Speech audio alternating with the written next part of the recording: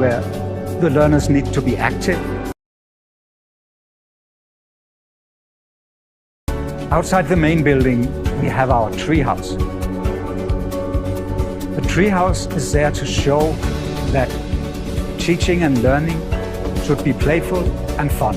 In the treehouse, we can play, we can meditate, we can do yoga. The atrium is made for assemblies, for teaching activities where the learners need to be active. The whole school building is one big classroom with many different learning areas. In the areas outside the closed classrooms, we have the open learning spaces.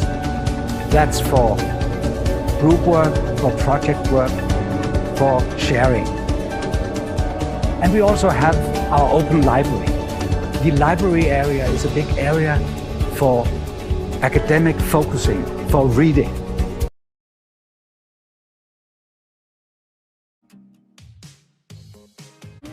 We love Envision High because of the enthusiastic way in which our teachers teach us. Hope you all are fine. My name is Nishika. I am studying in LKG. I like MMM stories and the reading craft. I like Envision. Envision is mine.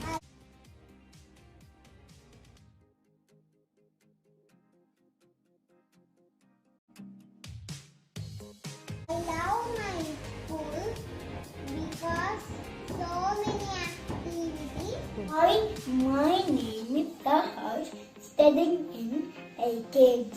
Do you like your Envision High School, Saharsh? Yes. My name is Tanya and I am in UKG. And my school name is Envision High.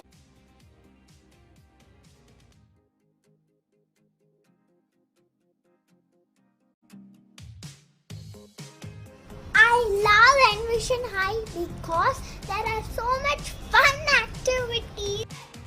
I love Envision High because of all the teachers. Hi, I am Virat.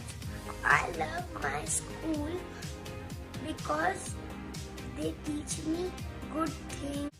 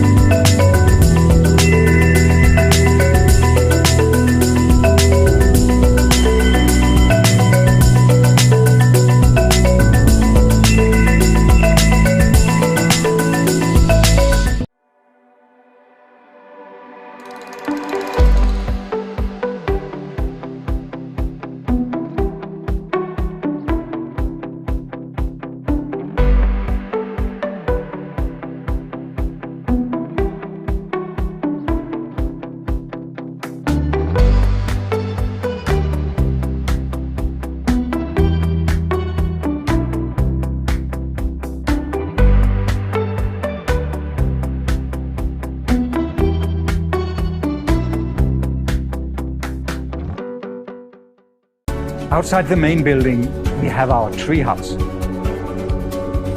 The treehouse is there to show that teaching and learning should be playful and fun. In the treehouse, we can play, we can meditate, we can do yoga. The atrium is made for assemblies, for teaching activities where the learners need to be active. Outside the main building, we have our treehouse. The treehouse is there to show that teaching and learning should be playful and fun. In the treehouse, we can play, we can meditate, we can do yoga. The atrium is made for assemblies, for teaching activities where the learners need to be active. The whole school building is one big classroom with many different learning areas. In the areas outside the closed classrooms, we have the open learning spaces. That's for group work, for project work, for sharing. And we also have our open library. The library area is a big area for academic focusing, for reading.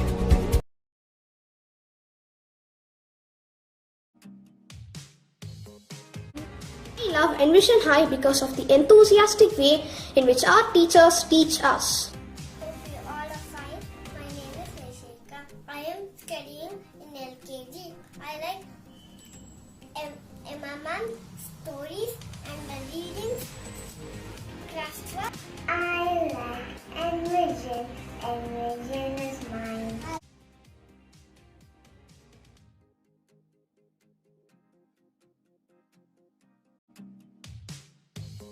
I love my school because so many activities. Hi, my name is Saharsh, studying in LKG. Do you like your Envision High School, Saharsh? Yes. My name is Tanya and I am in UKG. And my school name is Envision High.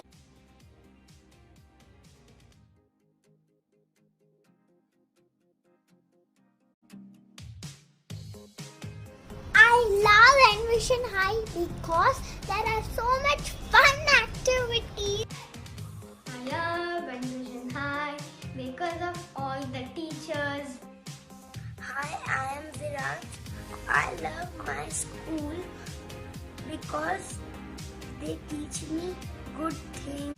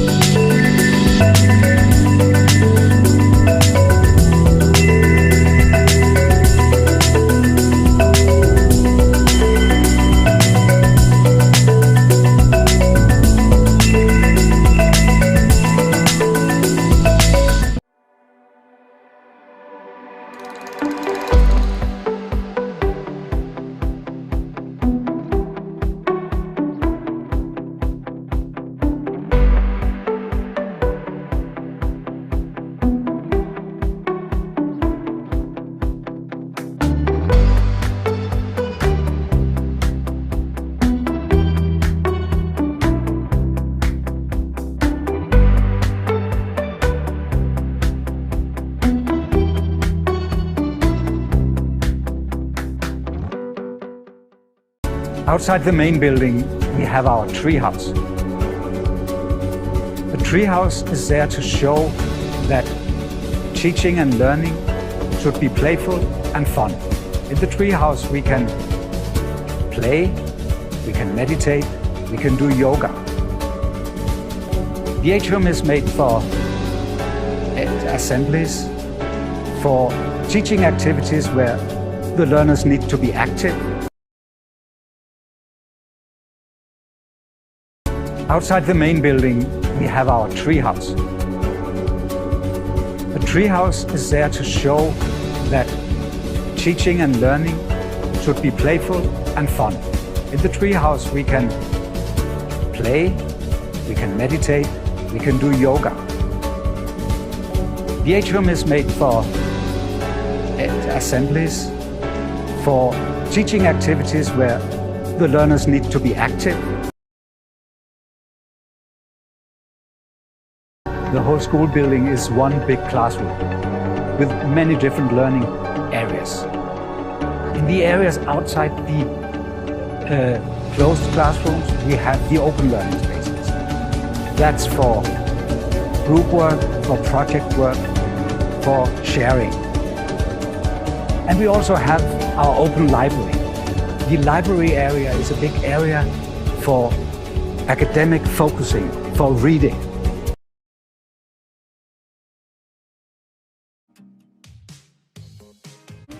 We love Envision High because of the enthusiastic way in which our teachers teach us. If you all are fine, my name is Nishika. I am studying in LKG. I like MMM stories and the reading classwork. I like Envision. Envision is mine.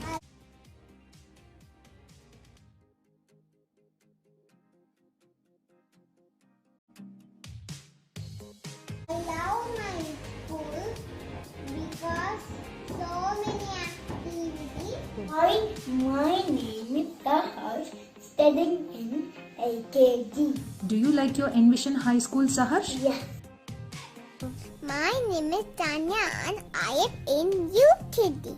And my school name is Envision High.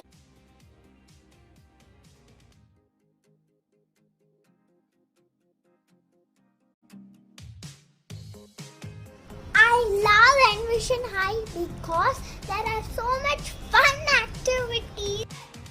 I love Envision High because of all the teachers. Hi, I am Viraj. I love my school because they teach me good things.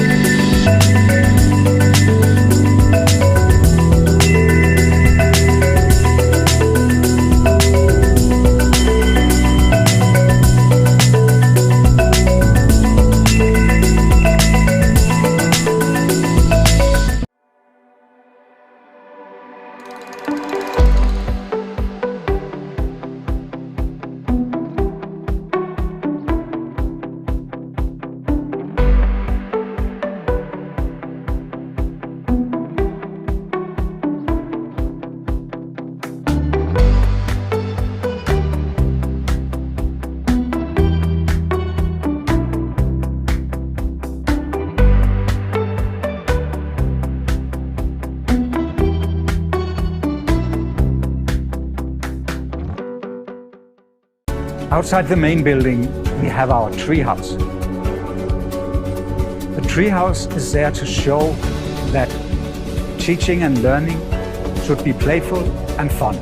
In the treehouse, we can play, we can meditate, we can do yoga. The atrium is made for assemblies, for teaching activities where the learners need to be active. Outside the main building, we have our treehouse.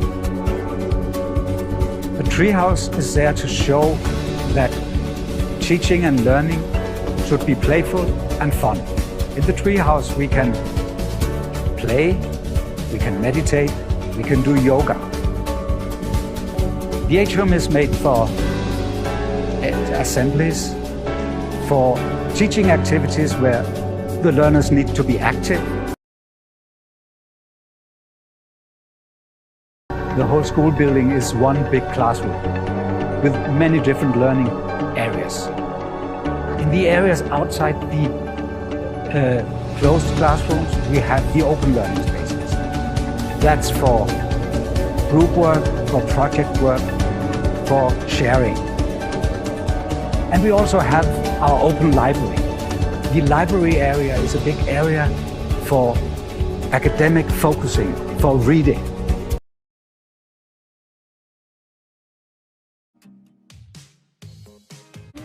We love Envision High because of the enthusiastic way in which our teachers teach us.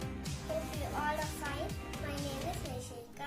I am studying in LKG. I like MMM stories and the readings.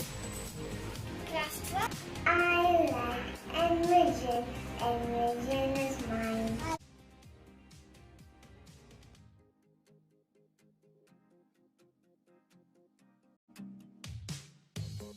I love my school because so many activities.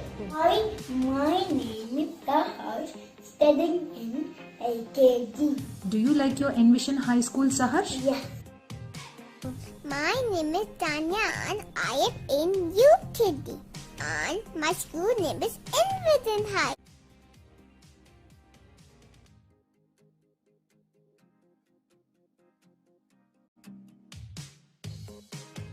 I love Envision High because there are so much fun activities. I love Envision High because of all the teachers. Hi, I am Virat. I love my school because they teach me good things.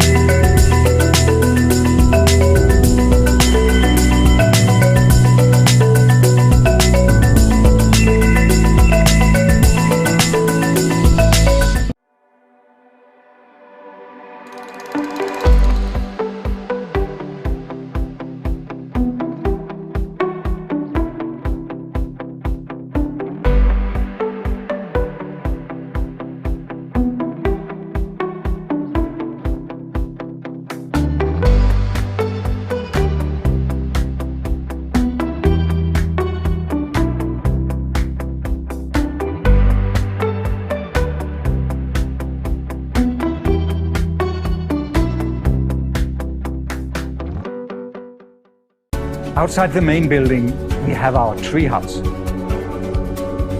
The treehouse is there to show that teaching and learning should be playful and fun. In the treehouse, we can play, we can meditate, we can do yoga. The atrium is made for assemblies, for teaching activities where the learners need to be active. Outside the main building, we have our treehouse.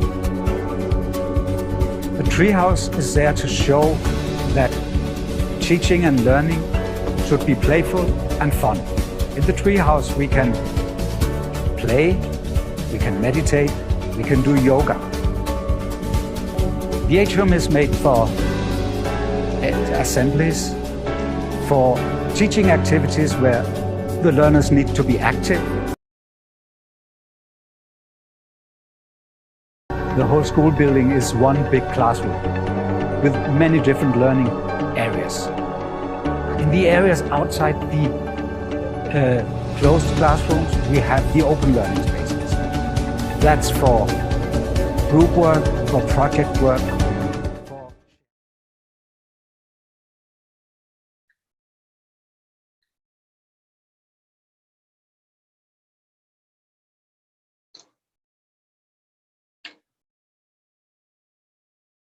Good morning and very warm welcome back to the EduWeave Online Education Expo. We are live from the auditorium and we have a whole day of panel discussions lined up. As you know, EduWeave is the third edition of the expo that we are conducting through the BSCI platform, which is part of the Bangalore Schools Group, the 56,000 member parent community that we have.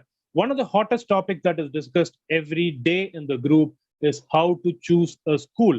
And that's something that has been the prime focus of the group as well. We started this by thinking about how to help each other identify schools for ourselves.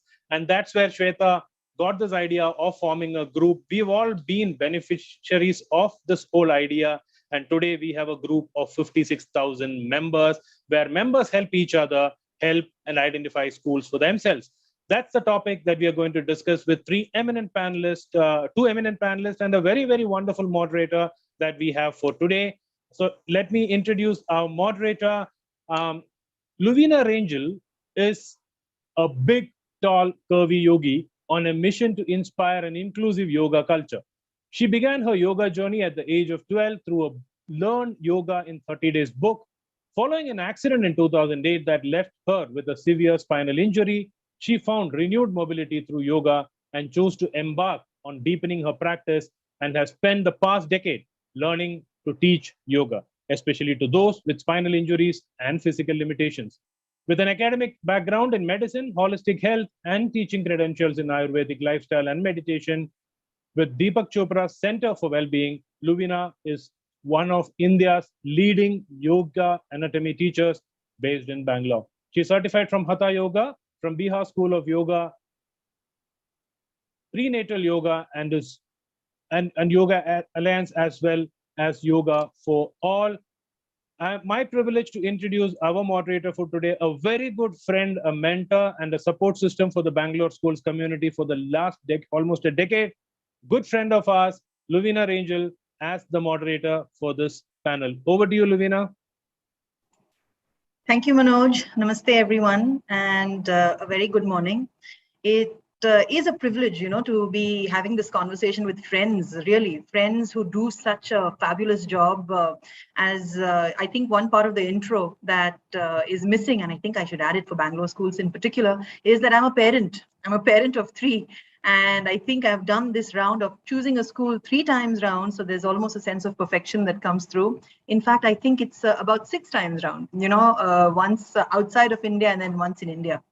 So thank you very much for that intro, Manoj, and for the opportunity to moderate this very, very important conversation that seems to be, on the top of every parent's mind when it comes to their children, when it comes to education and schooling. So I'll not waste any time, and without further ado, I would like to introduce our panelists for today. Very interesting people who I've had the privilege of getting to know over the past few days. My first panelist online is Sarath Vadakattu, and he is the founding director and the architect of the vision behind Envision High, the Future Plus School. He is an award-winning educationist who has led Envision Group to multiple prestigious Pan-India awards in the field of education since 2009. An engineering graduate with a PG in business management from XLRI Jamshedpur, Sarath comes with 2 decades of international exposure, spanning 4 continents in the fields of software engineering, business development, marketing, and education. Sarath has traveled extensively across the world to explore and experience different cultures, people behavior, living conditions, and this has helped him understand the impact and value of education from a global perspective. I think this is a brilliant add-on to what we look for our children today. And welcome, Sarath. I am so pleased to have you on the panel today. Thank you, Luana. Thank you so much. Our next panelist is Sandhya Vishwan. Sandhya is an education consultant who helps parents and families find the right fit of school, curriculum, and all things education. Sandhya is the director of BSEI and of Madpai Education and is an expert in early childhood. She is the go-to expert, everyone. She is the go-to expert for homeschooling in Bangalore. Sandhya is a homeschooling parent of 2 sons and has been awarded multiple times by various education bodies for her contribution to parenting and early childhood education. She has the unique background of being an engineer and a psychologist. Welcome, Sandhya. Absolute pleasure to have you and to just get into this conversation. Like I said, choosing a school is such an important part, and it's needless to say that no matter how many times, especially in the Facebook group, when we have, we put in the comments and we put in the feedback, but still every parent, when it comes to this is my child and the child who needs that education, which is the school, where do we actually trust our child to receive that education, those values, and what it is that we seek for that child? So as parents, we are one important, stakeholder in it. The school becomes the other one. And then, of course, keeping it very child-centric, which is where most of us as parents of 2021 and moving into 2022 and beyond are looking for. So I'll begin with Sharath, actually, because, you bring in that in your intro itself, it piques everyone's interest to say, okay, here is someone who's bringing our children the futuristic view of that global perspective. So Sharath, over to you. How would you say parents should choose a school? Okay. Thank you. Good morning and namaste. And a warm welcome to all the audience today for taking out time and coming here. I think, yes, it's a very tough question to answer because more than any constants over there in the factors of choosing a school, I think everything is dynamic almost. I think because it depends on the family, it depends on the place, it depends on the situation, it depends on the financials. So there's so many dynamic factors of choosing a school, right? So I think if you have come today thinking that after an hour you'll have a diamond-studded formula and go back and you'll be able to choose a school, I'm sorry to disappoint you. Maybe we'll be throwing up more points and more factors for you to analyze. And maybe you'll have to do a lot more homework than what you would have done before this. So, but ideally speaking, I would say, it becomes a little simpler to choose a school for someone who's very strong or decided in certain factors. Like, for example, if the parents have decided that, I got to choose a school which is very strong in academics. So they're very much sure that, okay, I have to focus on a school which gives strong academics, and I don't really worry about all the other curriculars. Now, there may be certain set of parents who choose to have something of a sport. Maybe, I want to send my kid to a school where they train my kid in football as well. So they're also very much decided on those factors. And some may be very strong on, I'm not going to go to any school beyond 3 kilometers. So it becomes, the decision becomes a little more closer to what they want. And some may say, I just want a school which is going to charge me below 50,000 or below 1 lakh. So in that case, they're very strong. But based on my experience, 80% of the parents are not decided on those factors. And they kind of move in between these, and they're so dynamic that I'm okay to change the board, I'm okay to go for another curriculum, I'm okay to go beyond 5 kilometers and choose another school. So what happens is everything becomes dynamic, and then we get so confused in terms of prioritizing what we really want. And I've also been one of them. And I've tried to kind of list some of the questions and statements that I've got from the parents. So these are real questions and statements. Some of them may not be directly with me, but they've told me that this is how they've decided. So I just want to read them out. Some of them may be kind of a little funny, but that's what it is. Yeah, so I'm going to start with listing some of the questions that I have. And I would actually say maybe this is not the way you want to decide a school, if you have an answer for just one of the questions.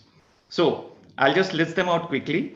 My neighbor's kid got state first from that school, so I want to send my kid to that school, right? I'm not sure if that's the way. My friend from Facebook strongly recommended that school, as his child was very happy there, right? That board gives tremendous concepts, and thus your child will build a great foundation. Okay. I know a teacher in that school, and she says she knows in and out of what happens in the school. Maybe true, but you can't depend on the teacher all along. Okay. Rahul Dravid studied in that school, so I would send my kid to that school. Teachers there speak English like Shakespeare, so obviously it's good. Okay. It's a 150-year-old school, so they will obviously do well. Maybe, may not be. Fees is very high, so they will ensure to give high quality. 25 children from my apartment go to that school, so I would rather send my kid to that same school. Okay. I would do a voting system on Facebook to some random friends, and then I'll go with the winner. Or I've heard parents say, we come down to around some 5 schools and I just do an inky pinky pocky. Okay. And then as my child is my biggest asset, I will take good loans and pay his fees. And only to later they realize that the parent wouldn't be able to make their child happy due to the new demands from his friends. Yeah? I will do what my best friend says, as he would certainly think on behalf of my child. Okay. As he is into schooling domain, okay, for someone like me, maybe, let him decide my child's school. He will know about every board, every curriculum, every book publisher, all authors, and every school owner and principal. So I've seen some of these questions come out, and then, people decide if they're able to answer one of this. But I would say there's something much more beyond that, which, parents have to look into. So from this, as we move into the discussion, we'll discuss more factors. Yeah, over to Sandhya. Yeah, Sharath, absolutely right. as admin of Bangalore schools, these are the kind of questions that we come across. Many posts, and the most common one is, which is a good school? It's as, I mean, you choose a school for your child, and these are to random strangers and not even random friends, as you mentioned. A group of 57,000 members now, you come and post asking, I am in this area, which is the good school there? And one of the repeated answers that I give, and as well as many members in the group who've been with the group and seen how the group grows, give is that it is individualistic. It depends. What is good for you might not be good for another family. There are many factors, as Sharath pointed out, that you need to look into. And many of them that I have seen in my consultations come with no fixed factor. In fact, they also come with what is a good school. And they leave the consultation with more questions, as Sharath hopes from this session, than answers, which is how I want it. Because as Louina, you said, it's a very important decision. Many a times you are looking for a long term. You enter a school and your child sticks on there. Might not be practical at all times, and you might change. However, but a parent goes in thinking of that for various reasons, including fees and the budget that you plan into. So I think it's very important for parents to be asking these questions and answering themselves by getting the various factors from other friends. Yes, make an informed decision after you get the input, but do not ask for a solution from other people. And that's where I think parents need to be moving to now, especially in a city like Bangalore, where we have lots of options as far as school is concerned. Just one point before I move on. When Sharath mentioned the 150-year-old school and the school ought to be good, I've actually found that new schools pay more attention. One, smaller numbers, and they need to prove themselves. So I see the focus more in smaller spaces. And when parents come and ask me, is it worth testing them out at least, because they're not established or branded, I actually say that's the best place to start off if your child is young. I wouldn't probably say a middle school, but the primary years, that's a place where you can both help each other, the school as well as the parent, to build that community and let that grow. So that's one of the main points that I usually talk about.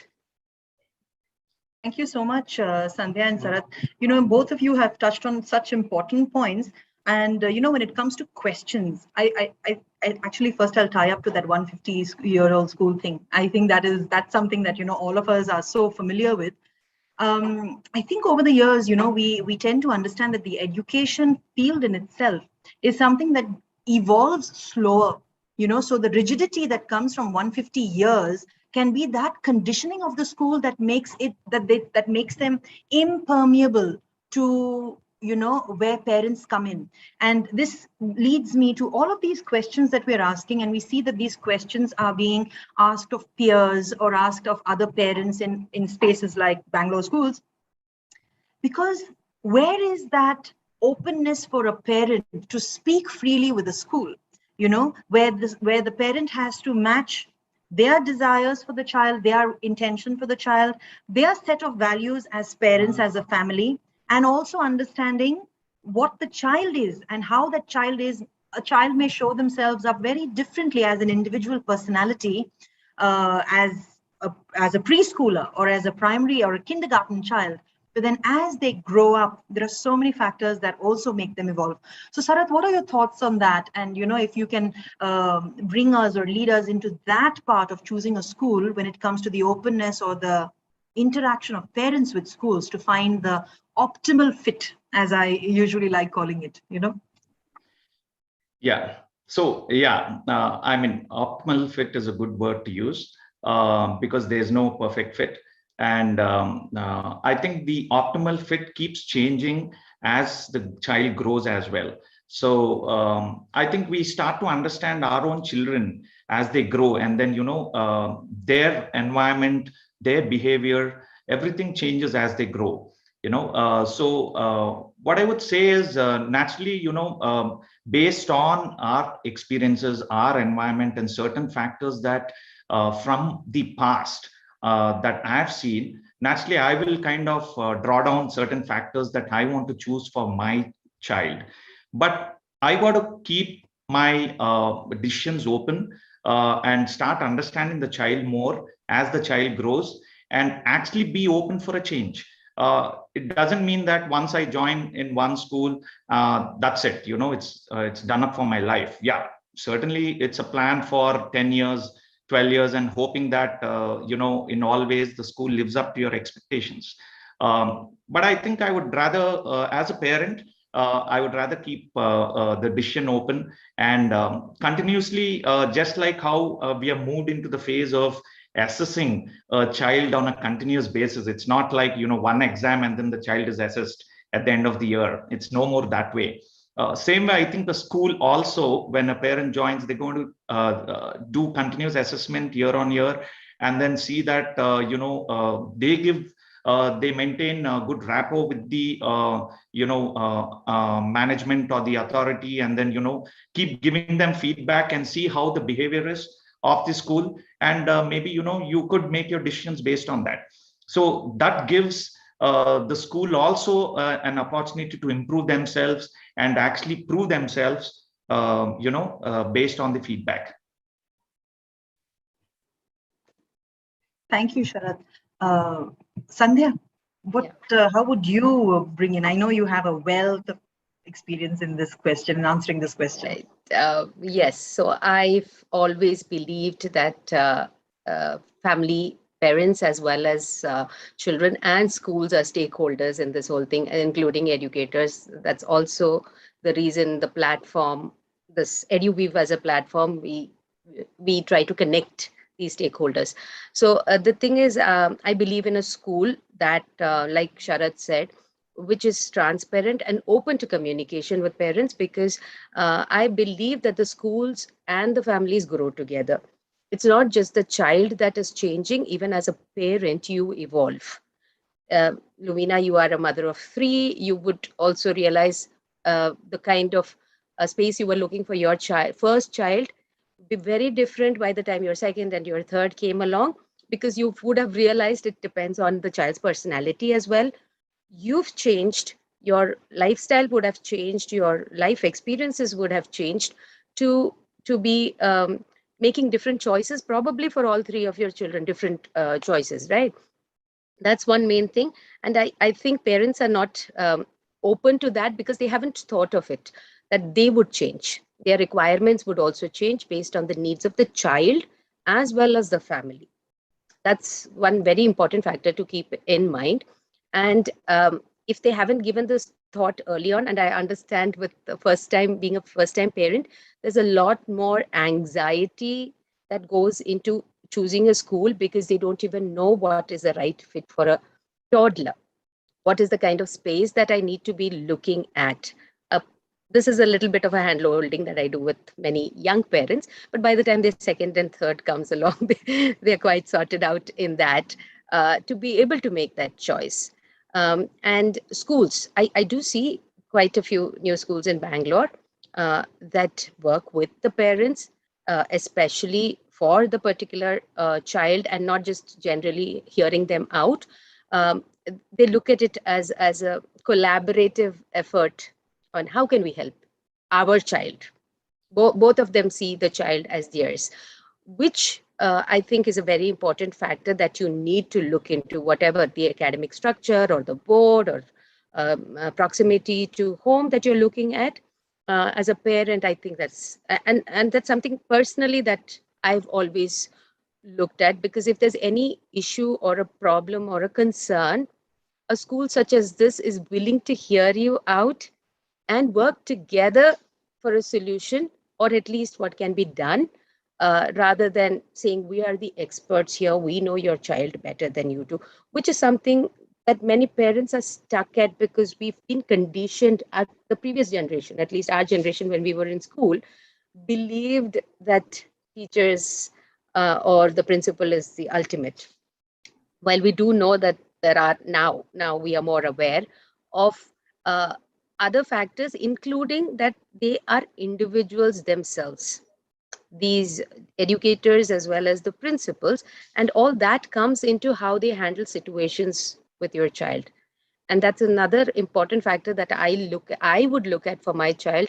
How, more than the academics, how does an educator there deal with a situation? Toddlers, they're crying, and we do expect it. But how is it dealt with in the school? Middle schoolers, they have their own set of problems, adolescence, puberty hitting, and so many issues, bullying. How do they deal with it is more important for me than anything else. So school my child went to, from homeschooling straight to school, I was obviously concerned as a parent, and there were issues of bullying.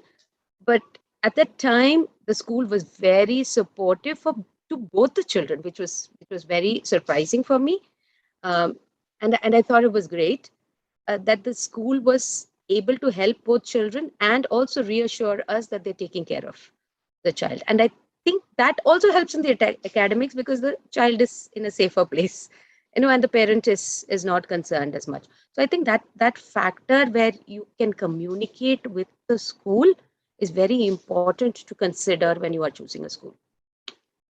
Absolutely, Sandhya. You spoke straight to my heart. I know, us knowing each other, we've had these conversations for so long. I remember, so my oldest now is 19. He's already in university. So apart from, I think when we have how to choose a university, Sandhya, invite me over again. We will speak about that. But I remember when I was looking for a school for my oldest, and I was in Dubai at that time, I started when he was 2.5. And I think I was just excited to send him to school, and I wanted to see what is available, and I made a choice.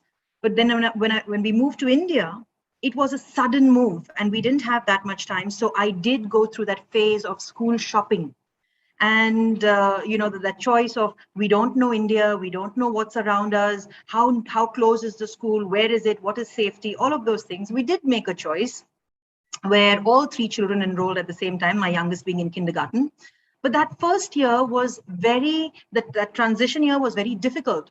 And that year, at least mid-year, was when we realized that this might not be a good fit for my oldest. The school was supportive. The school said, give it time.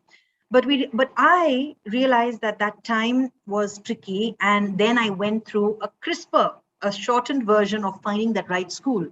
So I think I want to actually move in at this point, whereas how we choose, yes, values matter, all of these things that both Sarath and Sandhya said matters, but when do you start? How much time do you give yourself to prepare, to know what you want for yourself, for your child, and where we make it a child-centric approach of all stakeholders involved? So Sandhya, maybe over to you this time round, and then we can just reverse the cycle. Okay. So as a homeschooling parent, I made the choice when my older one was 9. But before that, when he was around 2, is when I did think about preschools and start looking for schools. At that time, I was a very young parent, and I wasn't even in education. So it was a conventional thought process, but I really knew that I didn't want a very conventional school. I knew what I did not want. I didn't know what I wanted for my child. And I don't think I didn't make that choice. I made one choice of a school, and my husband found another one at the other end of town, and he took admission, and then he came and told me, and I was very worried because I had found the school where I could communicate, and we moved suddenly. But he started school in the middle of the year, only at age 3. I was also very particular that I don't want to push a toddler to school. It worked out well for him. We homeschooled not because the school didn't work out, for other reasons. We felt he was gifted in music, and we wanted him to focus on that.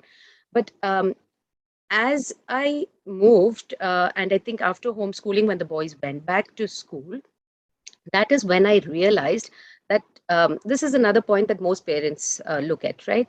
If you have more than one child, you try to look for a school and put both children at the same school. I mean, if this school fits my requirements, even parents who do think and make the choice. They put both children in the same school, and that's obviously preferred for even logistical reasons. However, when my children, after homeschooling, because by then was many years of homeschooling, and I had also evolved as a parent to understand my children as individuals. I was more mindful as a parent when they were homeschooled rather than when the older one was in school. I realized, and luckily I put them in a school where they were in two different boards. The school was offering two different boards at the time. And the realization struck for me that the two boards, this was just chance, because the second one just needed to go to school. It wasn't an informed decision at the time. Yet I had this enlightenment that both my children required different schools. I was just lucky that the same school provided different boards that fit the particular requirement of each child. One child needed the structure and the other one didn't. And luckily they were in a board by chance. And then I thought about it. If as a parent, if I had not homeschooled, my children probably would have struggled because I would have put both of them in the same school and probably the same board without realizing it as much. So that's another point that I think that we miss out in general. I am generalizing here about parents. Yes, many parents are very aware and try to find this, but generally parents try to fit their family's needs and are unable to look at children as individuals, because even well-intentioned parents do not realize the importance of being mindful as a parent. Mindful parenting and observation is very important. I think especially as the children grow, it will help out in not just choosing a school, in other aspects of life as well. The mindfulness is something that you need to start early as a parent. Very true, very true.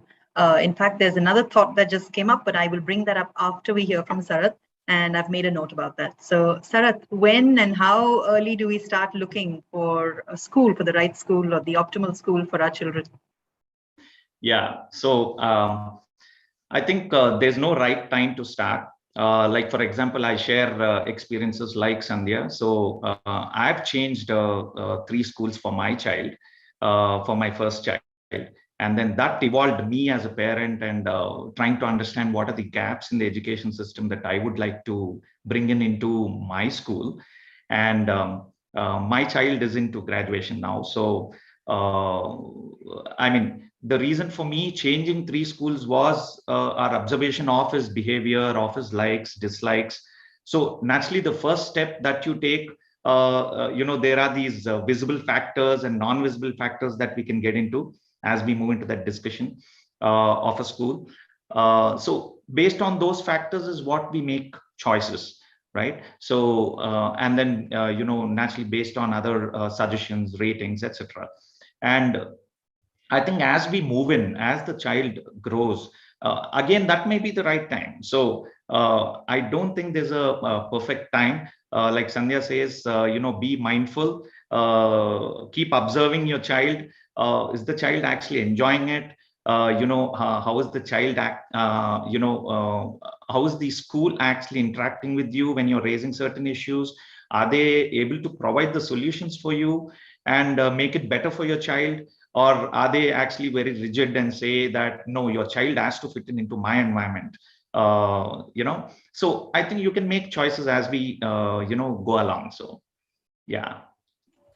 Thank you, Sarah. That actually leads me very beautifully into the next one. But the point I wanted to make, and as a reminder, was that one of those questions, Sarah, maybe you can add that, is I went to this school, I turned out brilliantly, so my child should also be an alumnus or of this same school. So the legacy that comes from there, that is also another contributing factor to many. So that was a thought that came in. What came in, another aspect that I usually see, and as parents, is that the comparison of a parent in this education industry being a consumer versus keeping it child-centric. And how do we make that balance, so that decision making between I'm a parent who's looking for the best of my child, or I'm a consumer, I am paying this fee and this is what I should get from the school. It involves a lot of that openness of how a parent interacts with the school, how free they are. So in the way I had chosen my schools, 2 of the 3 were very, very open to parental interaction, which gave me as a parent a lot of comfort and a lot of confidence in knowing and being assured that the parents and the teachers and the school were on the same side of working for the child, and it was very child-centric. So as the child grew, there was an openness to allow the child to thrive.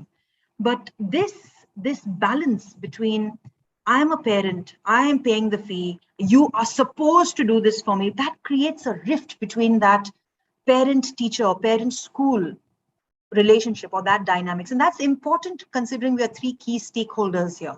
So it's a point, it's a thought. I don't have a very specific question for that, but I would love for you to speak on this, because that really helps parents, or that is an important factor when parents decide on schools, on when do they remain, and they're always going to remain a parent, but when does that consumer aspect of it come as a stumbling block in that decision-making process?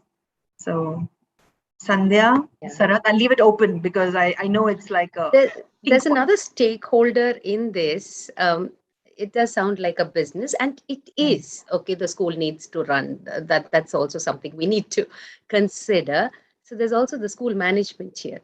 So sometimes it is also the other way, that they say, we know what's best for you, we're providing it for you, and we charge you so much because of what we provide. But parent might not be looking for that, or you might not find it worth the, okay, so this is a question that has come to me because when we from homeschooling, when my children moved, they moved to an international school, which is quite expensive. And do you find it worth paying so much for it? Now, with the example that I gave you before, I did find it worth, because my children were well taken care of. There was an openness to talk about it. Yes, I am a consumer, and I will look at it that way. At the same time, my older son moved to another school, which had a lower fee. He moved for the reason of fee. And honestly, the 2 years, I wasn't very happy with what my child received as service, because I don't think they understood him. And he was all alone here. My husband and my son were in Bangalore, while I was in another state with my younger child. And that's the time when I would expect the school to be more supportive than at another time, right? So I didn't find value for that fee compared to where I had paid more for the fee. I wasn't looking at the infrastructure. It didn't bother me at all. But how the school functioned, okay? So or the let's say the community, the educators, all of them. In fact, in the first school, my son knew everybody from the security guard to the help, to the teachers, to the principal, receptionist, and he had a very good rapport there. So for me, it's definitely worth it. And this has become a service. It's unlike our generation, where we thought it was a noble thing that somebody's doing. A lot of parents think that schools should be doing charity, which doesn't work. Like you said, the consumer part also comes in there, where they think we shouldn't be, because I used to run my own preschool, we shouldn't be making money. Of course, many of us here, especially the startup schools, we are not in it for profit alone. We are passionate. Sharath also explained why he came into this, when he saw that his own experience as a parent, and he's trying not to get the negative experiences for other parents, at least, to be able to provide that kind of a space. But parents also come in thinking that we are doing the business. At the same time, there are other schools for who it is pure business. And I think in those cases, parents who are looking for, we are paying, we expect, works better in that school. that kind of a school. So it boils down to the kind of school you choose as well. Again, there are many parents who do not believe in the transparency at all. They don't. They say, okay, we trust the school, we've chosen, and this is what I expect this, and I'm getting it. Academics, yes, I trust these people with my child's education, and they receive it. The very same school where one parent is happy for this aspect, another parent might not be. You see, I've heard, that's where I talk about mixed reviews of a school. And the very same factor that one parent is saying is good might turn out not as good as an experience for another parent. So you see that consumer thing, when you talk about it, it's a very fine line, because yes, it is needed. It is still a business, or it needs to cover costs to run the space. However, parents are valuing the actual service part, and they need to know how to gauge that to see value for their money. Another very important point that I keep pointing out in the group as well. So many parents choose alternative spaces for their children, knowing what they do not want, not what they want. Fair enough. But once they go there, most alternative spaces work on a particular philosophy. They go into the space, and they are quite expensive as well, because there's a lot of individual focus given to each child. So they have their reasons for fee being high. However, a parent gets in there, and it's then that they realize that what they expected is not what the school is providing, because the philosophy is very different.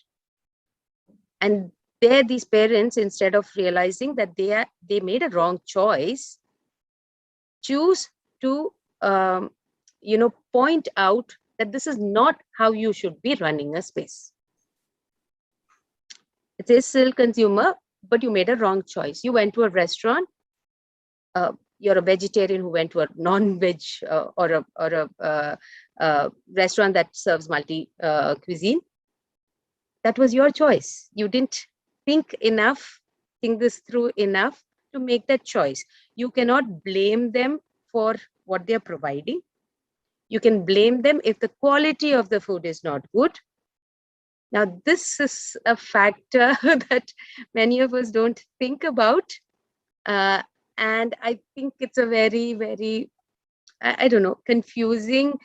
You can't put it like a consumer, a product, even a service, because how you gauge or value the service that you get is very different as a parent. And we also fail to understand from the school's perspective sometimes.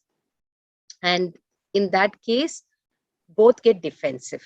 Even the schools that are open and transparent and would like to communicate, when a parent comes with this sort of attitude, your first tendency as a human being is to be defensive, and they will not be able to help you out. So I think we need to be able to consider both sides or both stakeholders here, and think from also what is of value to the child is the most important consumer there. Very true. Thank you for that, Sandhya. Sarath, what are your thoughts on this?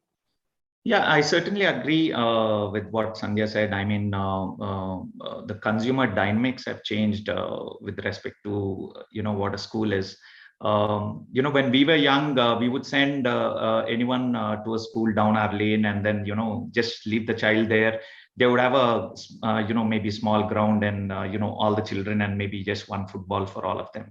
And we would still be okay with it. Probably we didn't have much choice. Probably the environment was such that if I go and raise, the first thing that they would do is take out a grudge on my child. There was a fear like that as well in those days. And probably they would just kind of debar my child, and then I would have to find another school. So there was a lot of fear in the parents in those days. But now, if you look at it, right, it's it's kind of evolved as a service, like Sandhya says, right? And there's nothing wrong in the consumer expecting something as a service for what they pay. But at the same time, like she said, I can't be too forceful on it and calculate everything with what I'm giving. Because many times parents don't get to see what hard work, there's so many quality factors that from the background school keeps putting in, much beyond what actually is being paid by a consumer. And maybe the better way to get them is make them aware of what the school is doing. Maybe in certain places, get the parents involved in executing certain things along with the school. Maybe they'll be part of the growth of the school, and also understand, the pain points, be it the financials, be it the budgeting. For example, we even wanted to involve, as we move, the ideas that we have is we want to involve our children also executing certain events all by themselves. For example, an annual day is always kept away from children. But, what if I said that, okay, this is your budget, and, the children form the team, they form a mixed age group, and then, they form a team and execute certain part of the annual day. And then the children go back and share with their parents, this is what it is, I assigned this to this resource, and this resource didn't come on that day. So how do I handle that situation? So it not only teaches the skills of budgeting, financials, the pain points, and when I involve the parents also in that, I think there is lesser chances of that negativity creeping in. So there's a trust that can be built, and it has to be built over time. And that's when you will see that when the school actually increases the uniform by a few ₹100, you don't see parents kind of causing a revolt there, saying, you're making money out of this. But I think it's all based on the trust, and that line has to be raised between, what a consumer is and who the seller is here. So that's my input. Yes, thank you, Sarath, for that. There was a time when one of the schools had invited me, my son's school had invited me to be one of what they called as a parent volunteer, to accompany them to the Brain Museum here at Nimhans. And they invited me because of my background. So that fostering of children to, especially this was when he was in middle school, to realize that you don't only learn from your teachers, because that's an age where they say, no, my teacher said it and that's right. So for me, it was that, okay, my son actually opened his eyes and says, whoa, my mom knows all of this stuff. She really does. She teaches it day in and day out as well. That interaction also, of involving the parents in the education and and that particular school had also invited me multiple times to have conversations on different topics, not necessarily academics. Something about my work, on my business, and how it, how the children could learn from it. That was beautiful, because that actually creates that or co-creates that sense of community. It already invites the children to realize that when you step out, there are adults who you'll be interacting with, who you can learn from, who you bring value to. And this is where I want to bring in one, on however much time we have, but an important aspect when you spoke, Sarath, about, what's going on, or both of you actually spoke about what's going on behind, in school. And one important aspect that we forget in all of this is that teacher involvement. As a part of the schooling choice, all of us want a school which has all of these things, but we say a school which has quality teachers, and me being an educationist, and Sandhya, you're an educator, Sarath, you're also an educator, all of us as parents, as educators, we know that teaching tends to come from a place of being a vocation, but today is also a career option, right? And regardless of how it is, or if it's a blend between your career and a vocation, teachers also have bills to pay. But at the same time, they also bring that quality nurturing to our children when we are not there. And also that quality or that education to our children that we may not be equipped to teach. I can teach them some things, but the others I cannot, and we need teachers for that. So how do parents, when they're choosing a school, I mean, they can't interview teachers individually, but how do they develop that holistic lens, to say, this school has got these teachers, how do I approach this? My fee structure, the pedagogy, all of these things in a school, the belief system, the philosophy. I mean, it's really so much. No wonder parents would actually say, oh, I've got to send my child to school now. But how? Because at the end of the day, there is no school without a student, but there is no school without a teacher either. So a teacher and a student need each other. So let's from that. Sandhya? Many schools have facilitators now rather than teachers. Yes, see, I don't think we can depend on a teacher. They do have good teachers, but how the teachers develop, it's based on the training, based on the philosophy and the pedagogy of the school. So my advice is not to look at the teachers. They might also move. They have personal commitments, many other things that might force them to move schools. But the head of the school, and another important factor that I usually tell, especially when it is new schools, is the management.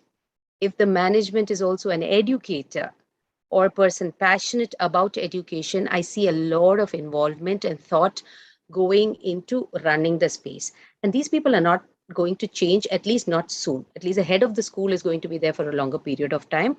The head's thought process or philosophy, or what the head or the management has as a vision for the school, is much more important than looking at the teachers alone, because they will ensure that the teachers are the right choice, or that the training is done in a school. So that's what I would advise a parent to be looking at, rather than the teachers alone. The pedagogy, the philosophy, and how the head or the management sees it. Yes, thank you, Sandhya. That is, crisp and an important, what do you call it? You can't even call it something, an important module for the whole thing. Sarath? Yeah, I think I completely agree with what Sandhya says, because staff, the teaching staff is important, like she said, but they keep changing.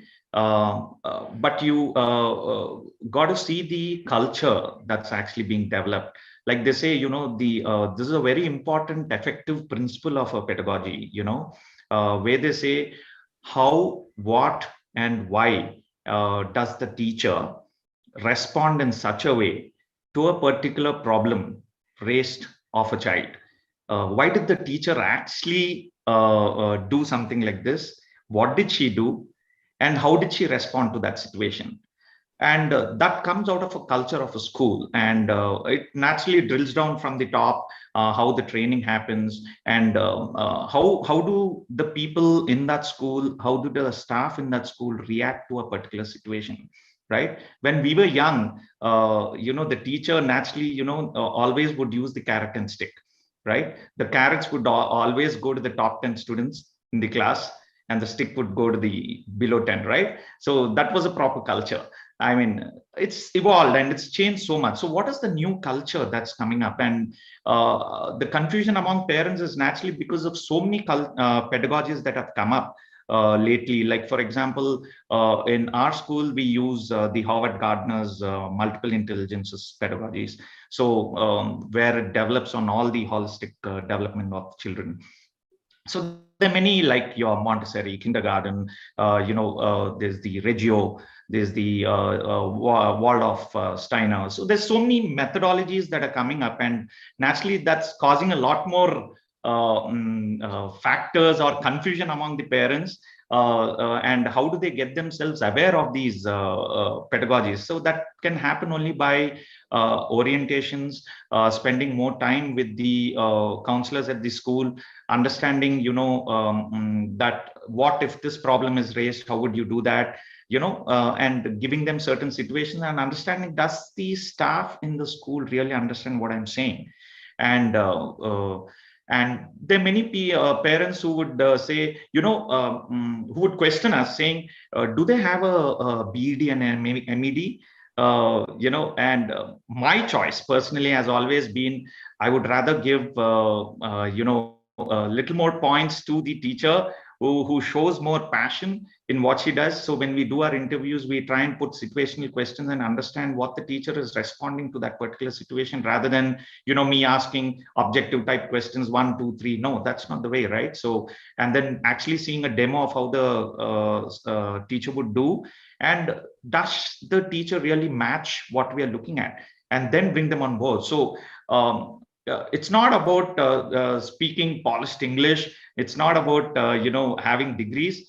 But I think as especially at the pre-primary levels, we strongly look at teachers who are more loving, who are who are ready to give that warmth, and as they move and how are they actually trying to bring in slight discipline into the children, but not at all in that the older ways, right? So I think these are the new methodologies that are coming up, and I think that's how I would actually gauge how the school is going to be with respect to the staff.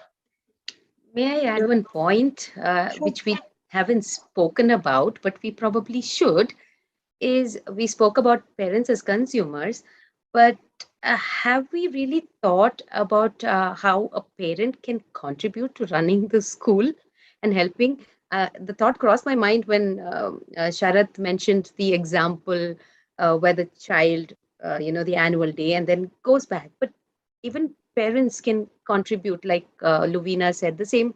I'm supposing it's the same school where we were called to speak about our experiences. Both Luvina and I were part of the Kuwait invasion and the war, and they were learning history.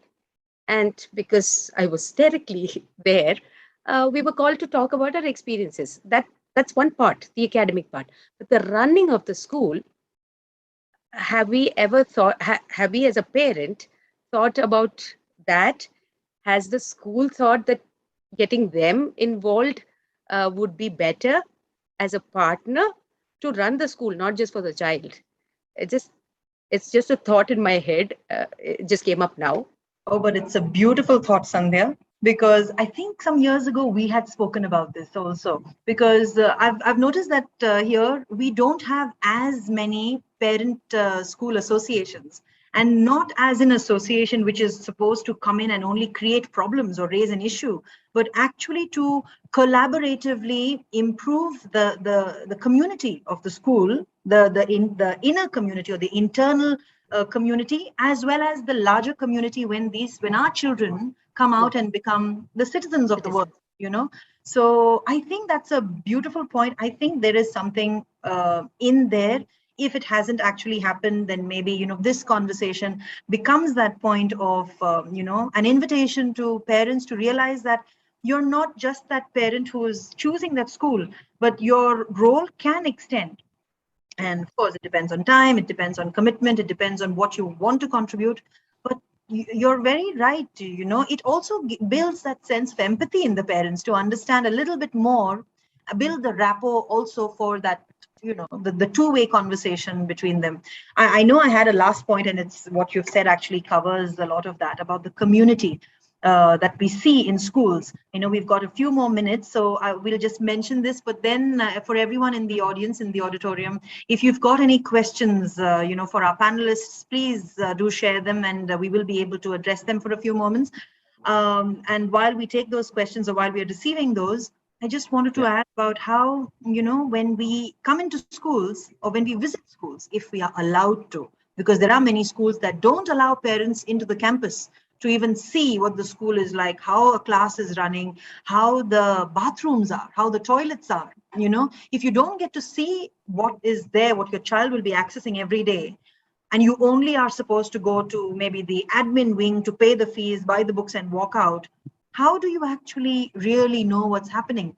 Also, it gives you an idea when you see the entire school children, say if you come during break time, and you see how the children are running around and playing and how they're interacting with each other, how the older children behave with the younger ones, how the little ones actually look up to, or how they interact with their older schoolmates. These are also things that we need to consider as parents, right? So Thoughts while we get yeah, this. so I used to run a preschool, Mudpie, and very interestingly, you brought this up because many preschools, I would say 99% of the preschools, ask the parents to come after the children have left, after school hours, because they say that the children would be disturbed with people walking in. And at Mudpie, I actually insisted that the tour is done during school hours, and I would ask the inquiries to come in there because I wanted the parents to see and be reassured that this is how we deal with it. Yes, we will find little children crying, you'd find them falling down, but how do we as the staff of the school or my staff handle them is what I wanted the parents to know. And these are young children because it's a preschool. And I'm sure parents even for higher grades, um, higher grades, like you said, would want to see hygiene, how situations are handled, and all that.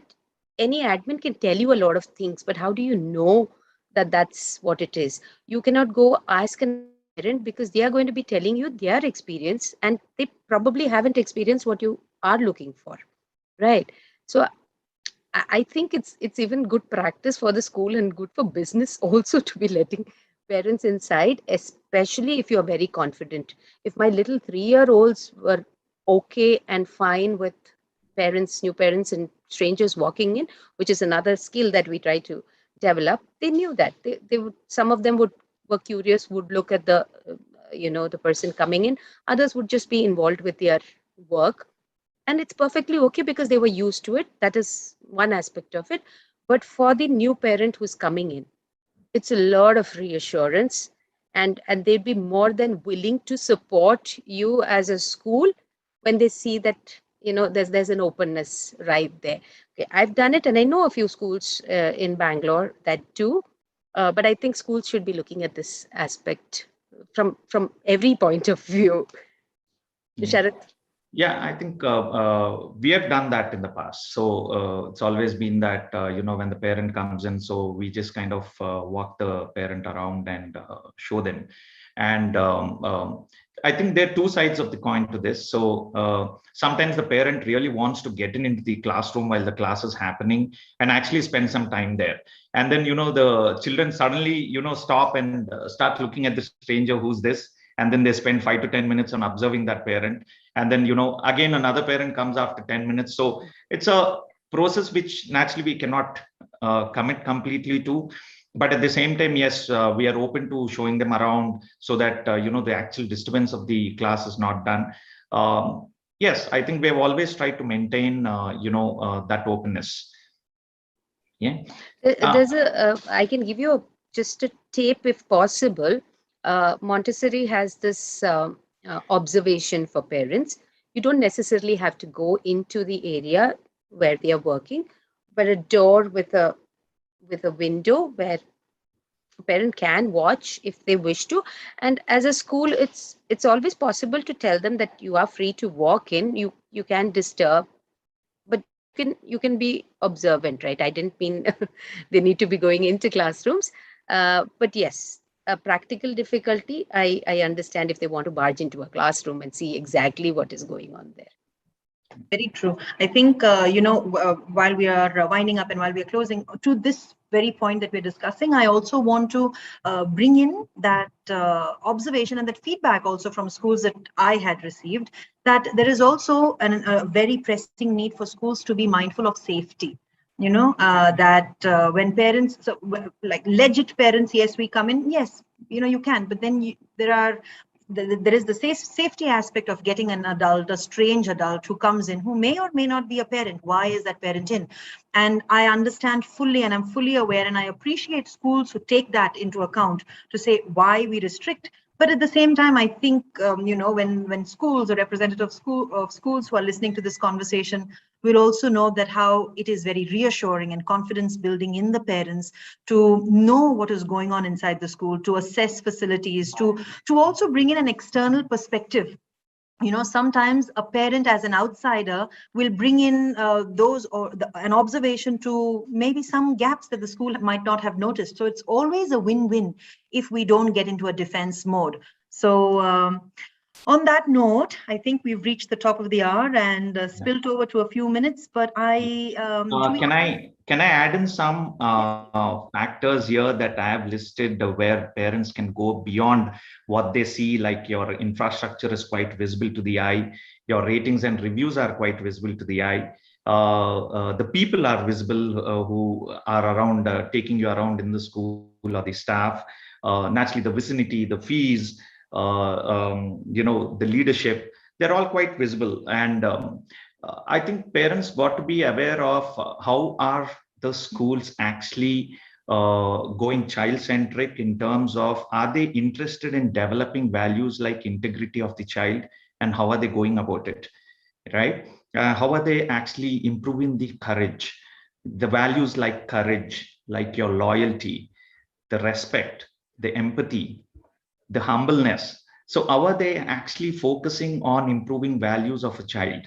Much more than the factors that I've listed before. How are they working on the emotional quotient? There are things like adversity quotient that have come in now because of things like COVID. It becomes all the more important. How are they working on children handling adverse situations? And they're like kind of pampered now, and then suddenly when they move into real life scenarios, you see that it's not as good as how it was, and intelligent quotient is anyway worked upon by many of the schools. So the social quotient, how are they actually trying to handle in a social environment? How are they going to handle people? How much do they listen? How much do they talk? So how does a school work on all these things are something that parents can be more aware and talk to the school as to, are they working on such quotients, right? Yeah. Very important factor. Yes. Very important indeed. Yes, that truly, encapsulates what we are looking at when it comes to schooling. The overall, that's why we call it so holistic, right? All right. I think we really have reached the top of the hour. I don't see any questions that are coming in from the auditorium. So on that note, I think I'd like to thank both of you, Sharath and Sandhya, for your time, for your expertise, for your thoughts, and for your contribution towards the community, and for actually engaging with me and, really reminding me of not just the remaining 2 who are still in school, but actually acknowledging that journey of how I've, as a parent, gone through in choosing a school, university, choosing my child over, whatever. And I think me as a parent, on making those choices, very difficult choices on the kind of child I want to leave to the world in the future, the kind of citizen I want to leave to the world.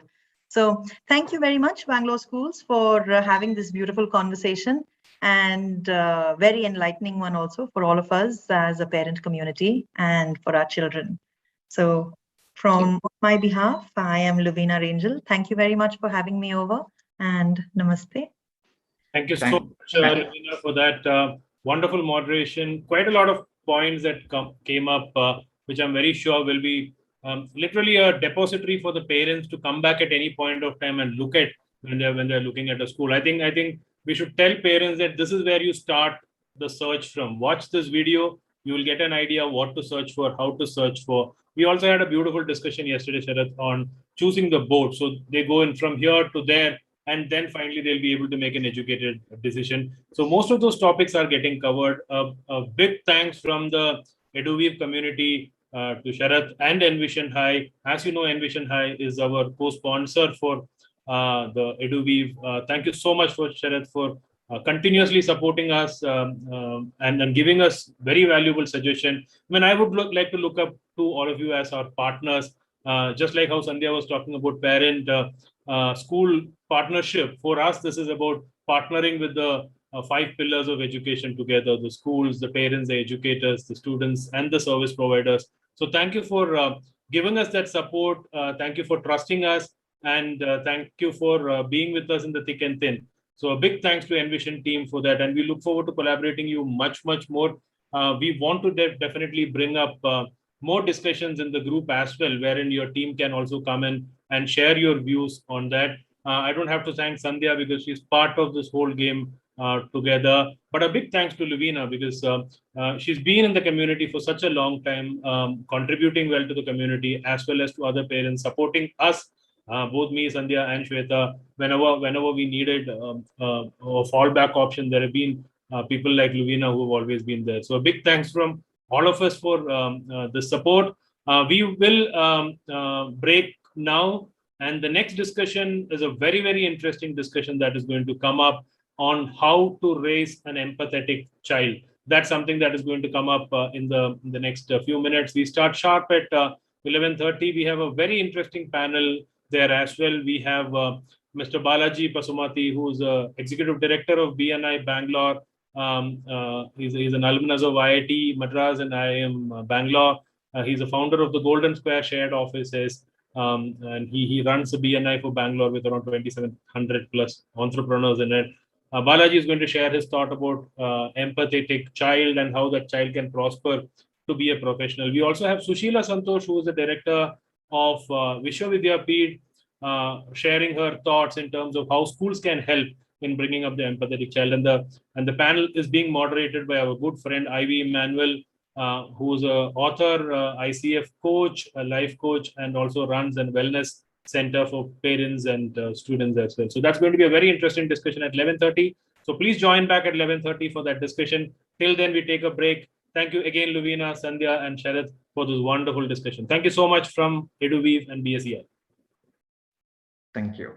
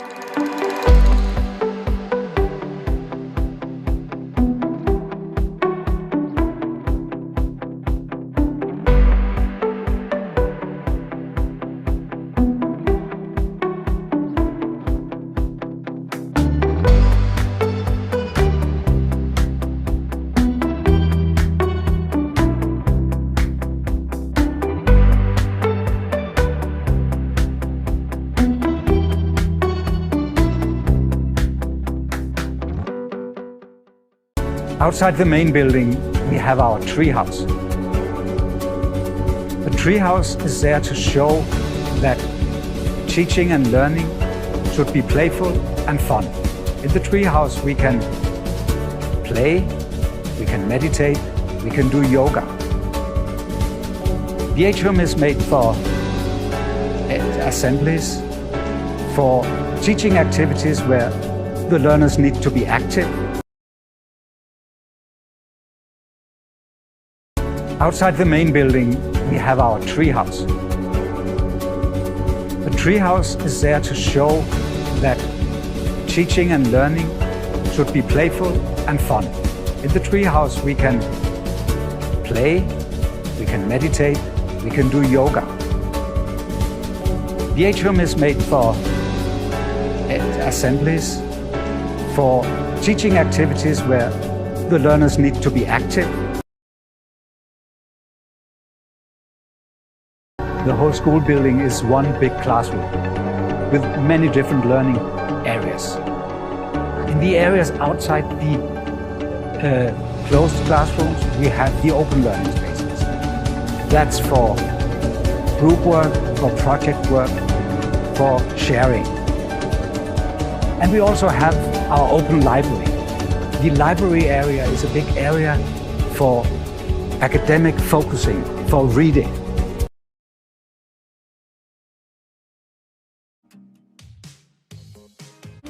We love Envision High because of the enthusiastic way in which our teachers teach us. Hope you all are fine. My name is Nishika. I am studying in LKG. I like MMM stories and the reading craftwork. I like Envision. Envision is mine.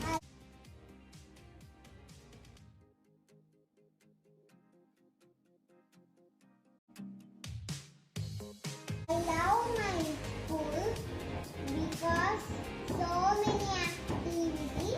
Hi, my name is Saharsh, studying in LKG. Do you like your Envision High School, Saharsh? Yeah.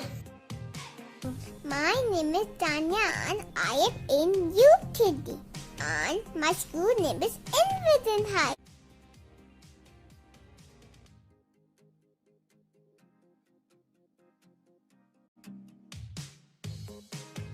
I love Envision High because there are so much fun activities. I love Envision High because of all the teachers. Hi, I am Viraj. I love my school because they teach me good things.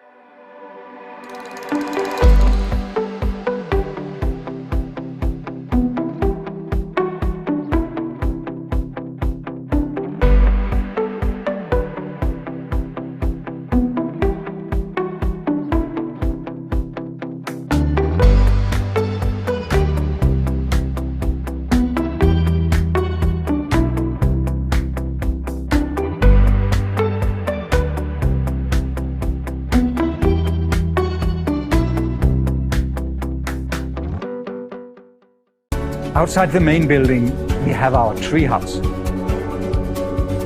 The treehouse is there to show that teaching and learning should be playful and fun. In the treehouse, we can play, we can meditate, we can do yoga. The atrium is made for assemblies, for teaching activities where the learners need to be active.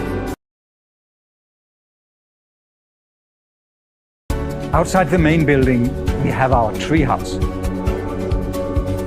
The treehouse is there to show that teaching and learning should be playful and fun. In the treehouse, we can play, we can meditate, we can do yoga. The atrium is made for assemblies, for teaching activities where the learners need to be active. The whole school building is one big classroom with many different learning areas. In the areas outside the closed classrooms, we have the open learning spaces. That's for group work, for project work, for sharing. And we also have our open library. The library area is a big area for academic focusing, for reading.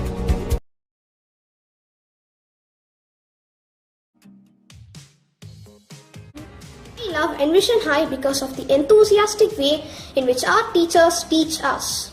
If you all are fine, my name is Nishika. I am studying in LKG. I like Emma stories and the readings.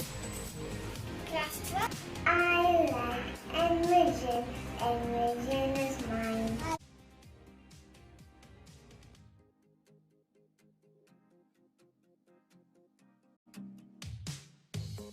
I love my school because so many activities. My name is Saharsh, studying in LKG. Do you like your Envision High School, Saharsh? Yes. My name is Tanya and I am in UKG. And my school name is Envision High.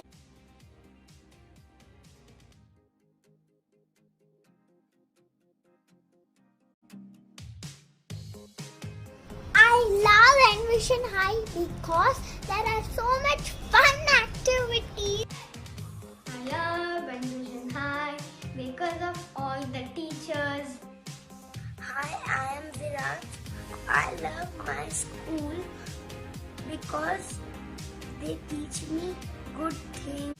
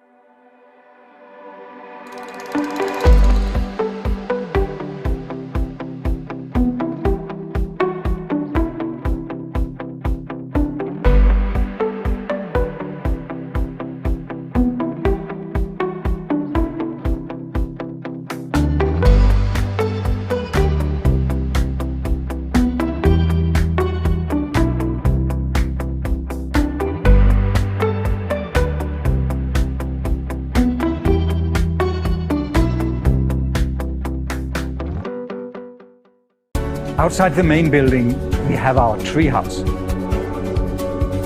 The treehouse is there to show that teaching and learning should be playful and fun. In the treehouse, we can play, we can meditate, we can do yoga. The atrium is made for assemblies, for teaching activities where the learners need to be active. Outside the main building, we have our treehouse. The treehouse is there to show that teaching and learning should be playful and fun. In the treehouse, we can play, we can meditate, we can do yoga. The atrium is made for assemblies, for teaching activities where the learners need to be active. The whole school building is one big classroom with many different learning areas. In the areas outside the closed classrooms, we have the open learning spaces. That's for group work, for project work, for sharing. And we also have our open library. The library area is a big area for academic focusing, for reading.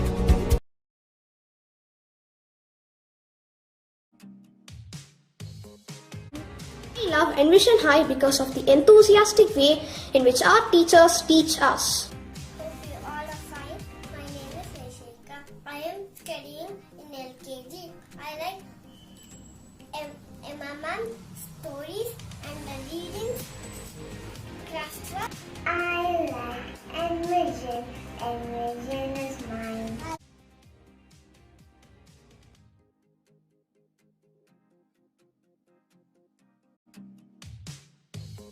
I love my school because so many activities.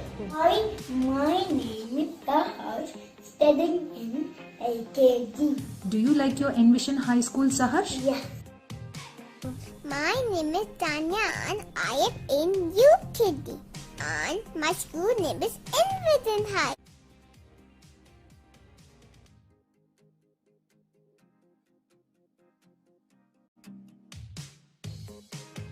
I love Envision High because there are so much fun activities.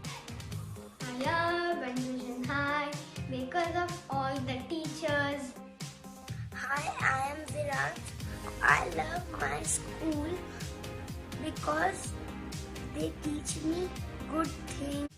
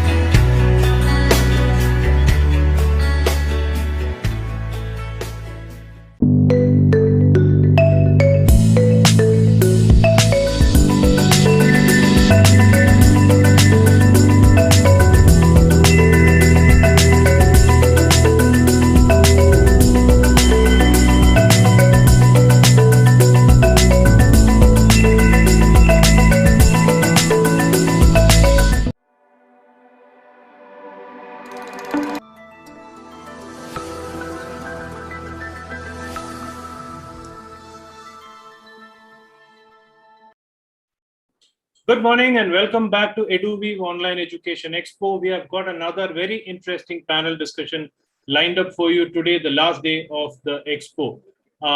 We have always talked about this as a concept, as something that is always discussed in the community. And as always, we've been saying this, the whole Expo has been built around this one topic called empathy. And we believe that is the next thing that we need to look at. And as our keynote speaker yesterday was talking about, this is the third skill that the next world is going to look at, which is empathy and intuition. So we are going to talk about empathy today. And the specific topic that we're going to talk about is how to raise an empathetic child. And we have a very interesting panel here. And to start off with, we have a very empathetic child herself here, who's going to introduce our moderator, our student volunteer, Kirtana. Please take over, Kirtana. Thank you, sir. We have our moderator, Ivy Emmanuel, who is a behavioral skill trainer, leadership and life coach. And she's the founder and director of Clockwork and Z-Vibes Wellness Clinic, LLP. And she's also the author of Wheel Spins to Your Will book. So I invite Ivy ma'am today and request her to take over the introduction of the panelists. Thank you, ma'am. Thank you, Kirtana. Thank you so much for that wonderful introduction. I'm really happy to be here today. Thanks to Manoj and team for inviting me as a moderator. This is a topic which is very close to my heart, and I think it's wonderful to have discussions around it. Today, we have two very, very distinguished guests with us, and I would love to introduce them. The first guest for today is Ms. Sushila Santosh. She is the founding member and director of Vishwavidya Peeth Group of Schools. They have 3 schools across Bangalore. And Ms. Sushila has got a lot of awards. She's been awarded Distinguished Contributor in the field of education by International Education Summit. She is one of the top 50 effective principals in India, stated by Education Today for 2 years in a row. And she's also awarded the title of Corona Warriors, conferred by CSR Times. So a very, very warm welcome to Ms. Sushila to today's panel discussion. Thank you, madam.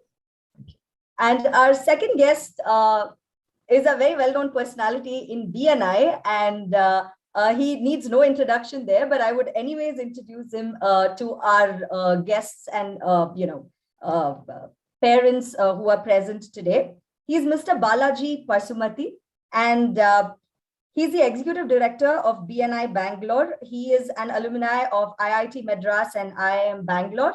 He also owns Golden Square Private Serviced Offices, where he renders his passionate services towards creating platforms and helping entrepreneurs really figure things out in a much more smoother way. So a very, very warm welcome to Mr. Balaji to today's panel. And as Manoj has said, it takes a village to raise an empathetic child. That's the topic for today. And both the panelists are going to definitely contribute a lot of great ideas towards this discussion. So let's, without any further ado, let's quickly get into opening the panel discussion. I would like to open this discussion with my first question directed to Ms. Sushila. So, Ms. Sushila, while I was reading about you and while I was understanding more about your career and the things that you've done, I realized that you are actually a nurse practitioner who moved into education. And you have stated that, you felt that involvement in early childhood makes a big difference.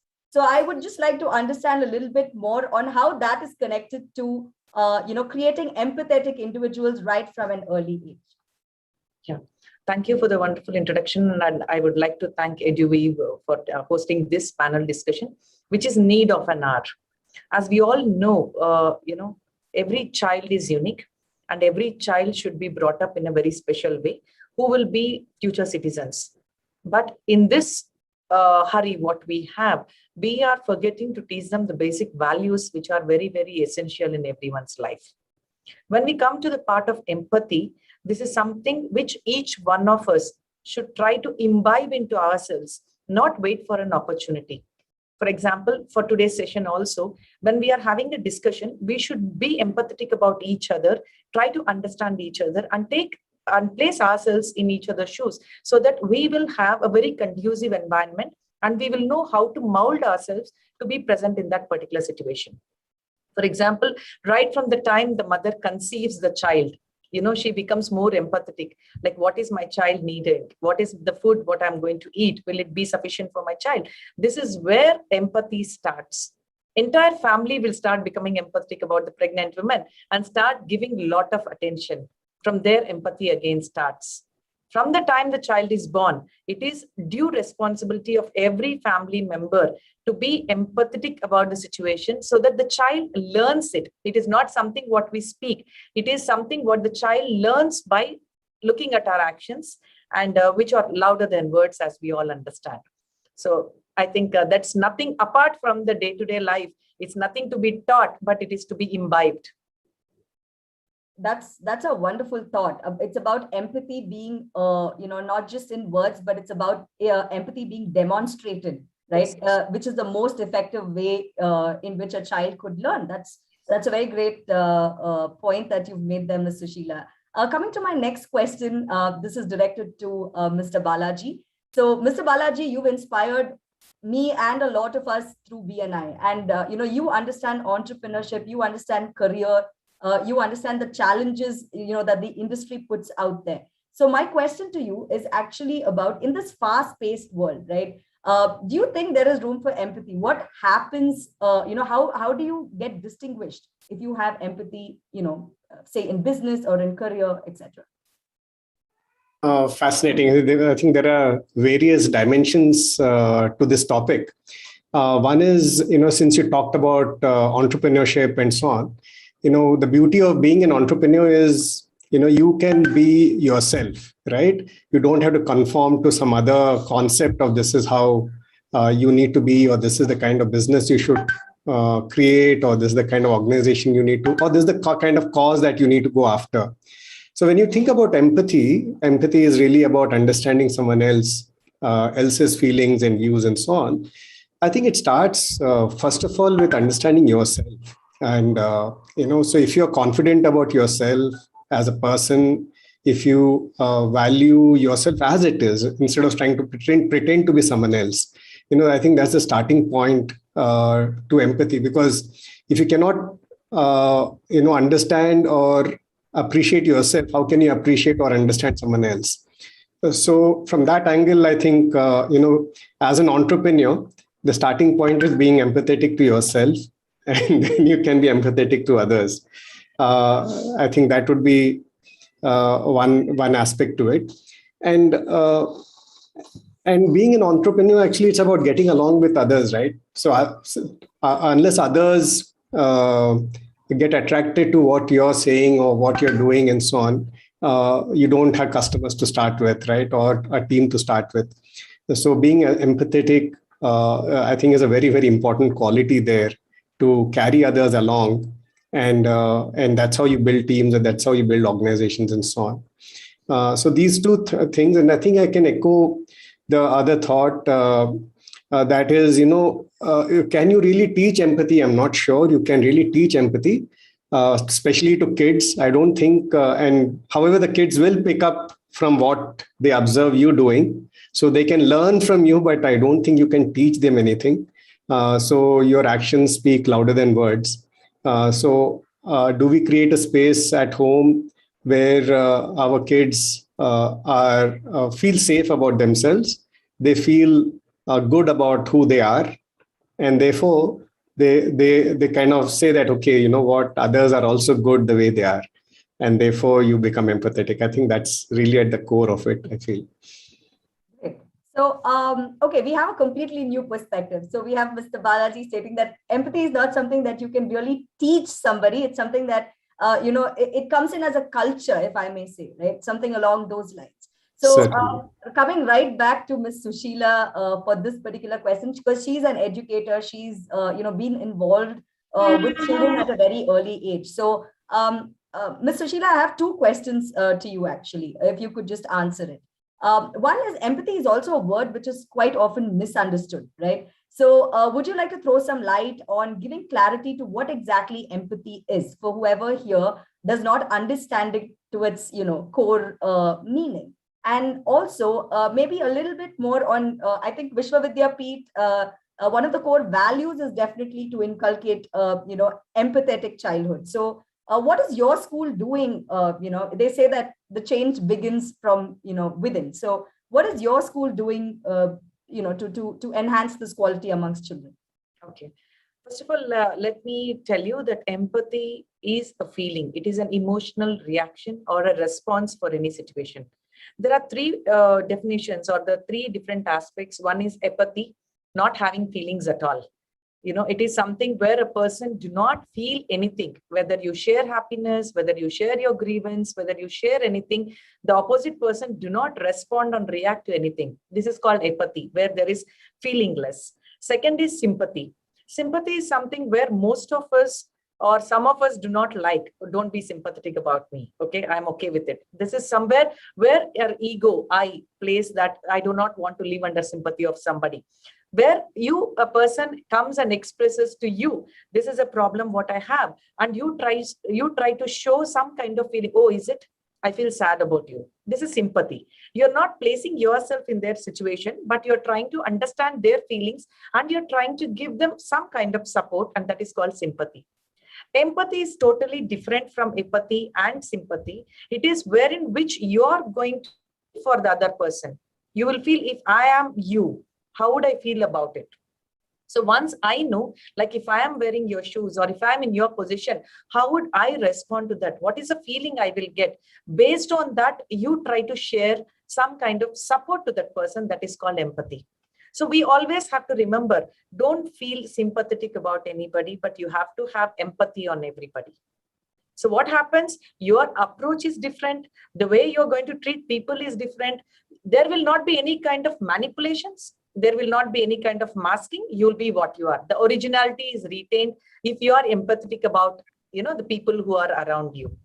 And coming back to our school, Vishwavidyapeeth, it is deeply rooted into Indian culture and tradition. When you speak about India, that itself tells how rich heritage and values we have. We are most empathetic people. That's how, Britishers also ruled our country when they came. We never realized why they are here. We were more empathetic. Yes, you want something? No, come on, we are there for you. Sometimes being more empathetic is also dangerous.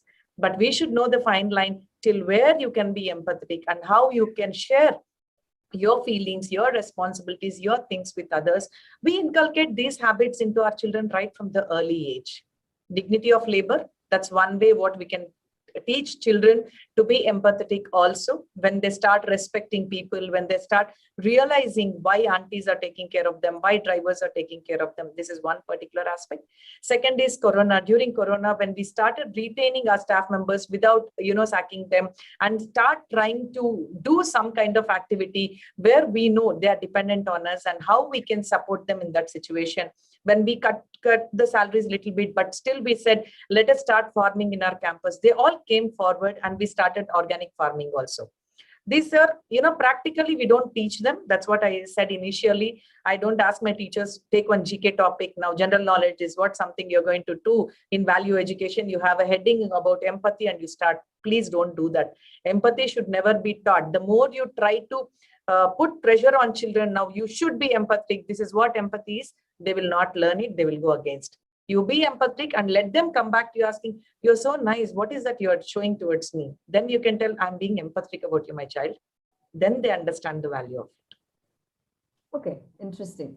So I think we've got some wonderful perspectives on empathy here. I would direct my last question to Mr. Balaji. So I think from beginning with what empathy is and then having two different points of view, we are again back on the same page. I think we've come to terms that it's an emotion, and emotions can't be taught. It's only something that can be felt. And coming to the last question, how do you think as a community, it takes a village to raise an empathetic child. So how do you think, a few points, if you could give us some few plug and play points or some solutions, how people at their homes, at schools, at workplaces can bring about this, change in feeling empathy more? So let me maybe start with workplaces and teams. So how do we create a norm or a culture where people feel accepted and they feel honored that they can actually share their views, their thoughts freely, and they won't be snubbed or they won't be ridiculed, so things like that. So culture where, some very simple meeting practices, for example, can happen, can change the norm. For example, making sure that in a meeting, everybody gets space to speak, right? And even those people who may be hesitant to speak, of, for example, maybe they think that, okay, we are possibly juniors in the company, or possibly our qualifications are not up to the mark, or whatever be their inhibitions for speaking. But we create a space where we actually ask, okay, what are your thoughts about this? And we make sure that everybody gets a chance and opportunity to speak. And when they speak, irrespective of maybe the language they use or the accent that they use or whatever, there is no ridicule or there's no sniggering or there's no but you only value their thoughts, their ideas, and whether it is meaningful for the discussion on hand. So if you create a also BNI does BNI Cares initiative, something that is very prominent in in different chapters. So would you like to shed some light on that as well? Oh yeah, sure, certainly. So going forward. So in a sense, so what going to the workplace kind of a thing, just creating those norms that, hey, what matters is your contribution rather than where you come from, or your qualifications or grade or this, all of that, so that makes people feel special, fully present to who they are, and they are able to come forth and talk about it. So creating a space like that allows people to be empathetic to others, right? So I think as leaders, it's our responsibility to be able to create something like that. The other aspect, coming to be a bank case, that is really, how the whole community of BNI members come together to make sure that everyone is safe and protected and, are taken care of during a crisis. And it's an amazing initiative. I think around 400 odd members volunteered to become part of bank case. It was not obviously something that BNI's mission states. Mission is about referrals and generating referrals for members. But imagine that many members coming together, organizing themselves, organizing oxygen cylinders or ambulances, and figuring out which hospitals has an empty bed, and even giving just that direction that, hey, this is what you need to be doing when you have COVID. So that kind of voluntary service to help others, that's amazing. That's just a way to show that we care for each other. I'm sure even the Vishwa Vidyapeeth group of schools have donated food during the COVID crisis, and they've also helped the police, and they've distributed supplies and things like that. So I think like you said, Mr. Balaji, this is something that is an initiative taken. It's a platform that is created by institutions to kind of take the idea forward and help others, of course. So this is, I'd like to come back to Mr. Sheila. There was one audience question about, how can the students or the parents get in touch with the schools or, institutions and work towards having and building empathy. And also, if you could just throw some light, or, if you could share your experience of the whole, y'all helping in or stepping in during the Corona crisis, that would be great. Yeah. See, as I said, if the schools start speaking about empathy and the family environment is totally different, the child will have conflict in the mind. What is that school is teaching? What is that happening at home? It's something where we have to work in collaboration, right from the family to the school and the society. It's a triangular process wherein all of us should make the child feel, yes, this is right. For example, there might be an event in the school, or there might be volunteering which is required. I always tell my parents, as caterers, do not stay away from the school. The school and the parents are on the catering side. The child is on the receiving side. So once you trust any school for that matter and take your child's admission to that school, be more close to the school, wherein you try to understand the school in a better way. Right? It is only a medium wherein which we are trying to teach children what cannot be taught at home, the subject things. But the values of life, The personality development of the child starts from home. It will not be starting from the school. Whatever you start at home, we will be nourishing that. That's it. So here you should take active participation. In this context only, I think I can give you an example of the present actor whom we have lost 2 days back, Sri Puneeth Rajkumar also. Today, thousands and lakhs of people are mourning for him, not for the money what they have, not for the kind of movies what he did, but being empathetic and being socially responsible citizen, how he could serve the society. That is what something is touching everybody, right? If you have a personality is not something how we build what we eat and what we are. It is the legacy what we are going to build for ourselves that will show how good you have lived your life. I think schools should work closely with the parents, and parents also should trust the institution where they have taken their child's admission, so that speak on the same lines. There might be differences in opinion, but do not discuss those things in front of children. Go to the school, sit and talk to them, understand, and always feel you all as one. The school, the teachers, parents as one, and the child is only receiving.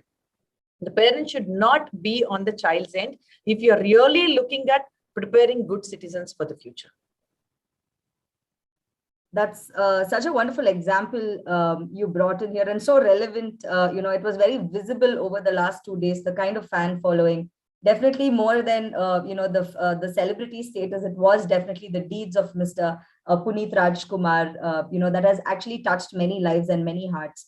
And it's the unsaid and unspoken kindness that he's actually shared to many. See, even when the family decided to donate his eyes, at that particular situation where the entire family is in shock, nobody can think about what promises we make, right?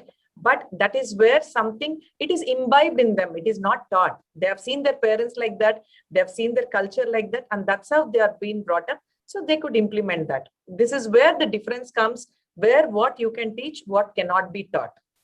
Right. Ma'am, and I think your school also does this moms initiative, right? Something yes. That you all are looking. Yeah. Could you shed some light on that as well? Yes, madam. We incepted our school in 2011. This is a 10th year, and 10th year celebrations are going on. Right from the 4th or 5th year, we have started calling Mother on Duty. Mother on Duty is nothing but every working day. Out of 186 working days, all 186, there is a mother on campus, so that they know what is happening at school. There will not be any kind of doubt in the parents' mind, what is going to happen with my child at school. The transparency to the core is something what we believe in. Every day there is one mother. They host the assembly for us. They'll be in the kitchen and dining because we cater food for all our students. And then during the transport, they assess the teachers also. So there is confidence which is built in parents as well. See, nothing is beyond trust. You have to trust each other. The trust will be built only when there is transparency, right? So this is where we always call the mothers. They come genuinely. We give them the timetable. They'll come in the morning. They'll stay back with us till at least afternoon. Some mothers will stay back till evening, including the menus they share with us, what can be cooked for our children. So what happens? There is bonding between the parent and the school. We don't stay away. The strength of Vishwa Vidyapeeth is the parent community and the staff community. Why I call staff here? Right from our maintenance staff, drivers, admin, and teachers till the leadership role, we do not have any kind of difference. There is no ego in any of us. Okay, all of us become together as a team, wherein children are our goal, wherein what we teach our children is something what we look at. It's a societal responsibility. Wonderful. Great. So that's, I think that's a really, really wonderful initiative, because actually trust is also a topic which is very, very important. And many of us have trust issues. We don't know how to kind of perceive this word trust, and empathy is very much dependent on this word called trust, right? It becomes the foundation of empathy. Moving to my last question for today to Mr. Balaji. In a corporate world, right? In today's corporate world, the competition is so crazy. It's like, everyone's running a mad rat race. So is there room for empathy? And how is empathy the most important skill in corporate today? How is that going to be a game changer? I think starting from the simplest, they say people leave bosses, they don't leave organizations, right? And why do people leave bosses? And if you go back and talk to people and so on, it'll be as simple as, they didn't listen to me. Okay, so someone didn't listen to you. It's as simple as that. And what does listening mean? Listening doesn't just, is not silence. It's actually being empathetic to someone's viewpoints, and so on and so forth. I think it's a very basic skill or basic characteristic that somebody needs to have as a leader, that if you really want to carry someone along, you need to be able to relate with someone at a individual level, where they come from, what do they really mean? I mean, what do they stand for? And not just that, not just accepting it, but accepting it and then possibly growing or helping the person and the team grow to the next level. I think that's what the ability of a leader really is. So it starts with empathy. If you don't have empathy, I don't think you have any leadership skills. So that's as foundational as that. And being able to create a place where a space where people feel trusted, they feel safe. That is the new competitive advantage. Everything else being equal, how do you galvanize a team? It's because of this one quality, empathy. I think we may or may not use the word itself, but it all actually stems from that. And very, very important quality. Yeah. Interesting. So I think whether it's corporate or whether it's education, it all boils down to action. Yeah, I had one more thought from a children point of view, I think. Okay. So when we think of empathy as really of understanding someone else and who might be very different from us, right? Or their points of view or their background, etc., where it might be very different from us. So how do you actually accept that difference? Because the resistance really comes because you're hardened to your own opinions and your own values and so on. So I think while bringing up kids, if we expose them to different things, different ideas, get them exposed to different literature, different thoughts, different ideologies, different ways of being, I think that cultivates this idea of accepting others as who they are and accepting those views. I think just pure exposure would be one way to allow empathy to be taught to kids. I think that's a wonderful point, because in today's environment, we are so protective, in fact, overprotective of our children. We're too scared to let them go, right? And that fear of letting them go is actually kind of tying their minds up of exploring new opportunity and new wisdom. And I'm so glad that you pointed that out. I think that every parent here, get your thinking hats on. I think it's a very, very important idea that we should definitely look at letting go from our side as parents, right? So that's thank you, Mr. Balaji. That was wonderful. And I think, time's up, and we've come to the end of today's panel discussion. Though it was a very short panel discussion, I think we had a very enriching discussion, and you all had a lot of great thoughts and ideas that you brought to the table. Over to Manoj to wind up and give his last. Thank you. Thank you so much, Ivy. Thank you so much for that. Thank you, Mr. Balaji. It was an absolute pleasure having you here. Thank you for all the support that you're doing right through BNI Cares and creating that amazing community. We've all benefited from that ourselves. And a big, big thanks to Sushila, ma'am, and team Vishwavidyapeeth. They've been a backbone for us right from the time we announced this expo. They are our sponsors for the Inspire Talk contest as well. I'm just letting all the children in now so that they are also part of the next 2-3 minutes that we have. So Balaji, these are the children who are going to present their speeches. So this is okay. So we have a little bit of pandemonium because the children are in the room now. So please mute yourself. So we are going to have this amazing panel, this amazing contest that is going to start now, which is called the Inspire Talk contest. Balaji, this is about stories from their life on empathy that they're going to speak about, and that's going to inspire other children. Big thanks to Sushila ma'am, team Vishwavidyapeeth, because this is a contest that is very, very close to our heart, because this is something that we believe in doing and inspiring others. So thank you for sponsoring this contest. and being a backbone to us right from the time we announced this expo. Thank you for sponsoring us. Thank you for being a collaborator with us and a partner with us. Thank you so much, Sushila ma'am and team Vishwavidyapeeth, and a big thanks to Balaji again for being here. Please feel free to hang around here so that you can see these amazing little kids talk about their stories. Ivy is going to be a judge on this one. She's going to be part of it. And I also welcome Arun, who has joined in, who's also going to be here. Hi guys, how are you?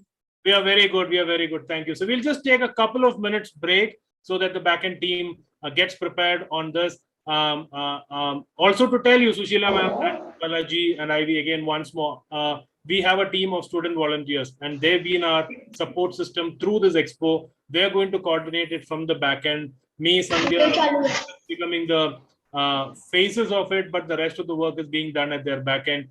So I'm just making them also as co-hosts so they can do the little bit of work on muting and others. So thank you so much. We wind up on the panel discussion right now. We'll take a quick 2-minute break and come back with the Inspire Talk contest. Thank you, Ivy. Thank you, Balaji. Thank you, Sushila ma'am. Thank you. Thank you. Thank you, Manoj. Thanks for the opportunity.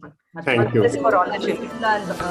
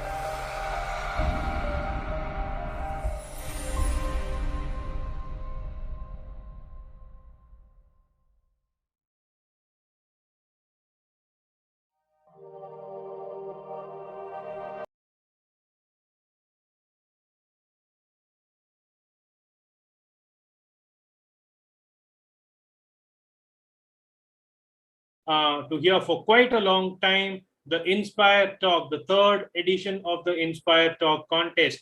Now, what is Inspire Talk? Inspire Talk is all about sharing your stories, a topic on which you share a story from your life, and that can inspire others. It could be a very simple thing that you did, or it could be a big one, doesn't matter. So we have 3 age groups here, the 6 to 10, 11 to 14, and 15 to 18. There are 3 age groups, and children are going to talk about the stories that have inspired them. And I'm very sure some of these stories are going to inspire each and every one of us who are watching this as well. So if you're watching this live, ensure that you have your friends and family coming in and watching it along with you.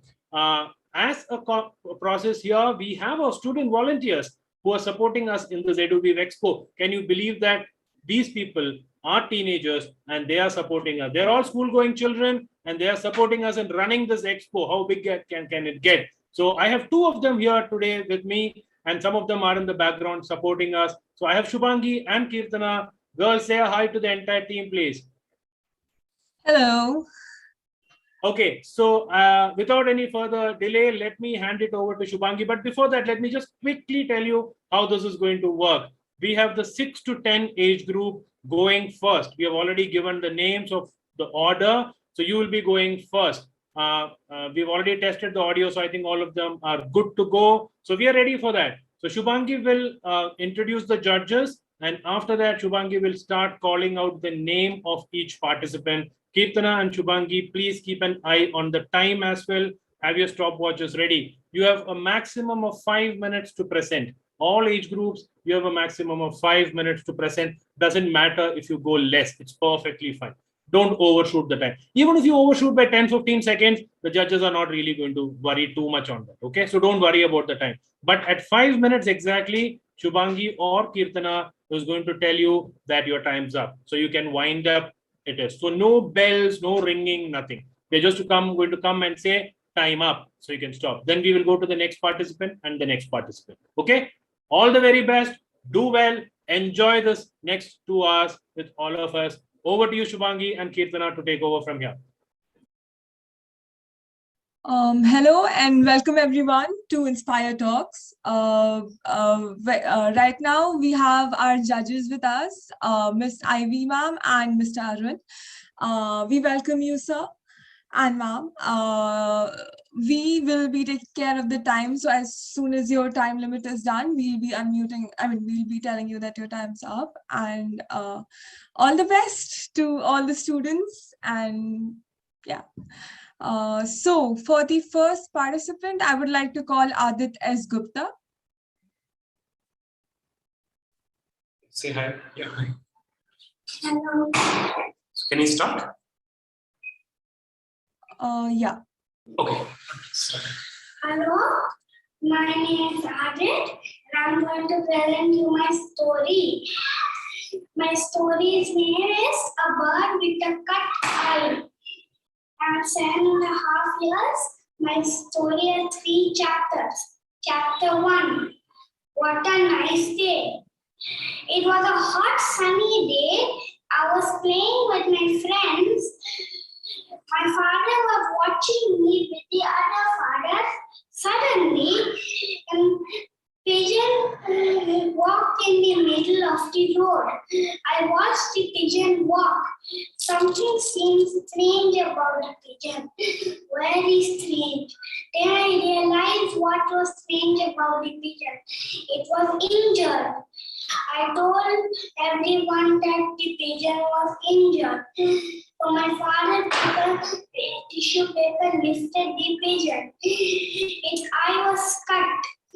So we could not fix its eye with glue or sellotape. So my father took it and kept it in a house balcony and gave it some food and water. It felt very cold. So my father gave it shelter.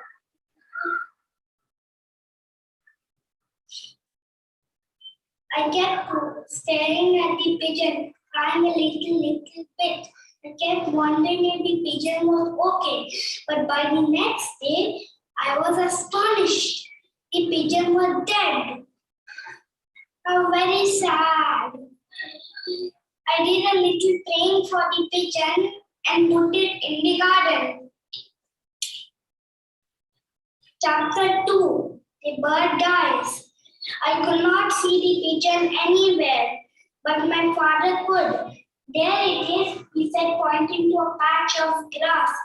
I could see it, but I was still sad. After some days, I became happy and normal. Chapter 3. The bird dies. Chapter 3. I'm back happy. I again became sad, but was happy when I remembered it was near God and the soul was dead. Also, it was in my mind. It reminded me that all animals feel pain. After thinking that, I felt much happier.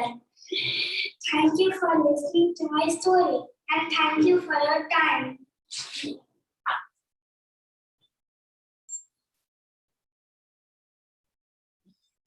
That was so good of you, Adit.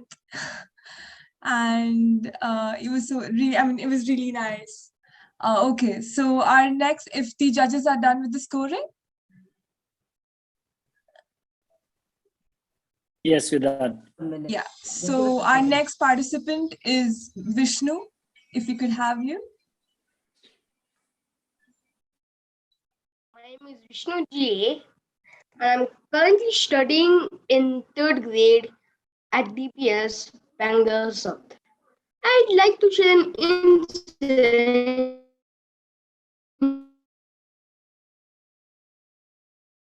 which happened when I was in my 1st grade. I recall a couple of days.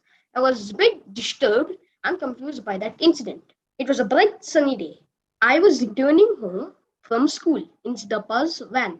It was me, my elder brother Guru, Dhanushiyaka, Dheeraj, Abhinav, and Pratham in the van. I think on that day it was Pratham's birthday. So we were celebrating in the van with singing and wishing. Meanwhile, as the van approached the road near my house, I picked up my bag, water bottle, and made sure I got my school tag. As my Anna Guru, always in a competition and race to get home. As me and Anna were hurrying towards home as soon as possible, he got down. So I turned towards the door and asked Pratham. Yes, Pratham. Pratham gave me 2 XL Perk chocolates and said, sorry, I forgot to give it to you and Guru earlier. Please share one with Guru. I said thank you, Pratham. And once again, I wished him on his birthday and started walking towards home. As I mentioned earlier, it was a bright sunny day, and I was in my white uniform with tight black shoes, neck blinding tie. After few steps, I started feeling heat, thirsty, bit of suffocation, and felt like I am being locked into a microwave oven. And decided as soon as I reached home, will ask my mom not to speak or ask any questions. Take off my uniform, throw away my shoes, and sit under the cooler for a while. And immediately I noticed the chocolates and thought, how about opening and eating them before reaching home? When I was about to open the chocolate wrapper, I saw a boy, more or less of my age, in dirty torn clothes, disturbed hair, without any slippers, carrying some garbage bag full of plastic bottles on his back, walking towards me.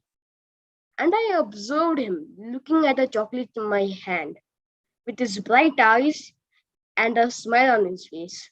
For a moment, I got shocked to see how he might be feeling and suffering in this sunny and bright day without any slippers, walking on the boiling tar road, carrying such a huge luggage on his back, and started comparing him to me. My white pressed uniform versus his teared clothes. My neatly cropped hair versus his disturbed hair. My my foot was covered my foot was covered with my smooth shoes versus his barefoot. Unknowingly, my eyes got wet. I felt very bad, disturbed, and I started feeling guilty. I don't know why, but still today I feel very guilty for that boy. Slowly, we both approached each other. We crossed each other. Then I suddenly turned back and called him, "Hello there. Excuse me, bad boy." That guy turned back towards me and nodded. He said, like, "What?" I said, "Stop." Then I went to him. He said, "What?" I didn't say anything, but I offered him both of the chocolates.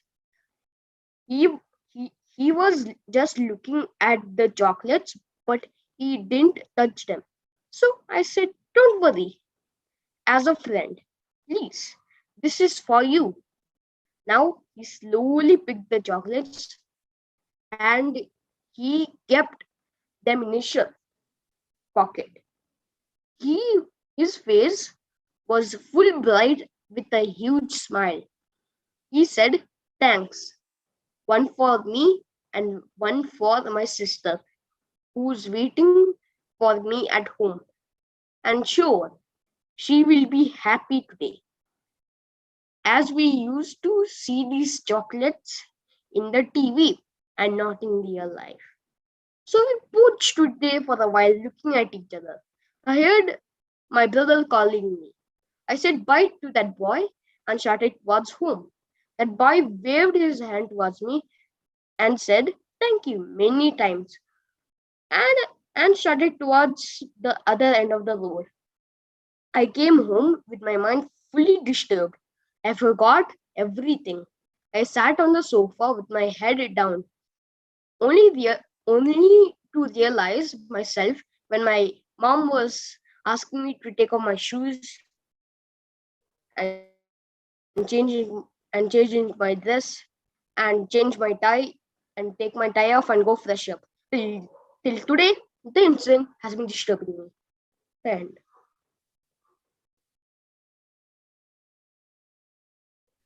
Thank you so much, Vishnu. It was really great how you could see and appreciate the differences, and it was amazing. Next up, we have Manvi. Can we please have you? Good afternoon, everyone. My name is Manvi Rao. I am studying in 3rd grade DPS Bangalore South. Let me narrate my experience of empathy. Empathy means sensing others' emotions or feelings. One evening when I went to put some trash in the bin, I saw a yellow color ear. I was really curious to know whom the mysterious ear belonged to. So I quietly crept near. But then, within a flash, the owner of the ear ran away. But I managed to catch a glimpse of the creature. It was a cat. Soon I came back disappointed that I could not see the cat clearly. That night, I told my family that I saw a yellow cat. Now everyone became curious. Next morning, my dad went out to put milk packets in the bin. But to his astonishment, he saw the whole backyard was a mess. He immediately looked up and saw the same cat that I had mentioned about. Now he understood the cat had been pawing in the dustbin to get leftovers of the food. The next morning, there was no sign of the cat. That evening, it started to rain heavily. I was enjoying the rain at my backyard. To my surprise, the same cat was there. I noticed that the cat was shivering and it looked thin and frail. So I decided to help it. I called and asked it to come inside. But would she? No, she wouldn't come. But after a lot of consoling, she finally came inside. But she was very alert. I gave her warm milk and bread, and she ate it. This happened for some days. But when my mom got to know of this, she scolded me and told me not to get it in. The cat became used to coming inside and it wasn't even afraid to come anymore. One day, my mom saw the cat come inside and she was furious. When she was about to shoo it away, it made a cute, irresistible face. And it was so cute that my mom had to let it be a part of our family. Me and my sister, after a lot of fighting and arguing, agreed to name her Lingu. So now we always called it Lingu, and the cat also got used to be called Lingu. I was really happy to have helped Lingu and learned few things about animals. One day I was resting peacefully in the balcony when I heard barks. I immediately got up and realized a stray dog was chasing people. Now I started to ponder, why is this dog chasing harmless people? Then I thought it may be hungry and was chasing people for food. So I thought perhaps I should feed the dog. That evening I went near the sleeping dog with a few biscuits. I timidly went and placed it in the front. It first sniffed at it and after 5 bites it was over. This happened for a week. One day I was giving food to the dog. It gulped it down and before I could go anywhere, it stood in front of me for a second and then it put its paws on my shoulders as if it was hugging me. I realized it was comfortable with me and I was not afraid of it anymore. I patted it and ran back home. And I also named it Clara as my dad agreed. One cold and dark Saturday night, I saw Lingu come inside. It looked tense, worried, and even looked like it was in pain. I looked at her and I saw that her stomach was bulging. My dad realized she was pregnant and she might deliver kittens tonight. We both searched for a box and to our luck we found one. We covered it with a bit of old clothes to make it comfortable. Later, when my grandmother went near the box, she heard a whimpering noise and told everyone excitedly. Around midnight when I was sleeping, my dad, mom and my sister peeked inside the box and saw 5 kittens. When I woke up, they showed me the kittens. I was so happy that I couldn't stop talking about it the whole day. Now they are growing and all of us enjoy playing and feeding the lovely, cute and beautiful kittens. Seeing Lingu and Clara not sad or hungry, I feel proud of what I did, which changed their life completely. They both are like a family to me and I spend a lot of time with them. Through this incident, I have learned that we should treat everyone equally and give them respect and love. I have shared my experience with my friends, cousins, and encouraged them to love animals.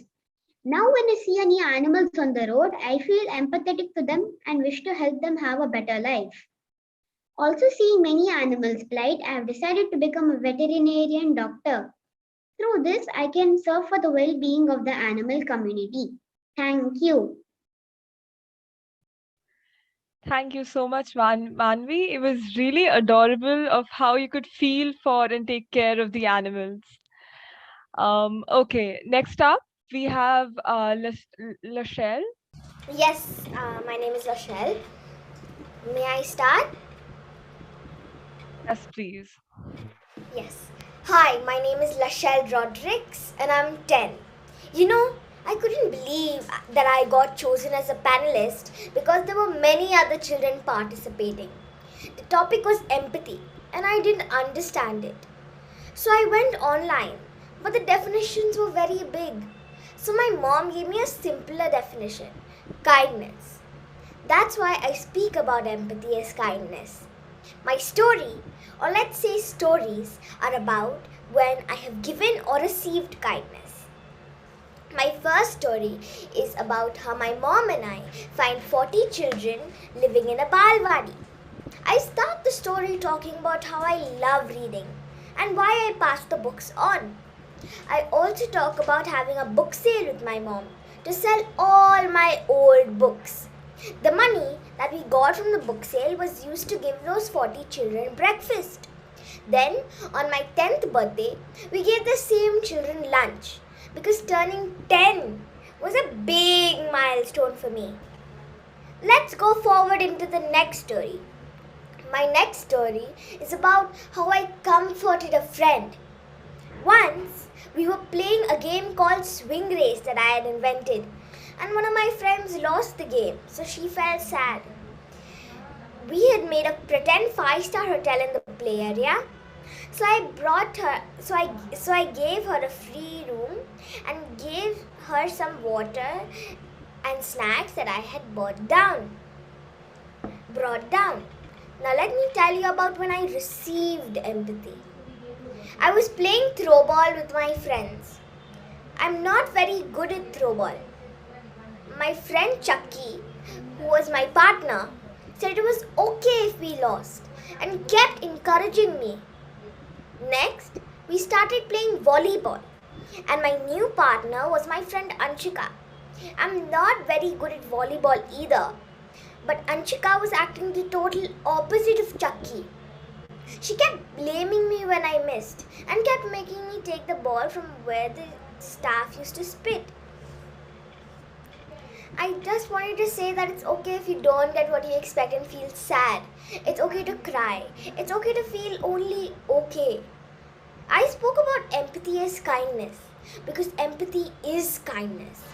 Sympathy is when you're just pretending to feel sorry for a person. Empathy is when you really feel sorry for the person and encourage them to feel better. You feel sad with them, not for them. I need to keep this short because I don't want to go over time. But I hope you understood my story, and I hope I'll understand yours. Thank you. Shell, that was, I mean, you were super confident first, and it was a really beautiful perspective on empathy. Okay. So we have Abigail next. Can we please have you? Hi everyone. My name is Abigail Lastrado and I am in grade 4. I am also from Chamran Bhartiya School. Today I'm going to be talking about Handy the puppy.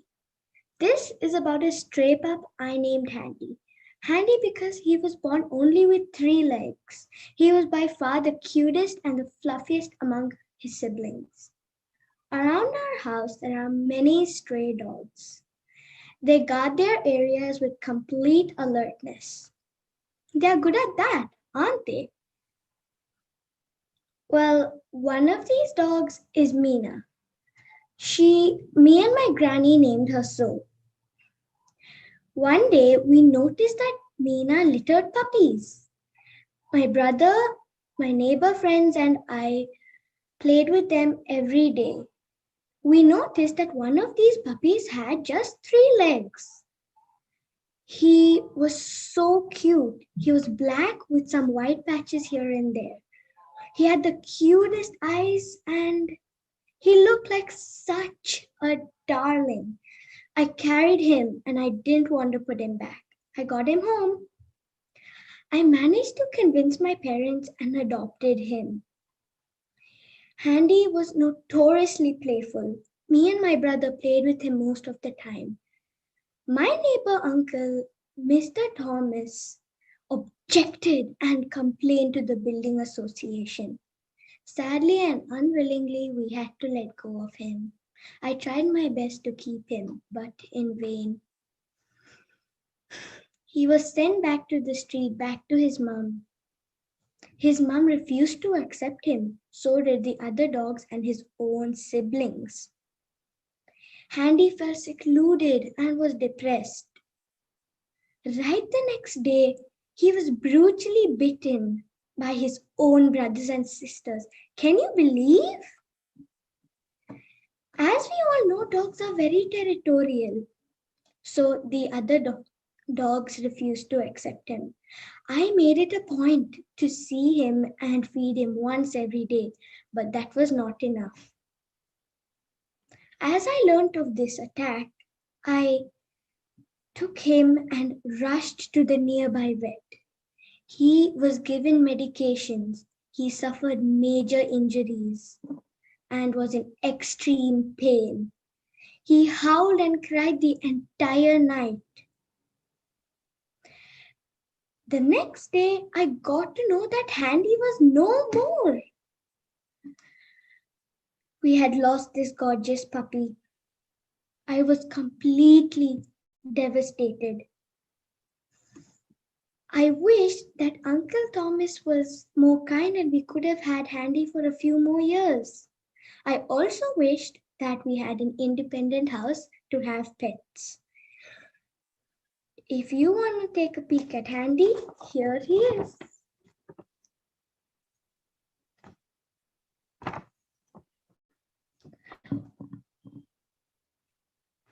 When I grow up, I have decided that I will build a kennel and take care of injured animals.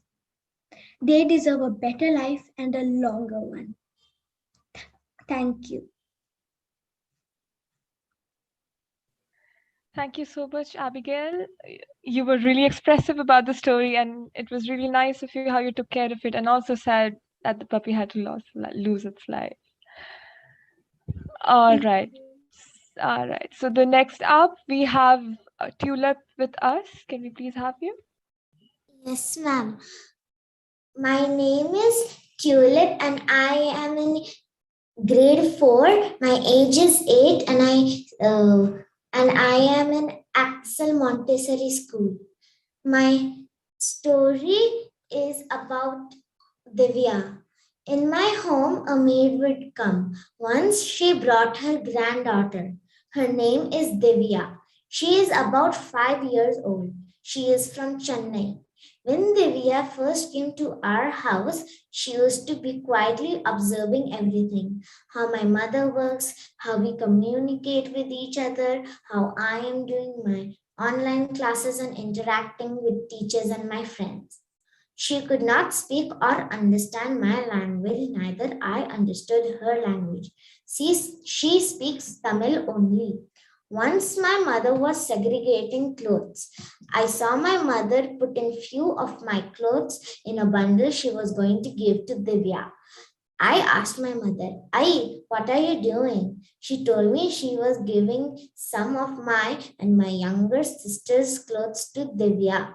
I gave a yell and said, I'm still going to wear this red t-shirt. Though the t-shirt was a little tight for me now, sometimes I do feel to wear it, as this was my favorite t-shirt. But my mother sat with me and made me understand the joy of giving. And we gave some clothes to Divya. The next day, the maid came as usual, and Divya was with her. I then suddenly got an idea. What if I could do some actions to communicate with her? I taught some English words, picking up small objects and telling their names to Divya. I gave Divya some sketch pens and piece of paper to draw. My mother gave Divya some fruits and snacks to eat. I kept meeting her frequently as she came with her grandmother more regularly and we became friends. Now, whenever she comes, we play in the basement of our buildings. Though earlier it took time for me to part ways with my belongings, slowly I started feeling good when I saw her happy post getting those things. Thank you. Thank you so much, Tulip. It was really beautiful of you to take care of Divya and help her. Okay, with this, we are done with the 6 to 10 participants, and I would like to call Kirtana to call out the 11 to 14. Okay, Kirtana, Shubhangi, just give a couple of minutes for our judges to just tabulate and do the 6 to 10 batch for now. All right, sure. Tech team, we take a 2-minute break now, please.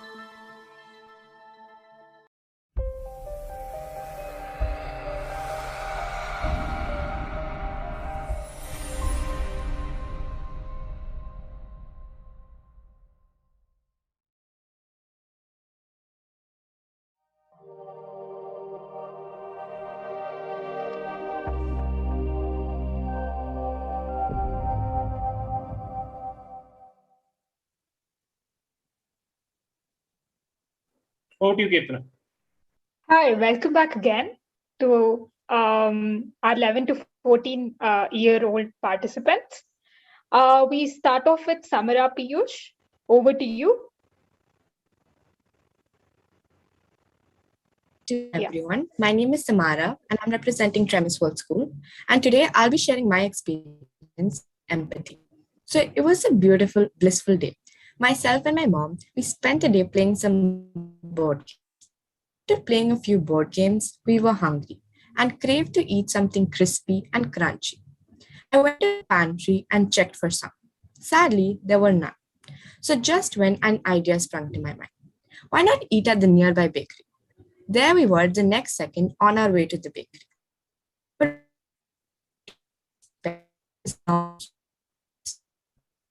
our were excited, so was everyone around us. But the lady behind me was impatiently waiting for her chance and was periodically complaining. Unlike me, the lady behind was so more and more impatient. But I was still hungry and equally excited. I glanced at the menu and ordered some of their famous butter cookies. They were neatly placed on the tray and they held out to me. The cookie was glistening with butter and steamed with heat and crunchy as I had decided. As I walked out from the counter,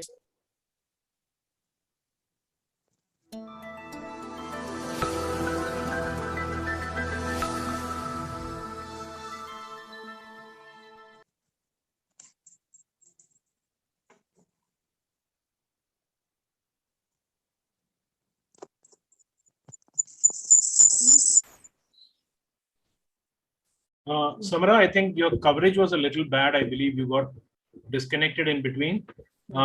Judges, is it okay that we have these technical issues happening? So if you're okay with that, let us give Samara a chance to start from the scratch. Start again, please. Sure, sir. Yes, I'm sure. Yeah, we can. Samara, you can start again, please. Good afternoon, everyone. I'm Samara Piyush from Tremis School, and today I'll be sharing my story on empathy. So it was this blissful day like any other in Bangalore. Myself and my mom,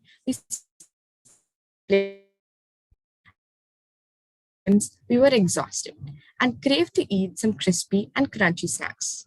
Sadly, there was none at home. Just when this idea sprung to my mind, why not eat at the nearby bakery?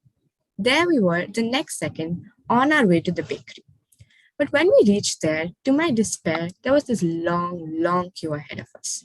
Perhaps an hour or two of waiting was for sure. We stood in the line, and behind me was this tall, stern lady who was impatiently waiting for her chance and periodically complaining to the others in line. It took a while.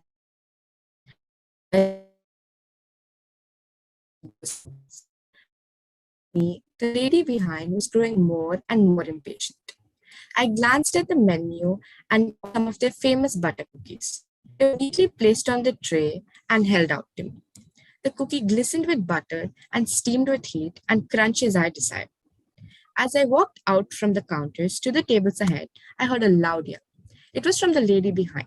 How can you give me these burnt cookies? I waited far too long to receive these. Is this what I get? Bring your boss and I'll talk to him.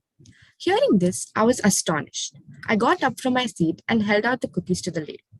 Here you go. You can have mine. I can wait a while for the cookies. The lady said, it's not your fault. Why must you not eat? It's this shopkeeper's fault. To which I replied, I understand. But the shop had so many customers that they accidentally burnt your cookies. I'm sure, had they had less of a crowd, this wouldn't be the case. I offered help to the baker who was tired and felt like he was understood. This act left the baker overjoyed. This was my story. Empathy is about us finding echoes of each other in ourselves. If we are able to understand each other by stepping into the other person's bubble, by diving into their beliefs, values, by being a more welcoming person and trying to find echoes of the other person in ourselves, we will be able to create a better understanding between each other. And this will help us make a better world, a world which the future generations will be proud to live in. There's this quote I always live by. What happens in the dark always comes to light. So just remember, the next time you can be empathetic to someone, just take that 1 minute from your heart and be empathetic. Your small actions could mean the world to someone else. Thank you for listening, and I hope you learned something, because as we learn, empathy grows. Thank you.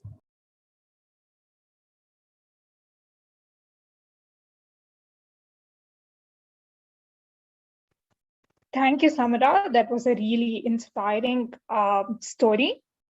We now move on to Kushagra Pandey, our second participant for the 11 to 14 participants group.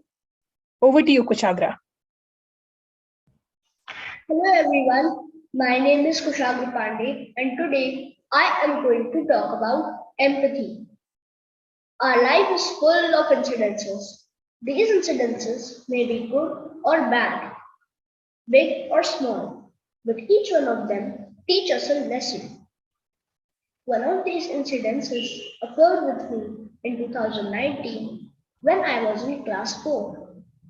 I had just left the house to go to school when I saw a dog sitting near the mango tree. The dog was barking at everyone who was passing by. Some of the naughty children started throwing stones at the dog to annoy him. I did not like it, but still I had no choice, so I just boarded the bus. I sat near my friends, still thinking about that dog, when their discussion grabbed my attention. My friends were talking about being cool. I thought that even I should become cool. Then my friends would make me their group leader and a very important person of the class. At first, I was a good boy in the class, but when at the thought of being cool, I had become a brat. I had not only started showing attitude towards my friends, but also started abusing them and teasing them. That day when I came from school, my friend told me that dog had not eaten anything past 2 days. He was angry because of hunger. In other words, he was hungry. I told my friend that I did not care and left. That night, I could not sleep because whenever I refuse to help someone or do something bad, I cannot sleep properly at night. But after some tossing and turning in bed, I finally slept. The next day, my mother was not feeling well, so she could not prepare my tiffin. So I took rupees 50 from my pocket money so that I could buy something from the school canteen. But I left that amount on the study table. When other kids came to know about it, they started laughing at me and they teased me. I got angry at them. I shouted at them. I hit them. No one shared food with me that day. I was hungry all the time. When I came home, I thought about that dog. He had also not eaten anything for a long time, like me. And those naughty kids were also annoying the dog, the same way my friends were annoying me. And the dog was also aggressive at those naughty children, the same way I was at my friends. I quickly grabbed some chapatis and biscuits and went outside. The poor dog was still sitting there. I went to him and gave him those rations. I showed empathy towards him. Empathy means to put yourself in other person's position, understand his or her feelings, and help them. In the afternoon, I had put myself in that dog's position, me and the dog, both were hungry. I understood its feelings, how the dog felt towards those kids, the way I felt towards my friends. And lastly, I helped that dog by giving him extra food. I showed empathy towards him. My father told me that empathy can only be developed through experiences. We cannot develop empathy by just reading about it from a book. Just like we cannot learn cycling or swimming by just reading about it. We have to practice it. Thank you. Thank you, Kushagra. It was a wonderful story, how we could relate with the dog, and showed empathy to it. And it was really appreciated. Next, we have Adya Sinha. Over to you, Adya. Good afternoon, everyone. My name is Adya Sinha, and today I found myself facing one of my biggest fears, stage fright. And well, before I start rambling about how nervous I am right now, let me just jump right into it. Empathy. Today I'm here to narrate my very own experience with it. I've realized that when you're in a hard situation, there's an appeal to someone who says, I feel you, I get it, I understand you. Be kind. For everyone is going through something you have absolutely no clue about. That has been something I've grown up with. I know it sounds all cheesy like a Hallmark card, but in my defense, it's been something that I have said time and time again when I feel negatively towards a person. And just like that, when I sat down to write about what I want to achieve in life, something that topped the list was saving a life. At that point in time, I felt like it could never be possible. But one day, life threw an opportunity at me. And boy, did I run behind it. That day was just like every other until it wasn't. I was coming out of biology class with two friends of mine, heading to the lunch hall. Let's imagine that. So I walked by all the classrooms with yellow walls and 30 blue desks and chairs, with beautiful windows out of which I could see the field. As I continued walking, I heard a little squeal, only to turn to see the three mean girls at school, as every school has them, standing in front of the quiet girl of class, as we called her. These mean girls with their hands on their waists were going turn by turn, murmuring something or the other in our girl's ear. Every whisper looked at it as if it really hurt her until I saw a tear run down her cheek. That was when I felt something click. I felt a responsibility towards her, even though she wasn't known to me. My friends did try to stop me. It was that it's none of our business, but something just didn't feel right with that. So I, like the stubborn girl I am, went through. All I did was I stood in front of that victim of bullying, one of the strongest girls I now knew. And automatically, those girls walked away. And the thing was, they never really came back to the same thing. In that simple act, I realized there was so much meaning. There was so much power in that standing in front. And when I really sat to ponder upon what was going on in my head, I thought that I really understood what it felt like to be picked on. I used the three magical phrases and got the best feeling of having helped in exchange. I didn't ever ask the quiet girl what she was being picked on for. I didn't ask what they were whispering. I only knew one thing. There was no way anyone deserved that. She did not deserve that. I realized in that experience that the opportunity I saw and took as a selfish reason to tick off a goal in life was something that actually saved someone else's. Honestly, I didn't save a life. I saved a heart from shattering. Then was when I realized the larger truth.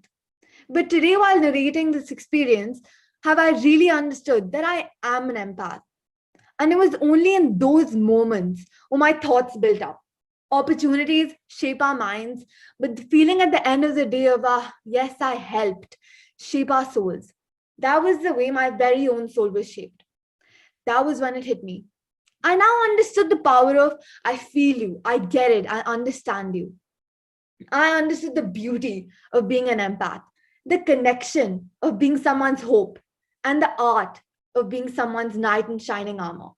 My heart felt whole. Thank you very much, everyone. Wow, that was so beautiful and inspiring. Thank you, Adya, for that relatable thing that happens everywhere. But yeah, thank you so much for sharing your story. Moving on to Sarvika Muttama. Over to you. Yeah. Okay. Good afternoon, everybody. My name is Sarvika Muttama, and I study in grade 6 in the school Chaman Bhatia. Today, I'm going to be talking about empathy. So, what is empathy? Empathy is a feeling we all possess deep down. Now, some of us show it and some of us don't. Empathy is the meaning of being able to understand someone else, being able to put yourself in their shoes, basically being able to view things from their perspective. Today, I'm going to share a little story where I showed empathy to the people around me. It started when I was 3 years old and in preschool. I just noticed a boy who was sitting alone in the corner of class. I didn't know why he was sitting alone, so I decided to go find out. The moment I started walking towards him, I saw it. His mouth was on one side of his face, one of his ears were missing, and he couldn't talk that clearly. At that sight, I was scared, so I ran away.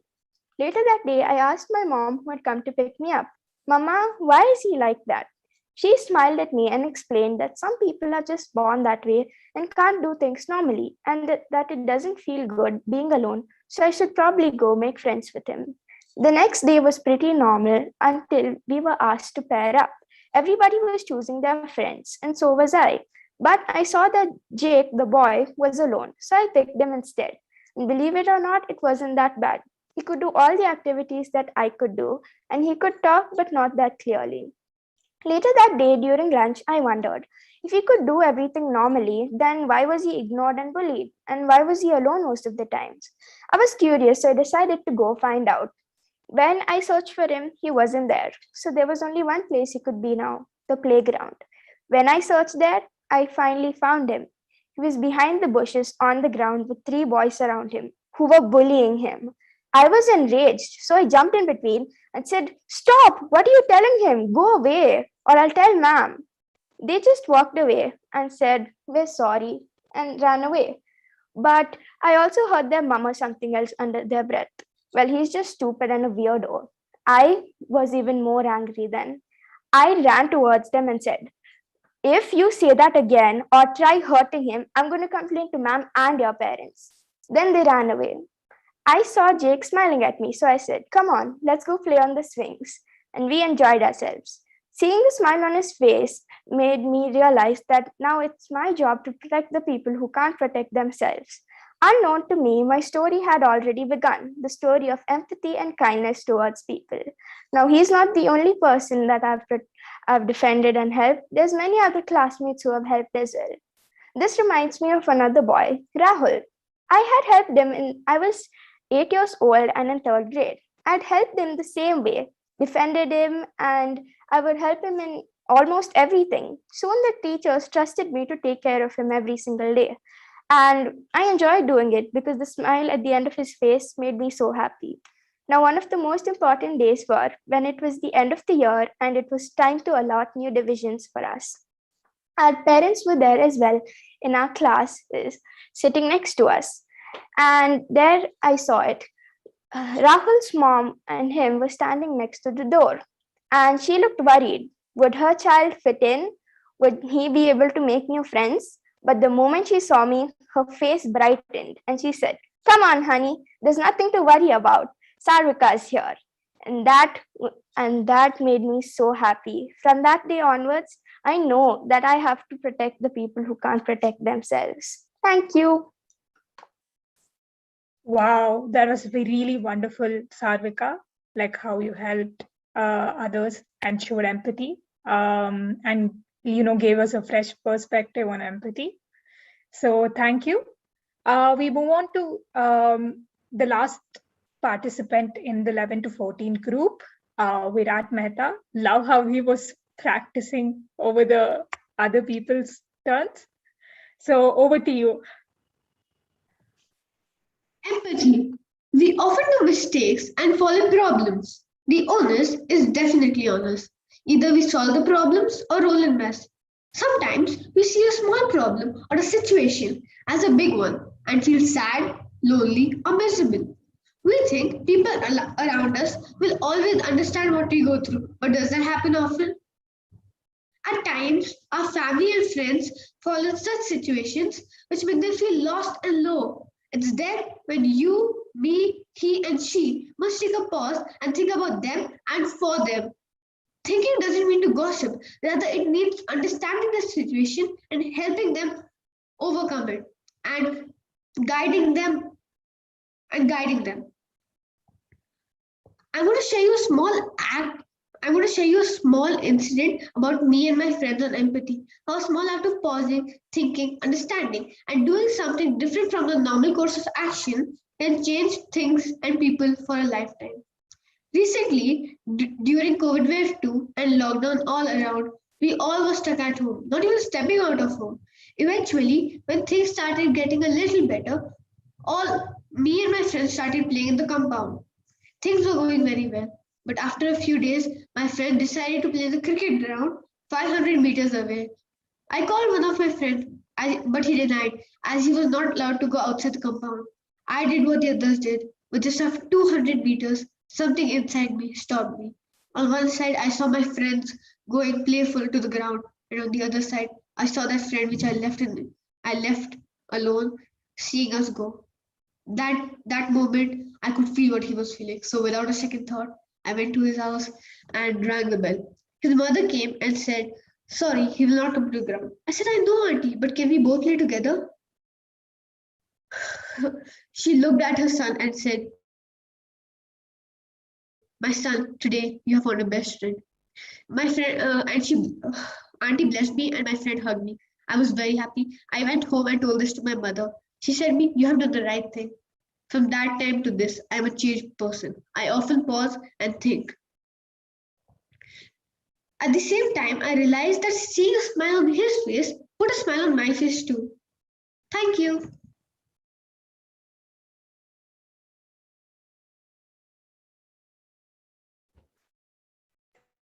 For that wonderful story, Virat.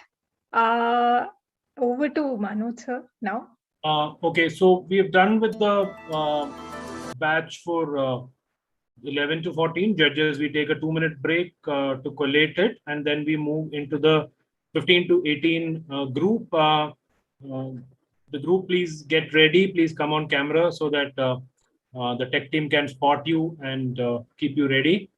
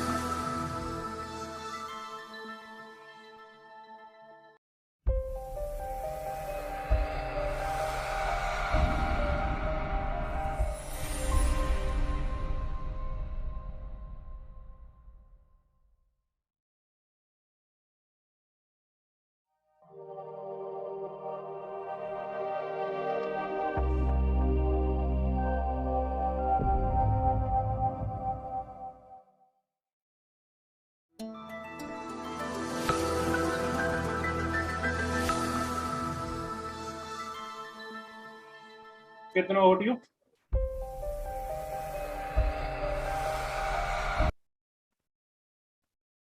Hi, welcome back. So we have inspired talks from the 15 to 18 age group now. First, over to Atman Rajesh. Hi, you can take the stage now. Thank you. I hope I'm audible to everyone. Greetings, my name is Atman Rajesh. I'm a 10th grade student from the Global Public School of Kochi, Kerala. I would firstly like to thank you all so much for being here. Your support means a lot to me and all of my fellow participants. Secondly, I extend my deepest gratitude to the BSEI for this opportunity to present my work. Today, I want to tell you the story of a close friend of mine. He goes by the name of Harit. Harit and I have been best friends for 3 years now. We went to the same middle school for 2 years and did many things together. We also shared a lot of hobbies, like playing football, since we are pretty similar in our interests. On the day in question, we are playing a game of football. We had planned out a new move, and it went something like this. Now, Harith would run ahead with the ball. He would take the ball from whoever had it and make a mad dash up to the corner of the pitch. I would run behind him, but with a bit of space between us. Then, as Harith reaches the corner of the pitch, I would begin my mad dash into the middle of the defense line. My actions would catch the defenders off guard and get the attention off of Harith. Then he would pass the ball to me. Those defenders are now fully prepared to block my scores. However, instead of taking the foolish goal against a prepared defense, I pass the ball back to Harith. He catches the keeper off guard and scores. It seems pretty easy, right? We also expected it to work out smoothly.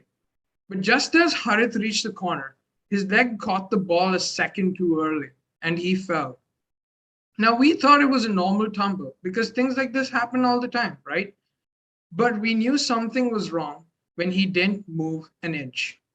I'll be honest, I did not understand the pain behind his groans. All I knew was that it had to be painful for him to be immobilized like that on the floor. I felt immense pity for him, but I had never experienced pain on that scale, so I couldn't relate to him. I showed sympathy. I carried him to the clinic, supporting him as we limped along.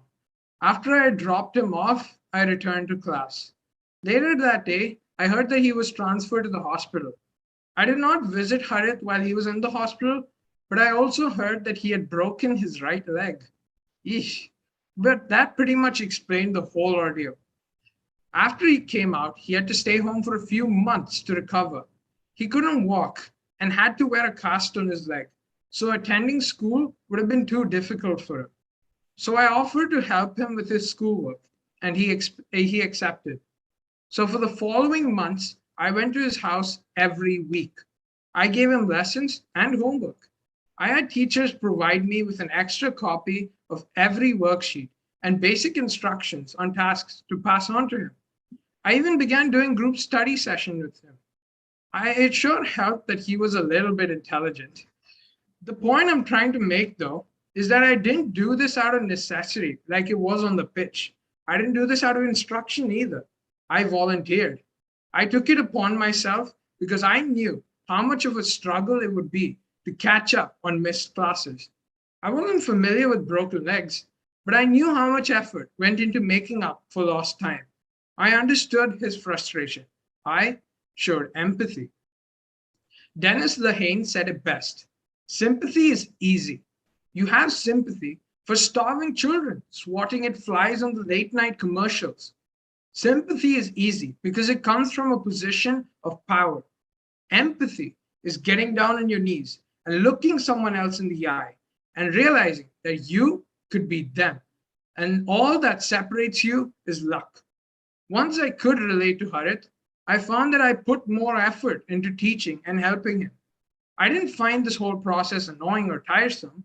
I began looking forward to it, actually.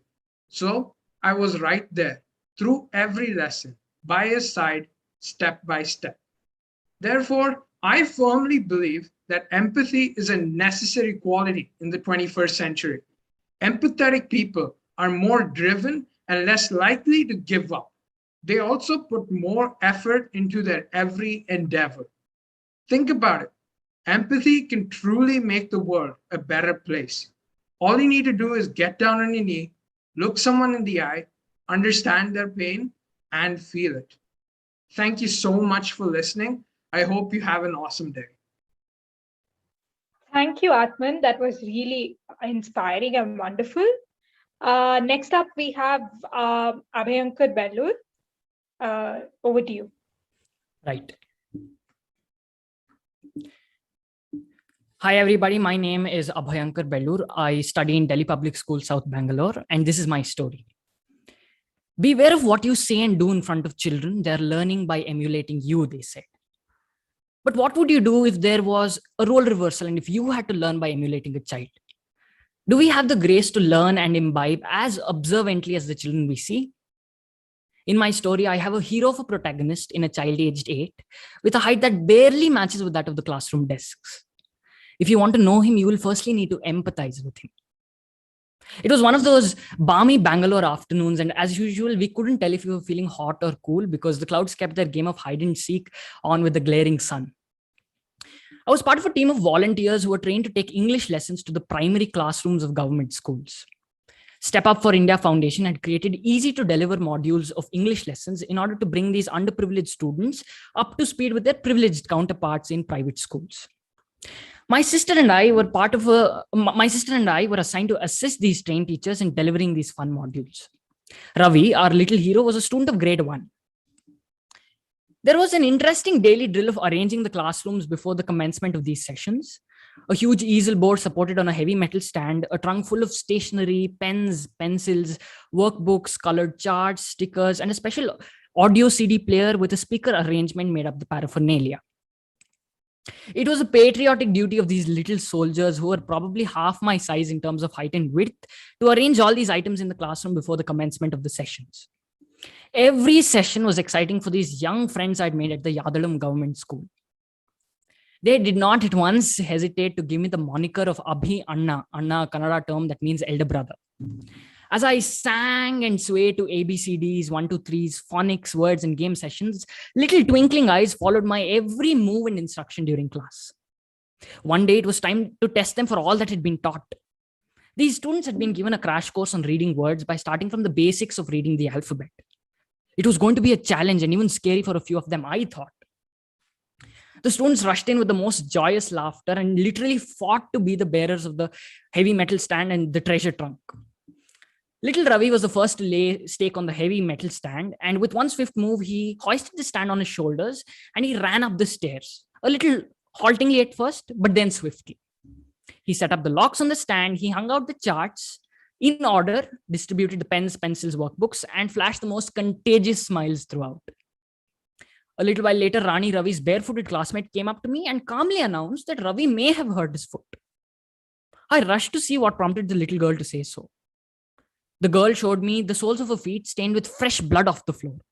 I immediately ran towards Ravi, and there he was, smiling the brightest smile while saying, "Yes, Anna, the stand scratched my toe."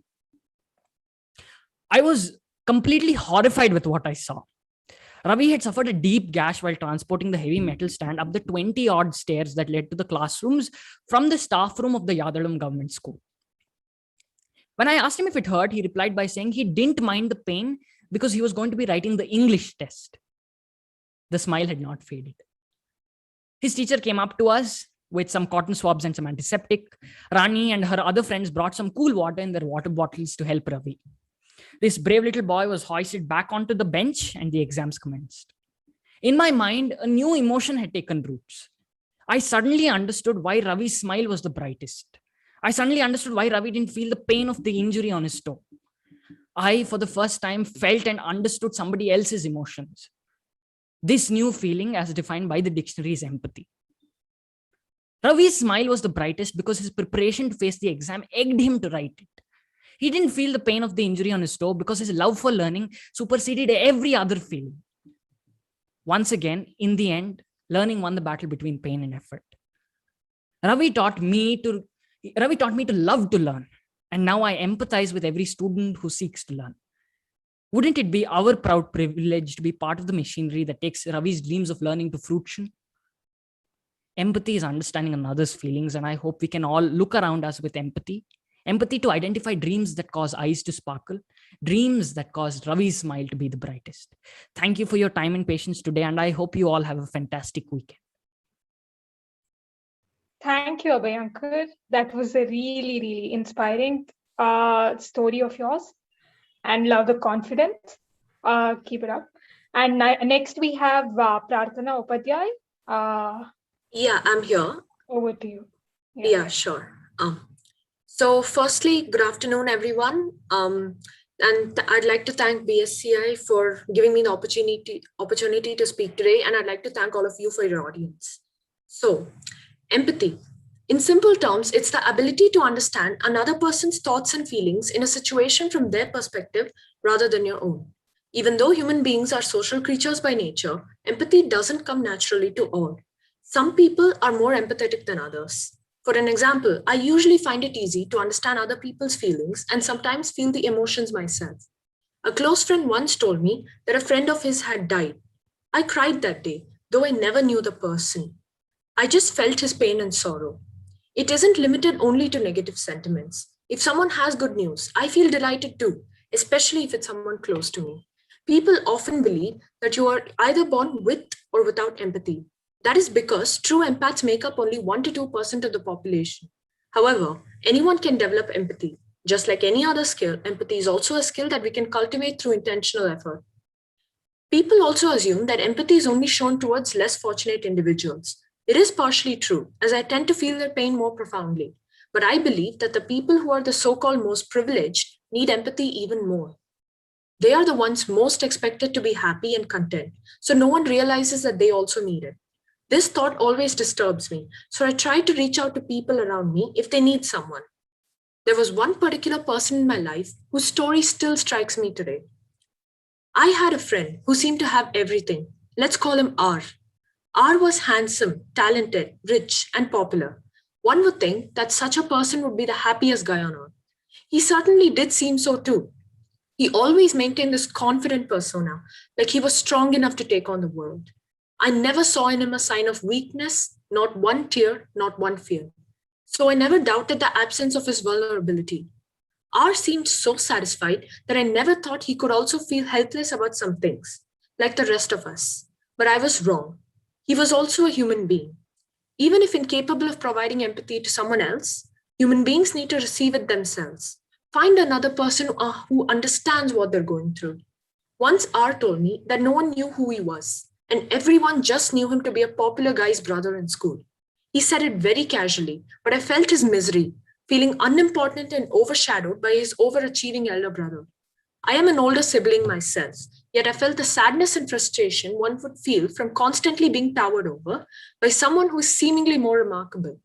R was very insecure about this. He also said that most of people hung out with him only with interior motives. None of them cared for him as much as he did them. It only added to his insecurities and low self-esteem further. He felt very mediocre, from his appearance to his friends to anything that made him feel doubtful. I understood how he felt, even if he seemed like a lucky person from an outsider's perspective. He also had severe family problems. He told me once that he had injuries from facing physical abuse at home. These kind of situations can be traumatizing. He was in a state that no 13-year-old boy should have to go through. He wasn't invincible. He had just been hiding his vulnerability the whole time. And yet, no one would assume that a person like him, who seemed fortunate on the surface level, could be suffering so much. Such people require empathy the most because nobody ever feels the need to give it to them. I could not be of any help to R, unfortunately, in terms of solving his problems. I could not control what happened in his house or personal matters as such. The only thing I could do was be there for him, stay by his side, listen to him, and support him. It may not fix whatever upset him, but he knew that someone understood him and thus felt a lot less lonely. This understanding helped him cope much better. Empathy cannot resolve all issues, as we can perceive from this example, but it can sometimes be the few drops of water for a thirsty man. It cannot quench his thirst completely, but it can make him feel better, stronger, strong enough to take on whatever challenges life throws at him. Empathy is a powerful tool that we can use to do so much good, from celebrating someone's joy to resolving conflicts to being there for a sad person. Empathy helps society bloom to its finest. It also helps us make emotional connections and be more creative and open-minded, helping us grow more as an individual. A world without empathy would be rigid and ruthless. We all should try to be the most empathetic versions of ourselves that we can, so we contribute as much as possible to ourselves and those around us. Thank you. My name is Prarthna, and I'll be closing here.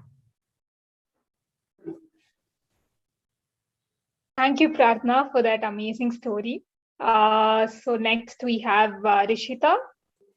Good afternoon, everyone. I'm Rishita from Vishwavidyapeeth. Empathy is about standing in someone else's shoes, feeling with his or her heart, seeing with his or her eyes.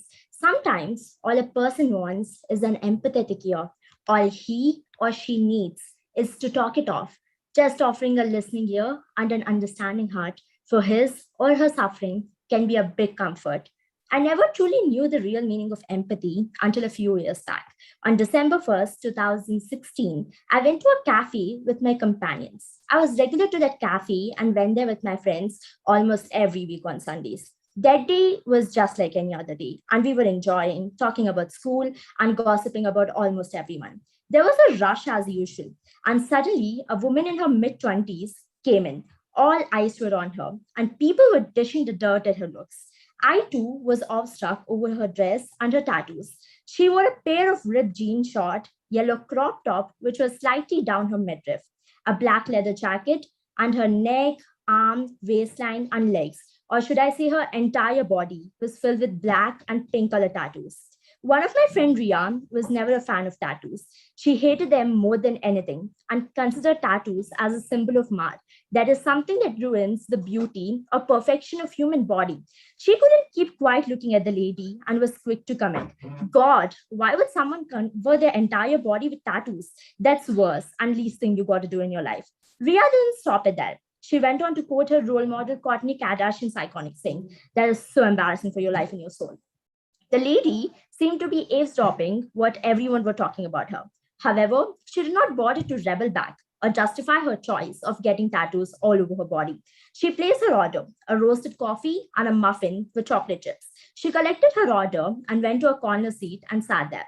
I was observing all this and our eyes met. She gave me a smile, a simple yet warm one, and I replied back with a nod and a smile. After a few minutes, my friends started talking about studies and I lost focus on the lady as I was busy discussing about the upcoming project with them. A week after that incident, I went back there again on a fine Sunday with my friends. I forgot about the tattoo woman, or that is what my friends called her. We were supposed to make a presentation on King Ashoka for our history class. My friends were copying from the net, but I wanted to make something that changes the perspective of people who consider history to be a boring subject. I wanted to make something creative and interesting. I was preoccupied with my thoughts, and suddenly my friend Rohit gave me a slight nudge and whispered, There she is, the tattoo girl. I looked at her and recalled what happened last week. She gave me a smile, but this time I did not return it back as my friends were looking at me. Ria asked me why she smiled at me, but I skipped the question, saying that she mistook it. I observed that she ordered the same thing again and sat on the corner seat. After some time, my friends left, but I stayed back as I had to still work on my presentation. The tattoo girl came and sat next to me after all my friends left. I saw her and smiled and then explained and apologized why I could not respond to her before. She said that she understood the entire situation before itself and asked me not to apologize. She inquired about what I was working up and came up with beautiful ideas about how I can make the presentation good and encapsulating so that the audience stay engaged. I wanted to ask her about her tattoos, but I did not have the courage to. Finally, I took a deep breath and asked her about it. She said, Can we talk about this in the park? I gave a note and we went to the park. There we sat on a wooden bench and she went on to narrate her story. The tattoo girl, whose real name was Minna, and she had a degree in history. She was born with Cushing syndrome, due to which she had stretch marks all over her body. She was bullied in her school due to this, and when she turned 18, she decided to cover those tattoos. Everyone in her family were against the idea of getting tattoos, but she went ahead and got them. She said, Everyone says that this is so embarrassing for your life and your soul, but no one tries to understand how much comfort it gives to my life and my soul. She sadly chuckled after that. I was going to say something, but she again questioned me, asking if I knew why she always ordered a bitter coffee with a sweet muffin. I said it is because maybe she likes it. She replied, I like it because it's a combination of bitter and sweet, just like how our life is. Life is jolted by events that are wonderful and terrible, gorgeous and tragic. That day, I understood a person for the first time in my life. She said I was empathetic, and that was the most interpersonal quality someone could ever have. Empathy is walking a mile in someone else's moccasins. That day, I could have shown sympathy, but I rather chose to show empathy. In the words of Dennis Lehane, empathy is getting down on your knees and looking someone else in the eye and realizing you could be them, and that all that separates you is luck. Thank you.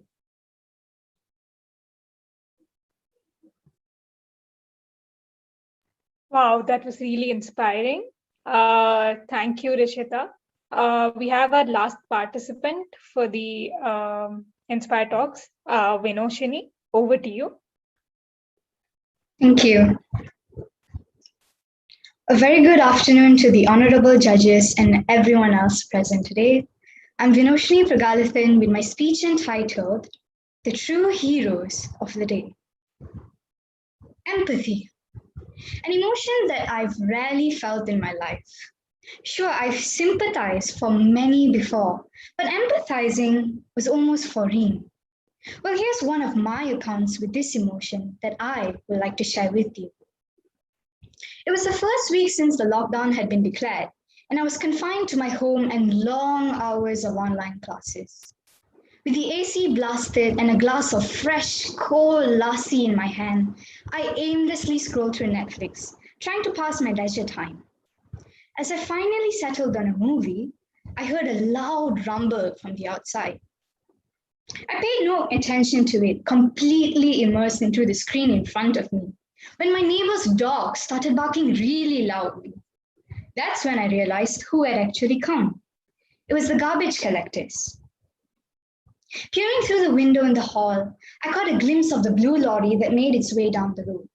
Stains and scratches littered its body, and a horrible creak was emitted every time it came to hop. Sure, I've seen garbage collecting lorries before, but I've never really paid attention to it. With both hands on the steering wheel, a plump man sat in the driver's seat, constantly eyeing the side mirrors. And in a blink of an eye, two men rushed towards the other houses and pulled the bins out.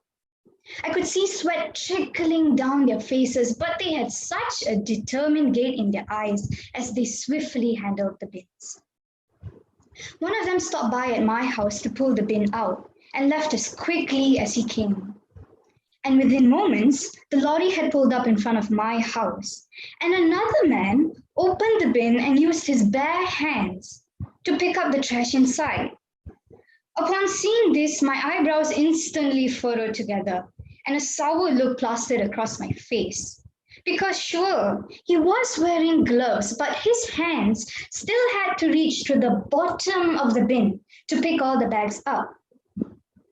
I barely had time to register in the incident in my head when a sudden wave of putrid stench permeated through the air.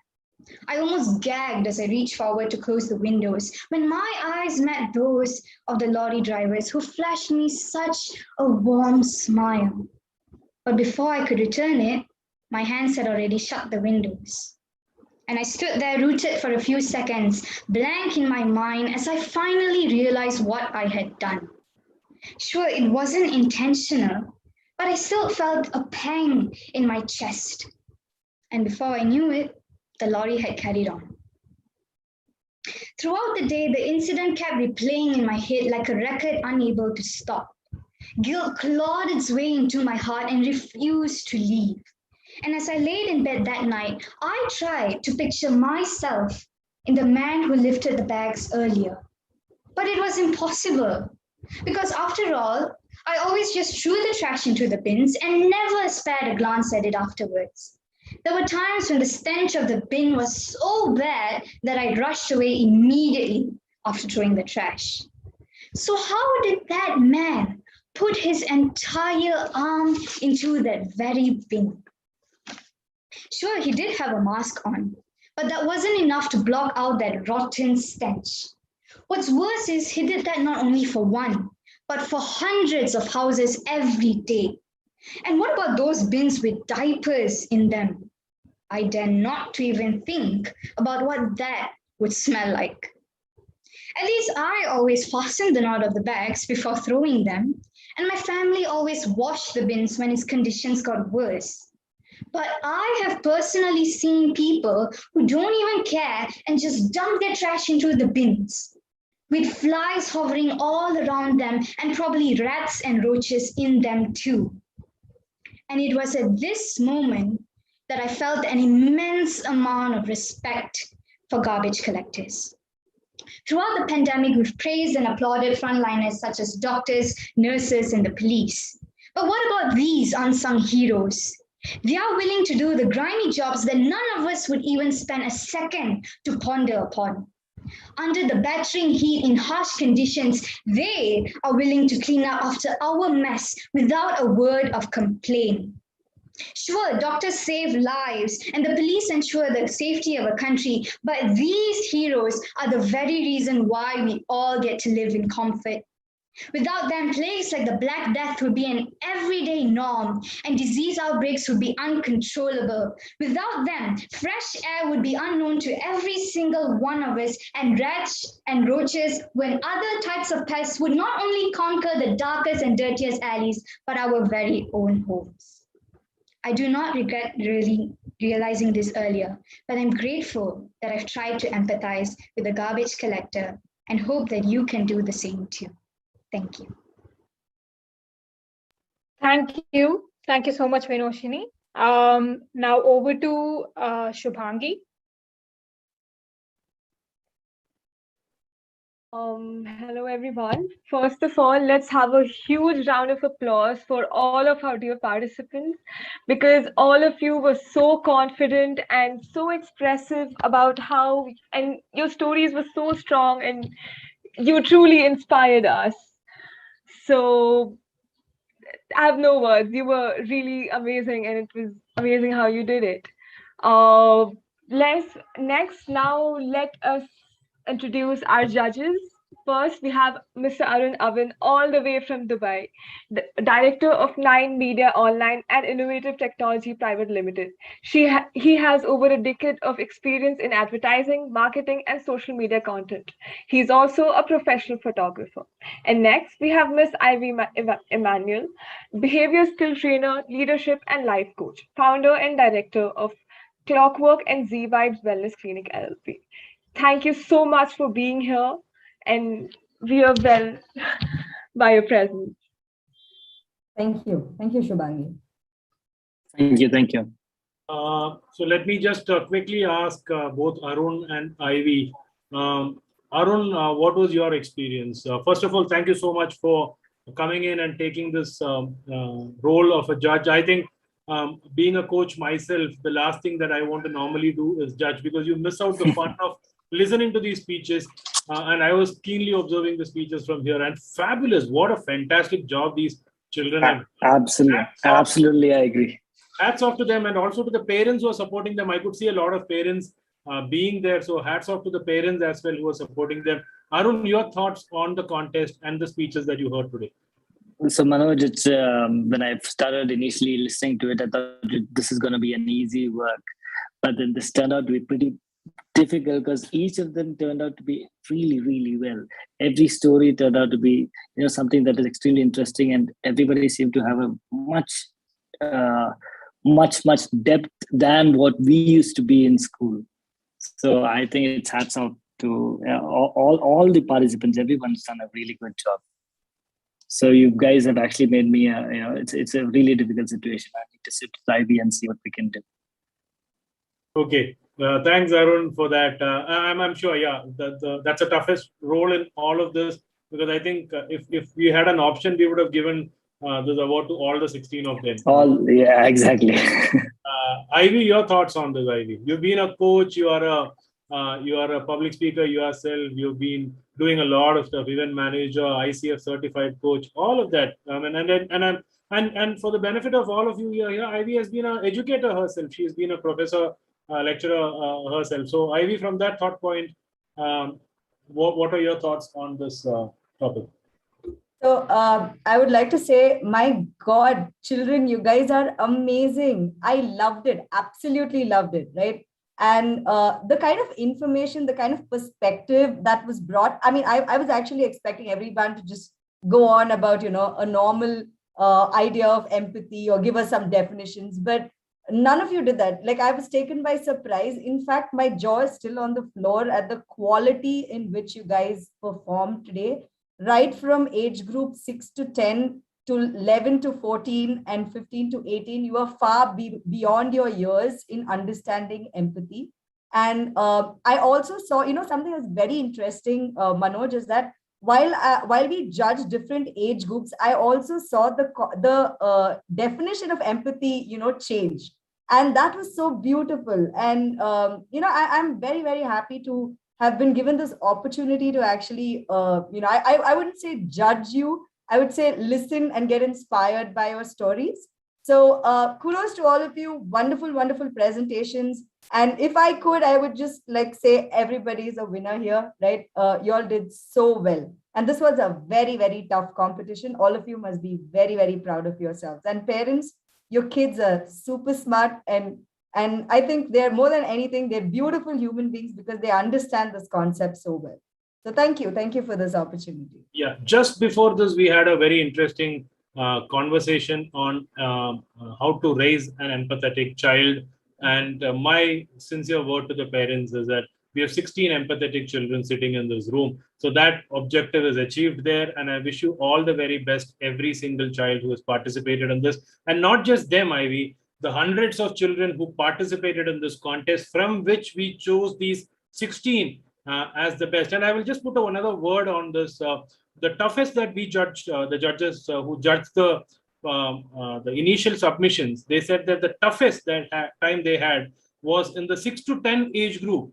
And that's why we have 6 of them instead of 5, because we could not keep one away, and they had to take a special, they insisted that we should have 6 and not 5 in that. That's why we have 6 of them participating. So that was an even tougher job for them to kind of go through all those entries. So every single person who submitted entry to this has been an inspirational story for us. And having read through them, listening to these children, we are inspired more than anyone. So a word of appreciation to every single parent in this room, because just like how Balaji and Sushila ma'am were saying in the previous discussion, along with Ivy, it all starts at the home. So you have done a phenomenal job in raising an empathetic children. And children, do not give up on this. This is just the start of the story. This is not a contest for us. This is just something that we are very passionate about, showcasing to the rest of the world on what we believe in as EduWeave, as BSEI, as the Bangalore Schools community, that is to inspire each other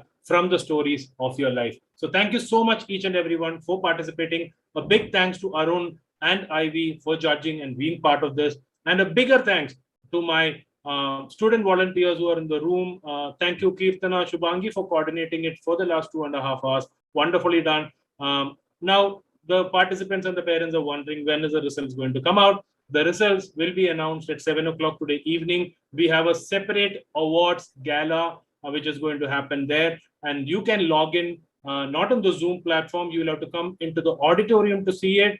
Shubhangi or Kirtan, if you can just put a message to all of them who are in the Zoom, www.bsei.in. That is where all of you need to log in and view the results. We will have a fantastic events gala and an award ceremony that Arun and Ivy, I especially welcome both of you to be part of that gala as well, because you can announce the results and share your thoughts on what you felt about this contest. So we sign off for now. We come back at 2:30 for the next event, which is going to be on, and I request all the parents who are listening to this, please come back to the auditorium, bsei.in at 2:30, because we're going to have a very interesting discussion on flexible and online learning. It's going to be a discussion on online learning and where it is going, the future of it. So please come back for that at 2:30 sharp. We look forward to seeing you all. We take a break till around 2:30. We will see you there. Thank you so much, Ivy. Thank you so much, Arun,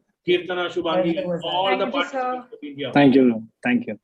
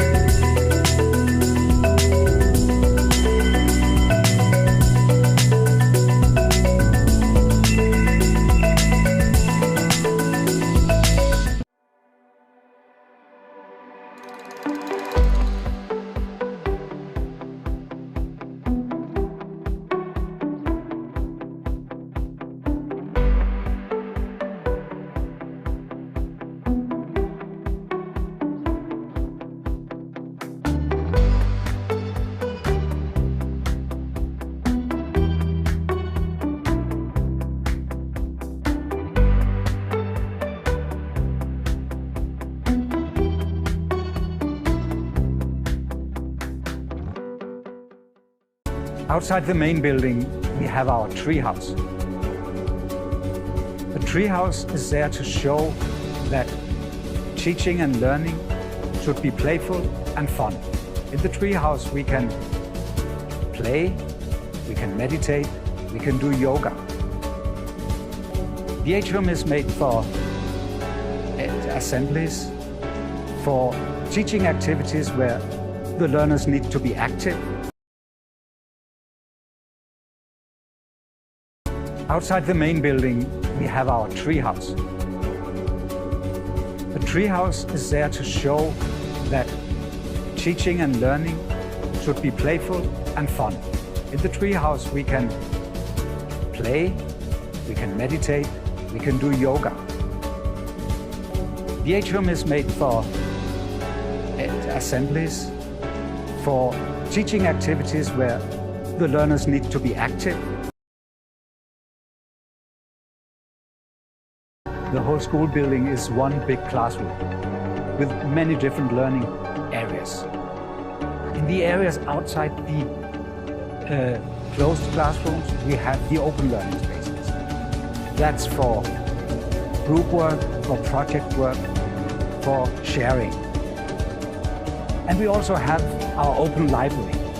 The library area is a big area for academic focusing, for reading.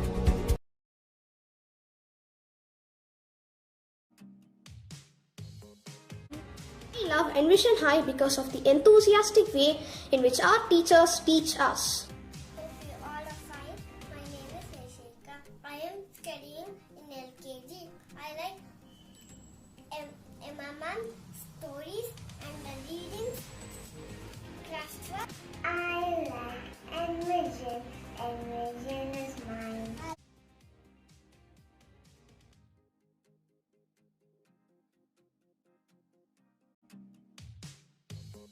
I love my school because so many activities. Hi, my name is Saharsh, studying in LKG. Do you like your Envision High School, Saharsh? Yes. My name is Tanya and I am in UKG. And my school name is Envision High.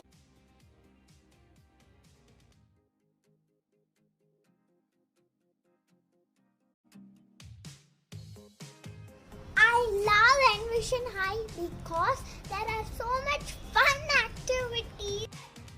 I love Envision High because of all the teachers. Hi, I am Virat. I love my school because they teach me good things.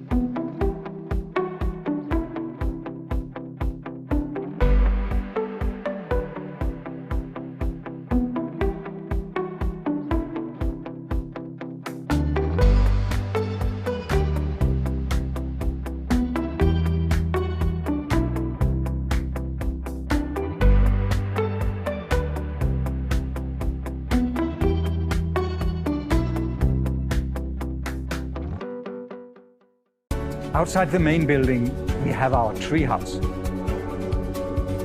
The treehouse is there to show that teaching and learning should be playful and fun.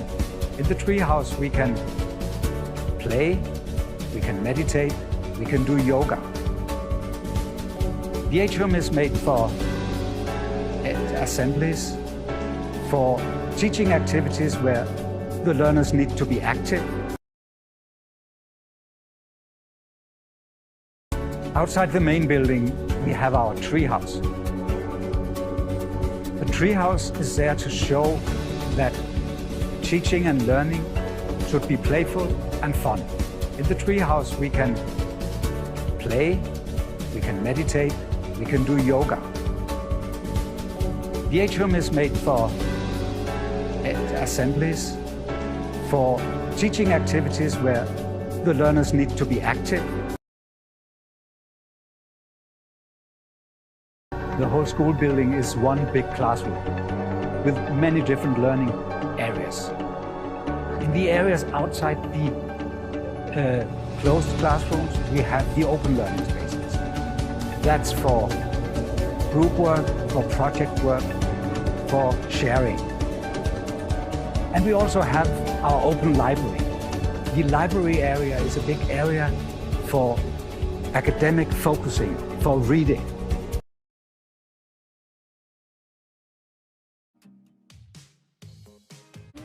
We love Envision High because of the enthusiastic way in which our teachers teach us. I am studying in LKG. I like Emma stories and the readings. Craft. I like Envision. Envision is mine.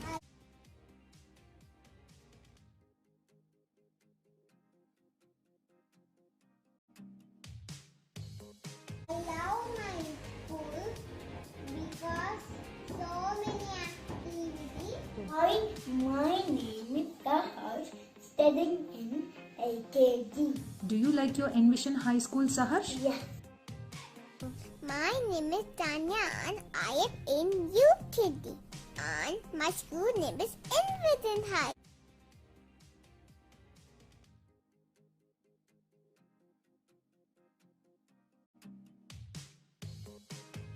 I love Envision High because there are so much fun activities.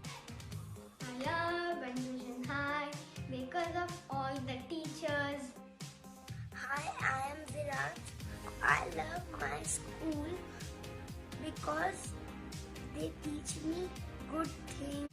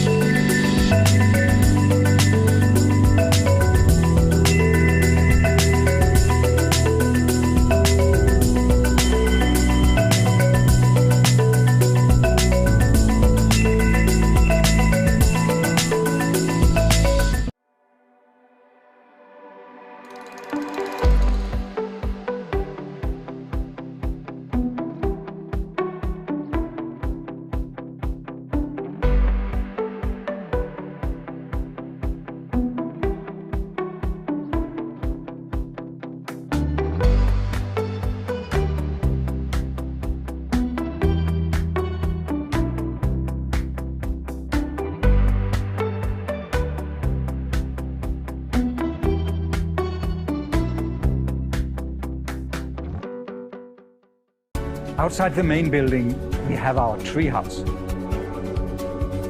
The treehouse is there to show that teaching and learning should be playful and fun. In the treehouse, we can play, we can meditate, we can do yoga.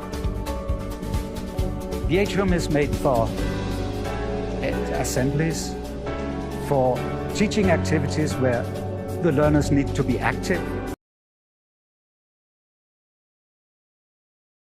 Outside the main building, we have our treehouse.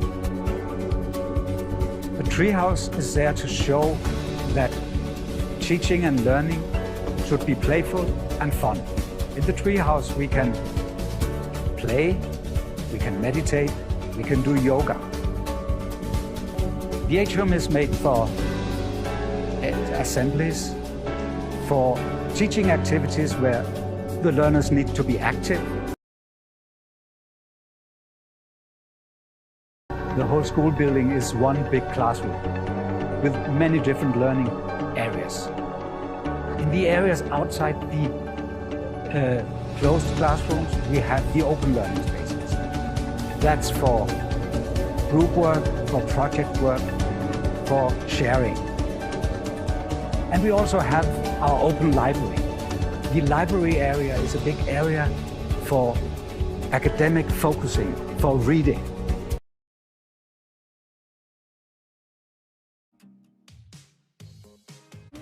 We love Envision High because of the enthusiastic way in which our teachers teach us. I am studying in LKG. I like MMM stories and the reading craft. I like Envision. Envision is mine.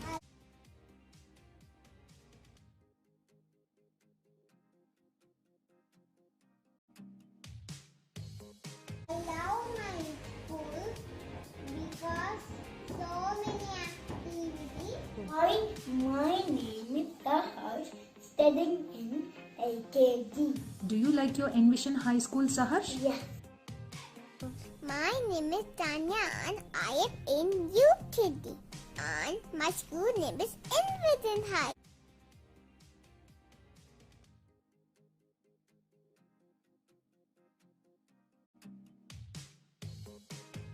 I love Envision High because there are so much fun activities.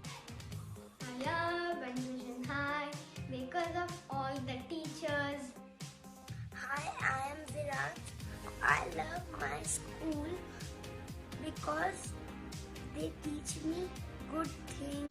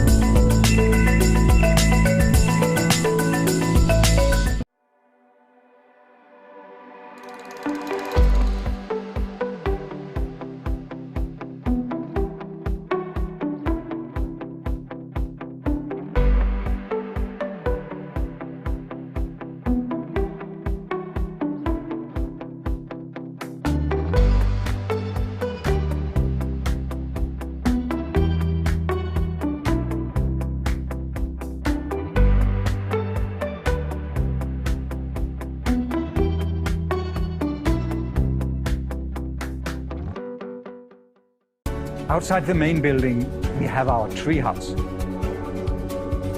The treehouse is there to show that teaching and learning should be playful and fun. In the treehouse, we can play, we can meditate, we can do yoga. The atrium is made for assemblies, for teaching activities where the learners need to be active. Outside the main building, we have our treehouse. The treehouse is there to show that teaching and learning should be playful and fun. In the treehouse, we can play, we can meditate, we can do yoga.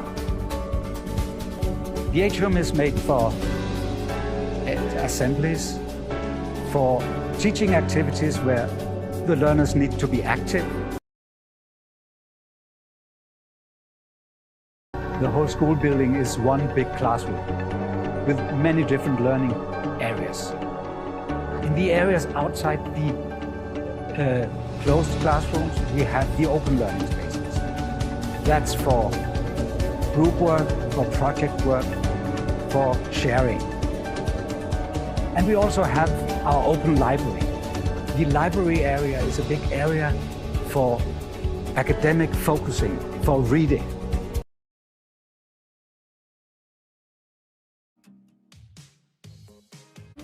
We love Envision High because of the enthusiastic way in which our teachers teach us.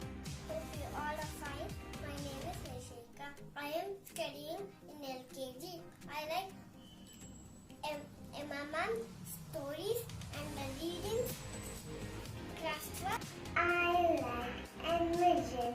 Envision is mine.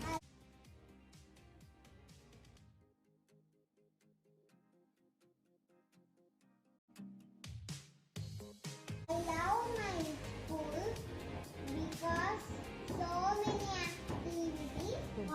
My name is Saharsh, studying in LKG. Do you like your Envision High School, Saharsh? Yes. My name is Tanya and I am in UKG.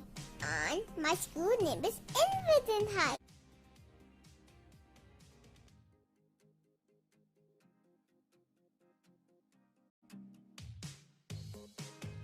I love Envision High because there are so much fun activities. I love Envision High because of all the teachers. Hi, I am Viraj. I love my school because they teach me good things.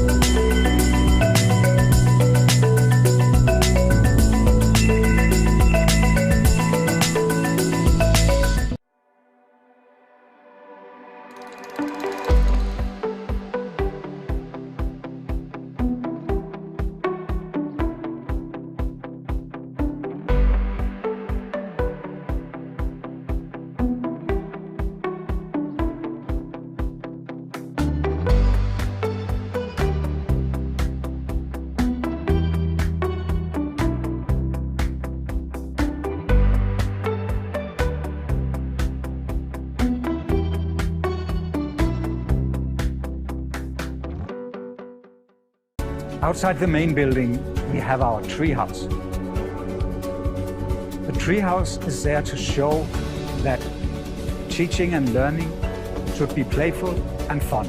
In the treehouse, we can play, we can meditate, we can do yoga. The atrium is made for assemblies, for teaching activities where the learners need to be active. Outside the main building, we have our treehouse. The treehouse is there to show that teaching and learning should be playful and fun. In the treehouse, we can play, we can meditate, we can do yoga.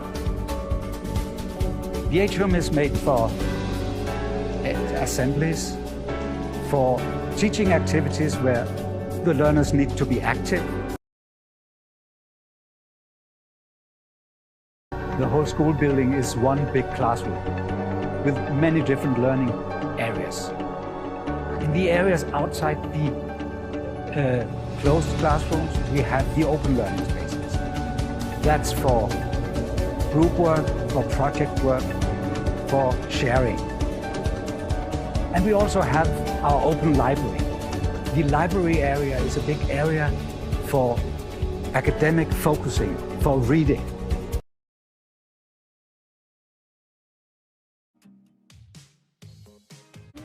We love Envision High because of the enthusiastic way in which our teachers teach us. I am studying in LKG. I like MMM stories and the readings. Craft. I like Envision. Envision is mine.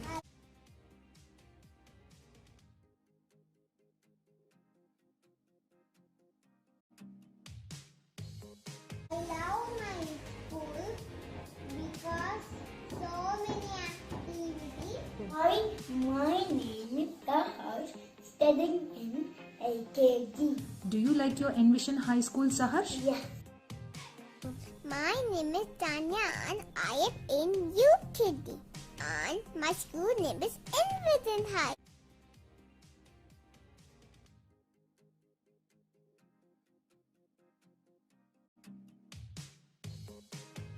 I love Envision High because there are so much fun activities.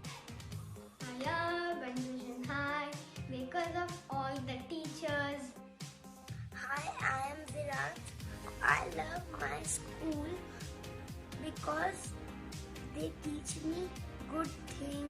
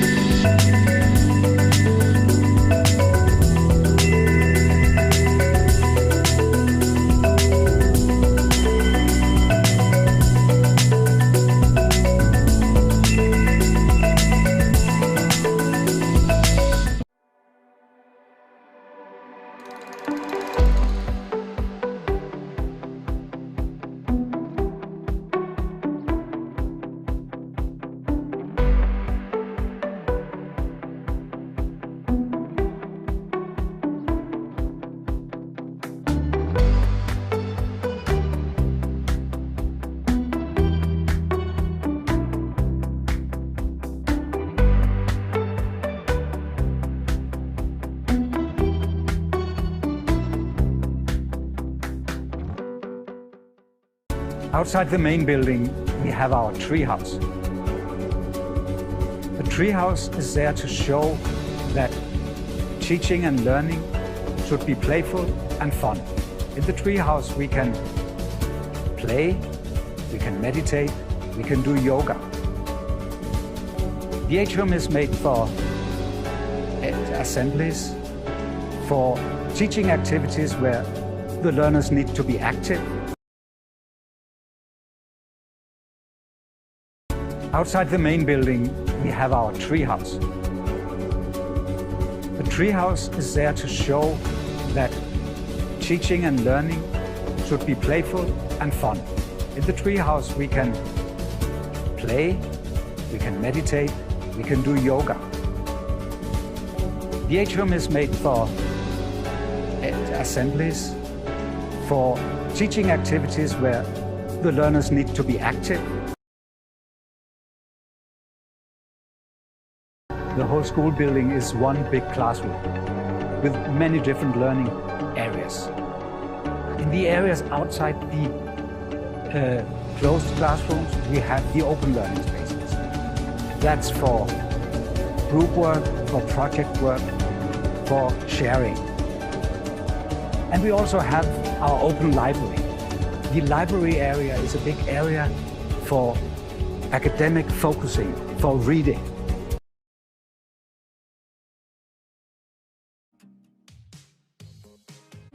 We love Envision High because of the enthusiastic way in which our teachers teach us.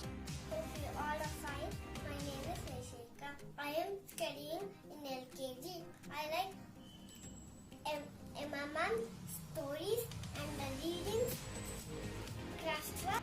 I like Envision. Envision is mine.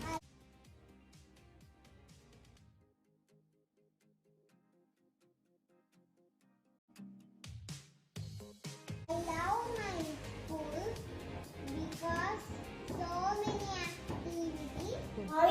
My name is Saharsh, studying in LKG. Do you like your Envision High School, Saharsh? Yes. My name is Tanya and I am in UKG. And my school name is Envision High.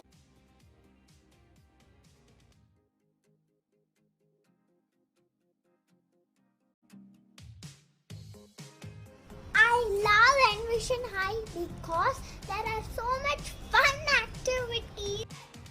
I love Envision High because of all the teachers. Hi, I am Virat. I love my school because they teach me good things.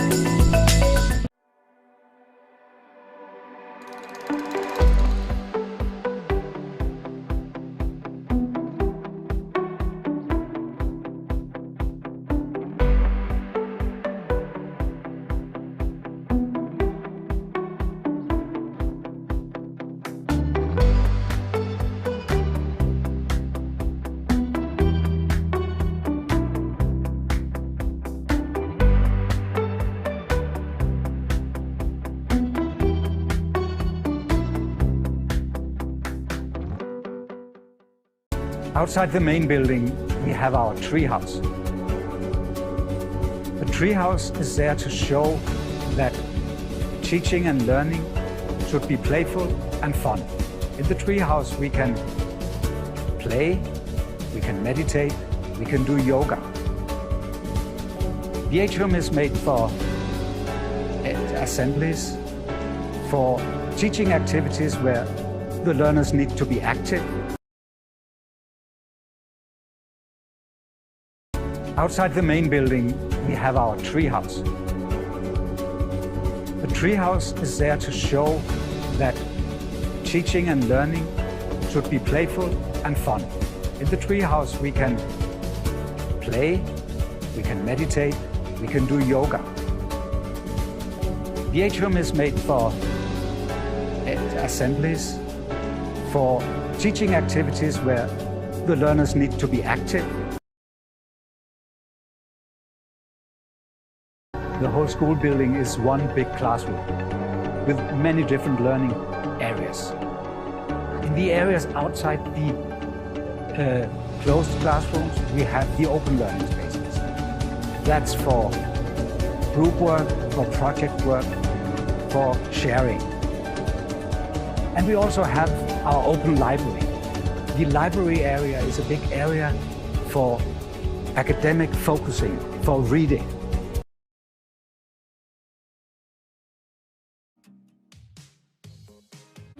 We love Envision High because of the enthusiastic way in which our teachers teach us. Hope you all are fine. My name is Rishika. I am studying in LKG. I like MMM stories and the reading craft. I like Envision.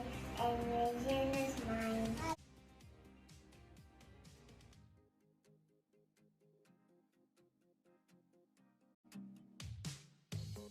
I love my school because so many activities. My name is Saharsh, studying in LKG. Do you like your Envision High School, Saharsh? Yes. My name is Tanya and I am in UKG. And my school name is Envision High.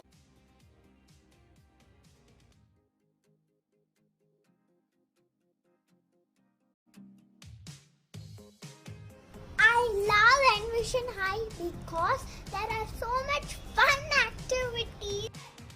I love Envision High because of all the teachers.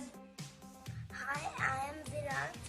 I love my school because they teach me good things.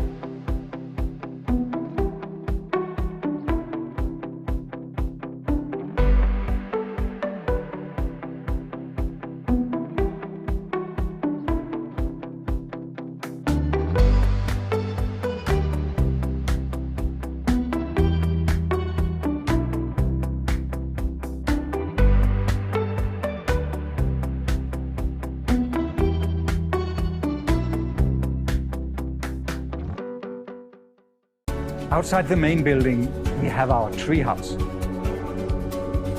The treehouse is there to show that teaching and learning should be playful and fun. In the treehouse, we can play, we can meditate, we can do yoga. The atrium is made for assemblies, for teaching activities where the learners need to be active. Outside the main building, we have our treehouse. The treehouse is there to show that teaching and learning should be playful and fun. In the treehouse, we can play, we can meditate, we can do yoga. The atrium is made for assemblies, for teaching activities where the learners need to be active. The whole school building is one big classroom with many different learning areas.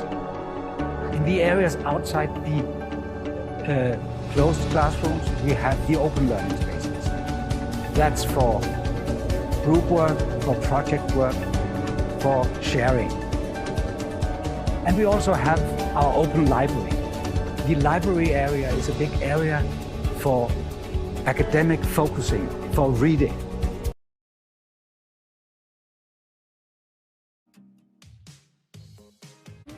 We love Envision High because of the enthusiastic way in which our teachers teach us. Hope you all are fine. My name is Nishika. I am studying in LKG. I like MMM stories and the readings. Craft. I like Envision. Envision is mine.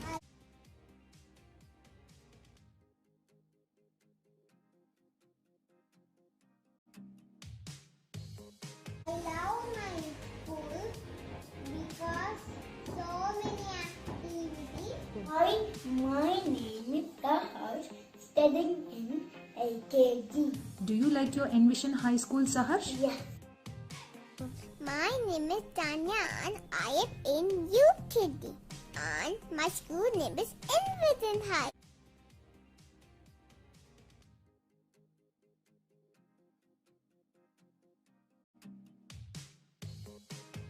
I love Envision High because there are so much fun activities. I love Envision High because of all the teachers. Hi, I am Virat.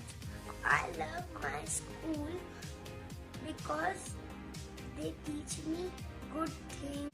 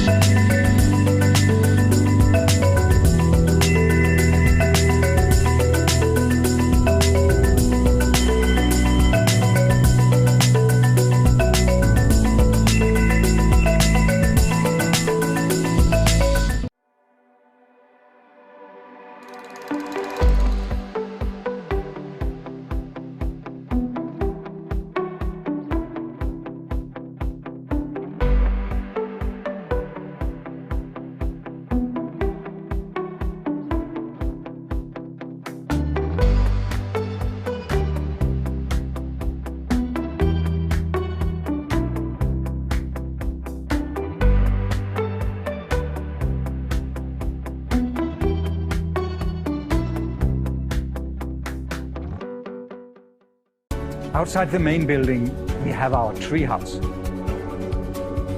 The treehouse is there to show that teaching and learning should be playful and fun. In the treehouse, we can play, we can meditate, we can do yoga. The atrium is made for assemblies, for teaching activities where the learners need to be active. Outside the main building, we have our treehouse. The treehouse is there to show that teaching and learning should be playful and fun. In the treehouse, we can play, we can meditate, we can do yoga. The atrium is made for assemblies, for teaching activities where the learners need to be active. The whole school building is one big classroom with many different learning areas. In the areas outside the closed classrooms, we have the open learning spaces. That's for group work, for project work, for sharing. And we also have our open library. The library area is a big area for academic focusing, for reading.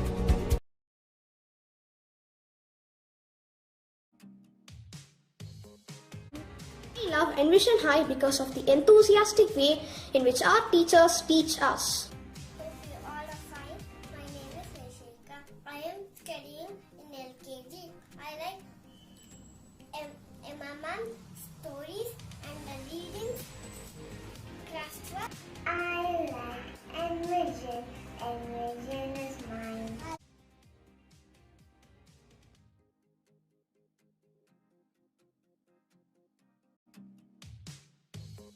I love my school because so many activities. My name is Saharsh, studying in LKG. Do you like your Envision High School, Saharsh? Yes. My name is Tanya and I am in UKG. And my school name is Envision High.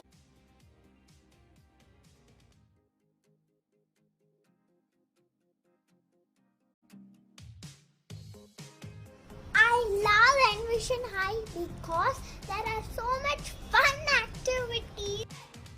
I love Envision High because of all the teachers. Hi, I am Viraj. I love my school because they teach me good things.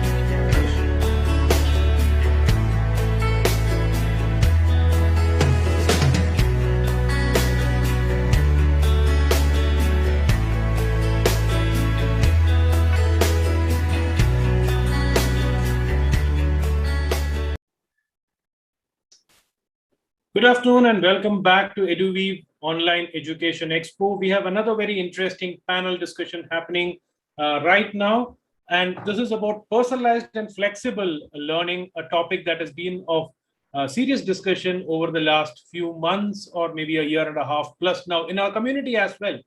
Quite a lot of discussions happening around this topic. So we thought it's important that we shed some more light into this whole new concept that is evolving. And we are very happy to have 21K team here.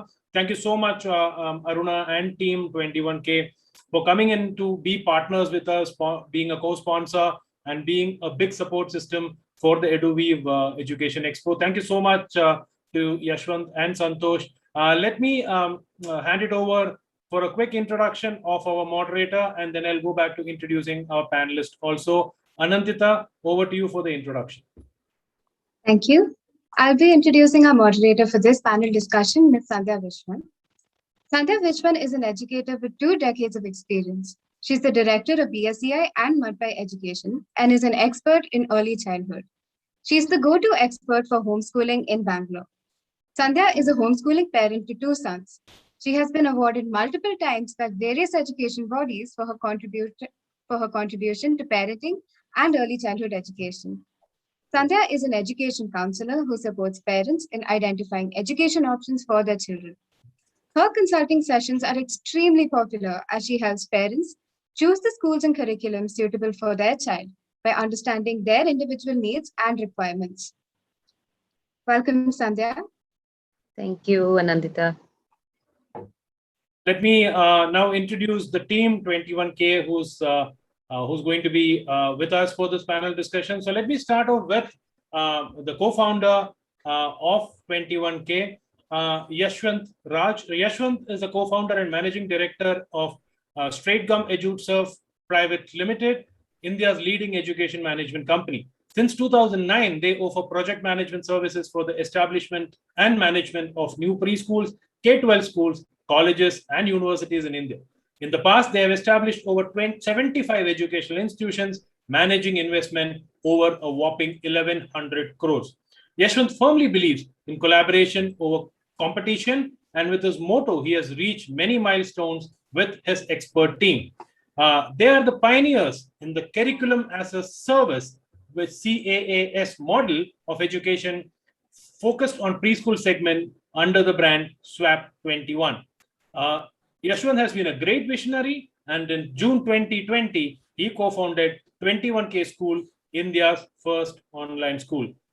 It gives him an opportunity to offer quality education across the country, overcoming the challenges of access, equality, and even affordability. With 21K, Yashwant's vision is to encourage and provide the new generation of homeschoolers with the first-rate learning tools for a well-rounded, meaningful, and joyful education. Yashwant has completed his MBA in Education Management from the University of Southampton, England, and has worked for 6 years with the Jain Group of institutions before embarking on his entrepreneurial journey.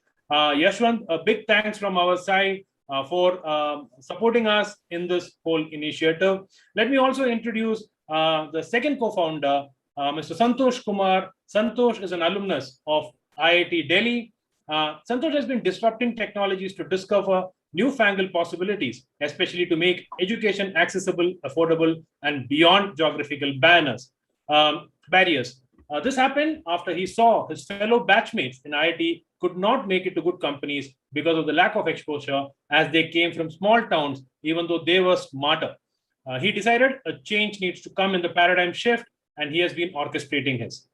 His first venture in education is 21K School, India's first online school coveted international with international affiliations. Santosh is a passionate traveler and a firm believer in the ability of technology to transform the quality of life. An avid reader and visionary, he's an innate ability to connect the dots to foresee the hidden potential in every promising idea. Santosh is also a father who's striving to make tomorrow better for his children. A big thanks to Santosh as well for supporting us in this great initiative. Now, let me introduce the second panelist that we have here today with us, Ms. Aruna Shetty. She has a BA from Mumbai University, and she has got a diploma in fashion designing from the JD Institute of Fashion Designing. She got a PG diploma in early childhood care and education from SNDT University in Mumbai, and also has a CIDTT to her credit. She has joined as an academic head of 21K school, and she has got more than 17 years of experience in international boards, IB, Cambridge assessment, etc. As an educator, she feels extremely grateful to the profession where she gets an opportunity to view every human being's growth and learning. She has always believed in an open door policy.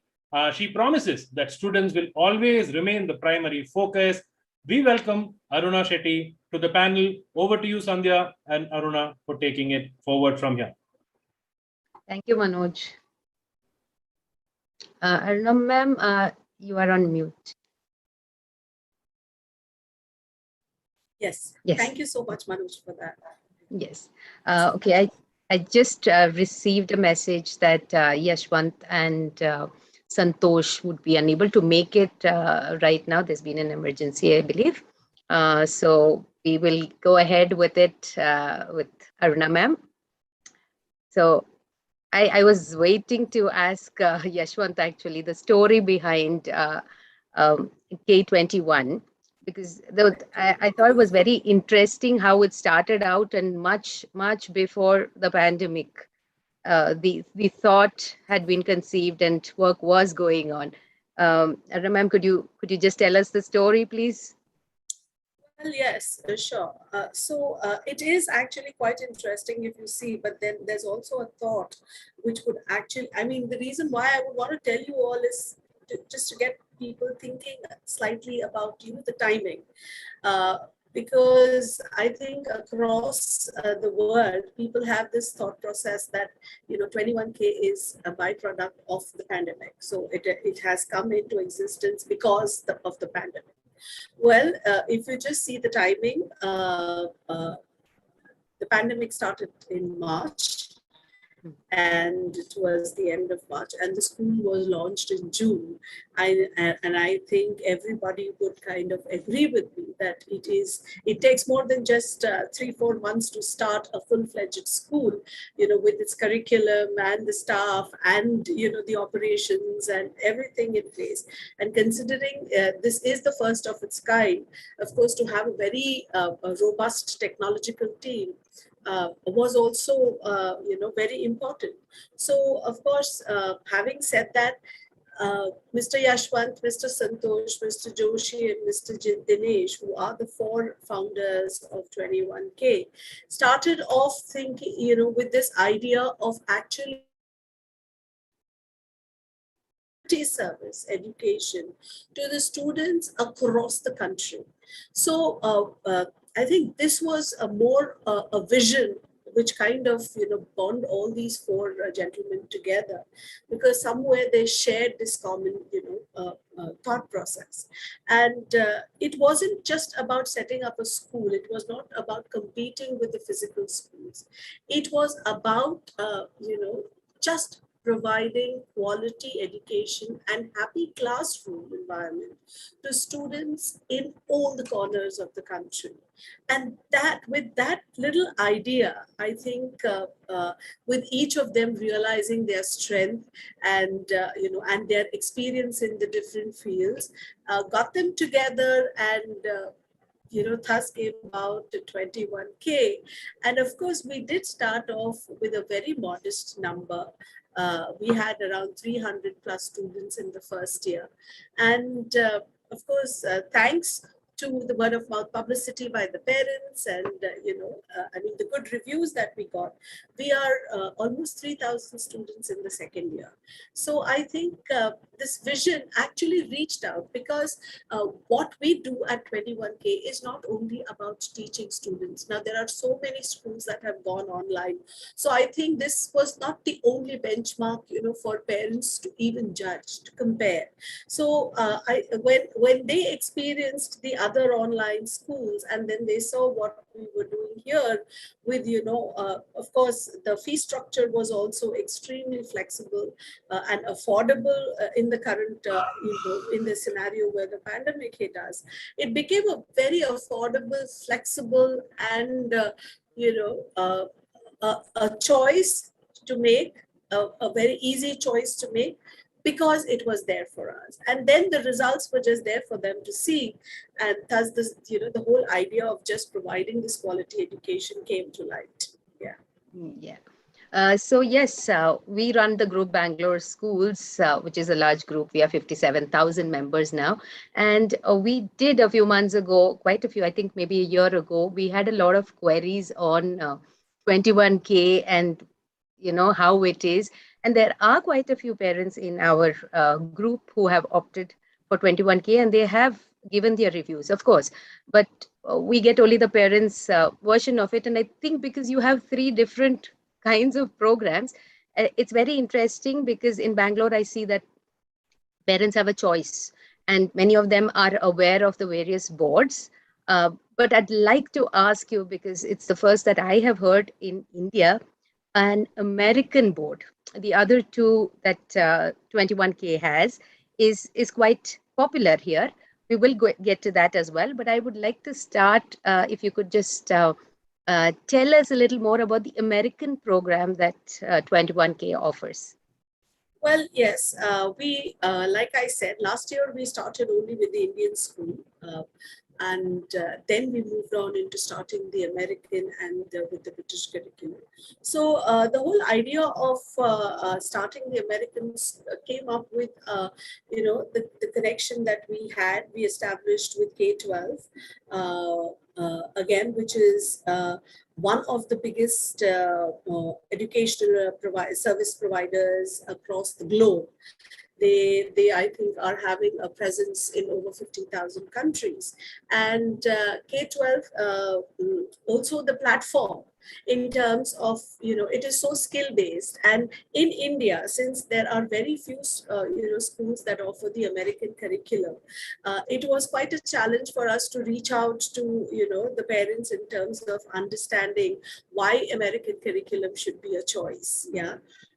Of course, the whole idea was, it kind of set in with parents who probably would want their students to go into the unis later on, after the K-12. So, so having, kind of set up this affiliation, it became easier for us to launch this program, wherein currently we are running the program from KG2 to grade 8 in the synchronous setup. And from the diploma programs, we have it in the asynchronous setup, where they have supported directly from Pride, and it is affiliated with Cognia University, so it is a very recognized certification as well for students who either may want to access or who may want to further go into universities ahead, or they may want to join the universities here. So so all of the entire K-12 program is available for students in terms of accessing. We are also having the dual diploma program, which supports the students in the Indian schools who are following any other board to parallelly do this kind of evaluation where they get their scores, they get their credits, and it takes them 3 years, 4 years actually, from grade 9 to grade 12 to achieve those credits. And once they achieve those credits at a pacing, then they get admissions into the universities directly, which kind of makes it easier for them where they have to escape, all the steps of doing the SATs and all of that. So that whole transition into universities makes it easier for students by adopting the dual diploma program also. So that, in a nutshell, is what the American curriculum is all about. Okay, so that's interesting. Let me just try to get this right, if I've understood this right. So a student who is, one of the options is a student doing an Indian program can do the American program in high school alongside and get credits and the certification for both the Indian program as well as the American curriculum or the American certification, which makes it seem like the child was or the student was in the US and taken all those assessments, makes it easier to get to universities in the US. Am I right? That's correct. That's correct. Wow. Okay. I think the homeschoolers would be quite interested with this option. Or alternatively, one can choose to take only the American curriculum and finish off with the certification. Perfect. Okay. So the whole idea is to get, the 21 to 23 credits. So once you achieve that credit score, then that I think it kind of makes you eligible to get into the universities. Okay. And at present, it is up to grade 8 that you have, and will be increasing. Yes, in the synchronous model. Yes. Oh, okay, great. Okay, so the second international curriculum that you offer would be the British curriculum, and though Cambridge is the most popular one in India, I'm aware. Y'all are going with the Pearson group, the Edexcel. Yes, we have taken an Excel affiliation for the British school for the coming year. This year, we were following the British curriculum as is, in terms of it just being skill-based, and so we kind of designed the curriculum along the framework that we acquired. And we have then, for the next year, of course, taken the accreditation of Edexcel. But this year, again, so next year it is a K-12 accreditation. So we will be a full-fledged school. For this year, we have from kindergarten to grade 5, and then we are offering from grade 6 to 10 with the NISAI, which is again one of the 4 companies which is affiliated with Cambridge. So our students who will be joining the NISAI for grade 6 to 12 will also get their Cambridge certification when they appear for their either IGCS assessments or their A-levels. Okay, and the assessments would have to be taken through an affiliated or registered IGCSE school? Yes, yes, yes, yes, okay, yes. Okay. So that we will help the students, of course, get into the schools, nearby schools, sure. with Cambridge. Right. And what about the American curriculum and the assessments? So theirs is they have their own inbuilt grade book. Okay. So it is a continuous kind of evaluation, as against having standalone assessments, unlike our Indian curriculums. So it is more ongoing in nature, and everything that they do is, directly kind of translated into their grade book, which is then generated as a report card at the end of the term. So it is just a continuous procedure. Okay. And now coming to the Indian curriculum that you all offer, is it the NIOS or NCRT base, which can lead to the NIOS exam? So we follow the NCF, and yes, we do. We are affiliated with NIOS. So it is just a whole amalgamation of both. Okay, so the NCF is the National Curriculum Framework, yes. for the benefit of the audience, yes. And these are guidelines on what concepts need to be covered, and not necessarily a curriculum over which curriculum can be built up using these not principles but the concepts put together, and not it doesn't go by age. It just I think not even classrooms, right?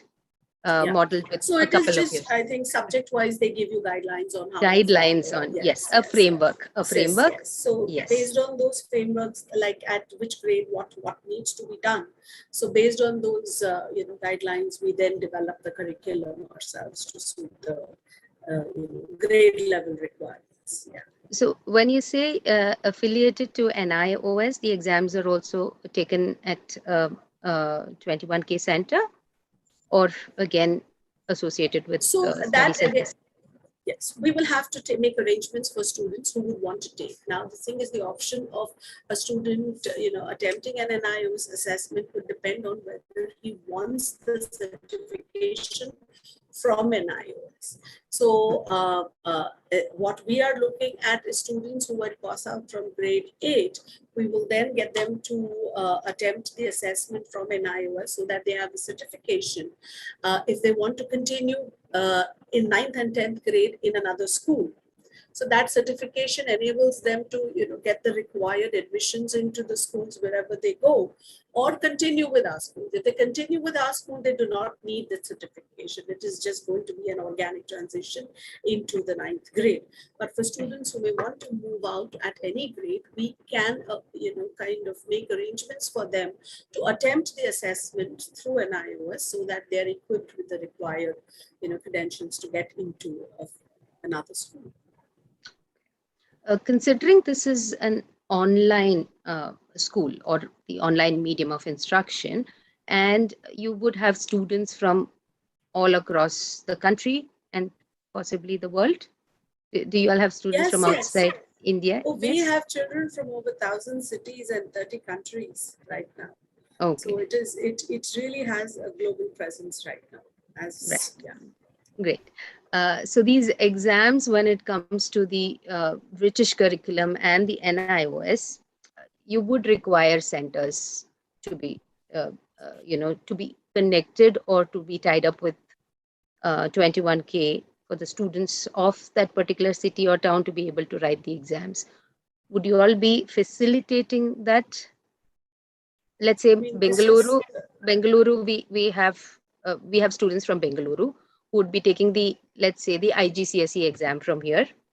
And there might be students from Mumbai, there might be students from Delhi or Chennai, Hyderabad. So are you all tied up with schools at every examination centers at every city to facilitate the exams? Yes, we will definitely be doing that. Yes. Yeah. Wherever affiliations are required for the students to attempt their assessments, definitely we will be going ahead with the schools in whichever city that we need to affiliate ourselves with. Yes. Right. I'm just collecting more information because there's a lot of queries on what actually. See, the thing is, right now we've not really had to do all this because we were very, at grade 8 level only, right? So for next year, we will be prepared for all of this. Yes. I'm sure because I've spoken to quite a few parents, and many of their many I think are students of primary schools.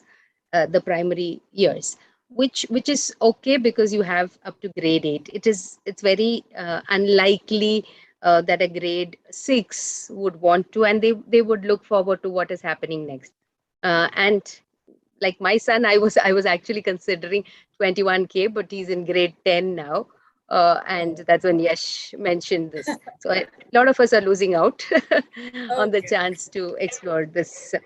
So I do understand that this 21K as a platform was started out keeping in mind students, homeschooling students, not necessarily just the community like ours who do it out of conviction, but also students who couldn't avail of quality education in small towns, or they were probably pursuing their passion in some field, let's say sports or arts, something like that. Now, in that case, when you say it's an online school, just like any other school, except for the online mode of instruction, how would the timings be staggered? Because these children might be spending a lot more hours in a day to pursue what they are or practice what they are doing. So regular school timings will not be helpful for them. Is this flexible enough or customized 21K's platform? So yes, you, Sandhya, mentioned just a few reasons why people would opt for homeschooling. Of course, pursuing their interests or talents is definitely one of them, and we do have a lot of students who participate at the state level, national levels, and they need a lot of practice time, and and for us, we make it very flexible in terms of the timings of the school, of be customizing according to the requirement of the students, and also evaluating them according to their convenience rather than ours. And it is not only for these students, in fact, I think we are one of the schools that really kind of is flexible for students across, irrespective of only the students who are pursuing their talents, but also to students, when their assessments are conducted. In fact, we have additional dates allotted for students who could have missed, their assessments because of technical issues or, whatever have you. I think that flexibility most students do not get in other schools. So, when you're ill, for example, there are children who cry because they want to attempt the assessment, but then they're unwell on that particular day. And then the parents request that, my child is so unhappy because, she was prepared and did not get. We then, permit the child to attend on the days allotted so that the child feels, happy that he got to. So like I said, it is more about, ensuring that the environment is a happy environment, for the child to grow, because a happy environment is a healthy and conducive environment for any learning child, right? A child who is learning.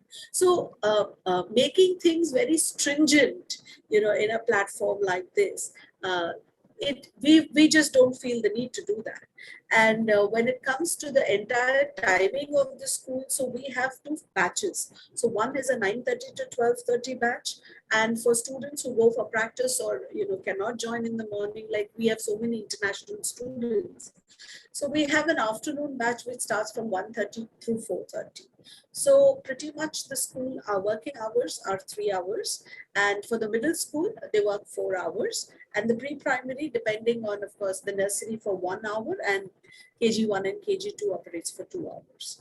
So that's pretty much how the school functions, giving enough and more time for students to pursue whatever they want after school hours, and relaxed enough to have time to even recapitulate whatever they have done in the school. Our homework policy is not very stringent, so it is more relaxed in terms of the entire learning ambience created for a student. Okay, you mentioned the assessments. Are these like regular school assessments, which is a question answer session? Some of the schools are moving away from that and having experiential or maybe things to do as assessments. Do you all have something like that where observations come back? Or so Sandhya, the way we look at assessment, it is more about informing a child's learning. It is not about how much a child knows just through a series of questions, which maybe the child is just not interested in answering. So when it comes to, so we have only 2 main formal assessments, which is summative 1 and summative 2, which is again a predominantly a skill-based kind of assessment. All the others, so we do have formative assessments, but then those are very informal in nature, wherein it is not one assessment that is taken as your benchmark for learning. It could be any activity that you do which showcases learning is considered as your formative assessment. So it is more observation based, more anecdotal based, more evidence based, because we would either have a recording of it, or evidence in some form which kind of showcases that, okay, this child has understood this concept well and we can move ahead. So that's how the assessments happen. Okay, which is actually the purpose of formative assessments. Unfortunately, many of the schools in India tend to just rename the term exams as summative and the unit tests as, the formative Exactly. exams. And Santosh and Yash were very clear, they said, let us take away the pressure of the word exams from the students. So we all believed in that. And, because we believed in that, it became very easy for us to work towards it. Because, see, there is no point. The parents are pressurized, the children are pressurized. Of course, I'm not saying in the second year we have achieved 100% success. There still are a few parents who are, they still kind of are a little stressed when it comes to the assessment time, that period. But then when they see the nature, the way the assessment is kind of, prepared or designed, then, they're feeling that, okay, this is all about a child's thinking skills, it is so skill based that the whole purpose of them rote learning is just not needed, and we are very sure, Sandhya, that it is, of course, going to take some time for all the parents. Of course, tomorrow we are going to grow as a school, and we will have a larger challenge at our hands, where it means educating and changing the mindset, and making it more growth oriented. But then, yeah, I mean, see, everything takes time. But we are extremely, kind of patient, and we know that we will get there. And over a period of time, instead of us talking, we would rather let our work, do the talking. When they see the change in their children, who become, they start questioning the world around them. So at the end of the day, that is what we are aiming, that, the children, they should be showcasing all the skills that they have, kind of developed. So that, I think that is going to take time, right? Yes, and it's not, it is a slow process, and we as a generation, I think, are conditioned because of the board exams to kind of bring it down and stagger it all the way down. However, the interesting part is that 21K, the programs that you offer do not require rote learning. In fact, the assessments of UK curriculum as well as the US curriculum require a different kind of assessment rather than the question answers that we are used to.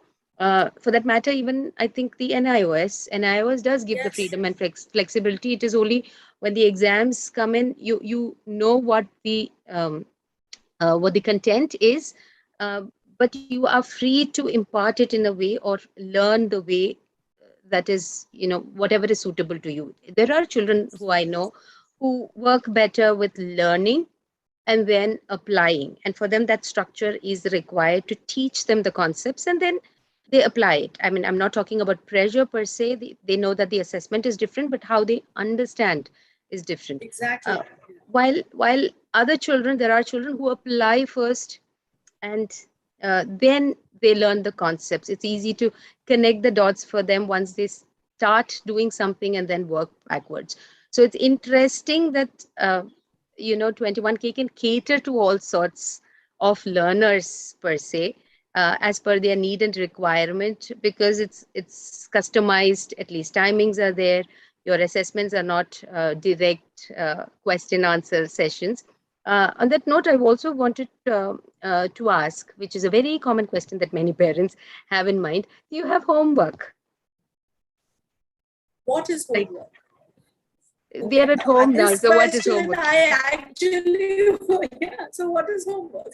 Everything is homework only. Whether it is schoolwork, also it is done at home. Right. See, a mindset, a very typical mindset of parents is homework should be given to engage the students long enough to keep them out of their hair. So the objective of homework is not really perceived as, the child learning. Now, that homework becomes completely pointless where there is no learning. It has to be, whatever work they do, there has to be some outcome to it. And we do not believe in doing anything that does not have a very serious outcome. Now, homework is definitely given. We do assign home assignments, but they are more skill based, where the students are expected to conduct some research, they're expected to read some things. There might be some kind of concepts through worksheets, which may be, recapitulation of what they have done. But then we do not give them like 10 pages and 20 pages. It is again staggered. We do not give, all the subject teachers may not give the home connections on the same day. So we kind of, stagger it across the week.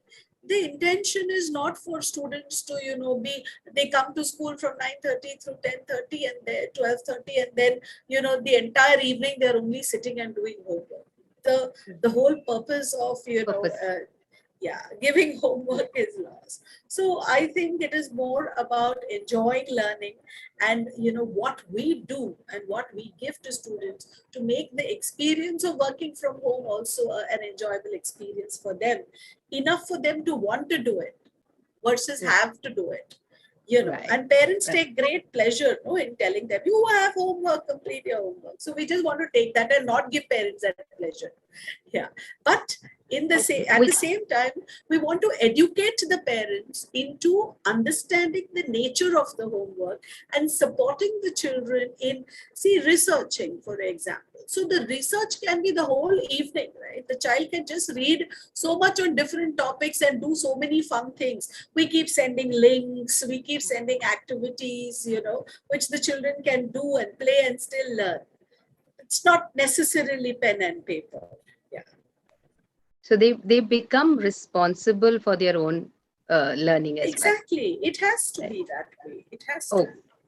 This brings me to another question. Any system, any educational system is actually dependent on one of the main stakeholders, the teachers or the facilitators. Now, how, considering that you would be having so many batches and so many students from different parts of the world, and the kind of education that you all envision to be imparted online, which is not easy. We have teachers who are used to being offline and you know, a regular way of teaching. How does 21K, what about the teachers? How do you hire them? How do you train them? You know, that's a whole lot of hours that the teacher is also working, but that training is very important, especially now that it's online. Even schools are struggling and it's a big challenge. So teacher training, I think, would be you know, a question that's there, the quality of the teachers, and how do you ensure that it's maintained across all our teachers? See, for us, we believe that, you know, I mean, our teachers would be the reason why, you know, the outcome of our achievement. And, you know, implementing whatever our ideas are, right? Now, of course, the selection process is not easy. The selection process is rather, you know, intensive and comprehensive in our case. So they go through a series of kind of interviews, and then the final interviews are taken by us.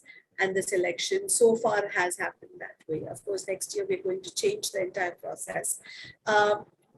After that, we induct them into understanding the school in itself, because for many of them, while they may have been teaching online for a year and a half, this becomes a completely different, you know, ball game in terms of understanding how a full-fledged school works. So then, yes, we take them to the entire technical training in trying to understand the portal, the LMS, all the different apps that we use, whether it is, you know, the tools of Zoom, what else. So they go through, you know, a training program to understand the portal and whatever, all the technological aspects of the school. And then we have, after that day, that they observe the classrooms for a few days. So after they get into the classrooms and then they observe the classrooms, there is an understanding of, okay, this is the expectation in terms of, okay, how we go about it. And of course, every grade has a coordinator, because we have almost 18, 19 divisions per grade. So we have a grade level coordinator who manages the grade. It is not possible to have a section-wise coordinator here. So, you know, each cohort has their own coordinator. And then we have, you know, a series of observations for the teachers. So right from, you know, the observations are, you know, a mandate in terms of we receive feedback in, you know, right from a teacher's understanding of the tech tools, to understanding the usage of LMS, to understanding class management skills. So all these areas are observed, you know, one by one. And once that is done, there is a reporting mechanism that, okay, so these are the number of teachers. So it is all data driven in the sense, so there we analyze that, okay, every teacher has to be observed a minimum of twice in a month. And so once we have the data together, we look at, okay, this number of teachers need tech training because they're not very good. So then a week-long tech training program will be again organized, where the teachers, you know, will keep attending it every day just to kind of recapitulate, you know, and understand all the tools that are there. And then if it is all about class management skills, something as simple as mute and unmute, whether a teacher is even able to do that effectively in the classroom, that is also again, kind of observed. So we have peer observations, we have coordinators who observe them frequently. We will be having in the second term external observations, plus we are constantly in and out of the classes, whether it is Yashwant or me. So we are also observing our teachers. So we give feedback. So if you see, the feedback it actually goes from all. The parents are constantly giving us feedback of what went well, or even better if in the classrooms. So we take feedback from students in terms of through reflection and exit tickets. So that also gives us an idea of whether the children liked a classroom or did not like a classroom. So we have a very solid practice of reflecting on our teaching, our day, our practices, so that we always strive towards the areas that need to be worked on, whether it is at an individual level or a team level. So then once this is done, then we do conduct training sessions for the teachers based on the requirement. That's interesting. You mentioned around 18, 19 sections. How many students usually are there in one section, one group? 24. 25 in the Indian school and 24 in the British school and the American school. Okay, so we have a few questions from the audience. Just going to read them out. One of the concerns of parents is that children are not spending enough time outside. And schools provide that as part of their curriculum. So what happens when it is online education? I mean, it's totally dependent on the parent, right? How would the school ensure that? See, you want to take your child outdoor after 12:30, you can be outdoor. I mean, that is what our timing is saying to you, right? You have only we 3 couldn't make years. school more flexible for you to pursue whatever you want to do. Now, you may want to go take your child. See, in a school, usually what happens is there are a set of co-curricular activities, that a child has to do it mandatorily, whether he's interested in it or not.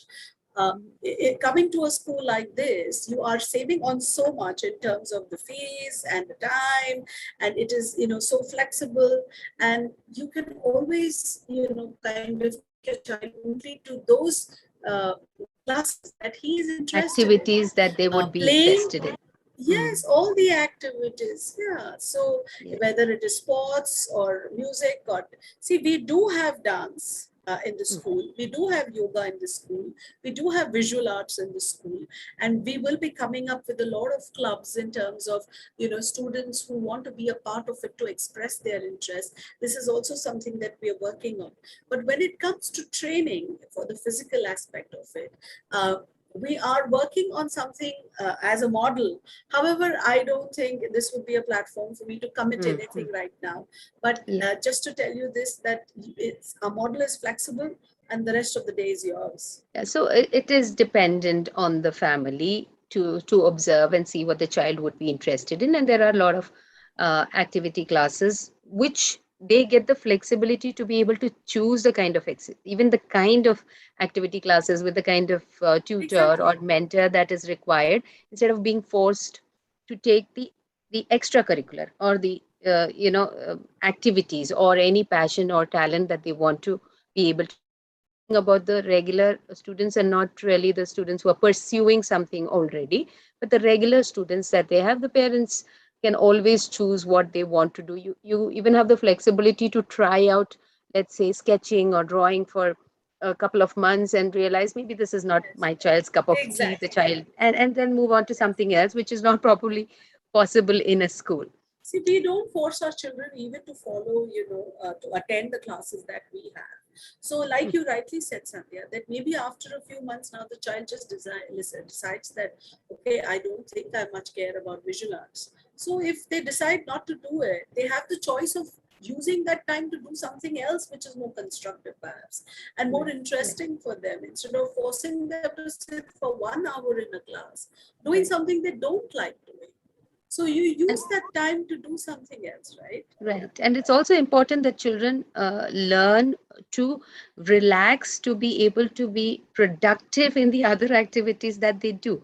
You cannot have chock-a-block activities planned out for a child and not think that they're going to be overstimulated and not know what to do with their faculty. So I think it's also important for parents to realize that the time, even if there's a routine or a timetable in a day, you need to keep in mind and have some time for the child to be either playing or just being, even if it is that they are bored. And I think, Sandhya, also, we truly believe that, that students should be given the choice to voice their Yes, opinions. Yeah. the autonomy along in with terms of agency, the boundaries. student agency is something that we are looking at. That okay, you tell us you don't like it, and we will try to reason out why you don't like it, and then maybe we come to a common understanding of okay, we agree that you don't really want to do this and should not do it. So when you do this, when students start making their voluntary choices in terms and being responsible for their own learning, I think the effort is more towards learning. And instead of everything, being forced and them realizing in their 40s that, what, my life was a waste of time, whatever I did. And then they're pursuing just completely different, choices in terms of profession. So why don't we make our students, we undermine, the intelligence of our students that they're incapable of making. Trust me, they are absolutely brilliant at making, such informed choices, and it just astonishes us. It is, I think, time that we start doing that. Right. As long as we parents and the adults around them also give them the freedom to make those choices, they'll never learn how to make choices. And suddenly they're thrown out into the world in their early 20s and expected to make those choices, and responsible choices at that, when they have not done it through their life. They're at schools where they're expected to follow instructions. They're at home expected to follow instructions. And that's all that they're taught to do. And then you expect them to make their decisions suddenly because they're an adult and they're ill-equipped there. So I think maybe, with these classes, with just 3 or 4 hours in a day, you have a lot more time to focus on these other life skills also. I'm not talking about activities, but these are also life skills that need to be developed. Definitely.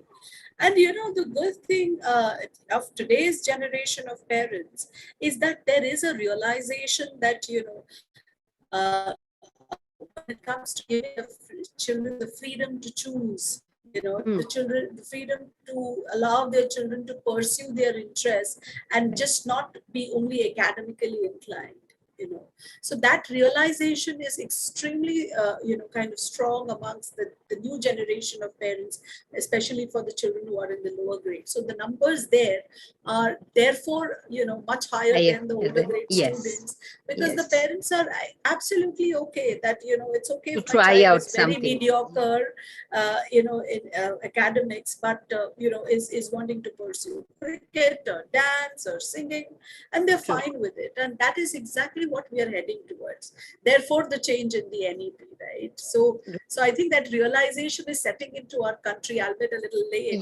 But then the international standards and practices are reflecting now even in our NEP, which is such a positive. We had a session yesterday on the NEP, and it was very interesting that we're trying to retain the Indian culture and take the best practices or guidelines to be able to make Indian students of the present day as global citizens.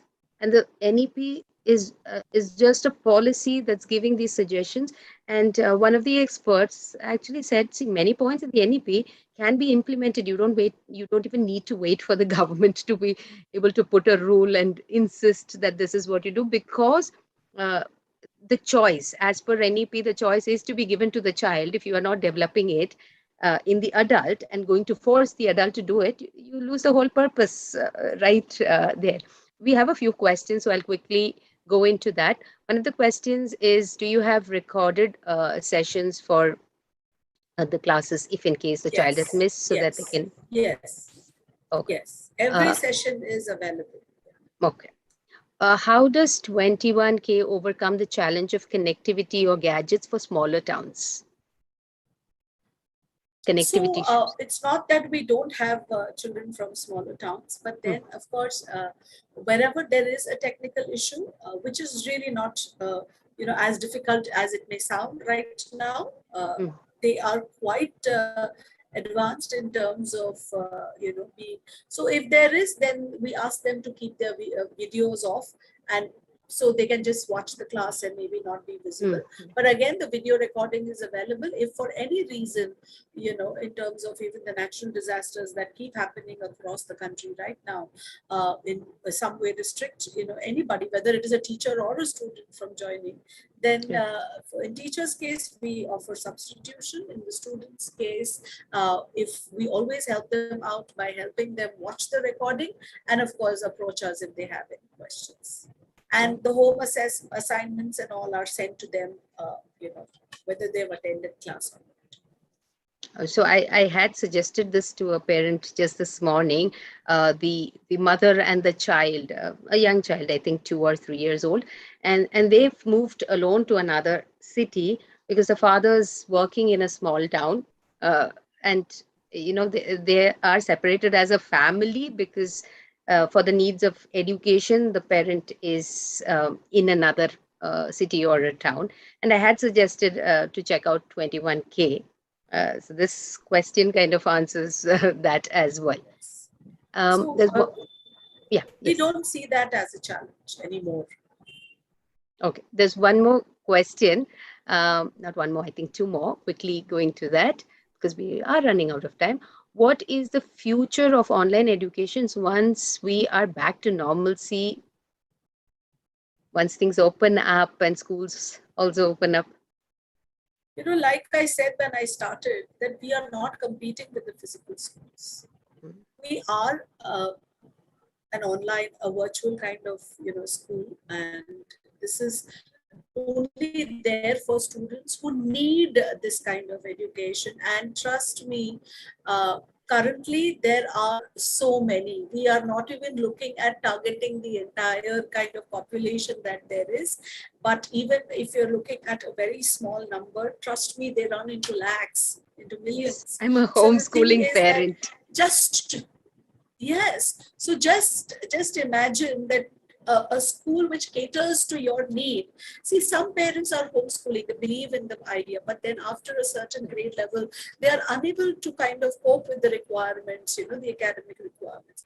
What better than to have a school and they are still there to watch what the child is learning, right? And to be able to support for the exams. I agree. I have 2 boys. The older one is 21 and the younger one is 14. I've been homeschooling for more than a decade. Though I would have loved it if I did have at least this kind of support for my older son when he was taking his exams, where the onus and the responsibility was actually on us. We were able to cover it, but I would have preferred if I didn't have to be that person there to be able to do it and support where it was necessary. So yes, that answers that question that you're not targeting the whole population per se, but for those who need it. When I had a conversation with Yashwant, he did tell me that the seed for this was sown long back. So there was no pandemic. Pandemic was not even looming anywhere close by, and there was nothing of that sort.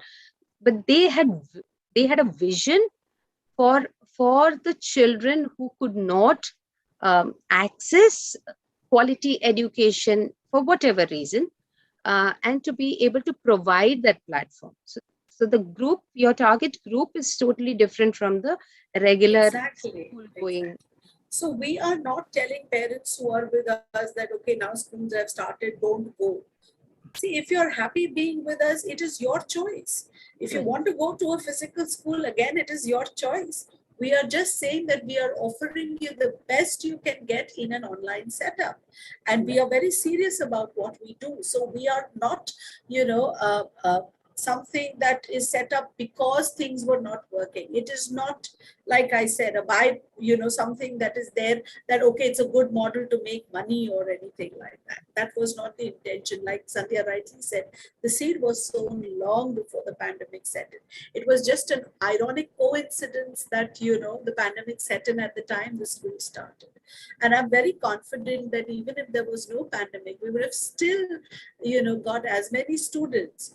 But today, what the difference that we are seeing, Sandhya, is that the parents are so happy, and there are so many who have changed their minds. Yes. They never imagined that, this was a choice or a way to be. True. But then after spending a year and a half with us, parents are realizing that, okay, my child is enjoying, and this is a happy place for him. And most likely will continue. Yes, and most likely they will continue. So many. Though they took the step to check out, and that was just an option that was available, there are more chances that they are happy to continue even when things open up. Last question that we have before we wind up. Do you see online schooling spreading into higher education? And what if 21K has any plans? So, see, right now, like I said, we are definitely starting with the K-12 segment for the next year. We are looking at having different courses and, available even in the future. But then, of course, I cannot commit anything for it right now.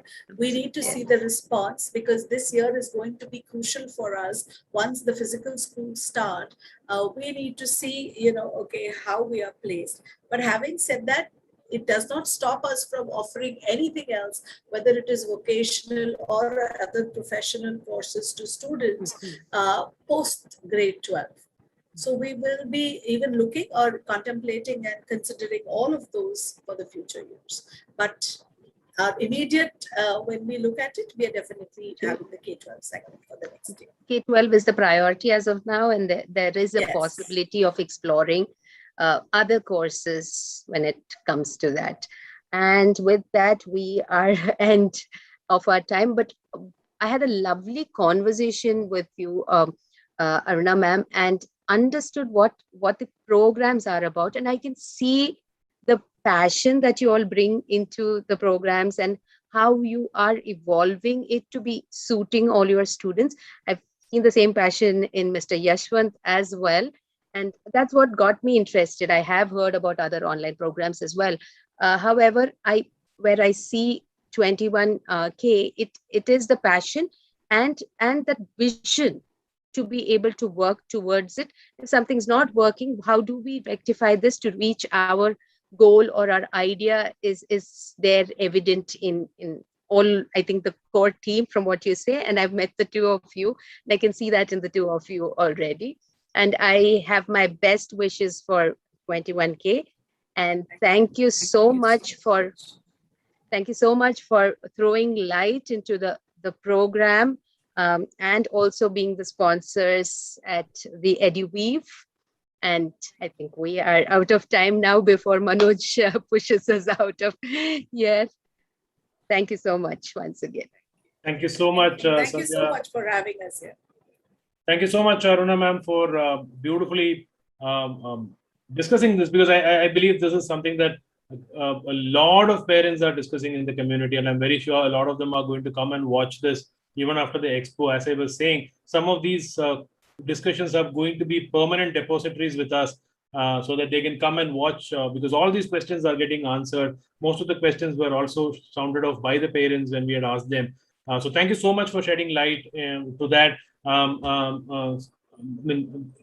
Sadly, Yashwant and Santosh could not join us, but definitely from our behalf, we wholeheartedly thank Team 21K for the entire support you guys have been providing us through this expo.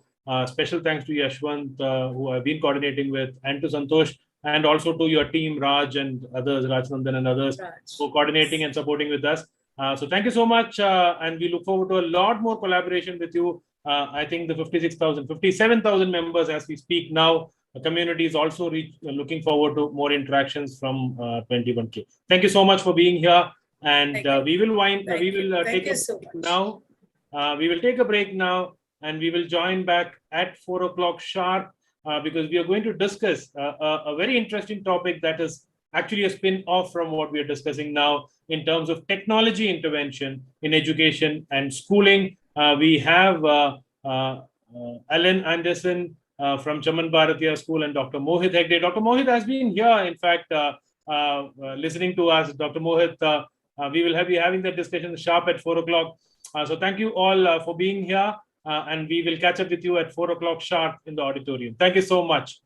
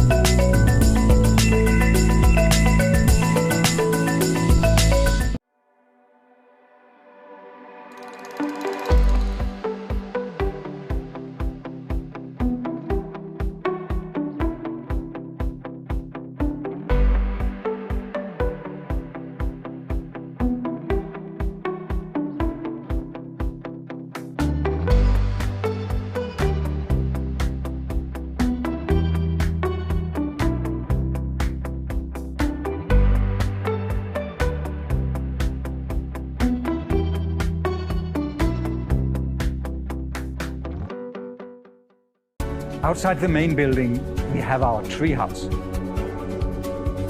The treehouse is there to show that teaching and learning should be playful and fun. In the treehouse, we can play, we can meditate, we can do yoga. The atrium is made for assemblies, for teaching activities where the learners need to be active. Outside the main building, we have our treehouse. The treehouse is there to show that teaching and learning should be playful and fun. In the treehouse, we can play, we can meditate, we can do yoga.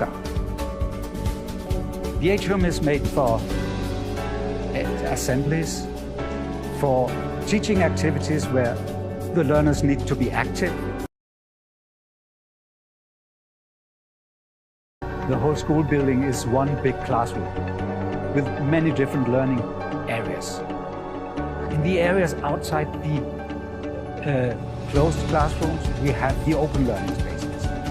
That's for group work, for project work, for sharing. And we also have our open library. the library area is a big area for academic focusing, for reading.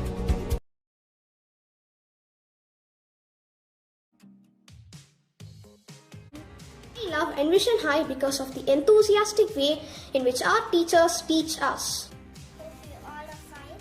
My name is Nishika. I am studying in LKG.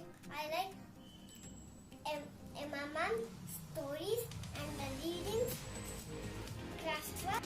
I like Envision. Envision is mine.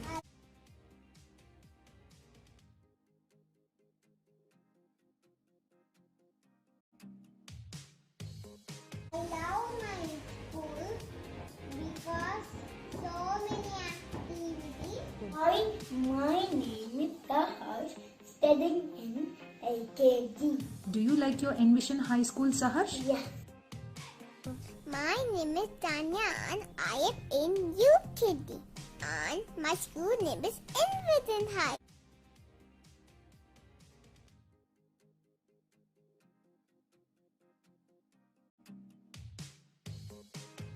I love Envision High because there are so much fun activities. I love Envision High because of all the teachers. Hi, I am Virat. I love my school because they teach me good things.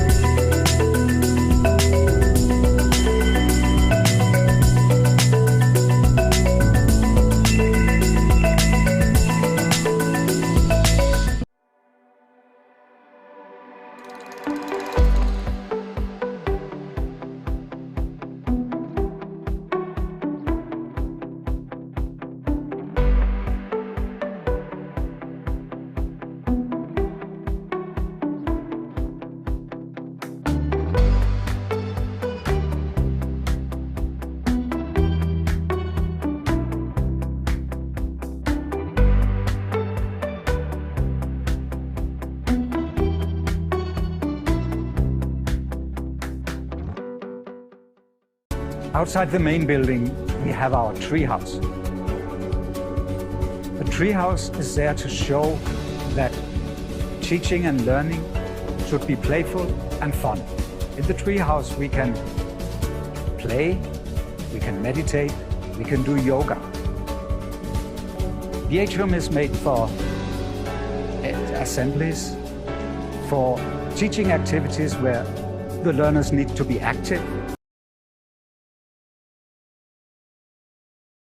Outside the main building, we have our treehouse. The treehouse is there to show that teaching and learning should be playful and fun. In the treehouse, we can play, we can meditate, we can do yoga. The atrium is made for assemblies, for teaching activities where the learners need to be active. The whole school building is one big classroom with many different learning areas. In the areas outside the closed classrooms, we have the open learning spaces. That's for group work, for project work, for sharing. And we also have our open library. The library area is a big area for academic focusing, for reading.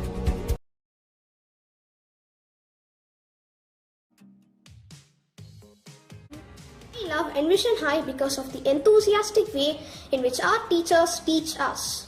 Hope you all are fine. My name is Rishika. I am studying in LKG. I like MMM stories and the readings. Craft. I like Envision.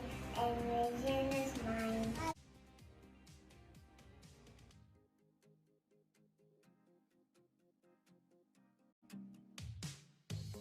I love my school because so many activities. My name is Saharsh, studying in LKG. Do you like your Envision High School, Saharsh? Yes.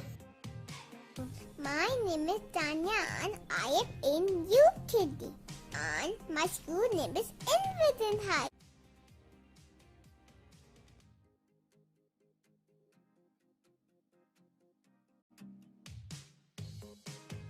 I love Envision High because there are so much fun activities.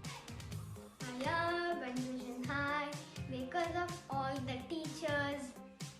Hi, I am Viraj. I love my school because they teach me good things.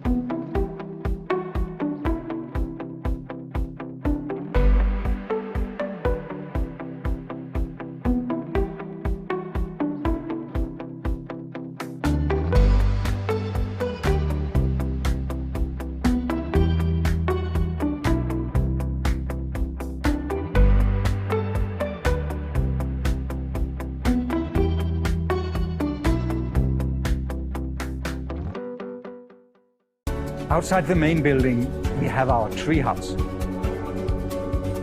The treehouse is there to show that teaching and learning should be playful and fun. In the treehouse, we can play, we can meditate, we can do yoga. The atrium is made for assemblies, for teaching activities where the learners need to be active. Outside the main building, we have our treehouse.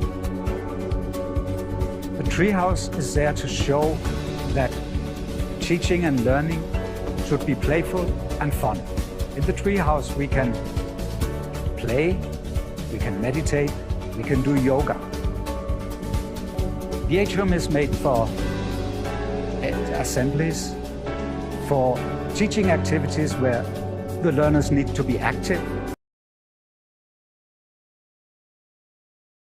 The whole school building is one big classroom with many different learning areas.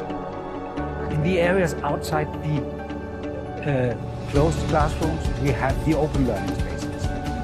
That's for group work, for project work, for sharing. And we also have our open library. The library area is a big area for academic focusing, for reading.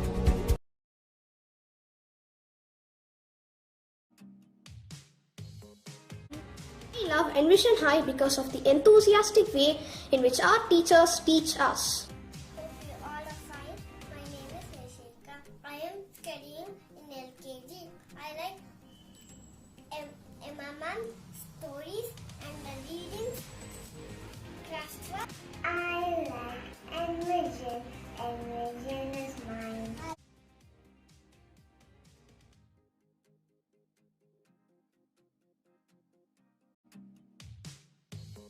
I love my school because so many activities. My name is Saharsh, studying in LKG. Do you like your Envision High School, Saharsh? Yes. My name is Tanya and I am in UKG. And my school name is Envision High.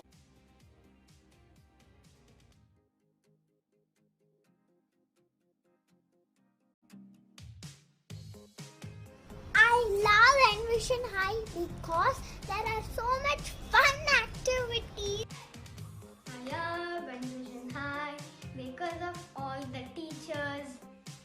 Hi, I am Virat. I love my school because they teach me good things.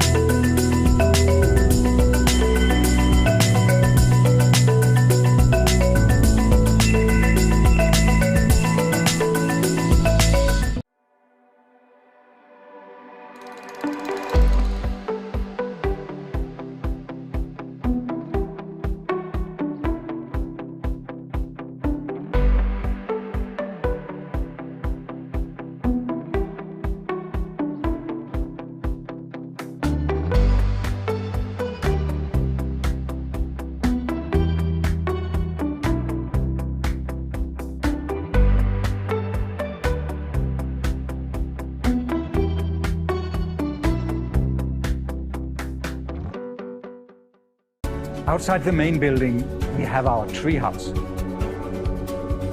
The treehouse is there to show that teaching and learning should be playful and fun. In the treehouse, we can play, we can meditate, we can do yoga.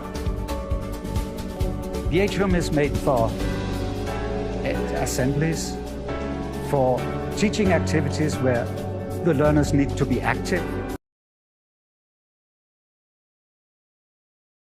Outside the main building, we have our treehouse. The treehouse is there to show that teaching and learning should be playful and fun. In the treehouse, we can play, we can meditate, we can do yoga. The atrium is made for assemblies, for teaching activities where the learners need to be active. The whole school building is one big classroom with many different learning areas. In the areas outside the closed classrooms, we have the open learning spaces. That's for group work, for project work, for sharing. And we also have our open library. The library area is a big area for academic focusing, for reading.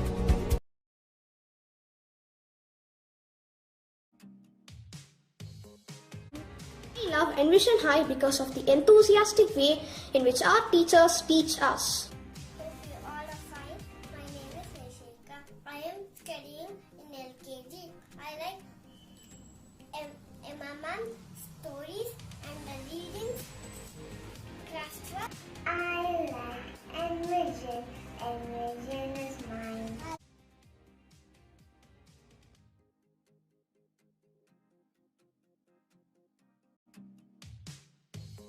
I love my school because so many activities. My name is Saharsh, studying in LKG. Do you like your Envision High School, Saharsh? Yes. My name is Tanya and I am in UKG. And my school name is Envision High.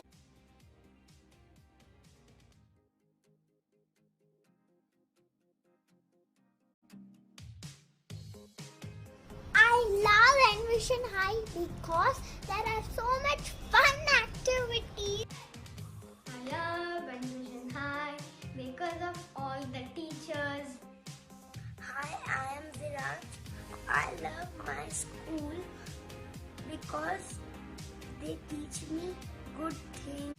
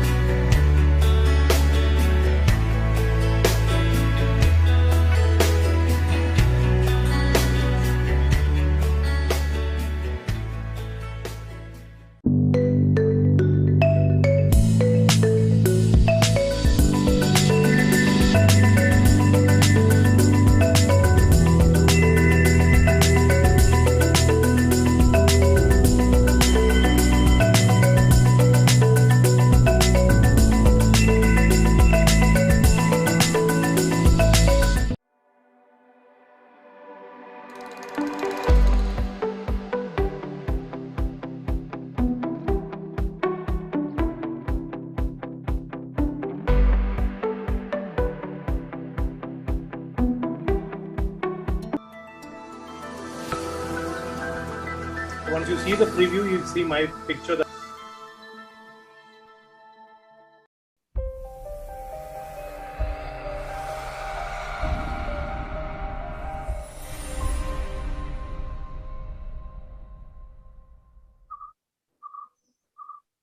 Good afternoon and welcome back once more to the EduWeave Online Education Expo. And we are going to have another very interesting panel discussion. Before we start, let me hand it over to our student volunteer, Aditya Menon. Aditya, over to you. Good evening, everyone. So I am having the job to introduce our moderator, Manoj sir. Manoj Silkat is the director of the BSCI. He is the CEO of Flexi Partners, 14-year-old HR consulting firm with operation in India and the Middle East. Manoj is also part of the regional training team of BNI Bangalore. He is a passionate speaker and has been a public speaking coach for the last 20 years and the founder of the School of Public Speaking. He helps children and adults become confident speakers through his online public speaking programs also. So I welcome you, sir, to this conversation. Thank you, Aditya, for this. Thank you so much, Aditya. Let me take this time to introduce our dignitaries here who are going to talk about this panel. So this panel is all about technology and how it can support in education and schooling. So we are very, two of them who are very, very close to us in terms of we've been connected with them for a very long time. So let me take this opportunity to introduce first Dr. Mohit Hegde. Dr. Hegde is an electronics and telecommunication engineer by qualification, and he carries a large experience in providing consultation to educational institutions on using ICT to deliver quality educations to students of many institutions through his company, Creative Infotech. He has to his credit the award of Digital Educator of the Year in the year 2016 by a leading management institution which was awarded by Dr. Narayan Murthy of Infosys. Dr. Hegde was awarded for his work with Visvesvaraya Technical University for setting up the first Apple Center of Excellence in India through his company, the Creative Infotech. He has been awarded the doctorate for his research and contribution made using technology to deliver education by a leading international university. He is a dynamic leader with a history of success in EdTech leadership, strategic planning, process mapping, public speaking, team building, mentoring, and training. As a technical director at Chaman Bharatiya School, Dr. Mohit advises the schools to set up enterprise-class Wi-Fi, guide the design and delivery of Everyone Can Code and Create initiative, which provides various opportunities for students to strengthen their 21st century skills and digital literacy. A very warm welcome, Dr. Hegde, to this event. Thank you so much for joining us today here. Thank you. Thank you so much for the wonderful introduction. Thank you. Let me introduce a very big mentor and supporter for us. He has been with us right from the time we started the first EduWeave Expo. And we've had the privilege of having him in the panel every single time. He was our keynote speaker last time as well. So it's my privilege to introduce the director of Chaman Bharatiya School, Ellen Anderson. Originally from Denmark, Ellen has over 4 decades of experience as an educator and over 3 decades of experience in senior administrative positions in Denmark. Ellen is a visionary leader in the field of education and believes that preparing students to succeed in a rapidly changing 21st century environment begins in schools. He is a founder and principal at the globally recognized Ørsted School in Copenhagen, Denmark. The school was the first to globally go 100% digital and has been visited by eminent personalities, including Prince Harry. Ellen currently is a director of Chaman Bharatiya School. Ellen and Dr. Mohit, absolutely wonderful to have you both in this panel. And thank you so much for joining us. And a special thanks to Ellen and Team Chaman Bharatiya for supporting us as EduWeave and as a community of Bangalore schools for the last 2.5 years. And they're also the co-sponsors of this expo. So let's get into the discussion first. The first thing that we've all been talking about is how has technology impacted education, especially after the outset of pandemic? I'll go with Dr. Mohit first as the expert in terms of technology and schooling. You've seen it for 20 years in terms of technology and education. Did you see anything change in the last 1.5 years? If at all, what has been that change, Doctor? I think it has been a very difficult journey. If you look at what's with technology and education, technology has always been away from education for a very long time, and pandemic, it has been a disruption for education. So the whole approach for today, the way institutions look at technology is very different when you look at a decade or 2 decades back, when we had to really force in and talk about technology. So today, the acceptance is very different. Today, we are in a forum which would not have been possible if technology was not there. And you can imagine the potential, what it has got, and how the whole industry has transformed. So I say pandemic is definitely a great disruption for education in the way we learn, and and the philosophy of we're talking about learning for life. I think this is a medium through which this is going to happen, and I feel this is the most exciting time of the blend of technology and education. Wonderful. As a technologist, I could see that excitement in your voice when you say that there is so much of opportunities coming up there. But let me hear from the educator here. So, as an educationist with so many years of experience, Alan, I think this is a completely different shift that we are seeing. So, how has it impacted? I mean, how have you evolved in terms of this, and how has technology helped in this journey?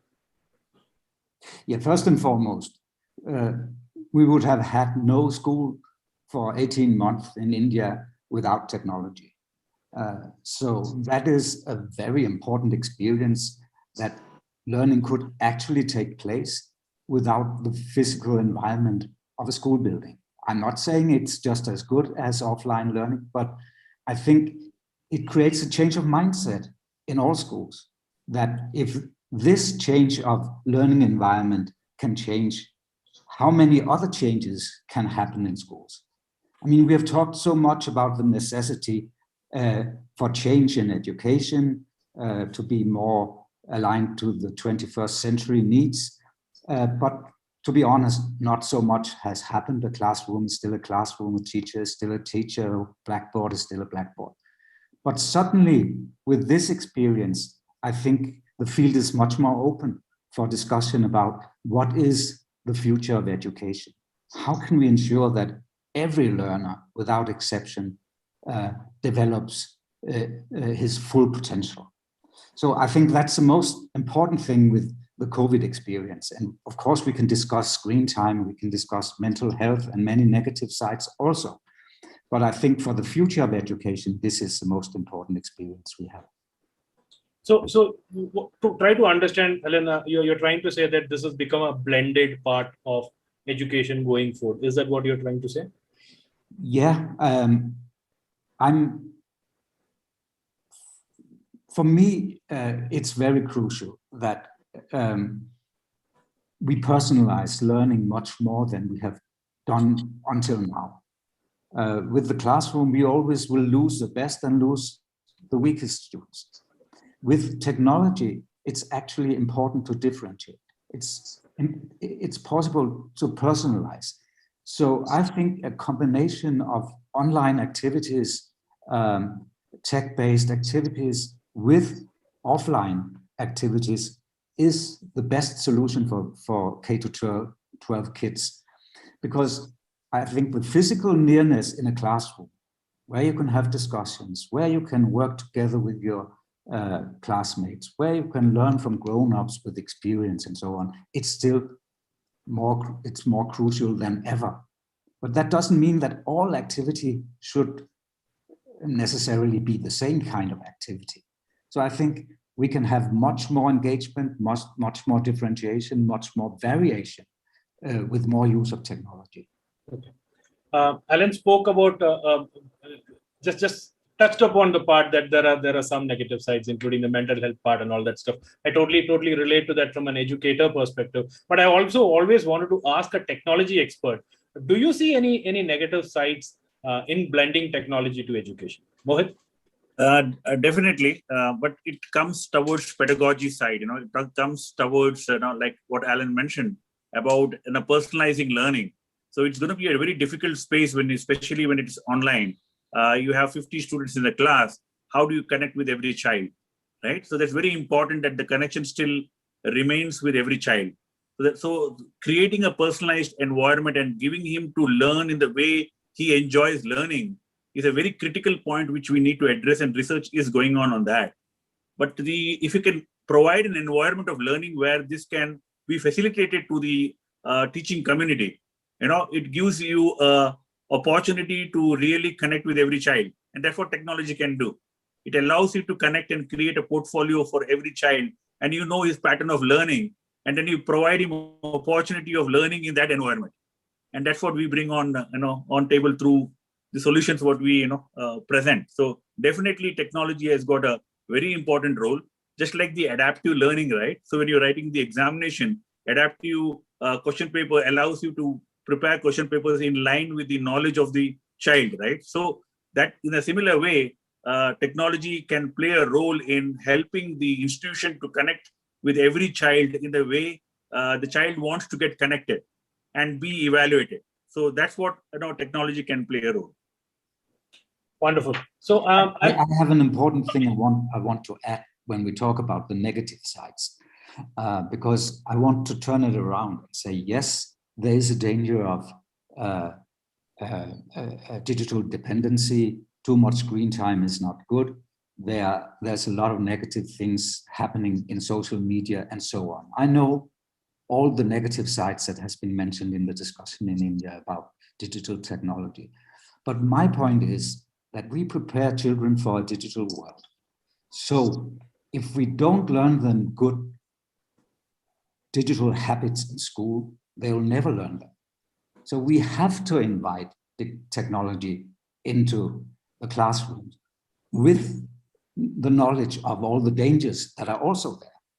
But if we don't handle the dangers and teach the children how to handle them, how to develop good habits, how to know when to use technology, when not to use technology, and so on and so forth, it will never happen. If you look out at the children's parents, they look into their iPhone or Samsung phone every 3 minutes. They haven't learned digital habits. So we need to teach our children to be better than their parents when it comes to digital habits.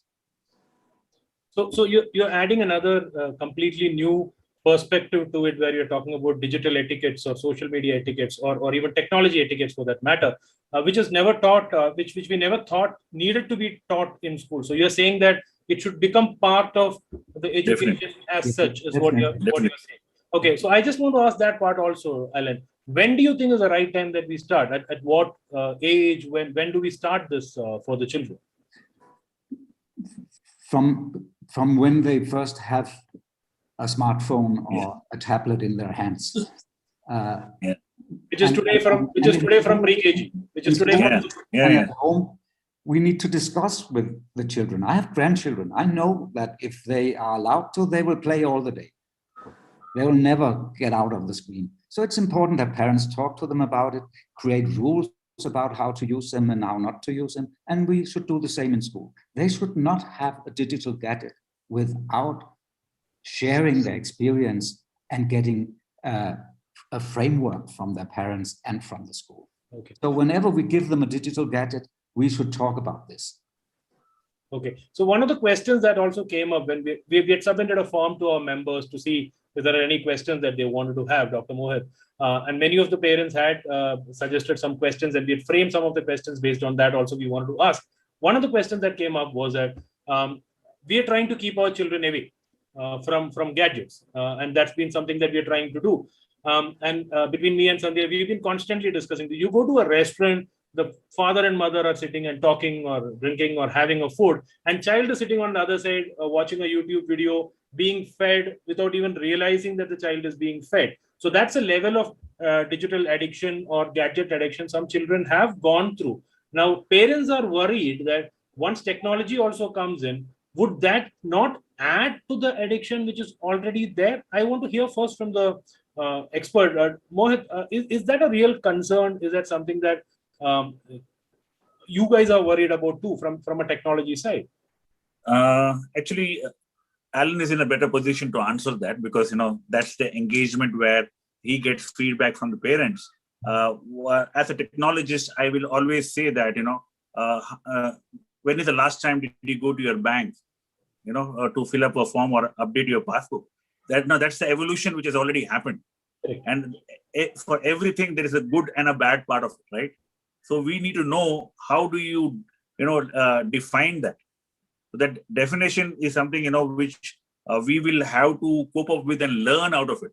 But today, if you don't have a gadget with you, you're not breathing. So that's how the world is wired. And that's how we are wired today, right? So we need to know that we have to be a part of it. And while educators like Aaron should provide us the guidelines, in terms of how we should be using it.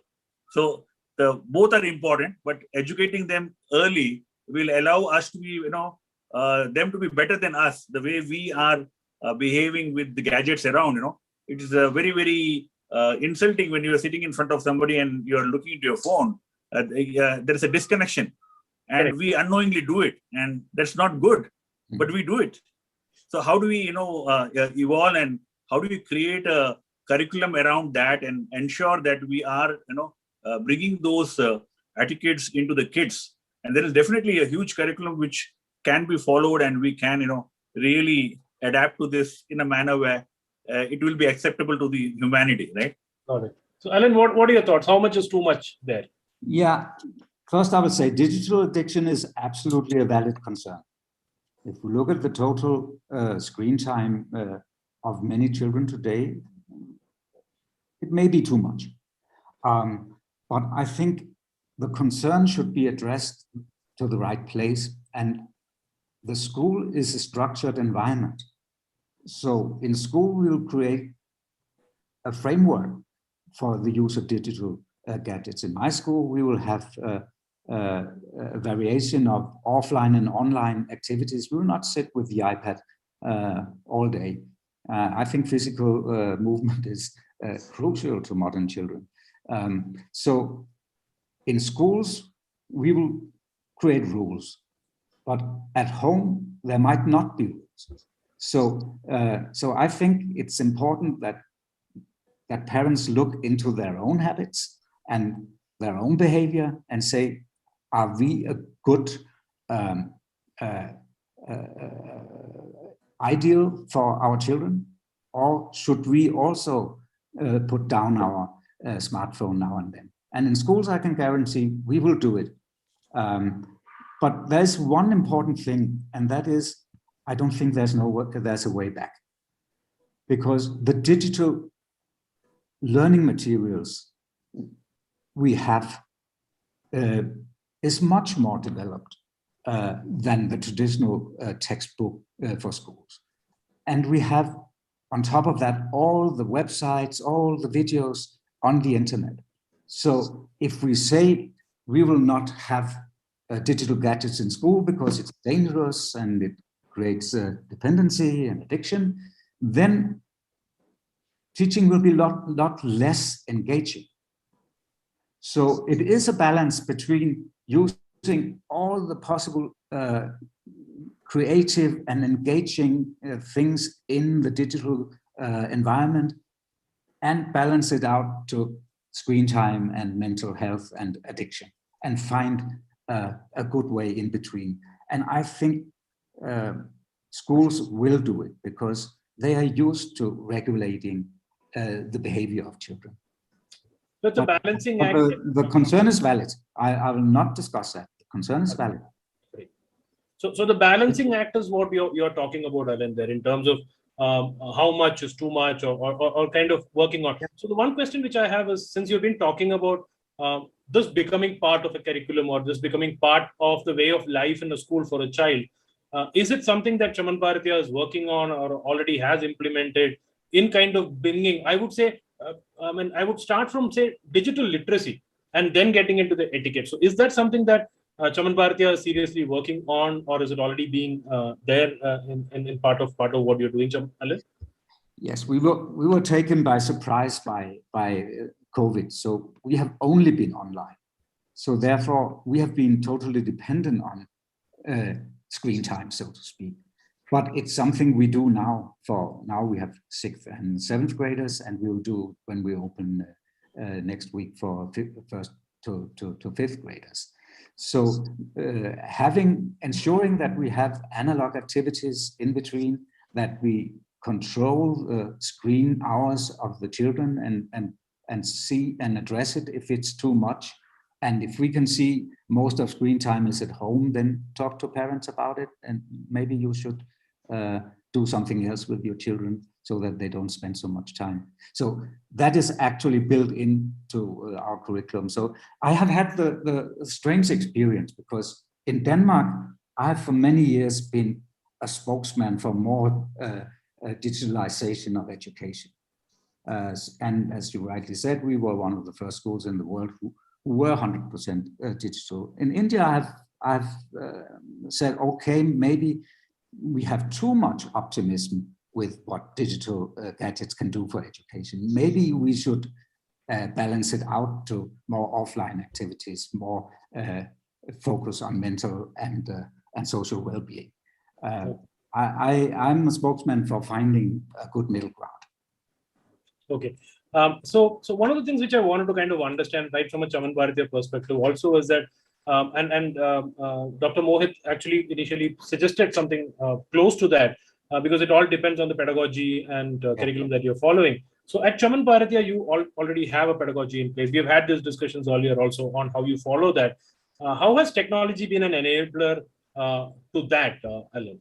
How has technology been an enabler to your pedagogy that you're following in your school? Yeah, I will mention one good example. I think we had in spring an online project, because it had to be, where the children worked on a project with the topic sustainable community. They defined a problem in their community they wanted to solve, and they worked with other students from other classes who had the same passion and wanted to solve a similar problem. And they created, they learned about the problem and created solution. And we used technology for collaboration.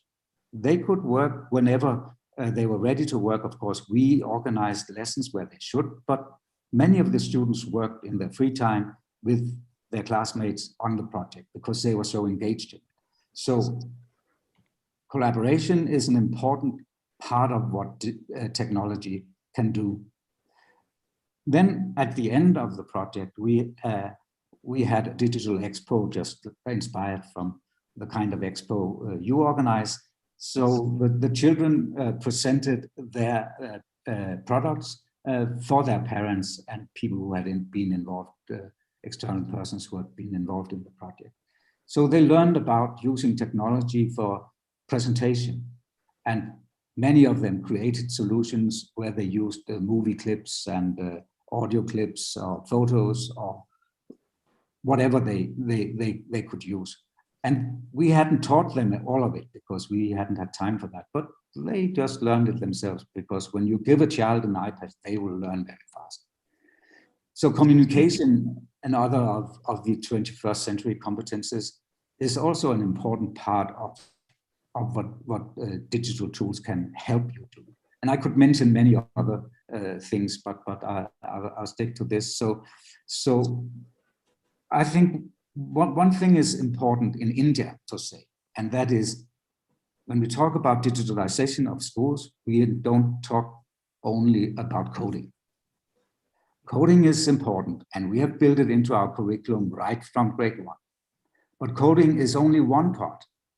They must learn it. It's a modern language, so they need to know the basics of that language. But coding is,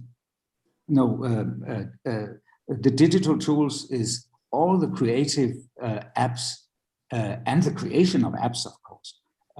So to learn about all what digital tools can do for creative solutions is important. And we have only seen the top of the iceberg. I'm sure that when we have the children in school, they'll come up with so many ideas about what they want to do. And I'm sure that technology will be part of it, because they will have their iPad with them everywhere. So it's a notebook, it's a creative tool, it's their learning materials. So when we ask them now, to turn off their iPad.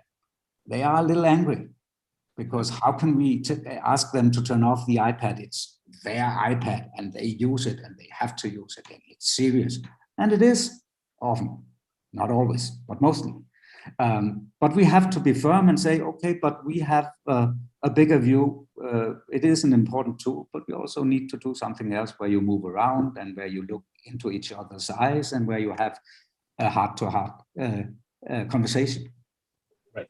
I'm very happy that, Alan, you brought up this point, communication, and that's a change maker that is going to come, because I've been a public speaking coach for 20 years and COVID brought a completely new perspective. And in April, I launched the first online public speaking program.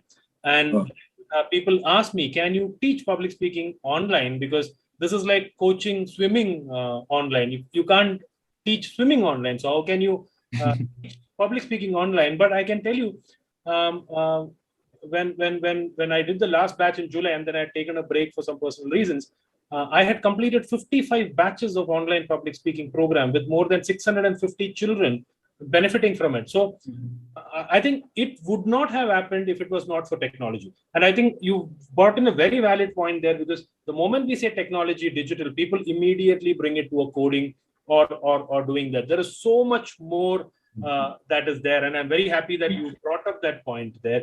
My question to Dr. Mohit, right from where Alan took off, because the kids are with their iPads, their gadgets, etc. Are we going to a future without textbooks and notebooks? Are we going to a future which you see there?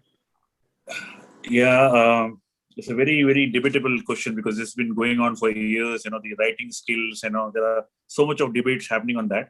Just before that, I would like to add to what Alan was mentioning about giving the child to learn anywhere, anytime. Technology also has a very important role to play when you have, say, 50, 100, 200 iPads in the campus.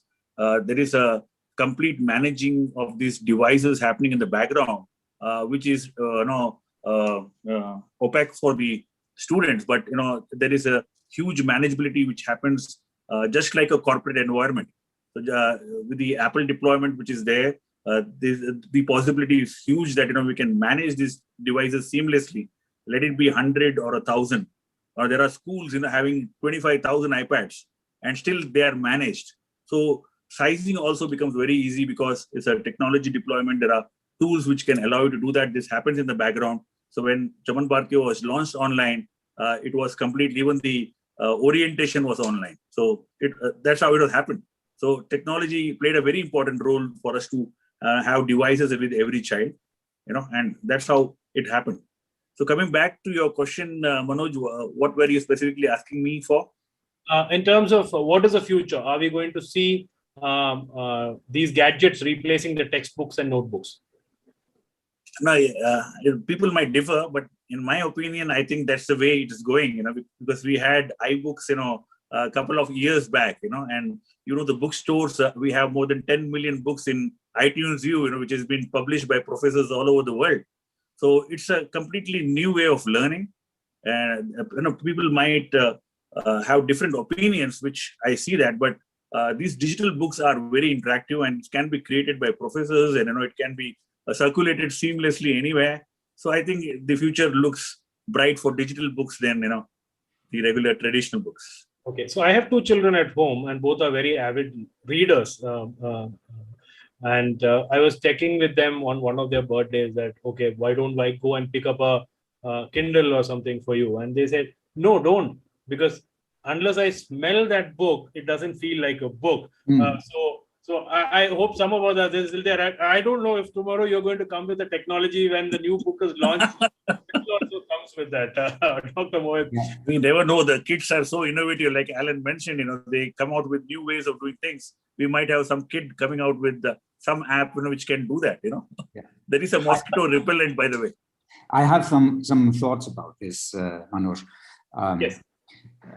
I think textbooks in schools will be substituted by digital materials because they can be updated frequently. They can have not only text but pictures and movie clips and websites built into it. So I'm convinced that compared to the traditional very often very dull printed textbook, the digital textbook will be much better. So I'm convinced that in schools it will happen gradually. When it comes to reading for fun or studying, I'm not so sure. My personal experience is that I have an eye disease, so I couldn't do without digital reading. I even have my iPad to read aloud to me because I can do that. I can't see the mistakes I make when I write, and because I can get my iPad or my Mac to read it for me, I can still work and do the normal things, even though I can't see my own mistakes. So I think it would be helpful for many kids with learning disabilities as well, as that they can be part of the normal teaching when we have digital materials. On the other hand, I'm a reader since I was 5 or 6 years old. I've been reading all my life. So for me, it's a big loss not to be able to sit with the book. And I can also, from my own experience, see that when we read difficult textbooks, non-fiction books, it can be difficult to get an overview of what you're reading, the logic of the text. And we still haven't seen a solution for this problem. It's perfect for fiction. Audiobooks is so successful all over the world. In Denmark, no book is published without an audiobook version of it. So it will come gradually, but we have our Joy of Learning program, and it is built on physical books. And we also want our children to develop their handwriting skills, not so much because they need them. My only thing I do with handwriting is my signature. And it will, I mean, it will be an outdated competence in the future, I'm convinced. But some research results say that it's important for the brain development, that you get this feeling of movement of your hand when you learn a word. So because of that, we have said, okay, for writing and for the Joy of Reading program, it's analog materials. Most of the rest are digital materials. Wonderful. And that's where we are right now, and it might change in the years to come. But for me, it's not a war between off and online materials. It's all about getting the children to read and learn. And if they do it better with paper and pen, fine for me. If they do it better with iBooks and websites and movie clips and Khan Academy or whatever, fine for me. So you're talking about the blending part, which I really I am, yes. So it is all about the pedagogy. It is all about the methodology. It is all about the parent intervention, all of them, and then you blend it together in a form which is both offline and online, depending on how you need it. And that's a very interesting point there. And the one thing which I really loved there, Ellen, is when you brought up that topic of it spreading out its wings in terms of people with learning disability or anything can utilize this technology. So I was just coming to Dr. Amit on that, Mohit on that, in terms of how do you think technology can really help? Because we know for one fact that it has reached to the remotest corners of the country, wherein people did not have an opportunity to go to a school. They walk through jungles, travel the rivers. We've heard all that part, but people are able to go online. So what do you think technology can do in that part, especially from the scope of people, of maybe people who are not able to go to school, and also talking about the affordable technology part also there. Dr. Mohit? Yeah, just to share with you, India is the world's largest MOOC consumption country. So when you say more, the massive open online courses, we are the largest consumer, one of the third largest consumers actually. So if you look at the way the learning is happening, is already changed. And today through videos, kids are able to learn and come out with skills. So what is that which is most critical for the next generation is what type of skills do you have, and what type of products can you come out with? It's no more about just learning the foundation. It's about going and creating a product. So if you're able to reach out and provide that information across, and people can try that out and even get a small job by learning that particular skill, I think that's where it all begins. And once you see that you're able to create a skill by learning in that format of a video, you are encouraged to do much more. And I feel that's the change which will happen. And India being the largest young resource in the world, we have a very large responsibility towards helping every child to have that skill. So as we are talking, new skills are coming up, and are we basically bringing that across in our delivery, at least ensuring that those foundations are built in the children, is the question we ask educators. And reaching it out today, you are able to, your video is going to be seen by hundreds of them who missed out to watch now. But with that, they will be able to take that message along, and and drive from there forward. So the medium is already there. It's up to us how we will bring the right information into that particular medium and understand how much of absorption can happen through the delivery what we bring in, is the thought process. So every teacher needs to be a broadcast center. She needs to broadcast her knowledge through this medium, because no more we're going to watch only TV. Each one of us, can broadcast in the way, like you said, confidently, you went and trained 600 odd kids. Now that is disruption, right? Would have never thought about it, before pandemic. But after pandemic, each one wants to try it out, and it works. There's a school like Chaman Bharatiya, we started off with no physical presence. It could not have been thought about. So yes, it is reaching, but there is more responsibility for every educator. I'm looking forward for people like you, who came forward with something which was never available in the way you delivered, to come out and do this for many more kids. Now we have a very large population who is looking forward for that confidence, which can be brought to them, and they get skilled. Yeah, I think that maybe the most important investment in education India could make would be 4 and 5G connection in all villages of India. Yeah. Because it will be very expensive to get quality education to remote villages. But actually, when first the digital connection is there, digital education is cheap. So it is possible to bring digital models or hybrid models to the most remote areas of India with the help of technology. And I think that is an important takeaway from COVID. It's actually possible. And I'll say one thing about it, and because it has surprised me as an educator through so many years, I didn't think that all the schools who have done online learning would have been able to do it. Many schools who have no experience at all with technology did it because they had to. So there are so many potentials in the existing schools that we didn't know were there.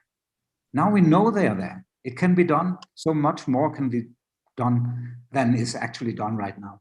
Absolutely. So it took us by surprise, Alan. You're very right, because I still remember March 17th was the day when I was in office, and we decided that, okay, let's take a break because we look at lockdown. And March 17th was the last day that I went to office. I've been working from home from March 7th. I still remember the day because that is a very, I've never been to office after that. And we shut down our office and we've been working from home because we were all taken by surprise. But the point that you brought in, Dr. Mohit, in terms of the educator part, and I'm very sure some of the schools were prepared. Some of you who have seen it, like Alan, who have seen it in other countries, or Dr. Mohit, who have seen it evolving. But these teachers, many of them, and I think we should actually stand up and appreciate the commitment of such teachers, because they did not have technology. They've never done done nothing. Now that we are prepared for it, now that we have seen it for 18 months, some of them have evolved as Zoom experts and technology experts. How do we train them now? What is in for the educated? Like you said, they need to be broadcasters. So how do we ensure that there is enough infrastructure to train these teachers also? Because earlier probably Ellen was interviewing a teacher on her skills in writing in a whiteboard. Today it is not what is you're looking at. So how do you train them as a technology expert, Mohit? What are your thoughts on that? How do we equip our educators for what is ahead of us tomorrow? the teachers who are viewing this, I think it has been very close to my heart, and I've been doing it for a very long time. I have in Bangalore, we basically train more than 1,500 teachers, and that goes from K-12 to higher education. And I basically feel that is the most critical component of the institution, where you empower the teachers. Empowerment of the teacher allows you to create an environment which is the current industry requirement. So continuous empowerment of teacher is a requirement. Okay, and when I did the technology maybe 10, 15 years back, people said, why do I need to do it? My children are already scoring 100, I don't require to use this technology. But trust me, during that pandemic time, I had one of the forums, I had a lot of teachers coming and, thanking, saying, Mohit, it was really those hours what I spent for professional development and, understanding how to curate my lesson plan using technology and how to generate that curiosity using technology really helped them when they went online across to do it. And even then, these devices play a very important role because you have multiple topics of digital interface or apps which can be bought on the screen, and you can really run through the lesson plan by creating excitement in the class. See, if you look at the study made by Apple, there is something called Apple Classroom of Tomorrow Today, where they saw the large number of dropout is because of they are bored in the class. So how do you keep the class really engaging? How do you generate that curiosity in every child? And that's the role the teacher needs to play. And for which if you give the tools to the teacher and prepare them in that environment, yes, definitely today, like Alan mentioned, a lot of them have gone online, and they are teaching online, but are they really able to go deeper into, really connecting that lesson plan with the child? That is the question. Now that part is where, we will require efforts to be put across, and forums like this can really help them to evolve every lesson plan at a deeper engagement and identify the skill of every child and record every passion of every child and make it available as a data for tomorrow for the counselor to know where this child needs to go. Everything digital, but that requires, because the center of the whole thing is the teacher. Absolutely. And empowering her and giving her the right environment and giving her something which is transparent. It should be like a chalk and board to her, but she should be able to do magical things with that. And that requires to empower. Yes, professional development is a very critical component. And if you look at Chaman Bharatiya, they did it 1 year before the school started. They had empowered their teachers. They had prepared their curriculum and everything was in place, and it was, like you said, pandemic, we never knew it's going to come in, but then they were ready. Okay. Yeah. How does Chaman Bharatiya do this? So that's what I'm trying to understand. For us, the implementation of technology is closely connected to our pedagogy and curriculum. And I think to really get most out of technology in schools, schools need to change their pedagogy and curriculum. So Mohit talked about empowerment of teachers. I'll also mention empowerment of students. Because if you don't want to change the way learning takes place in school, you can do the system you have right now. Then teachers can put away their iPad or computer and do what they always have done and get the points at the exams that they normally get. So first, if you really start personalizing learning, if you really start having collaboration as part of your pedagogy and problem solving, and therefore have the need for inquiries into the real world, then suddenly the need for technology becomes crucial. Because when we had our students back, we had some discussions about which websites were they allowed to visit. And first, in the beginning, we were very restrictive, and they came and said, how can you ask us to do projects without Google? We need Google because we need to find information out there. And that was a good example. And we said, okay, we can see that. Of course, you need to be able to visit Google.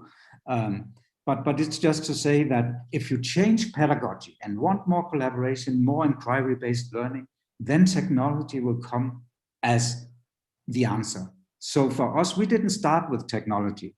We started with our learning goals, our curriculum, our pedagogy, and then we could see that we couldn't do it without technology. The other thing I would say is that what we have seen during COVID in most schools right now are the first rookie steps of online learning. Yeah. To be honest, most of it has been very boring. It has been classroom teaching on Zoom and Teams, and therefore not so engaging for many children, and many have not attended. So I agree that we should applaud teachers and schools, but we also need to admit that there's a long way to go. There's so much more to learn about digital pedagogy. So teacher training must be an integrated part of the development of schools.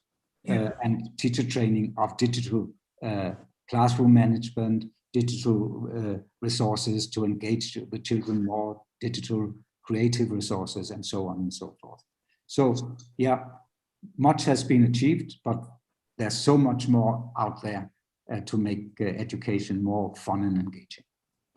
Alan, that brings me to a very, very interesting question that had come up in the group also earlier.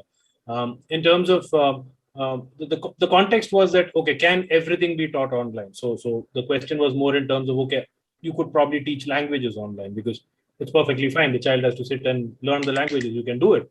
But how do you teach science? How do you do a laboratory experiment at home? The home doesn't have the pipettes and the burettes that you need to kind of do this. So how does a parent ensure that the child learns online on those kind of things? And I'm very sure, like you said, we were not prepared. We did not know what to do. We were trying to do classroom teaching in Zoom, and many of the children who did it last year probably missed it out. So do you think that there is a way we can blend that part also, wherein or do you think that for science the child has to come to school in the lab and do it? What are your thoughts, Alan? Yeah, but I think nothing can substitute real labs, but there are really fine digital tools developed, for example, in my own country, in Denmark, where you can do very advanced experiments, more advanced than you can actually do because of the dangers in a lab. So the technology is there in the whole virtual environment. We will see new formats coming up where you can do very realistic experiments digitally. But I will not do it if it's not necessary, but I talk about a future with much more hybrid education. And I think in India, it will be a thing we will see, that some schools will only have schools for 3 days a week. The two rest of the days will be online learning at home. And in a context like that, digital labs will be crucial.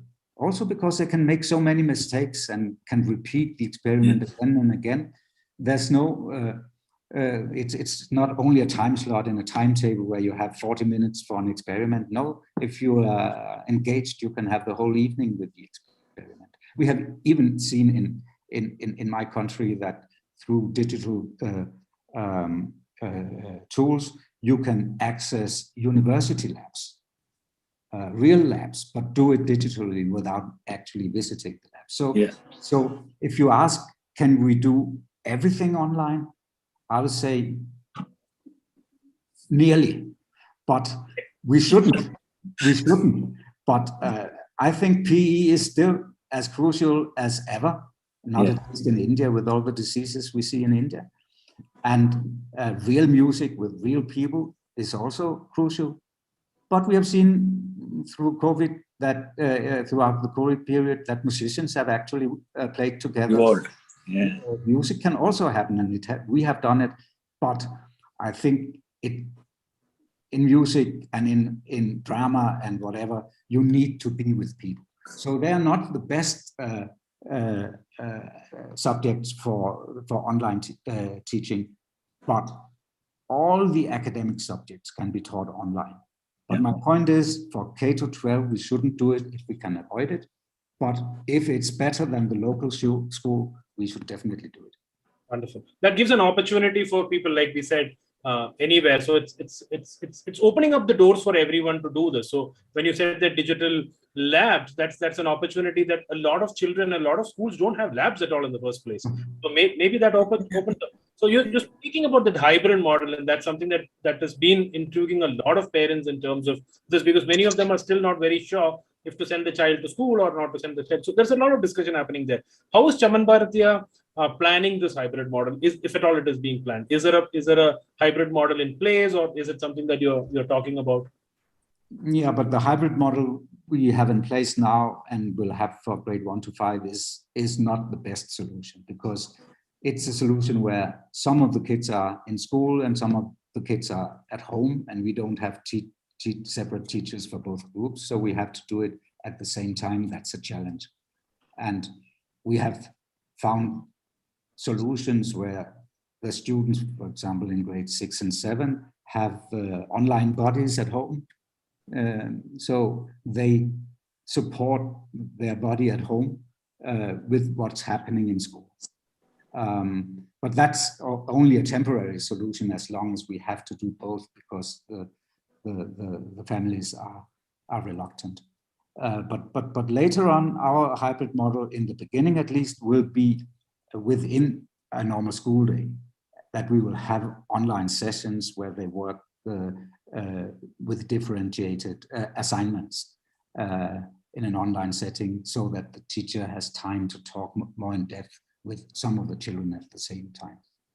But I'll not exclude that in the future, especially in high school, we could have a model where the learners work from home, because for some academic subjects, it can be more efficient for many students.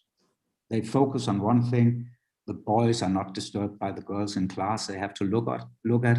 And there are many things that can make learning online quite efficient for academic subjects. But for me, it will be an experiment where we take step by step, not one big final solution. So interestingly, we spoke about the 4 pillars of education so far. Dr. Mohit, Alan knows it a little bit, but for your information, EduWeave is an organization or an entity that stands to bring together the 5 pillars of education together. To us, they are the educational institutions, the educators, the students, the service providers, and the last one is the one which I'm bringing to, because we spoke about all of them. Educational institution that Alan spoke about, a service provider that Mohit is supporting in terms of bringing technology there. We spoke about the students, we spoke about the educators. The last and the most important pillar in the whole system is the parent. And that's the last system that I'm bringing in. Now, I know that Chaman Bharatiya is a school which believes in parent-school collaboration, and you have quite a lot of initiatives working together with parents, bringing them as part of the ecosystem and not looking them as an external part.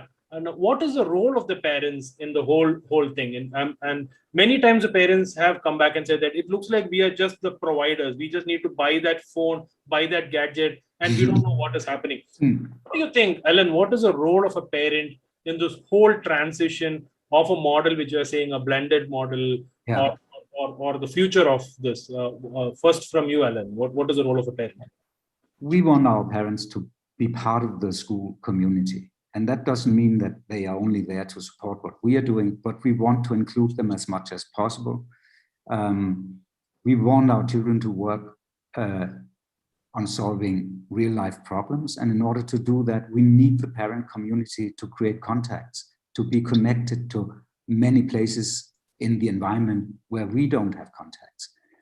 And of course, it can be done with our learners visiting a company or making a study trip, but sometimes it's not possible. So therefore, the digital connection with the parent or with the connection to the parent will be crucial for our problem-based learning concept.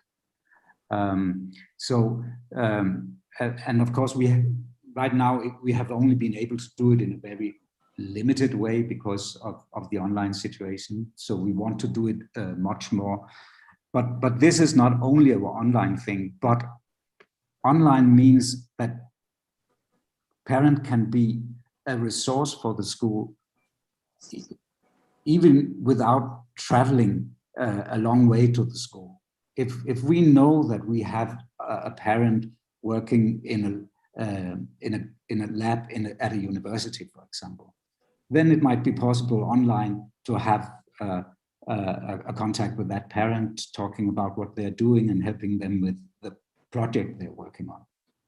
So for the problem-based learning, online is important both in the contact with parents, but with the contact all over the world. I have a school I know in Cambodia called the Liger Leadership Academy, and they succeeded in creating a satellite with the help from professors all over the world, because they didn't have anyone who knew about satellites. So the children just got in contact with professors from American universities and other universities.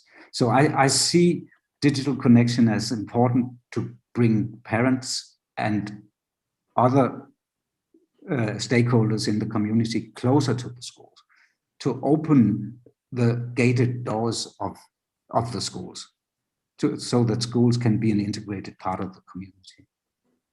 Okay. Manoj, I just want to add to that, if you can add for, yeah. So I just remember, when Alan spoke about the community, which is the parental community, even before the school started, there are a number of forums which was conducted by the school where they showcased the classroom to the parents and the kids together. And we had these forums, I remember when we had quite a few of them, where we ran a project-based learning exercise, and where students involved in that, and they saw the clear impact of technology along with the pedagogy delivery.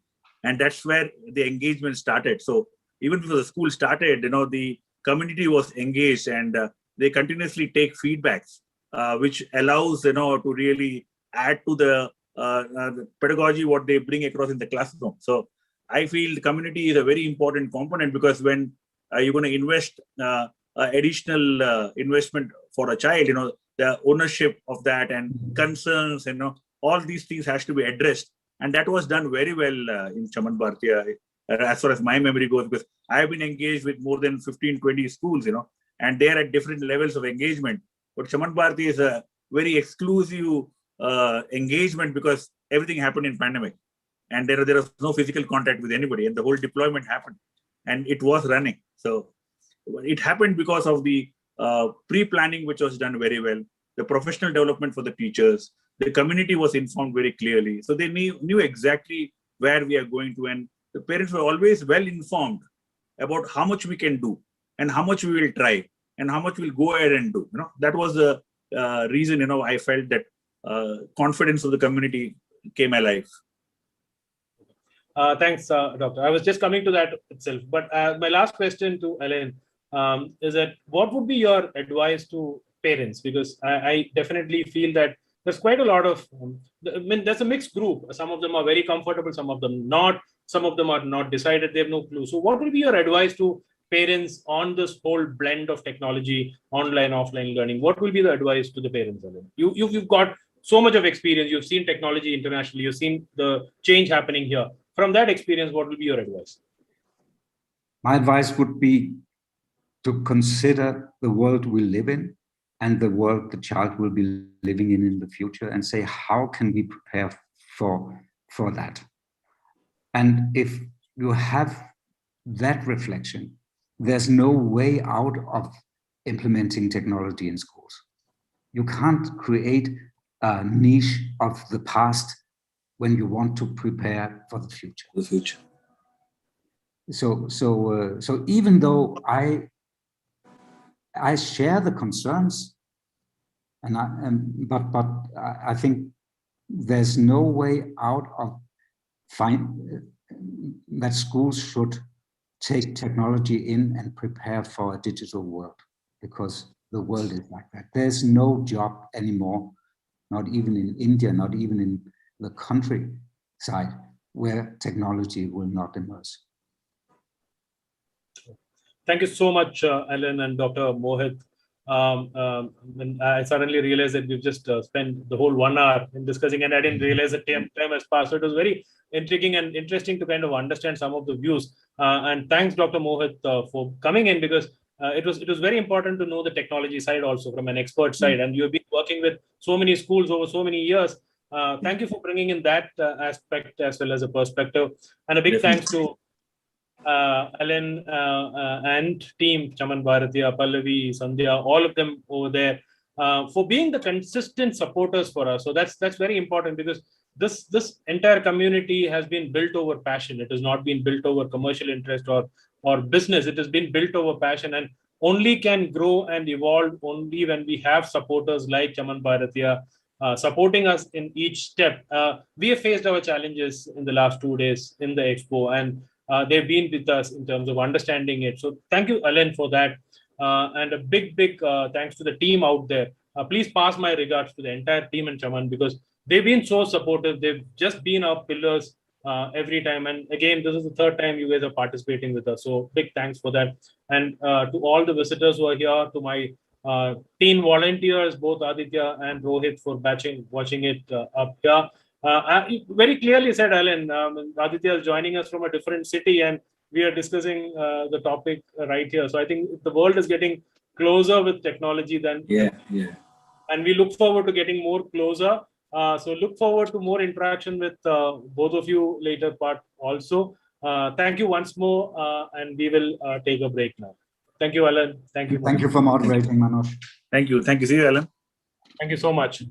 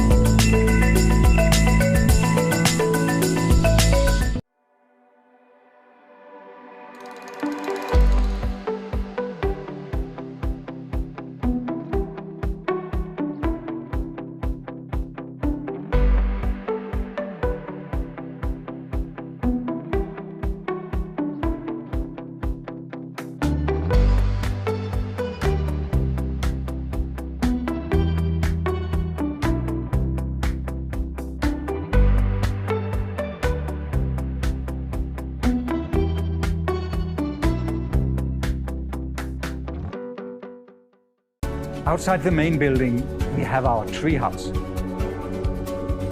The treehouse is there to show that teaching and learning should be playful and fun. In the treehouse, we can play, we can meditate, we can do yoga. The atrium is made for assemblies, for teaching activities where the learners need to be active. Outside the main building, we have our treehouse. The treehouse is there to show that teaching and learning should be playful and fun. In the treehouse, we can play, we can meditate, we can do yoga. The atrium is made for assemblies, for teaching activities where the learners need to be active. The whole school building is one big classroom with many different learning areas. In the areas outside the closed classrooms, we have the open learning spaces. That's for group work, for project work, for sharing. And we also have our open library. The library area is a big area for academic focusing, for reading.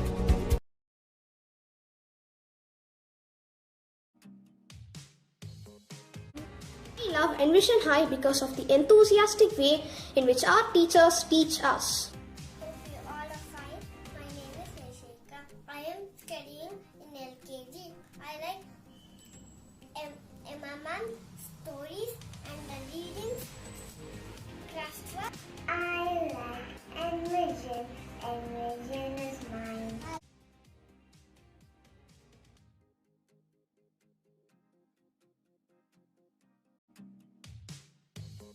I love my school because so many activities. My name is Saharsh, studying in LKG. Do you like your Envision High School, Saharsh? Yeah. My name is Tanya and I am in UKG. And my school name is Envision High.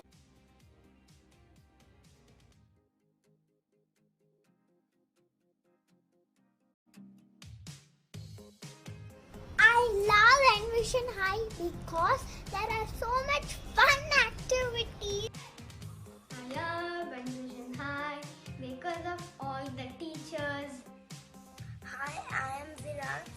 I love my school because they teach me good things.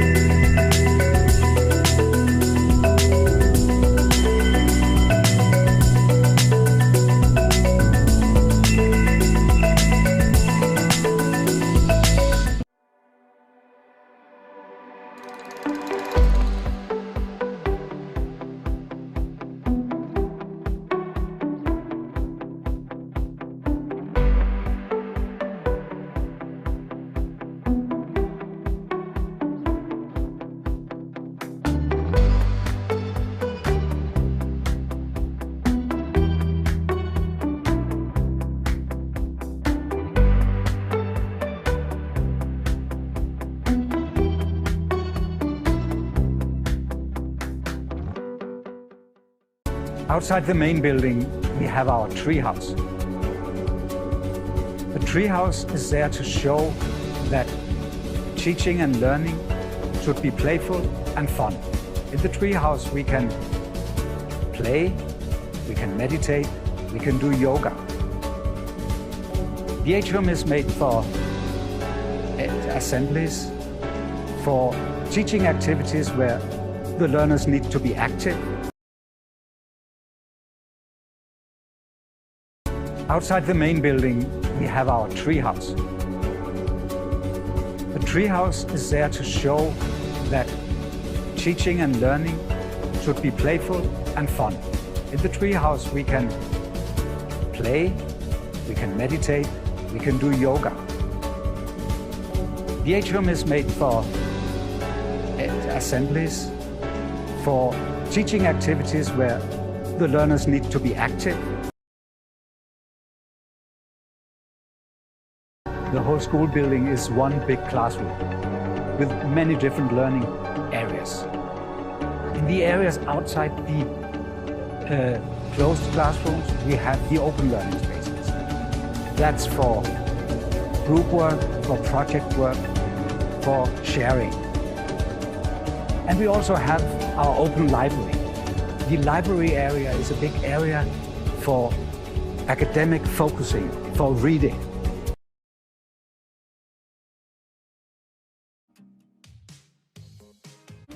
We love Envision High because of the enthusiastic way in which our teachers teach us. Hope you all are fine. My name is Nishika. I am studying in LKG. I like MMM stories and the reading craft. I like Envision. Envision is mine.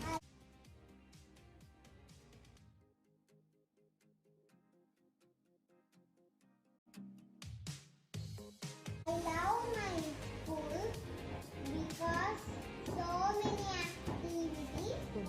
My name is Saharsh, studying in LKG. Do you like your Envision High School, Saharsh? Yes. My name is Tanya and I am in UKG. And my school name is Envision High.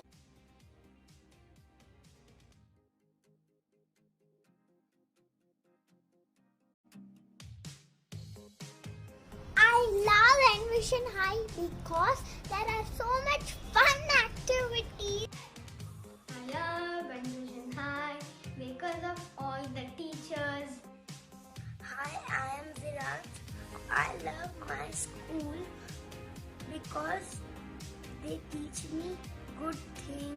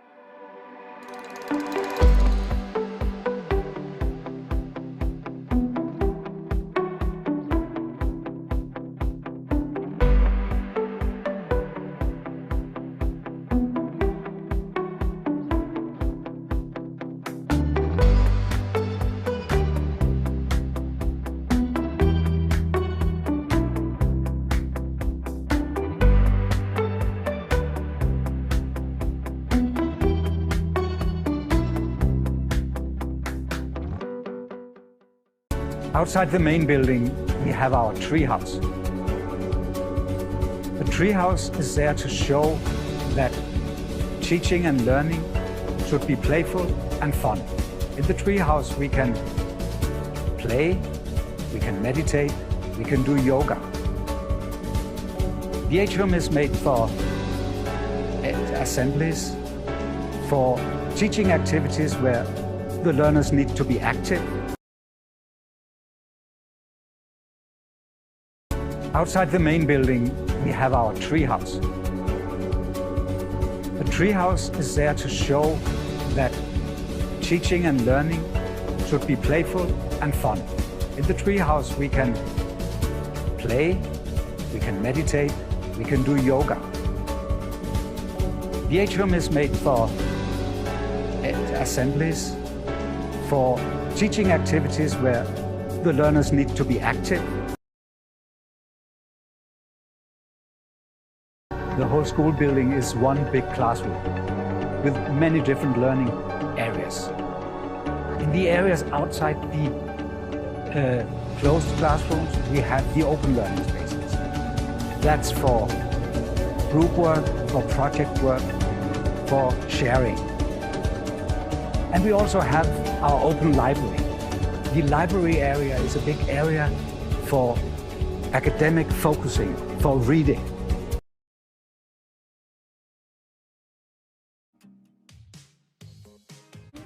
I love Envision High because of the enthusiastic way in which our teachers teach us. Hope you all are fine. My name is Rishika. I am studying in LKG. I like MMM stories and the readings.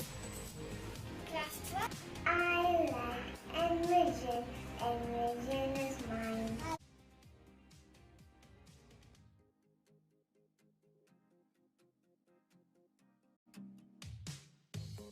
I love my school because so many activities. My name is Saharsh, studying in LKG. Do you like your Envision High School, Saharsh? Yes. My name is Tanya and I am in UKG. And my school name is Envision High.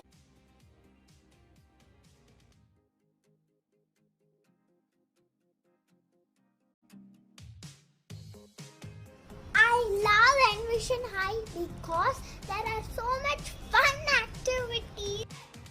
I love Envision High because of all the teachers. Hi, I am Virat. I love my school because they teach me good things.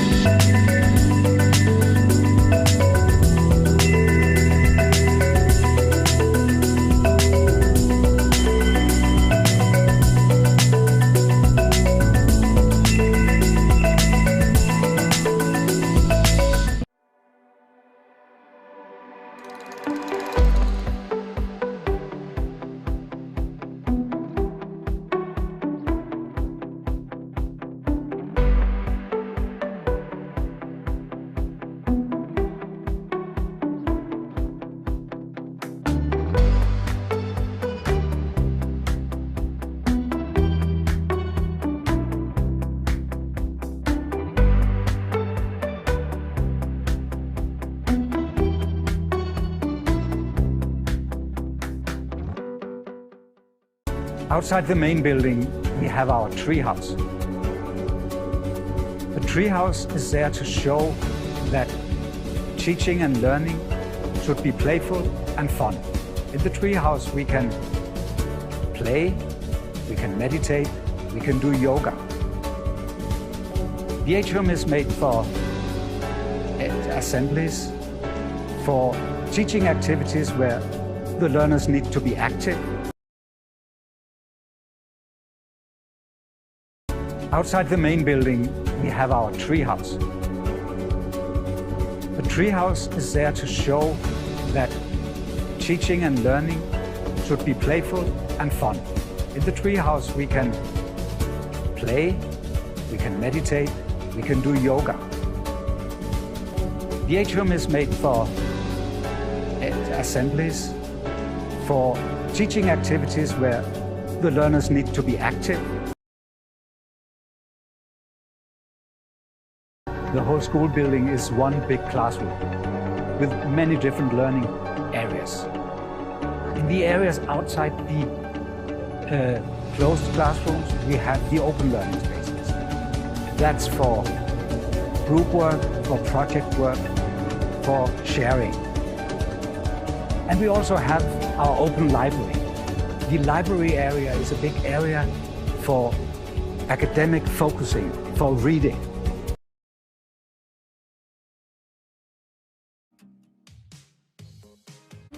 We love Envision High because of the enthusiastic way in which our teachers teach us.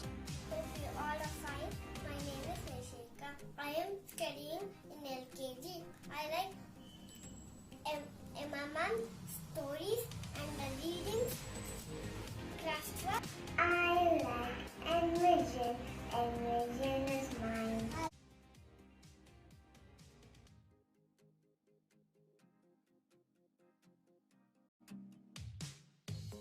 I love my school because so many activities. My name is Saharsh, studying in LKG. Do you like your Envision High School, Saharsh? Yes. My name is Tanya and I am in UKG. And my school name is Envision High.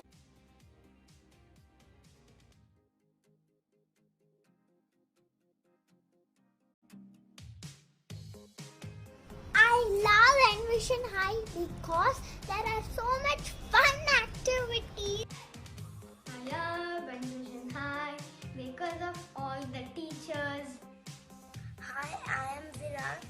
I love my school because they teach me good things.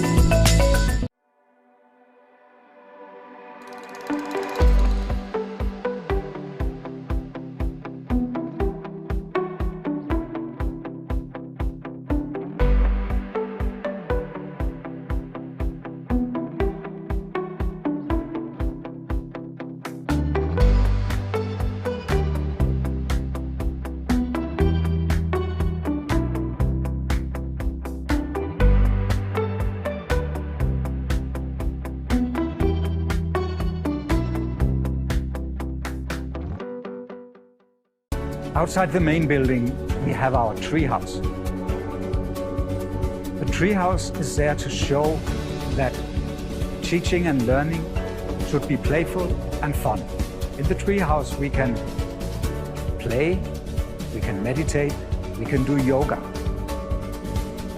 The atrium is made for assemblies, for teaching activities where the learners need to be active. Outside the main building, we have our treehouse. The treehouse is there to show that teaching and learning should be playful and fun. In the treehouse, we can play, we can meditate, we can do yoga. The atrium is made for assemblies, for teaching activities where the learners need to be active. The whole school building is one big classroom with many different learning areas. In the areas outside the closed classrooms, we have the open learning spaces. That's for group work, for project work, for sharing. And we also have our open library. The library area is a big area for academic focusing, for reading.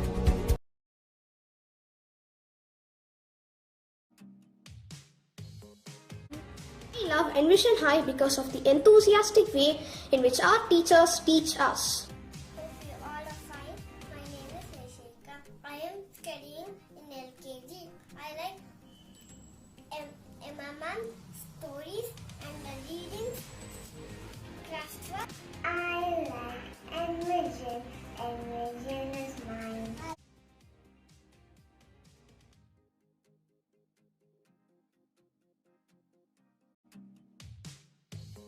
I love my school because so many activities. My name is Saharsh, studying in LKG. Do you like your Envision High School, Saharsh? Yes. My name is Tanya and I am in UKG. And my school name is Envision High.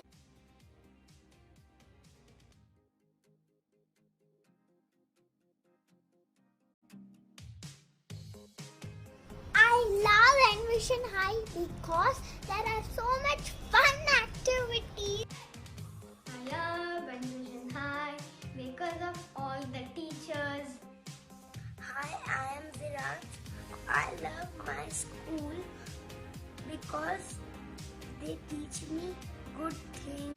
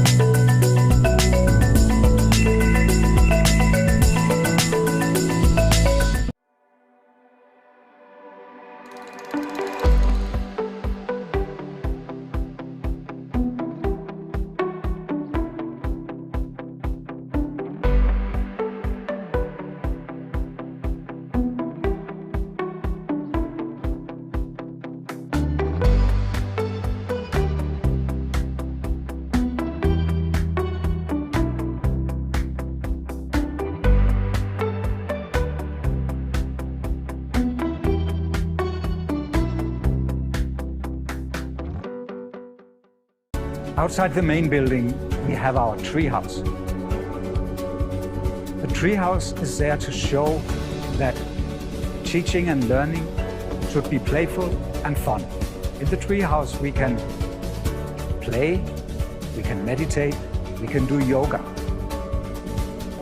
The atrium is made for assemblies, for teaching activities where the learners need to be active.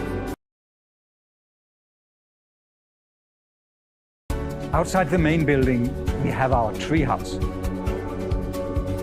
The treehouse is there to show that teaching and learning should be playful and fun. In the treehouse, we can play, we can meditate, we can do yoga. The atrium is made for assemblies, for teaching activities where the learners need to be active. The whole school building is one big classroom with many different learning areas. In the areas outside the closed classrooms, we have the open learning spaces. That's for group work, for project work, for sharing. And we also have our open library. The library area is a big area for academic focusing, for reading.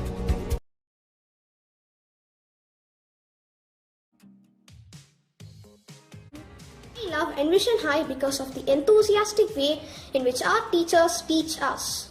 Hope you all are fine. My name is Nishika. I am studying in LKG. I like MMM stories and the reading craft. I like Envision. Envision is mine.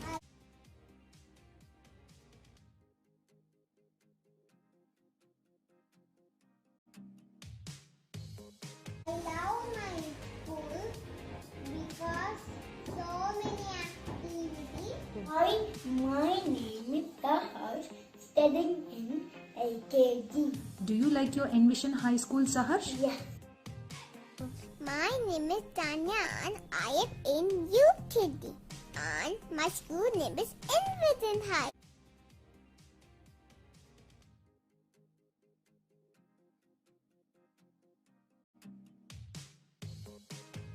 I love Envision High because there are so much fun activities.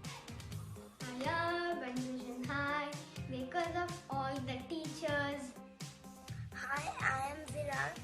I love my school because they teach me good things.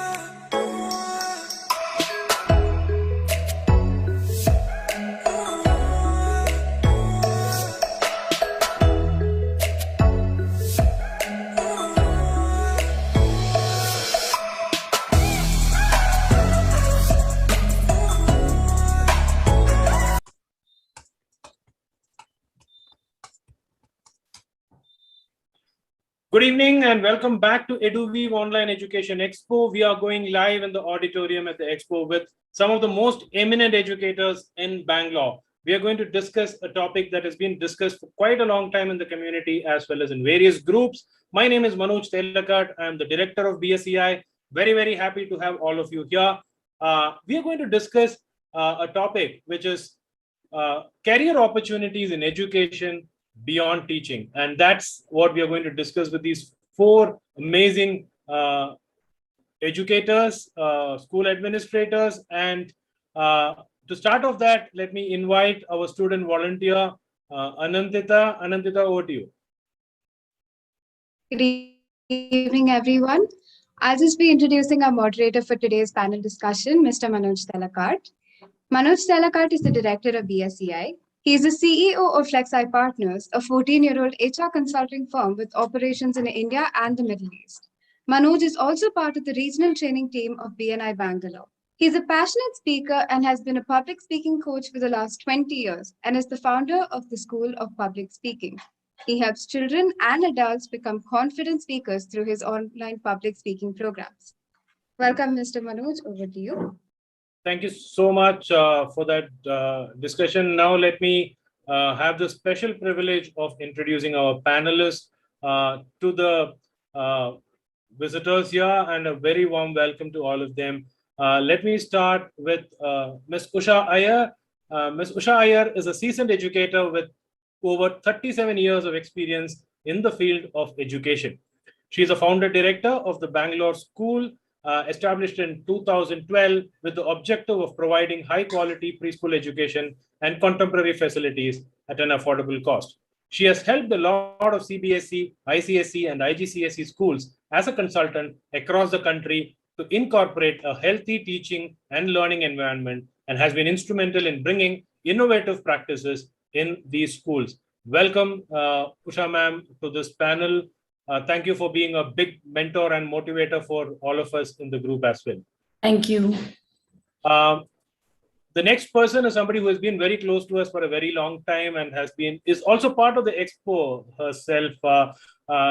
Dr. Dakshayani Khanna is a founder of DK Education.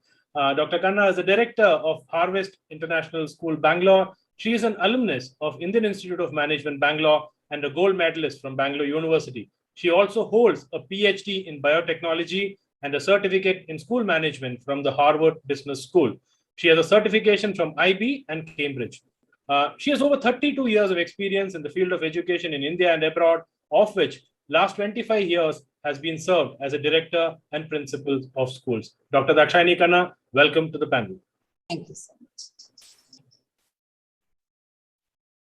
Mrs. Shanti Menon is the principal of the Dean's Academy, a university rank holder from Stella Maris College, Chennai. Mrs. Shanti Menon holds a teaching and training diploma with distinction from Cambridge University, UK, and a master's degree in education. She was instrumental in setting up Gopalan International School in Bangalore before she co-founded the Dean's Academy. She's a trained performing artist, even as she dabbles in modeling, comparing shows, Carnatic music, and painting. Ma'am, welcome to this meeting. Thank you for Thank you. Thank you. It's a pleasure to be here.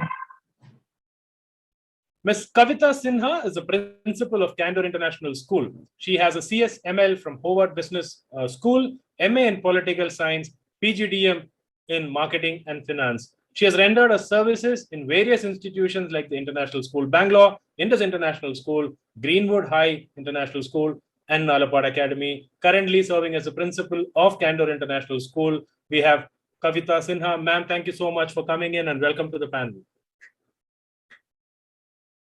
Ma'am, you're muted. I think we can all go unmute and then we'll go through the topics. So Thank you. Thank you so much. Pleasure, ma'am. Thank you so much for coming in. Candor is also participating in the expo. Definitely do visit them as well. So let me start with this. The first question, Usha ma'am, I start with you. Now, was it your childhood dream to be an educator, or did you just happen to become an educator? I think it was passion which drove me to become an educator. In fact, I have been I got a job in the Pusa Institute in Delhi and hotel management. And I think there was a calling for becoming a teacher. I left that. My dad had paid the fees there and he was abroad. And without telling anybody, my parents, I just joined this very same school where I was a teacher, and probably my principal was my role model. And I always wanted to become a teacher because I want to be like her. And I always relate her to Indira Gandhi. So Indira Gandhi was another role model of mine. So there was a leadership already. I mean, leadership quality was already existing, but I didn't know how to climb the ladder. So probably I thought the first thing was to become a teacher.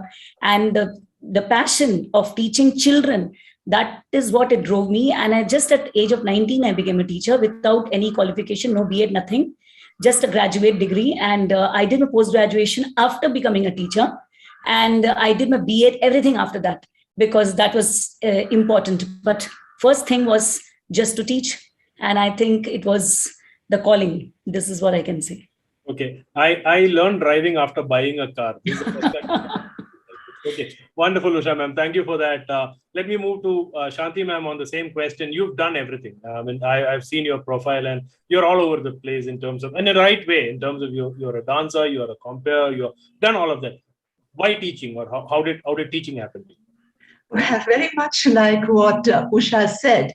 But, I had this passion for this red pen, even when I was a little child.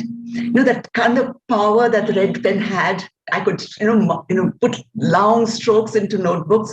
So it started with that. I wanted to wield that red pen. But much later, and so again, just like Usha did, soon after my graduation, I remember I finished my final exam and I walked straight into Bharatiya Vidya Bhavan at Chennai, Rajaji Vidyashram, and attended an interview. I was barely 20, got the job, didn't have any degrees for it. And the only shocking thing was I was told that I can only wear saris. Back then, 30 plus years back, that was compulsory. So the charm for the red pen moved into realizing that this is what I want to do. I could do so much with children. So way back then, this was, possibly in 1987, 88, I started working with, trying out new experiments, getting children out of the classrooms. Most of my classrooms were under trees and in the sandpit and things like that. I never wanted to be inside the classroom. But I think the children today, when I see a lot of my students, calling up the school, just because they see my profile, they want to meet with me. They're all adults, children of their own. Of course, I am that old, of course. So that's how I got into the whole sector, because I realized that there was something that I wanted to do there. Much against, again, the wishes of my parents. I was all slated to be an architect. Okay. And for the benefit of the visitors, all of them know Shanti Menon, but for those who don't know, I know where that background is coming from, because her dad is a metro man. Sridharan sir is where it came from. So I'm very sure that there was some pressure there, ma'am, in terms of following the footsteps. But lucky for the students that you did not, and you're here. So thank you for that. Let me move to Dakshayani ma'am for this. I've seen you, I've interacted with you so many times. And every time I come to you, I remember the first time I came and met you at Harvard School. The first thing was a passion that she carries towards not just the students, the educators. I think the educators have always come first for you and then through them the students. Ma'am, what made you an educator? Thank you, Manoj. First thing is, the only thing that I saw in my life was teaching, because my grandfather was a headmaster, my father was a professor, my mother took up teaching job once my father passed away when he was 43.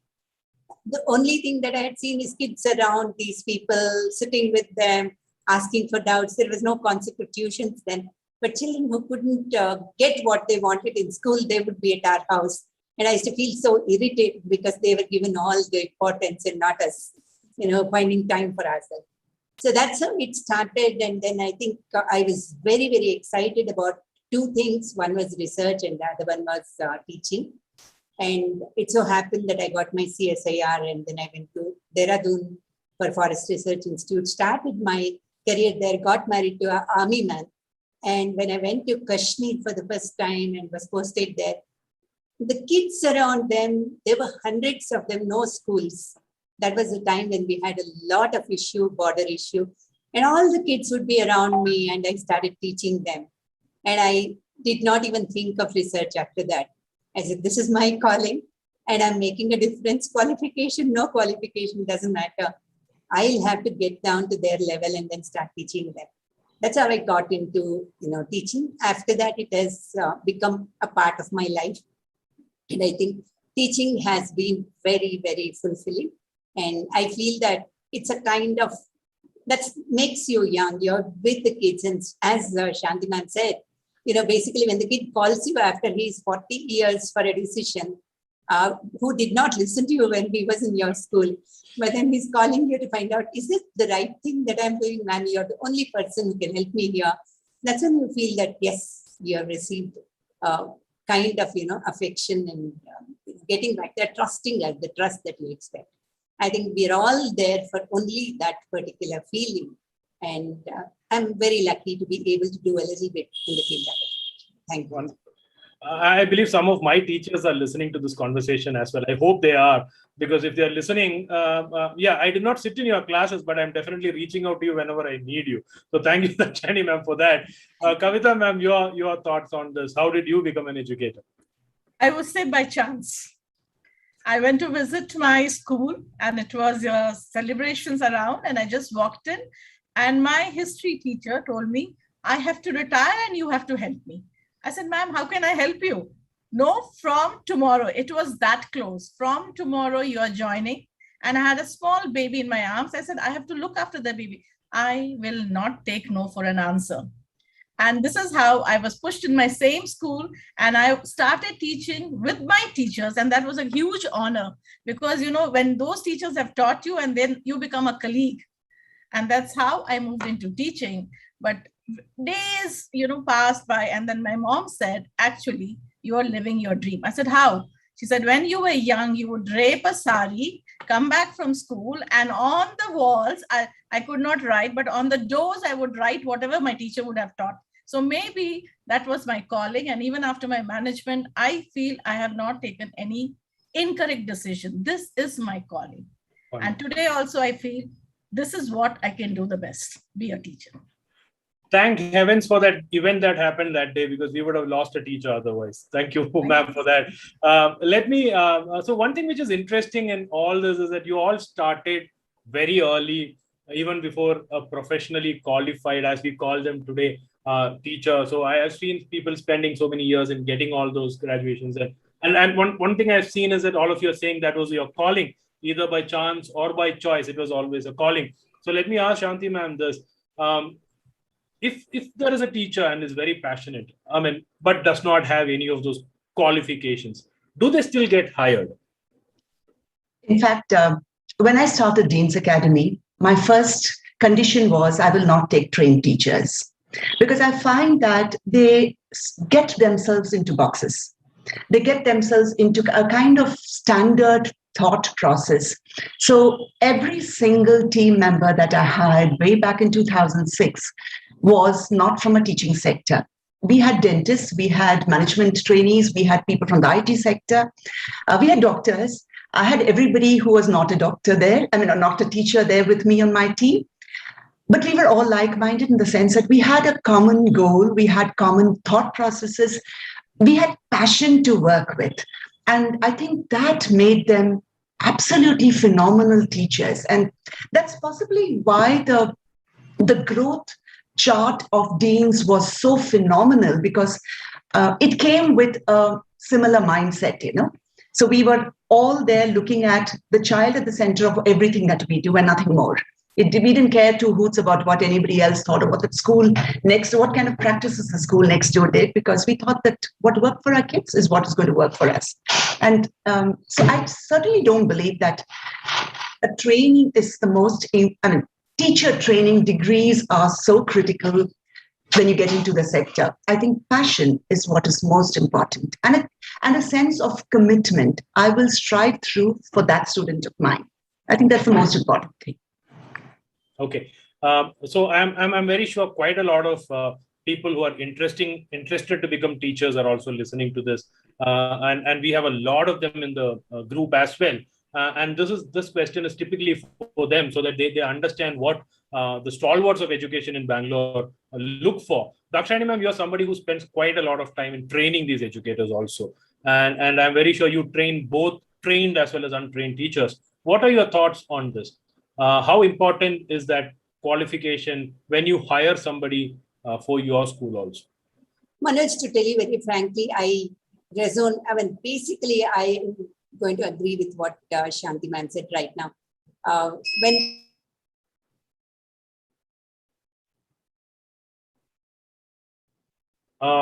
I think Dakshani ma'am also was having a technical issue suddenly. So let me just move to Usha ma'am and then come back to Dakshani ma'am when she comes back.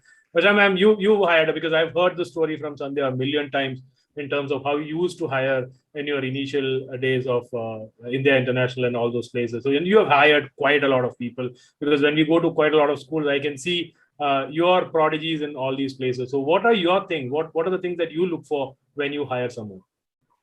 Yeah, this is very important. Oh my God. I think there are two people. I moved out. Move the person out. Yeah. Thank you. So thank you. So what my take on is, hello. Yes, ma'am. Hello. Yeah. So my take on is the creativity part. So whenever I used to hire teachers, I used to look at how creative they are in the classroom. I used to take the demo.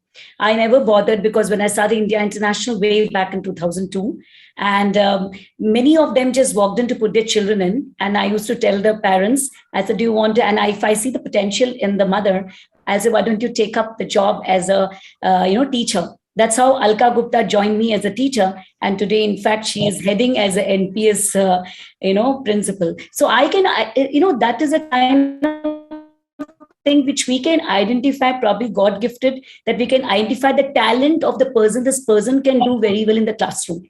I remember way back, one lady was there, Deepa Desikan. She just walked in and she said, ma'am, I want to put my son in. I said, what is your qualification? First thing was that. So she said, I am a BSc and I can, handle chemistry. I said, will you like to give a demo? And I was so impressed the way she taught chemistry in the classroom. It was all activity based way back in 2002, I'm saying. I'm not talking about projectors. I'm not talking about this. It was very hands-on and very activity oriented. And that is actually every child understood what is a DNA and what is the kind of protons, electrons and stuff like this, which I think is very important. Today also, I feel that it's a very traditional, very stereotyped in some schools. I think we need to identify teachers who can really be passionate about what they're trying to drive in the kids. And the output is very important. The children should understand the concepts. So that is most important, It's not important. The degree is absolutely, like I'm a trainer, basically. I also have a bigger school, the Green School Bangalore. In Green School Bangalore also, we don't hire teachers like this who are like just coming with the degree and saying, I've got so many years of experience. It doesn't matter. Because you might have about 13 years experience and still you don't have that connect with the children. So it doesn't make any sense to me to hire that teacher. So they always kept in the, as a stopgap, this thing. The first important thing for me is like, can they connect to the children? So that's been very important, Manoj. Wonderful. Thank you, ma'am, for that. Kavita, ma'am, you also been there. You've done that. You walked into an event and became a teacher, and you've been hiring teachers. And you've been running big schools all these years. And I know some of your team also, how well you have mentored them. I hear this question from quite a lot of people that I am in IT and I do these great projects and I'm completely bored of doing that. So I need to change my career. So let me become a teacher. And I'm very sure you hear it more often than I do. So what is it that you tell them, ma'am, if they approach you? Even now, just I'm talking about even at Candor, I've hired, computer engineers who come to just like Usha. And I have just said, okay, why you want to leave computer engineering? No, ma'am, it's just not working for me. Can I teach? Why do you want to teach? When they say, I love children, I don't hire them. That's not my criteria. When they say, I love to pass on the knowledge, I'm saying you are up to it. Because for me, anybody who can come down to the level, differentiate, and actually give their time. Teachers are, sadly enough, in India, very mistaken. We should be the warriors. If you ask me, in COVID, we are also the real warriors. Teachers are the one who actually finds out the strength in the child.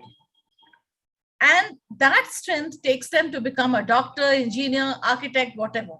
So for me, it's not about B.Ed. Two of my, PE teachers are doing some course right now and they took some week. I said, why are you doing this exam? Ma'am, are we not supposed to? I said, did I ask you? Because your increment is not based on the training you're doing. Your increment is based on how many students are you actually involving and how many of them are going to take the sport seriously. For me, this training business does not work as long as it doesn't actually bring change in the heart of a child. That is more important. I think, when I'm listening to Ms. Shanti and Ms. Dakshani ma'am, and of course, Usha, my neighbor, I would say that we are all talking on the same line and on the same page. And Usha and me have spent, I think, more than 15 years as neighbors teaching two different worlds, right, Usha? Wonderful. Thank you, ma'am. Dakshani ma'am, you are answering and then technology hit us again. Yes. Thank you, Manoj. So basically, I would definitely reflect whatever others have said. when you're looking at training, there are two aspects actually, Manoj. And today's teachers have to completely teach differently. So when you get people who are not in the teaching line who come in, just like you, you're also a trainer and you are taking theater and other things for making sure that teachers get how they need to teach. The flavor that comes in will be a different kind. The attitude comes first, the skill comes in later, and then comes the knowledge. And the concept of cognitive teaching that is there in B.Ed and everywhere else, teaching only the content, is no more there. So that kind of flavor, that kind of encouragement comes with diversity. So I definitely believe that bringing in different kinds of people brings in that kind of environment for teachers to experiment, because it's a whole lot of different things they have to teach, especially about socio-emotional well-being of the kids, and then taking care of themselves, their life skills, their values, their integrity. That comes with people who have worked in corporate. They know the discipline. Though we say schools are known for discipline, self-discipline comes only through corporates because they're accountable. Kids are not accountable. Teachers here, we need to change our attitude, and that's what happens when you have diversity. Okay, so we have a question from the audience member in the auditorium, and he's somebody who's been affected. I'm not sure if it's a he or a she, but I think it's a he. Is somebody who's been affected by the fact that he doesn't carry a B.Ed and has been rejected in schools because of this. So he's asking, how do I understand about my approach and see how we can take this forward? So he's seeing how does he connect with one of you or all of you and see if he fits into this, or how is it that he can take? I can open this question to anyone who's interested in answering. I will tell you the first thing, Manoj. There is a rule for any board that when you have teachers, there is a combination or there is a proportion that is given to you. 1:1.5 is what CBSE says. You need to have that many trained teachers. So per section, you need to have 1.5 trained teachers, which means for 2 sections, you'll have 3 trained teachers. But many of our schools will have more than 2 teachers teaching in the same class. So once that mandatory statutory thing is filled, all the teachers who come after that need not have a B.Ed. But if he really is passionate and if he wants to grow, do some research, get into schools and become a mainstream teacher, he can do a lot of certifications. Maybe Kavita ma'am and Shanti ma'am can put in some efforts. They have Cambridge and Ivy sessions and also certifications that they can do, which is also considered as teacher training. They can definitely do other things like, a computer teacher doesn't require a B.Ed. A computer teacher as such does not require a B.Ed at all. This person says he's got, he uses nature and art and integrate that with academics. That's what he's doing. He is the right person to actually send out his resume to any of the IB PYP schools, because that's where we do not have, trained B.Ed teachers required. We need people who are passionate with a particular content. His nature is his, so he can connect with the units of inquiry. So he should reach out to PYP schools and if possible, do an IB PYP workshop at the level 1. Wonderful. So I think you got your answer right there, and I hope you will be getting into one of these schools very soon. Let me move on with the questions. Just when I heard this question, I'm interacting with 4 powerful women here, and when I walk around to schools and I see, we are the minority, the men out there. Why is that? Are you ladies not liking men teachers, or do they not come for interviews? Why are they so less in numbers? Shanti ma'am, do you want to take that question? I certainly do, because I'm very keen to have male teachers in the school, because it brings about a kind of equilibrium in the whole setup. The whole fact that it's just women working tilts the scales for the students. They need a more holistic kind of approach, and the male aspect is. The perspective is very different when it comes from a male teacher. So we do have quite a few male teachers in our school. My senior physics teacher is a male teacher. My French teacher is male. So we have a Kannada teacher who's male. We've got quite a few teachers. But having said that, I think the one issue is, and in India, I think it's part of our whole cultural thing about the man being the breadwinner of the house. And so even today, the education sectors doesn't give you the best pay pack. So he cannot be the breadwinner by being in the teaching sector, unless you are in an international school and things like that.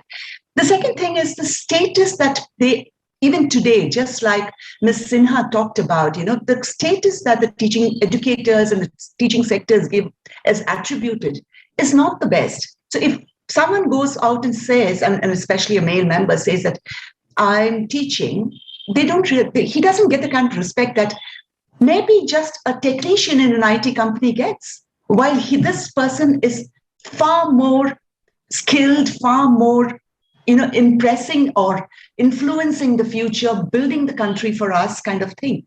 So I think it's all to do with the mental mind makeup. But today there are men, having said all of that, there are men who are veering towards. My political science teacher is male, and he fights staunchly for the fact that every time there are resumes that come in, he said, please pick up a male, so that our club gets larger. But I think it brings a lot of healthy vibes within the school when we have a good mixture of both. But we have to change our society has to change its outlook for the gentleman. Manoj, I would like to add on a little thing here. Dakshani, I want you to add, but I'm just adding one more question into that, okay, so you can answer that also. While you talk about men in teaching, I've seen them in high school and probably those levels, or even in higher education, I've seen quite a lot of them.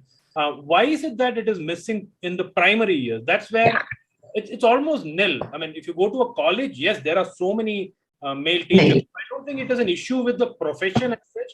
Maybe it is something else also. So if you look at a primary side, it is almost nil. Dakshani, ma'am, what are your thoughts? Okay, Manoj, I would like to add on to the first question that you asked. I had a student who was brilliant and always used to take classes for the peers, lower grades, etc. He cracked his IAS exam and wanted to become defense officer. And then, he joined administration. I asked him, your passion was in teaching. Why are you joining this? He told me, my parents told me that if I join teaching, nobody will give me a girl for the wedding. So nobody will be ready to marry. So that's the level, as Shanti rightly said. Probably Shanti ma'am meant that even financially, he won't be able to manage his house. Okay. And that's the sad truth. And that's the reason probably, this thing. Coming to the next one, there are a lot of societal beliefs which are there, like especially when it comes to the harassments that people talk about, the news that comes in newspapers and all these things. People forget that they are all fathers. And these are the people in society. You can't differentiate a small child and a male member. And exactly the same has to happen. One, there are no takers. Very less resumes comes from men for especially preschool and primary school. And the second thing is that there is a apprehension, saying that why get into issues. Many of these concepts which feel that they're not very sensitive, they may not be able to connect. And there is always a fear to leave a young child with a young male member. And all this, they play a very important role, not only in the minds of the principal and the staff, but also in the minds of parents. I have seen many parents coming and telling me that, ma'am, it's better you have lady teachers in primary because they'll be able to handle them. They won't shout on them. The concept of male members not being sensitive is so ingrained in our society that the society needs to change its outlook. There are lots of male teachers who are extremely good, but these are some of the reasons that I could say. If I may just add, I had a colleague when I was in Gopalan International School with a young gentleman who was a pre-primary school teacher. He just didn't make it in life kind of thing because of the same issues that Dakshani is talking about. And it's societal pressure. He was good. He was very good in class and he was patient. It's not like he was not patient. But, the kind of pressure to constantly keep an eye on him, I don't know how much how much of space he had to work if all of us were constantly prying into his class. Okay. I have something positive to add. Yes, I have something positive to add that you'll find many PYP coordinators Right now, the male coordinators, and I have hired my own student from Indus International, who's now teaching grade 5. And when I interviewed him, I said, why you want to be a PYP teacher? His plan is great. He says, I want to be not only a teacher, I want to be a PYP workshop leader. And not only him, I have seen in the last 5 years a change, which all of us, I'm very happy to know, a lot of students, IB students, are coming back to teaching. I would say the percentage as of now is 0.5 or maybe 0.05. I really don't know, but people are coming back to teaching. First of all, the reason is they are connected with the philosophy of IB. And that's the reason they want to give back to the society. So this is something positive I'm noting. And I really make a conscious effort now that, I hire PYP teachers who are like a balance between male and female. And Wonderful. That's really good. There is hope, guys. Don't worry. There is hope. Yes, there is. This is for the message for men out there. Usha ma'am, you've been an educator and administrator and one of the best that is there.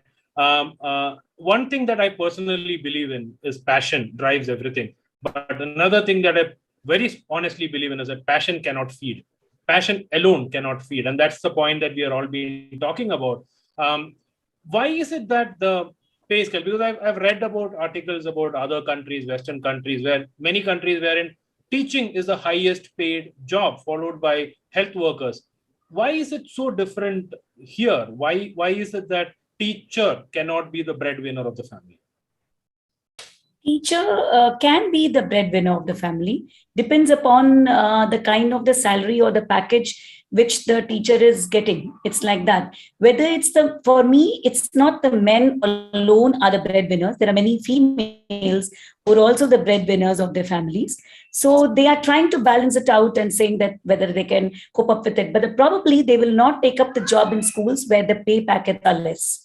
They like to take up jobs in such schools where the pay packets are high, because the kind of expenditure which has to be meted out, whether, but mostly they get their education of the children, they get it free in many schools.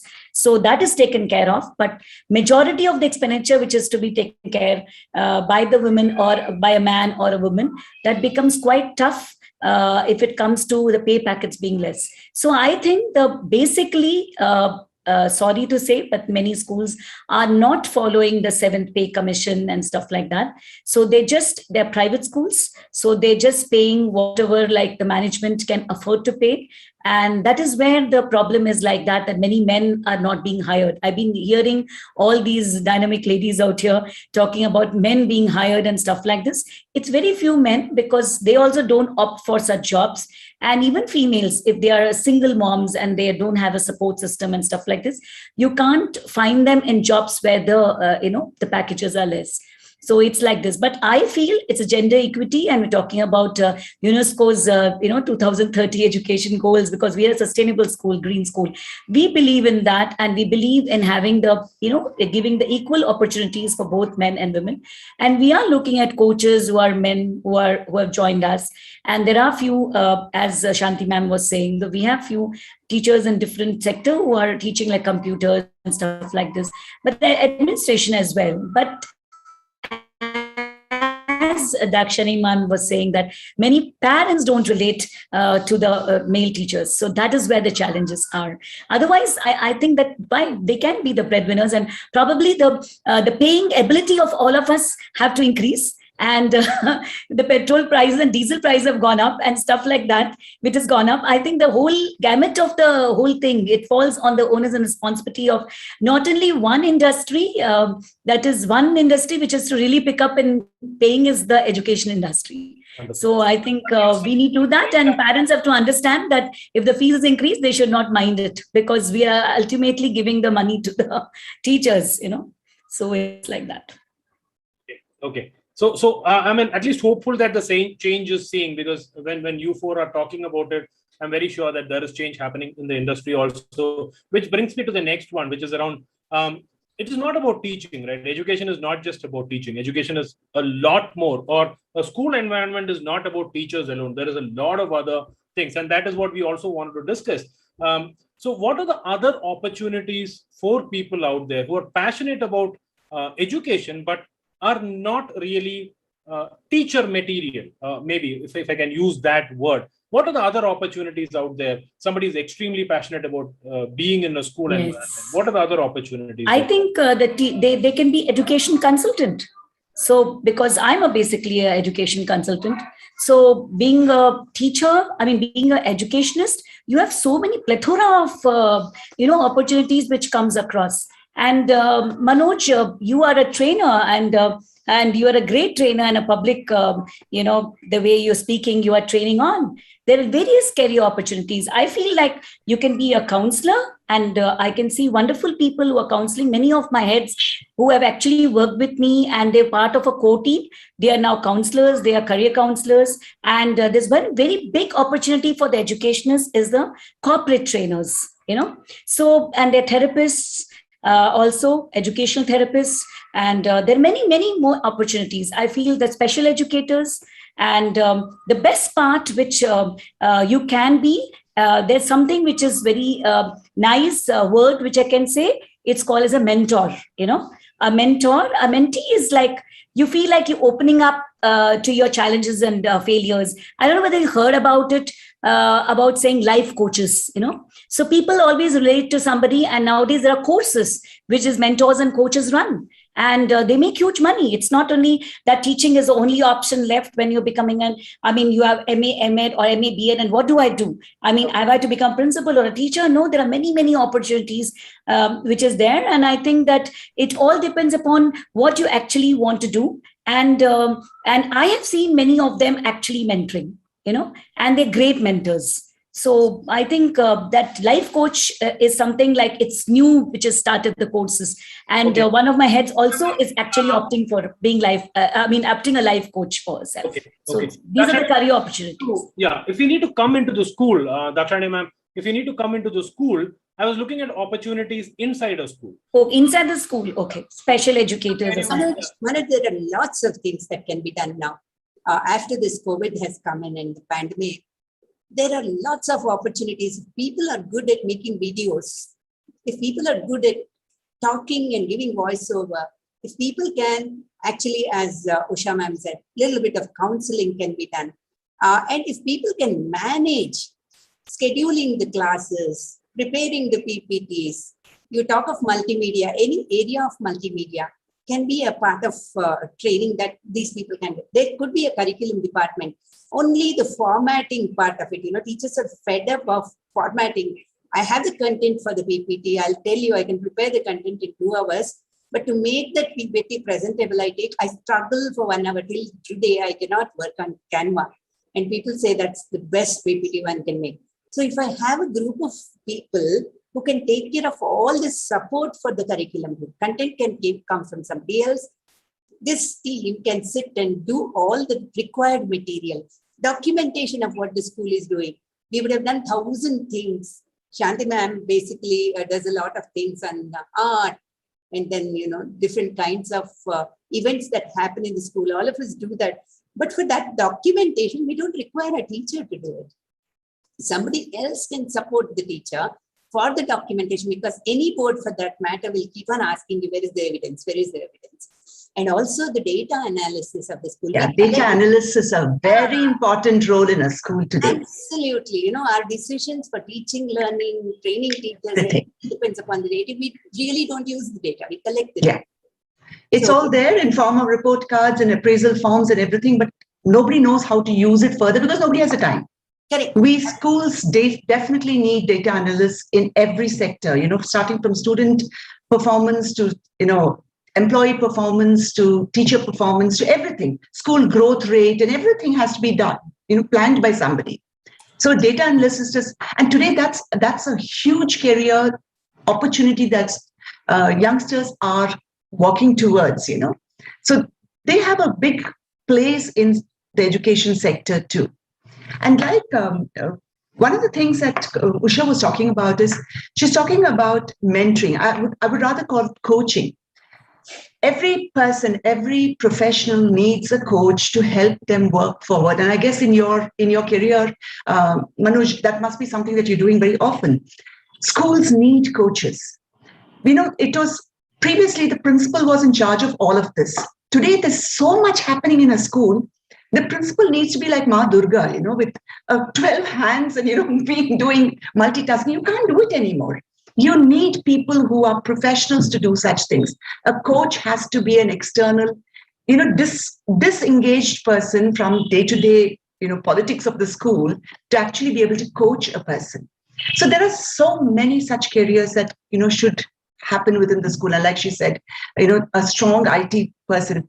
The administrator is such a key person in the school. Again, this used to be the job of a principal, the administration. Today, administration doesn't need to be the principal's job alone. You can have an administrator. The administrator now, when you talk, especially today with the COVID times, the safety norms that have to be followed, why is the principal involved in all of it? Your job is to run this, take care of the students' education. Let the administrator handle the, whole COVID angle of the school. So you need strong administrators for all of this. And like Dakshayani said, people who just manage data of the school in terms of multiple things that we have to do. We have, especially in CBSE schools, we have Ek Bharat Shresth Bharat activities happening. We have art integration happening. We have subject integration happening. Who's keeping an eye, who's monitoring, who's checking to see all of this is so critical. So if it is centralized, it becomes so much easier. Similarly, when you talk of curriculum development, of course, a teacher knows what he or she has to do. But I say this from experience.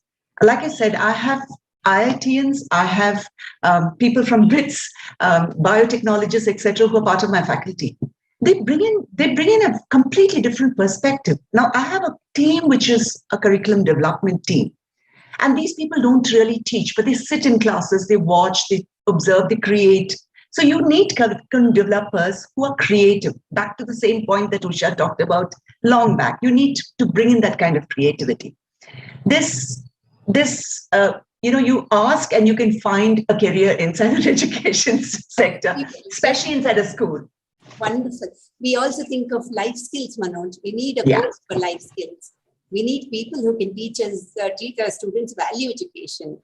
Okay, all these are coming in gender sensitivity, value education. Teachers are not needed for all these things. If I'm What about finishing school? What about finishing school? Because children don't have the right etiquette to step out with. True. And so, just to understand, ma'am, we are talking about life skill coaches, or are these all permanent roles that we are talking about? Or are we looking at consultant kind of stuff? Do schools have these as permanent roles? Because one of the things that when I saw an organogram of a school, I run a recruitment company. That's my business, and I do leadership hiring across. And what I've seen is when I saw the organogram, there is very niche. Cliche kind of roles. A transportation manager, an administration manager, an accounts manager. You're talking about positions which are not there in the program now. So are these roles which are already there in the system, or are these roles that the schools are evolving to become now? No, the roles are very much there. I'll be talking from international school perspective. When it comes to curriculum development, it's basically something which is handed over through the international curriculum and we develop. But where we really need support in international school is a connect with the industry. That's where I feel a lot of job opportunities, a lot of opportunity is there, because each and every student needs pragmatic experience of what's happening in the industry. So there are a lot of people who have come up with this internship program, and they actually connect the 11th and 12th graders with these people outside. And that is something which schools are looking forward to, because in the real experience of the industry, and as you know, IB also has an IB career program. So what happens is when you have people from the industry coming and talking, now these are not permanent positions, but a company which actually brings you the experts to the school, it becomes easier. Principal has to just drop a mail to XYZ company, and that company has, all the great trainers or all the great people from different industry. And if I need somebody as an environmentalist, I have to just give a call and they'll come. Now, for me in primary years program, I need almost every month a speaker from the industry. And it's like quite challenging because we keep going back to our parents, try to find out who is there, who can come, share some time, thanks to the hybrid model that we can bring them online. If it is bringing to school, it is quite an ordeal. So such opportunities are very much available where people. But I think we are moving slightly towards the entrepreneurial model wherein this can look at it. I was still looking at from a career perspective for an individual who wants to be in a school. So apart from these positions, which we normally talk about, I'm hearing some very, very niche, very interesting positions. So these positions, I believe, are coming up. So for example, marketing. I've interacted with some Very of the best much there. minds. Yes, very much. Marketing has become, you can tell you nowadays, the head marketing is a huge role in a school. And that marketing person should know the BTL, like ATL, all activities. So it's a very, very core, you can say, position.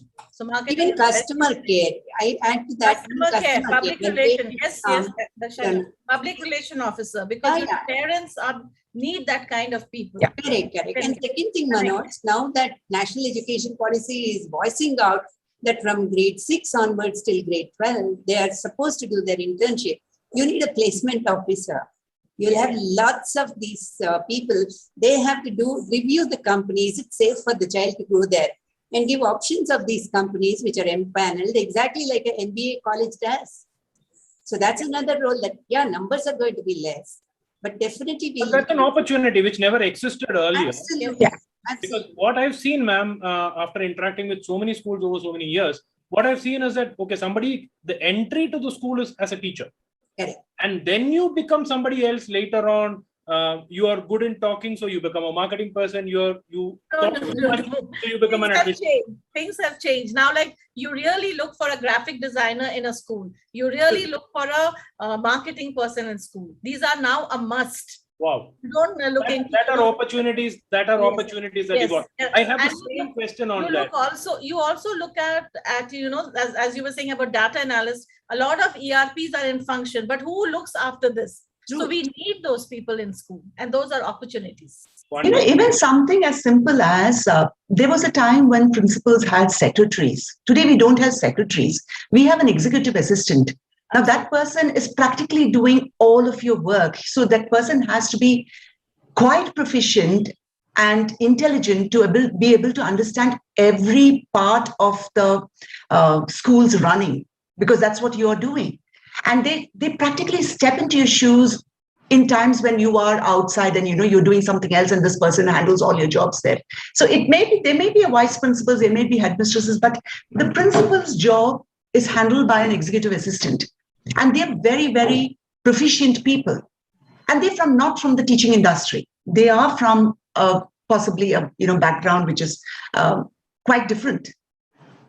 So we are no longer looking for those kind of, we are looking for people who are skilled in their niche areas today.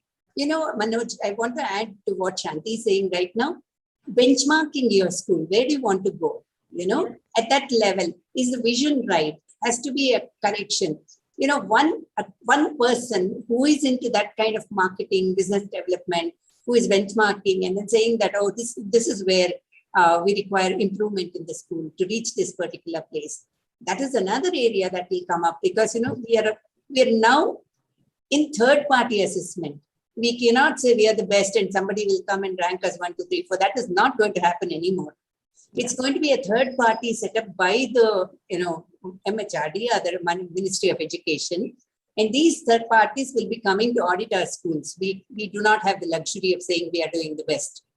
So for that, we need to be ready. Where is the auditor? Nobody knows how to audit.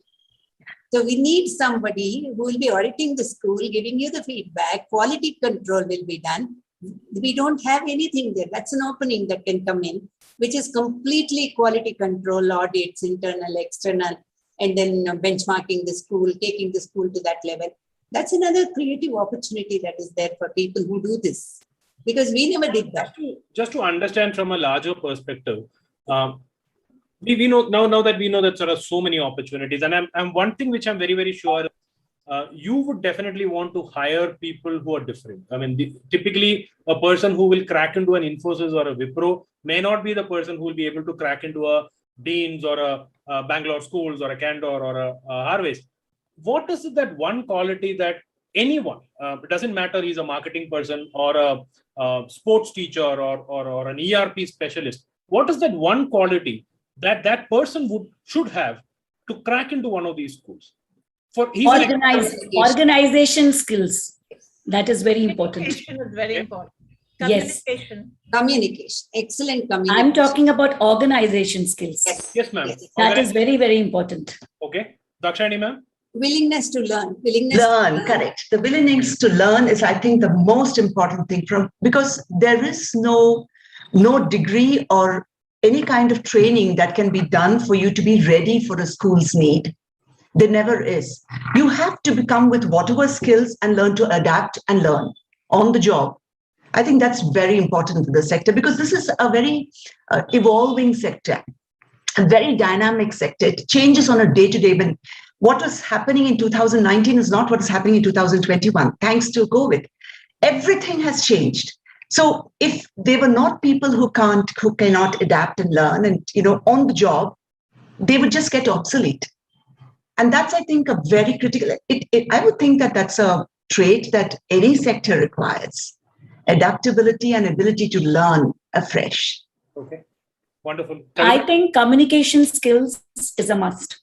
A very good communication skill, you need to connect. That's very important. Where any job, whether it's a teaching or non-teaching job or anything in the campus, that's very important.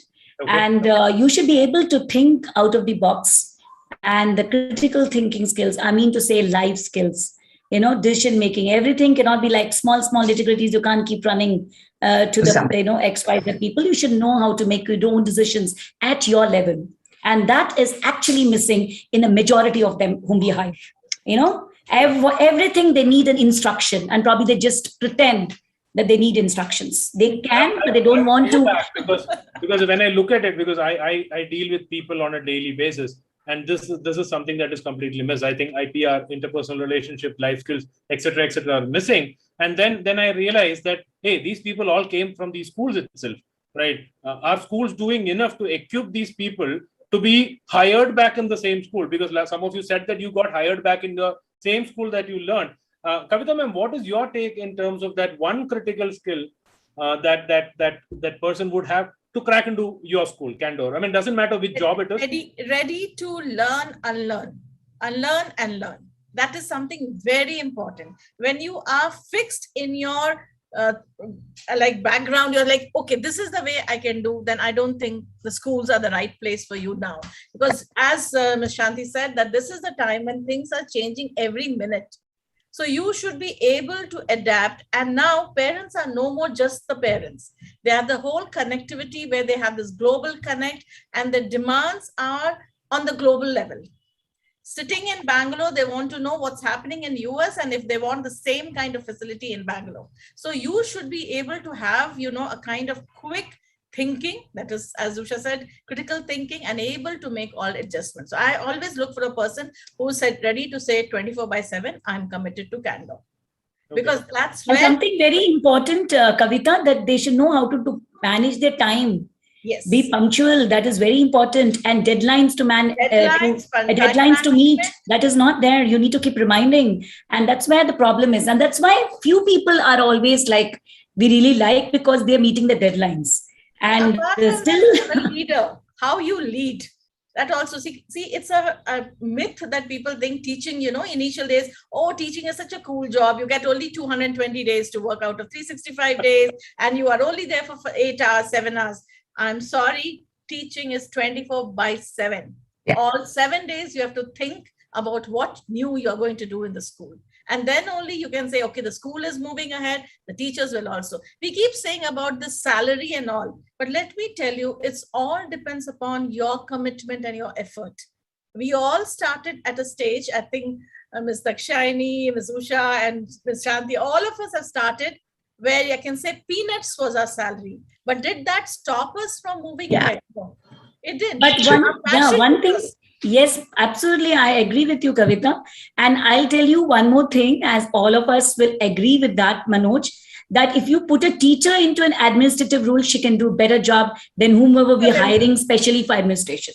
They can't, because teachers can take up the challenges and their disaster management. Yes, I always what you're saying. Teacher principle is a better principle, I always say, because we know what hurts the teacher, what pleases a parent, and what makes the student happy. So the decision making is very good. So what you're saying is that once you become a teacher, all these life skills get automatically imbibed into you. Is that what you're saying? Absolutely, absolutely. Yes. You know what, Manoj, what happens, we actually join as a teacher and we become excellent teachers. We are pulled from there because, as long as we are teachers, we are responsible only for ourselves. Once you establish there, you're pulled, you're made into a HOD or something else, where it is not only your contribution, you have to bother about others' contribution. At least that one you have been teaching, you know what to do, what not to do. Then you're pulled into administration, which we have no clue. Yes. Okay, you have to manage transport, you have to manage facility and everything, and no training is given to us. Absolutely. Yes. But then, as we are all disaster management. We are great at that. Crisis managers. And we are able to manage only because we've been teachers. Nobody else can manage a school. Because teachers give birth to all other managers. Yes. Okay. Now I have one last question. We are just almost about out of time because at 7 o'clock we have this amazing awards evening that is being planned. One last question. So you've all been mentors. You all spent decades in the field, the industry. And I'm very sure you've seen the good sides, the bad sides, the tough sides, all of it. What motivates you to get up and go to the school today morning? Shanti ma'am? A child in the school and that smile, that there's a difference that you're making every day. And I even exclaim about it even day before when I was in school, that, with COVID and with, people working from home, etc. The minute you are in school, the whole the atmosphere brings in a whole lot of impetus. And I think over the many, many years, 30 plus years, we've realized that there's nothing that you can change about your wanting to be in that sector. I don't think any kind of candy would lure me into any other kind of sector more than what this has done to us. And it doesn't matter what you earn or it's the smile on the children's faces, the gratitude and the gratification years later when they come back and they do something in their lives. You have built a base for that. And that's, I think, what makes you get up every morning with a big smile. Okay. Dakshayani ma'am, the same question, because I know you've not been at the best of your health of late. And at the moment we spoke about this panel discussion and we spoke about this topic, she said, it doesn't matter what it is, I'm there for that panel discussion. But what keeps you going, Dakshayani ma'am? Manoj, the same thing, when you're looking at, at some stage of your age and stage, you start feeling that you can contribute. Society has given you so much. You've got so much of experiences. You've seen kids growing from one to another, and we've been growing. Along with every child, we learn so much. So if there is an opportunity where you can make a difference for anybody for that matter, as Shanti said, a small kid looking at you and then smiling at you, saying that, why didn't you come yesterday? Yeah, we missed you. And the same teacher, I'm finding this particular thing very difficult, ma'am. Can you help me sorting this out? Or a parent who says, I don't know how to actually handle my teenage child. What do I do? Not that we are experts, but whatever little we know, if we can just spread it out and then share it with anybody who needs it, I think it gives you the best satisfaction possible. So sharing is what keeps you yes. going, ma'am. Yes. Kavita ma'am, your thought. You actually shared this with me when we came to visit you in the school. So the question popped up from that. So your answer, ma'am. For me, it's not about the parent primarily, it's about the student. If I can make a difference in the child's life, a little difference every day, that inspires me to go there. The second thing is, I always believe to pass it on to my teachers. I'm always looking for teacher leaders, trying to find out, okay, which teacher can actually take my vision, take the school's vision forward, bring them forward, give them a little more. And my teacher said, ma'am, this again, I have to do this. I have to do this also. And then they say, no, ma'am, I can't take this responsibility. And I say, yes, you can. And when they start doing that and they feel that, okay, they have taken the responsibility, I relax back and say, okay, one more mentor is made. Because I feel if we are able to create mentors, they can impact 100 students. One teacher at least impacts 75 to 100 students. So if we are in my journey, I am moving forward to make as many teachers with the same values, ethics, and passion that they can impact the students under them. They may be with me at Candor, they may be in other schools, but they should give a positive impact to the students. Let me tell you, teachers are the one who can bring that difference in the mind and heart of the child. That look, it's not about career, it's about giving back to the community. That's one thing which makes me go early morning every day, pack my bag as if I'm going back to school. And I'm always excited. 7 o'clock is like, my biggest smile is on my face that I'm back to school. Wonderful, ma'am. I can see the smile today also. Yes. Usha, ma'am, you've been a mentor to mentors. And why I say that is because you mentored my partner also. And every time we have a discussion on education, schooling, teachers, etc., your name definitely comes up. And at some point of time, I need to tell Sandhya that, yeah, I've heard it multiple times. Let's discuss. Okay. So you've been somebody who has done that. So what is it that keeps you going on? For me, yes, the children are very important, major role for me. See, I have been very sick for last 1.5 years, on and off. But when I go back to school and I see that they are cheering me up and they are there working very hard, putting in heart and soul, I feel that I must go for them, and they put the smile on my face. And second is my other stakeholders, my parents. They walk in and walk out of my school. There is no kind of demarcation between teachers and parents, whether it was the previous school where I was working or whether I'm working here. We've been partnering with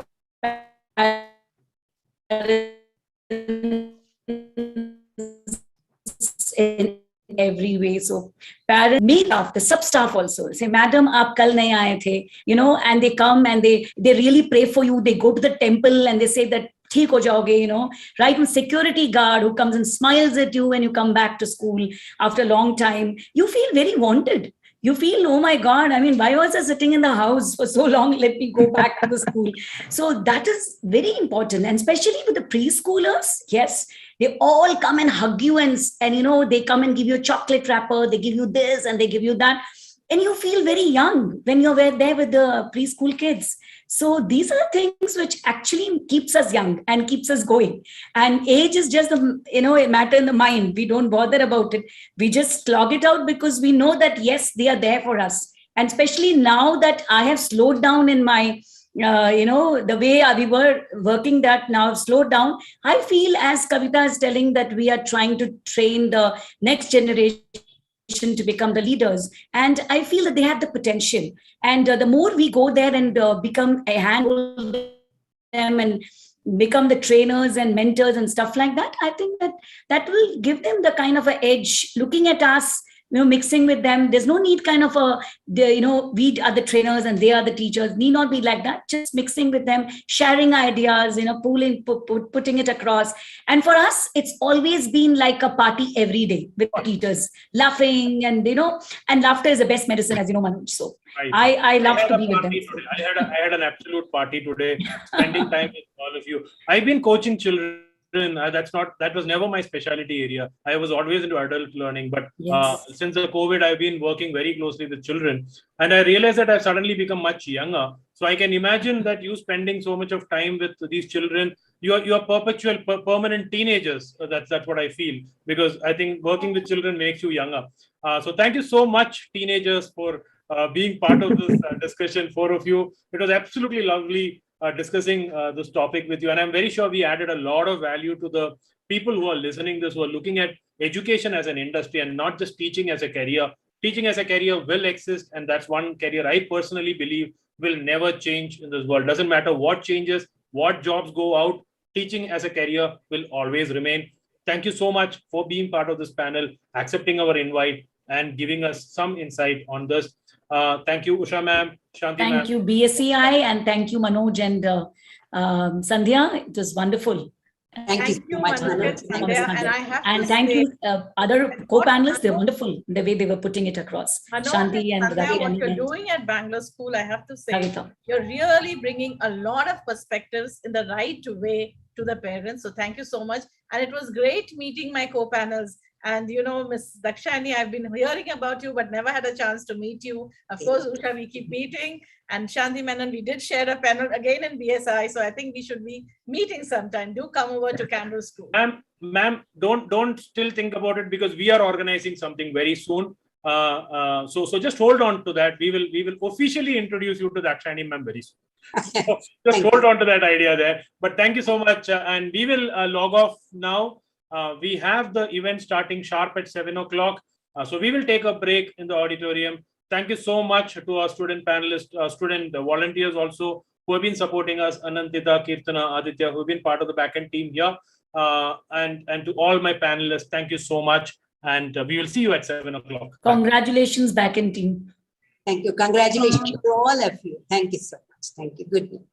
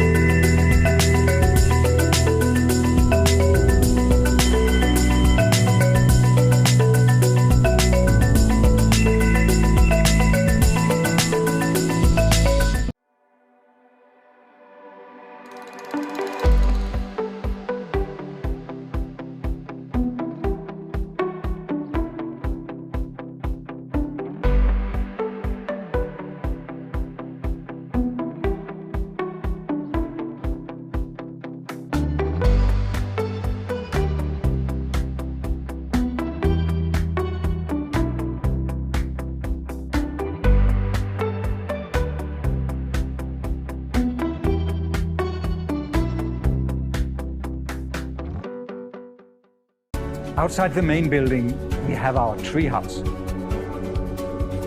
The treehouse is there to show that teaching and learning should be playful and fun.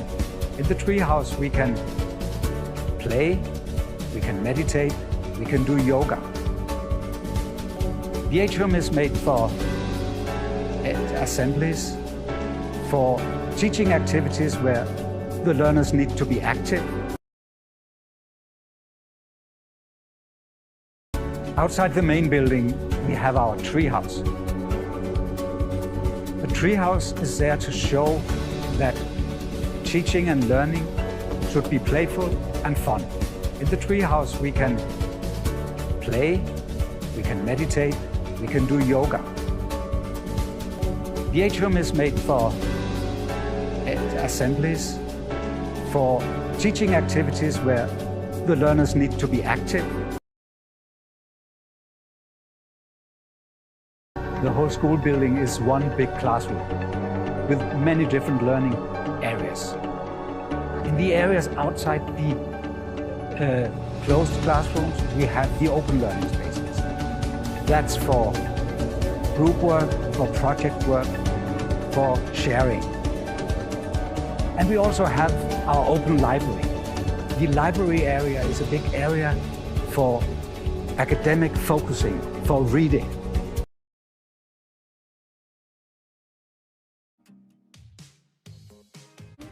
I love Envision High because of the enthusiastic way in which our teachers teach us. I am studying in LKG. I like MMM stories and the readings. Craft. I like Envision. Envision is mine.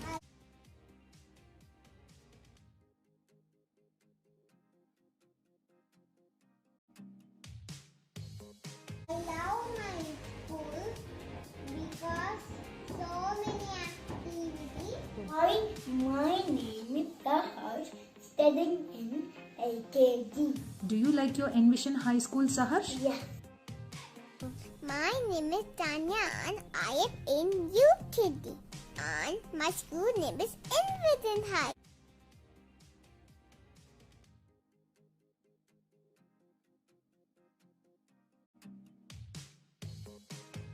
I love Envision High because there are so much fun activities. I love Envision High because of all the teachers. Hi, I am Virat. I love my school because they teach me good things.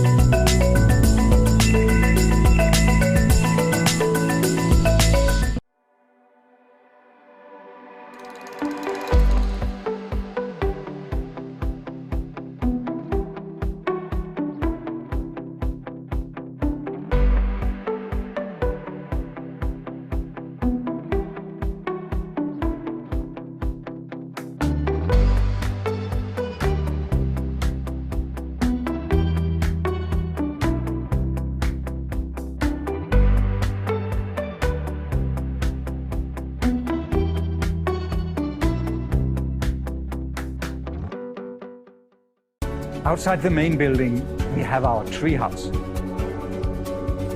The treehouse is there to show that teaching and learning should be playful and fun. In the treehouse, we can play, we can meditate, we can do yoga. The atrium is made for assemblies, for teaching activities where the learners need to be active. Outside the main building, we have our treehouse. The treehouse is there to show that teaching and learning should be playful and fun. In the treehouse, we can play, we can meditate, we can do yoga. The atrium is made for assemblies, for teaching activities where the learners need to be active. The whole school building is one big classroom with many different learning areas. In the areas outside the closed classrooms, we have the open learning spaces. That's for group work, for project work, for sharing. And we also have our open library. The library area is a big area for academic focusing, for reading.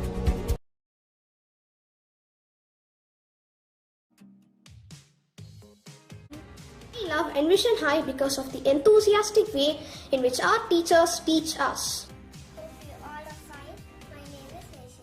I am studying in LKG. I like MMM stories and the readings. Classwork. I like Envision.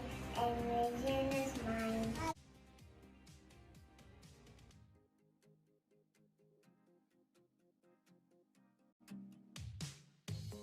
I love my school because so many activities. My name is Saharsh, studying in LKG. Do you like your Envision High School, Saharsh? Yes. My name is Tanya and I am in UKG. And my school name is Envision High.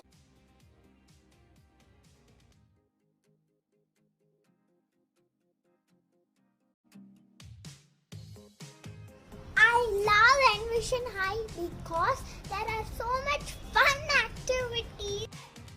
I love Envision High because of all the teachers. Hi, I am Virat. I love my school because they teach me good things.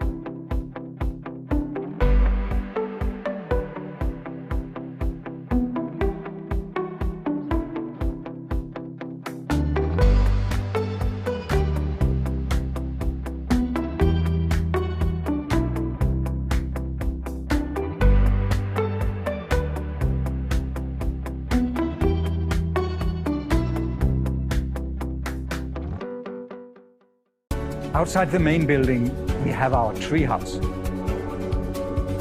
The treehouse is there to show that teaching and learning should be playful and fun. In the treehouse, we can play, we can meditate, we can do yoga. The atrium is made for assemblies, for teaching activities where the learners need to be active. Outside the main building, we have our treehouse. The treehouse is there to show that teaching and learning should be playful and fun. In the treehouse, we can play, we can meditate, we can do yoga. The atrium is made for assemblies, for teaching activities where the learners need to be active. The whole school building is one big classroom with many different learning areas. In the areas outside the closed classrooms, we have the open learning spaces. That's for group work, for project work, for sharing. And we also have our open library. The library area is a big area for academic focusing, for reading.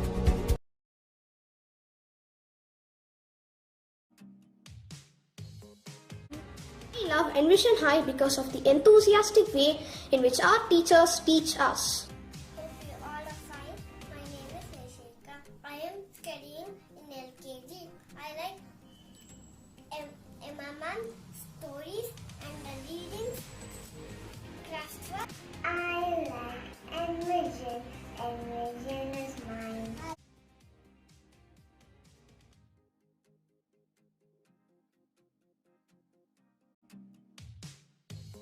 I love my school because so many activities. My name is Saharsh, studying in LKG. Do you like your Envision High School, Saharsh? Yes. My name is Tanya and I am in UKG. And my school name is Envision High.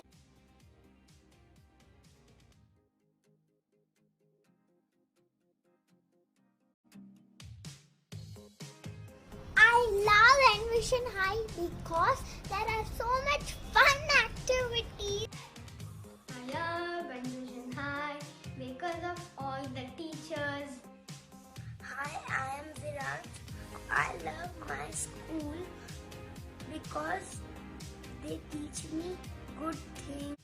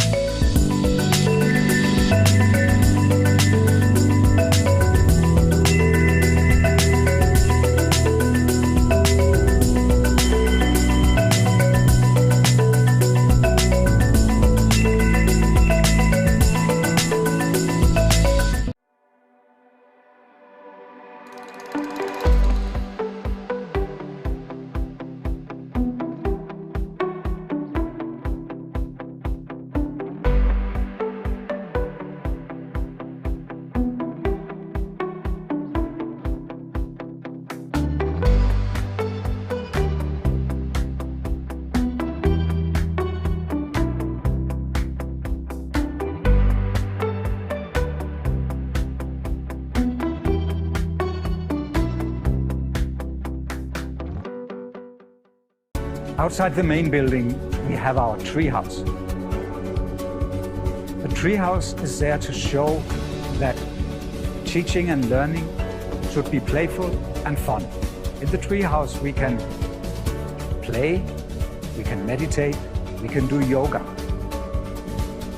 The atrium is made for assemblies, for teaching activities where the learners need to be active. Outside the main building, we have our treehouse. The treehouse is there to show that teaching and learning should be playful and fun. In the treehouse, we can play, we can meditate, we can do yoga. The atrium is made for assemblies, for teaching activities where the learners need to be active.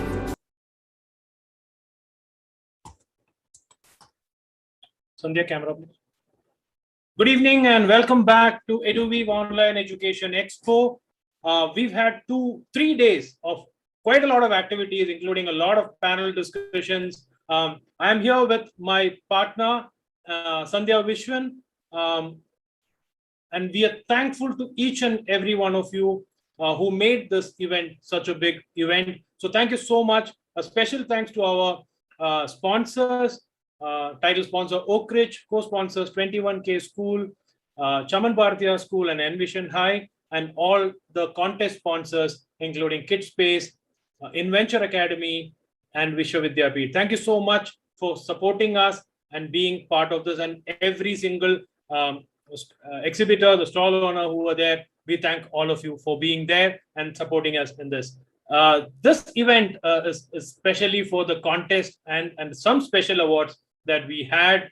The first award that we are going to announce today is that for the Social Impact Project. So for that, may I also request the judges to join us. Tech team, if you could just put Dr. Dakshayani Khanna on screen for us, please.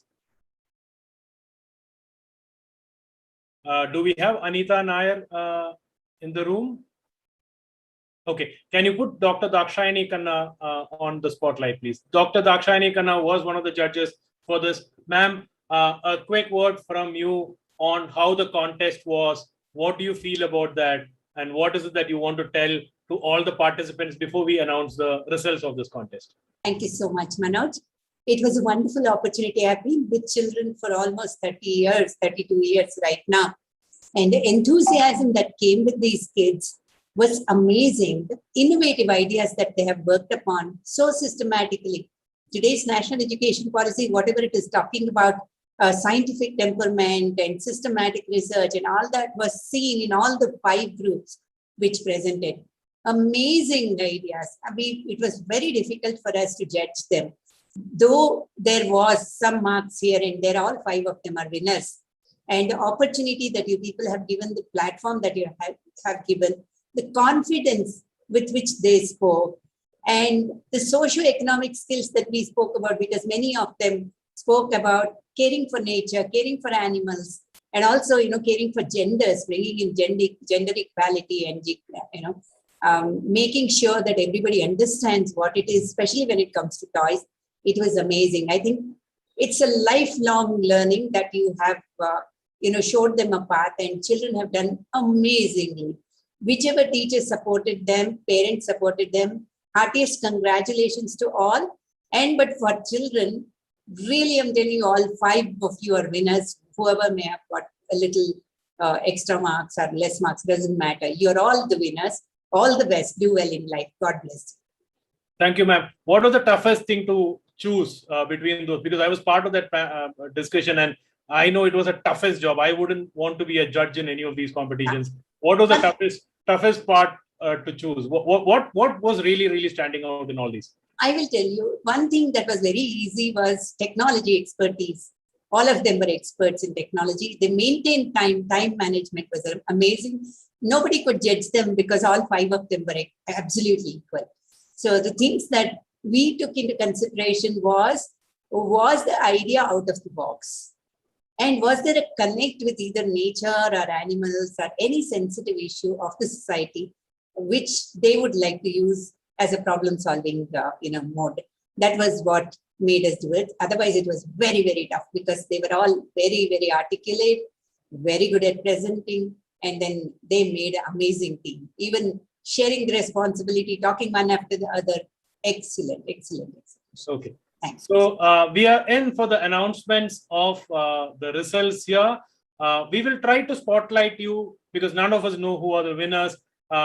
So we are going to spotlight you. So once I announce the name, if you're there, please speak out so that the tech team can see you and spotlight you onto the screen.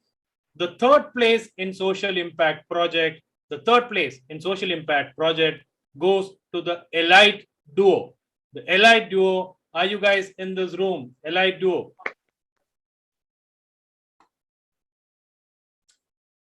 Unmute and say a hi if you're in the room. Okay, we don't see them in the room. Maybe it's too late for them. So it's okay, perfectly fine. We will catch up with you and send you the awards also. The second place in social impact project goes to Save the Pack. Save the Pack gets the second place. Are you guys in the room? Okay. Is the school, someone from the school, their school in the room? I had asked them. No worries. So we'll move on and we will announce the first place. Anyway, it's going to be online and it's going to be announced everywhere. So they will definitely get a chance to catch up on that as well. The first place in social impact project goes to Inequality Hunters. Inequality Hunters gets the first place. If you guys are in the room, please say a hi. Or maybe they're watching from the auditorium. It is perfectly fine. So Inequality Hunters wins the first prize. I think they had a very, very interesting topic, ma'am, Dakshani ma'am. Very, very out of the box in terms of what they wanted to present. I was just bowled out for the fact that these are kids who are presenting such a sensitive topic related to inequality there. So hats off to that team. Dakshani ma'am and Anita's not been able to join us, but from the bottom of our heart, thank you so much for judging these contestants. Tough job, but you did a phenomenal job. Thank you, Dakshani ma'am, and congratulations to all the winners of the Social Impact Project.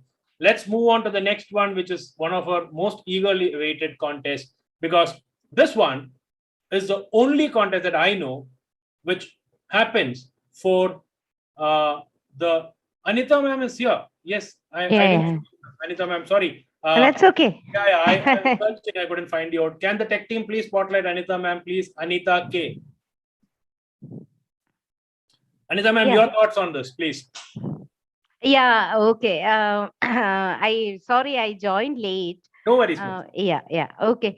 So when this was a very unique learning experience for me as a teacher, and I'm always on the lookout, to be updated about what's happening currently, what is the situation with our youngsters and what are they doing and all that. So it was really an amazing and unique learning experience for me and all the teams. It was difficult to mark them. It was difficult to rank them because all of them had done a lot of committed research. That's what I felt. It was the projects were unique and genuine too, and a lot of committed research had gone into that. So hats off to them.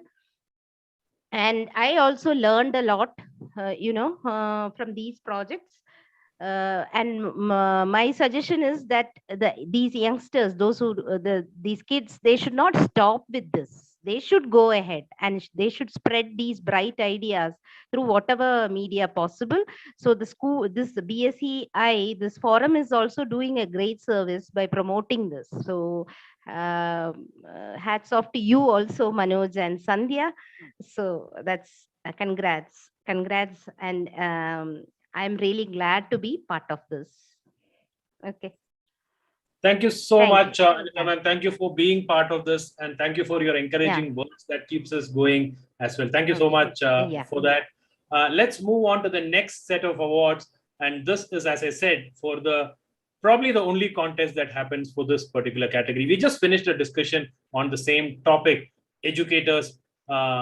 This is for the Educators Speak. This contest was for the educators on the topic empathy in education. So a big thanks to all those people, all those educators who took time out of their busy schedules.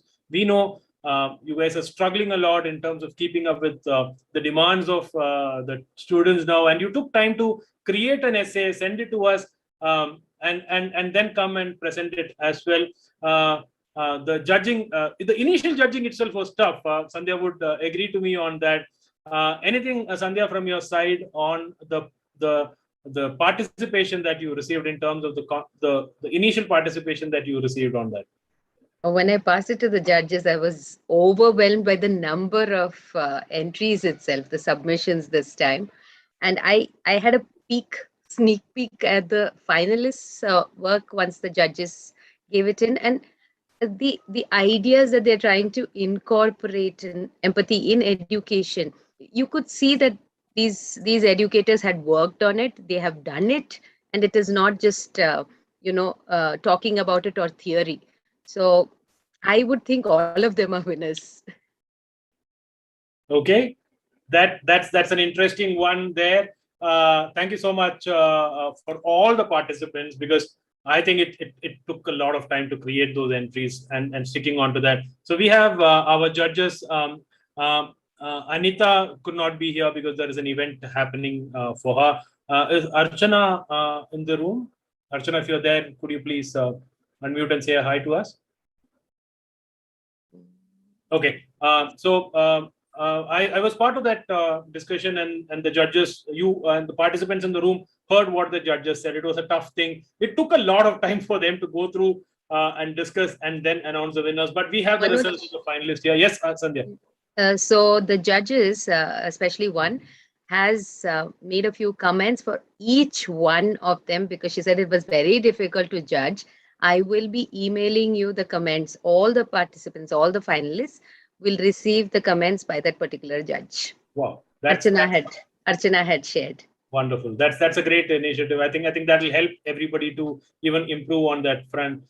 So let me first call out the third place winner in Educator Speak, and this is okay. I just need to take my list once more. Just give me a second, please, so that I make the right announcement.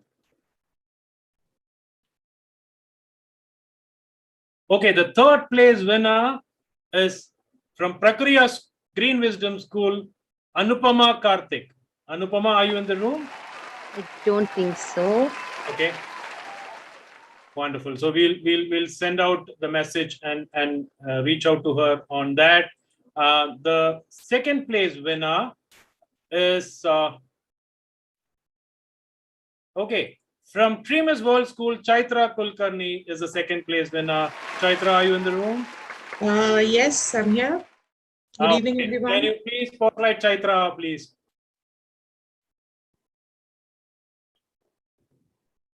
Hello, good evening, everyone. A quick word from your side. How was the competition? How was this contest? What was your experience? Well, it came to me by chance. Although I'm a member of Bangalore Schools, I don't know how I missed it. But I'm grateful that it did come my way, and I did whatever little I could. And thanks to Sandhya, I mean, she was my go-to person for everything.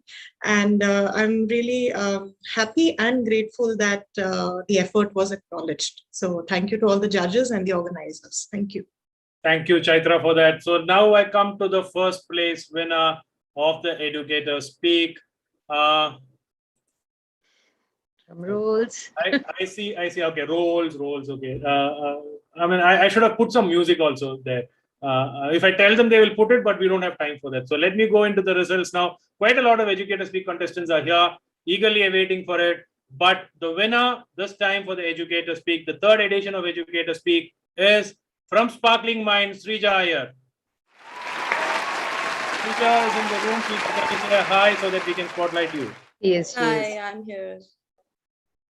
Srija Iyer, please. Can you spotlight Srija Iyer, please? Srija, congratulations, a big congratulations, and all. I mean, I personally know you for quite a long time in terms of what you've been doing. So, a quick word from you in terms of the contest and what has been your experience in this? Thank you so much, Manoj. And thanks, Manoj and Sandhya, for organizing this contest. When I saw it for the first time, I think end of May, you published it. I had bookmarked it saying I would like to put in an entry because we follow empathy as a value in everything that we do. It's like oxygen in our space. But to be able to cull out a specific thing to say and how to structure it and everything, I think it has been a very good exercise for me to put it down and structure it. Even the presentation piece, right, to convert a paper into a presentation and then speak it out. I had a really good time. I watched at least 6 of the other participants present. It was a really tough competition. I totally agree with you people, and some of us got to connect too. Thank you so much for giving us this platform, and I'm really honored to receive this award. Wonderful. The winner of our Educator Speak contest for 2021 is Srija Iyer from Sparkling Minds. Congratulations, Srija. And thanks a ton for all the other 9 finalists, because you were all great. The judges repeatedly told us that it was a very, very tough choice. And I'm not just saying it like a cliche statement, which always comes up. This was really, really tough. Because you were all witness to that. So thank you all for participating and collaborate and supporting us in that. So no hard feelings in terms of the winners, because we have winners in all of you. Thank you so much. We move on to the children now. This is the toughest competition I've seen in quite a long time. And I was lucky enough because Sandhya was handling most of the back-end activities, so I could sit and watch some of these discussions. As a public speaking coach, I told during the contest to Ivy that lucky that Sandhya did not ask me to judge this, because this would have been a really, really tough one for me also to do it. So it was great to see some of these contests. Now, kids, can you unmute and say which age group do we go with first? Which age group do we go with first? 15 to 18. 6 to 10. 6 to 10. 11 to 14. Okay. 11 to 14. Okay. We don't have a clear winner. So let me ask Ivy. Ivy, which was the toughest one to judge? Honestly, all of them were equally tough. And if you look at the scoring sheet, it's like probably with 1 or 2 points that, we were able to kind of bring in. It was so close, the competition.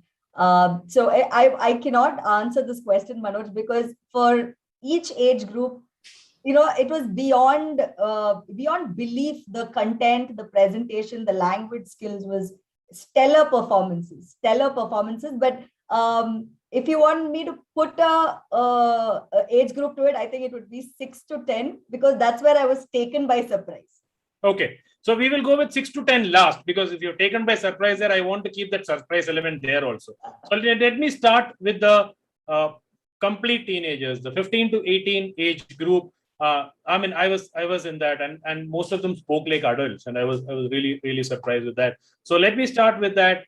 The third place in the 15 to 18 age group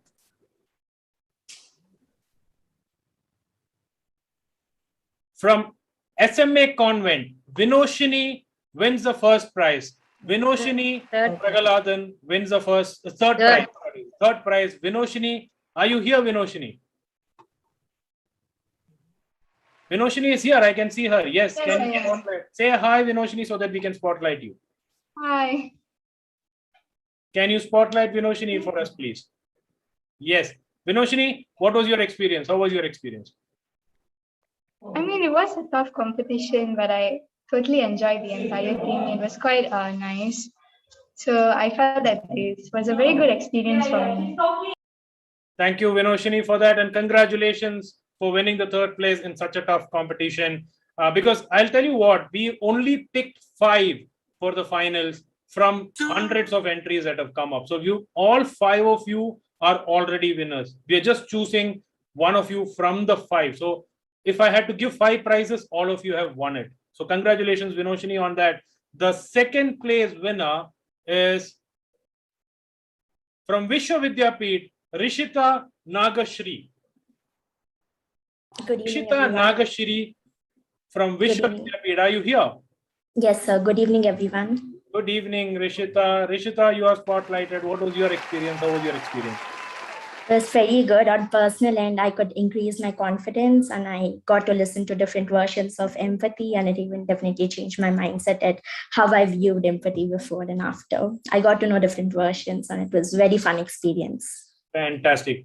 Excellent. Well done, Vinoshini, on that. Are we ready for the first prize winner? The first prize winner, okay, is from Delhi Public School, Bangalore South.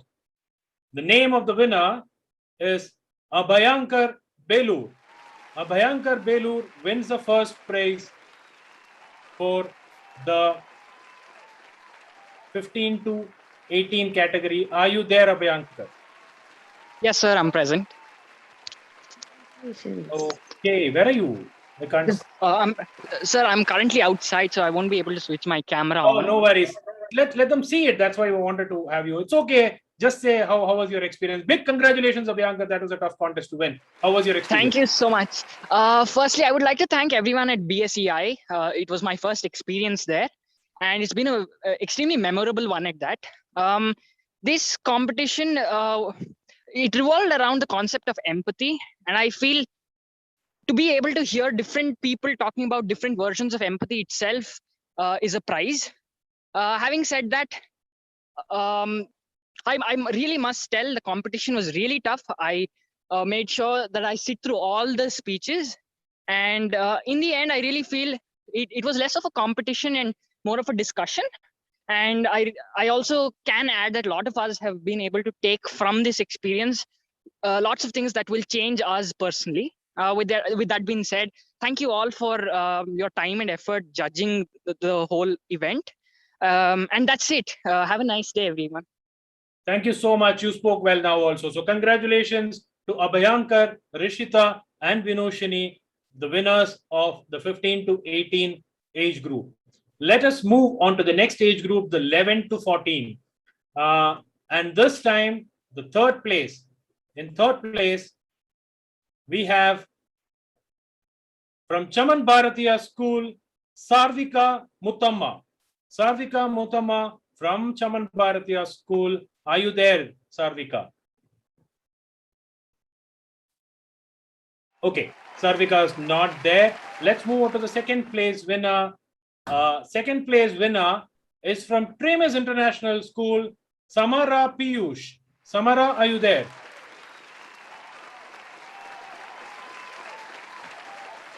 Okay, Samara is not there. So we have the winner. The winner of the 11 to 14 age group is from Step by Step School, Adya Sinha. Adya, are you there in the meeting?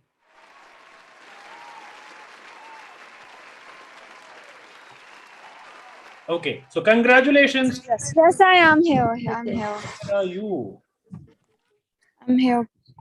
Can you spotlight, please? Can this be spotlighted, please? Can you see me? Yes, I'm yes, actually we can see. traveling today, so I've come. Looks like you are in some beach. Looks like you are in some beach. Yeah, it's my sister's birthday today as well. Oh, happy birthday. And they're celebrating. Double celebration now. Yes. Congratulations, Adya, for winning the 11 to 14 age group Inspire Talk contest. Thank you so much for participating. Anything from your side, Adya? Words. I think that just to be here and listen to everyone's speeches on what I believe is one of the most important qualities a person can have of being an empath. I think being here and listening to everyone's experiences really inspired me to go ahead and show more empathy in life. Wonderful. Well said. And thank you so much. Enjoy your time at the beach. We will be sending you the gift very soon. Okay. Thanks so much. Let's move into the toughest category, as we mentioned, because I could not believe that a 6 to 10-year-old child can speak this well.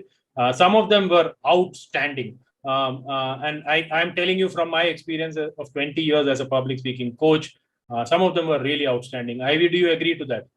100%. Let's announce the winners then.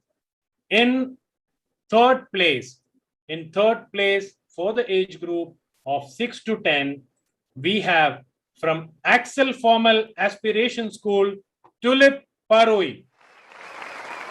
Tulip, are you here? I can see Tulip on the screen. Tulip, can you say hi to everyone? Hello. Yeah, can you spotlight Tulip, please? Tulip, congratulations. Thank you. Okay, you want to say something? No. Oh, She okay. said enough. You said enough. Okay. In second place, you're happy, Tulip, that you got third place? Yeah. Yeah, okay. That's the important thing. You're happy, I am happy. In second place, from Lokhandwala Foundation School, we have Lashale Rodriguez, right? Lashale, are you here? Okay, Lashale has missed the meeting. It's okay. We will. Yeah, she's there. She's there. Yes.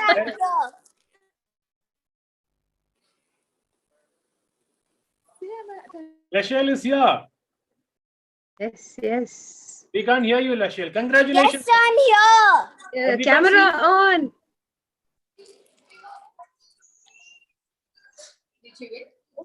Okay, no worries. Yes, she did. Yes, she did. Yes, she did win. Oh, she's at the Halloween party. She's at the Halloween party. Can you see the makeup? Wow. Look at her. Oh, wow. Okay. Wonderful. Congratulations, Lashale, for that winning the second place. Let's come to the winner. Let's come to the winner. Are we ready for the winner? Yes, we are. The first place goes to, from Delhi Public School, Bangalore South, Manvi Rao wins the first place. Manvi, are you here in the room? I saw Manvi. Yes. Where are you?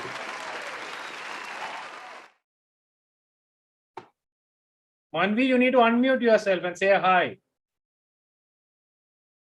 And also switch on the camera. Okay, Manvi's in the room, but she's not able to hear us. Let's wait for it. Okay, so there we have it. The first place for the 6 to 10 year age group in Inspire Talk goes to Manvi Rao. Second place goes to Lashale Rodriguez. And the third place goes to Tulip Paroi. In the 11 to 14, we have first place going to Adya Sinha, second place going to Samra Piyush, third place going to Sarvika Muttamma. 15 to 18 age group, first place going to Abhyankar Belur, second place goes to Rishita Nagashiri, and third place goes to Vinoshini. A big congratulations to everyone who participated. I see some of the other participants who did not win. Absolutely don't worry, because this is something that is part of life. You did a fantastic and phenomenal job. Just because I'm seeing Kavita Sinha ma'am on the screen. Ma'am, do you have anything to say? Because I know you love children. Is there anything that you want to say to the kids in the room? I would say congratulations to each one of them and their parents, because in this pandemic, parents have been the partners and they've really helped them to come up to this level and at least take part in the event. So I would say each one of you are winner. Coming out first, second, third, doesn't matter. What matters is participation. So a huge round of applause to all of you. Okay, thank you. Usha ma'am, you're there. So just a word to the participants from your side, ma'am. These are all children who spent quite a lot of time in presenting and preparing for it. First of all, congratulations to you people, the way you conducted this entire event. I've been watching it throughout, and it's a fantastic, and it's very difficult, in fact, to put everything together like this virtually during pandemic. So congrats to everybody, those who have won these awards. And this is the stepping stone for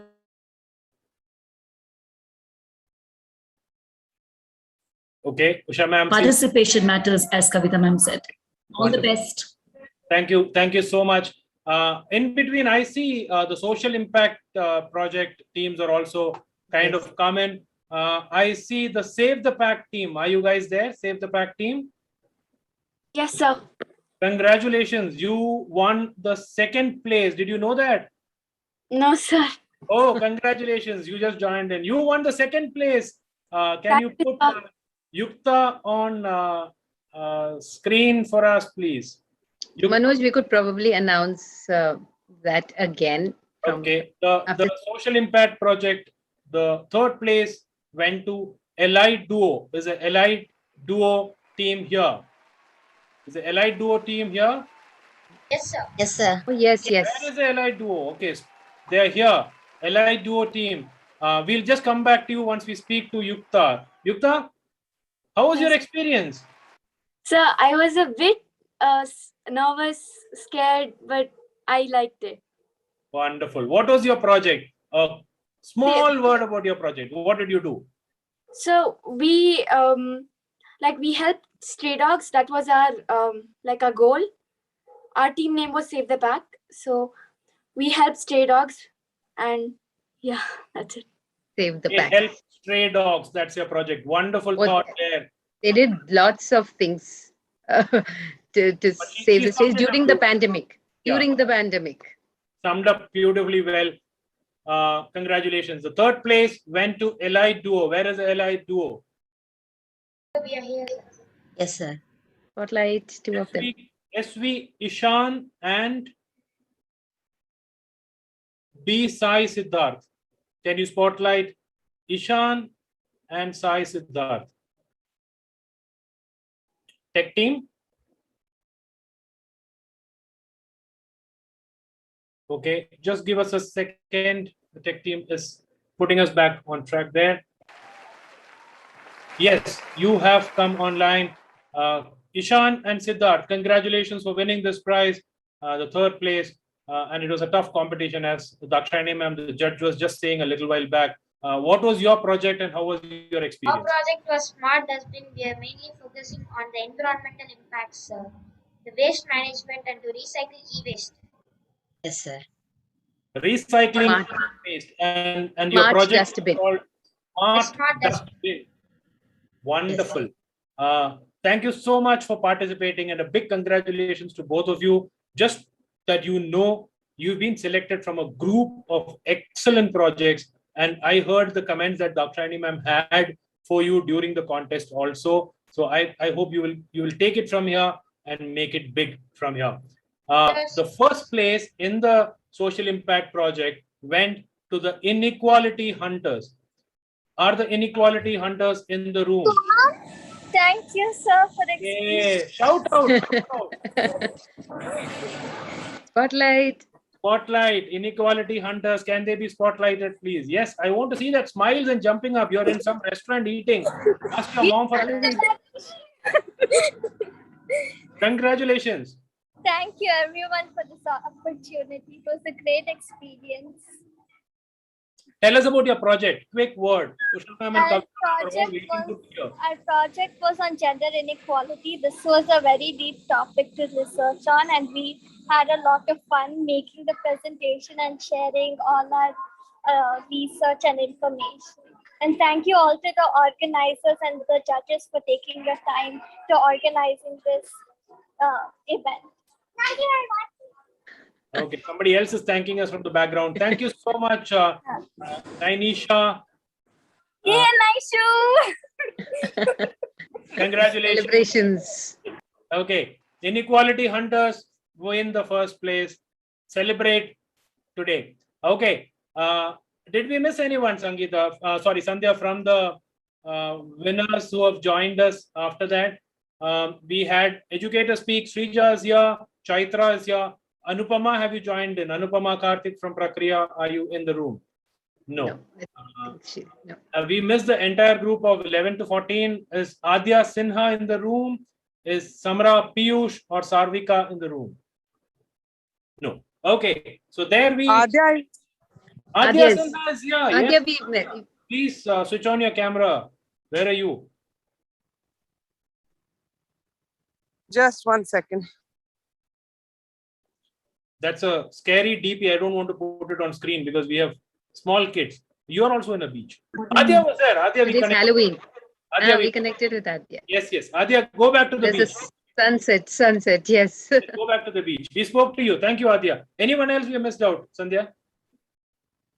I don't think I At the end of the contest, the winners, we are coming to one of the most important ceremonies that we want to do. So please be in the room, because we are going to honor 4 very distinguished people in this room who have contributed so much towards education over the last many decades. So let me give a quick introduction of all of them before we start. Let me go one by one in terms of this. Sandhya, before I announce it, can you just give a little context on this particular set of awards that we're giving? Okay. This is a special award that we have been seeing so many educators around us at Bangalore schools as well, supporting other teachers as well as students so many years, and we're just starting out with a series to honor and felicitate the educators who've been doing so much, and this is the first one in the series. So over to you, Manoj. Thank you. So let me start with the first inspiration for us. So she's been an inspiration for all of them, are inspirations for us. So the first one is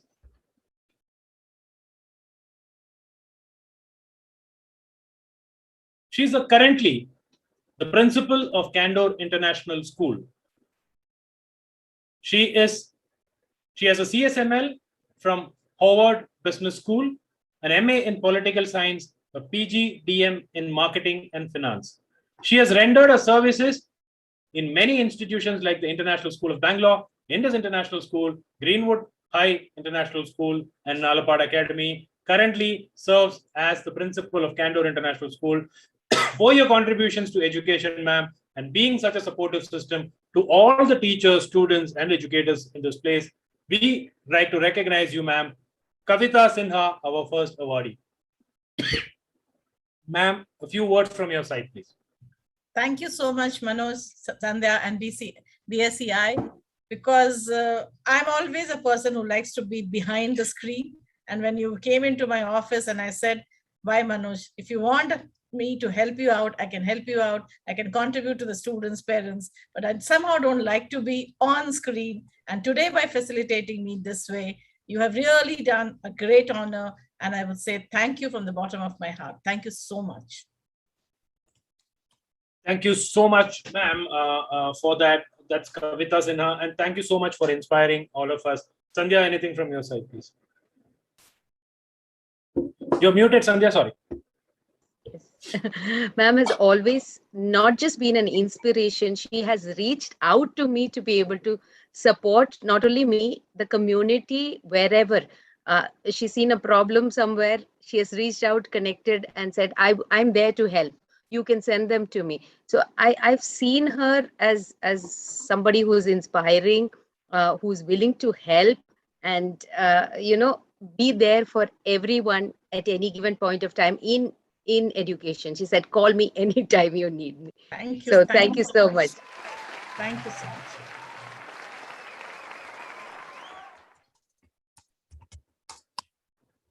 Thank you, Kavita ma'am. Thank you, Sandhya, for that. Let me move on to the next awardee from our side. She's the principal of Dean's Academy, a university rank holder from Stella Maris College, Chennai. Mrs. Shanti Menon holds a teaching and training diploma with distinction from the Cambridge University, UK, and a master's degree in education. She was instrumental in setting up Gopalan International School in Bangalore before she co-founded the Dean's Academy. She's a trained performing artist and even doubles up in modeling, comparing shows, Carnatic music, and painting. She has an illustrious pedigree. She is the daughter of the Metro Man, E. Sridharan. Our next awardee, Shanti Menon. Ma'am, thank you so much for accepting this from our side. Some words from your side, ma'am. Thank you so much, both Sandhya and Manoj, and of course, BSEI. It's an honor. And as always, anything that comes my way in terms of recognition, I always attribute to my team of faculty and support staff in the school who have actually helped me grow to what I am today. Thank you to all of you at Dean's and to the community who have supported us as we grew. Thank you very much for this honor at BSEI. Thank you. Thank you, ma'am. Sandhya? I've heard we've hardly interacted per se, but I have been following Shanti ma'am. I have seen right from Gopalans to Deans on the changes that are being done and how she supports the team as part of a teaching community itself. So I've heard so much about you, Shanti ma'am, and thank you. Thank you so much. Congratulations. Thank you so much. Thank you so much for that. The next awardee was with us in the entire panel discussion, but she had to attend to an emergency, so she had to log out. She's not been keeping well of late, as we know that as well. So in absentia, I want to honor this mentor and support system for the BSEI community and the group as well. She's a founder of DK Education.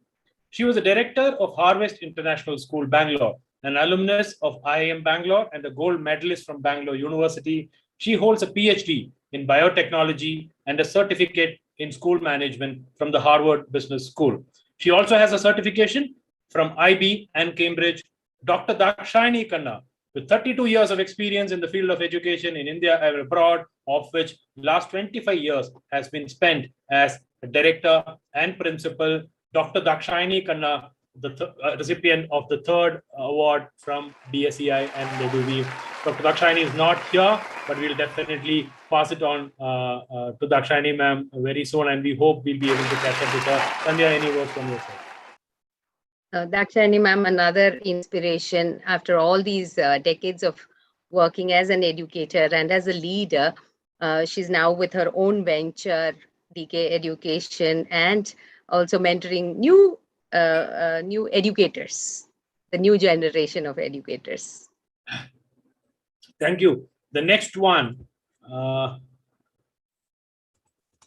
next awardee for us is a mentor that we look up to, especially Sandhya, because Sandhya has been personally mentored by her at some point of time in her career. She has been a mentor to quite a lot of educators in Bangalore. So let me introduce the next recipient. She's a seasoned educator with 37 years of experience in the field of education. She is the founder director of the Bangalore School, which was established in 2012 with the objective of providing high quality school education and contemporary facilities at an affordable cost. She has helped a lot of CBSE, ICSE, and IGCSE schools as a consultant across the country to incorporate a healthy teaching and learning environment, and has been instrumental in bringing in innovative practices in these schools. The recipient of our next award is Usha Iyer. Usha ma'am, thank you so much for this, accepting this honor from our side. A few words from your side, ma'am. Thank you so much. I think this comes as a surprise to me because I always tell Sandhya we need to do things, but we don't do for rewards and awards. So it's like a learning and teaching community which we are building, and each year which we keep doing, like setting up schools and stuff like that, and also having this Green School Bangalore, which I set up about 3 years back, the bigger campus. It was a Herculean task. I think we have to help each other, and we have to make it more of a cluster learning, which has to happen because, best teaching practices to be, shared across. This is what I feel, which is missing. Everybody thinks that we are doing the best, and it's I every time. So I think we have to grow from there because pandemic has taught us a lot of things. So in this pandemic, we also have learned to become more technological savvy. That's why this virtual award. Thank you so much, Sandhya. Thank you, Manoj. I think every time I get an award, I feel blessed because there's somebody to appreciate your work, what you're doing. So this is a kind of appreciation. I think I must pass on this appreciation, whatever you are giving me, to my team of people out there, the heads who are heading my TBS, the Bangalore School and the Green School Bangalore, Manju Chakravarti, Preeta Abraham, and Rupa Sahamandal. They've been a wonderful team, and also the founder people like Aprupa Gupta. They've contributed a lot today, whatever we are. Thank you so much. And thank you, learning and teaching community. Wonderful. So our four awardees of the first EduWeave Appreciation Award in Education. Let me introduce once more Kavita Sinha of Candor International, Usha Iyer, the Bangalore School, and Shanti Menon of the Dean's Academy. These are our coveted Appreciation Award winners. Thank you so much. I mean, it's not about you receiving the award. It's our honor to award you with the first Appreciation Award. Thank you so much, all of you, for being here. Thank you. So with that, we come to the end of EduWeave 2021. For all of them who are in this program and also watching us from the auditorium, a big thanks. But it will not end before I thank one set of people who are in this room. Now, for the benefit of all of you who are sitting here, this expo or this event would not have happened if not for this amazing group of young volunteers who helped us in running this expo end to end. We had called out for volunteers to support us. All of them are school children, believe it or not. All of them are school children, or some of them have just stepped into the college. So all of them are in the age group of, say, 15 to 18, who are supporting us in running this. Whatever you see here have been run by these kids. So I need to kind of recognize all of them. I hope all of you are in this room. So if you're there, please say a big hi so that others can see you as well. Let me start. And this boy has been helping us, not from here. He was initially in Germany and then he moved to London in England, and he has been supporting us from there. If you have received a mail from BSCI, it has been sent by this boy. Anurag Nair, are you there in the room? Okay, I don't know what time zone he is in. He's probably sleeping. We will announce it for him separately. Anurag Nair is the first one we wanted to congratulate. Thank you for that. Second one is joining us from Thrissur, and he has been supporting, sitting there in between his classes, helping us reach out to all the contestants and running all these awards. The next one is Aditya C. Menon. Aditya, are you there? I think Aditya is watching us from the auditorium because that was an task. Aditya, he's here. We can't see you, Aditya. Come on screen. Oh, sorry. Yeah. There. Aditya, there for you all. Aditya Menon is our volunteer who has helped us run this show beautifully well. The third one, did you see some of those posters that were designed? Some of those very interesting posters that came up initially, okay? They were not done by professional artists. They were done by this kid and her team. The one who created all these Educators Speak, Inspire Talk, all these posters was done by her. Where are you? Kirtana Venkatesh. Kirtana. Thank you so much, Kirtana, for all the effort and fantastically coordinating a lot of stuff that you were doing. Yes, sir. There were some interesting doodle videos and GA videos that we created, some interesting small tidbit videos that we did. She took this initiative saying that, okay, I will go ahead and create it. She is a student herself. She was part of her first expo also. These two kids were part of the first expo as well. She did it herself. Shubhangi Kumari, are you here, Shubhangi? Okay, I think Shubhangi is missing. Okay, now this one is from the home, and I'm very happy that I have somebody at home supporting me throughout, because this is my fallback person. Kavita ma'am, Usha ma'am, this is my daughter, and I take a lot of pride in saying that she's my daughter. She was a volunteer leader in the first expo, and she has been supporting us as a team leader this time also. She has been running it totally for us, and my fallback person for everything that I'm doing. Thank you so much, Anandita, for doing this. Thank you so much, Anandita. Congrats. Great job. Okay.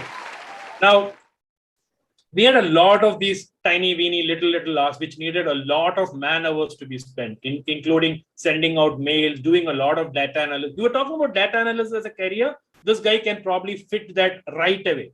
And you know what? He's 14 years old. Okay. And he can do it right away. I'm very sure he's not going to come on camera, even if I push him to, but let me give it a shot and try if he can come on camera. Sandhya, if you can ask him to come on camera, because he is the son of I doubt he will listen to me. he might listen to me, but unlikely. So let me try He's not it out. even here. Omkar He's not Vinod yet. was our guy who was handling the entire back-end individual mail and all these activities. Omkar is 14 years old, and he has been supporting us in the entire data crunching and sending out those mails as well. Congratulations, Sandhya. Congratulations. That's a good upbringing for her. The next one is another small kid who has been supporting us in all these things that we are doing. Ankita Venu, are you here, Ankita? Okay, Ankita is not there. You would have seen her in most of the panel discussions that were happening because she was helping us running the back end of it. Here, Segal, are you here? I can see you in the screen. Yes. Where are you? Yes, Kia is there. Thank you so much. Yeah, Kia is another young, I think Kia is also 14.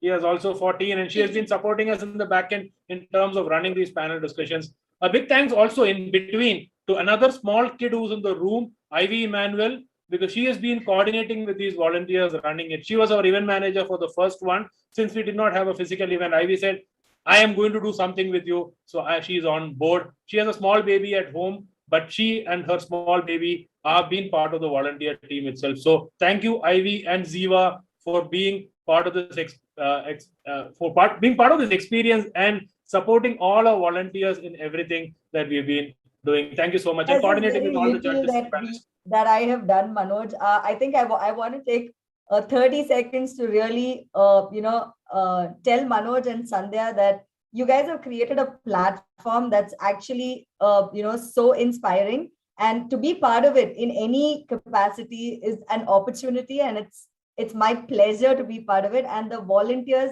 you guys were amazing. So thank you all. And Manoj and Sandhya, that's all I can say, no words. Amazing. Thank you. Yeah, I wanted to add Ivy into the volunteer list. That's why I called it in between.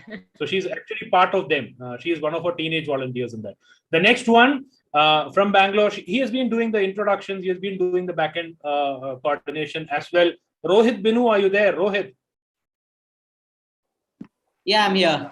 Rohit is here. Thank you, Rohit, for everything that you have done, for supporting us over the last 3 months. Rohit Binu is another team volunteer. The next one also has been supporting us right from then and also being part of all the panel discussion. Quite a lot of work that she has done in the back end.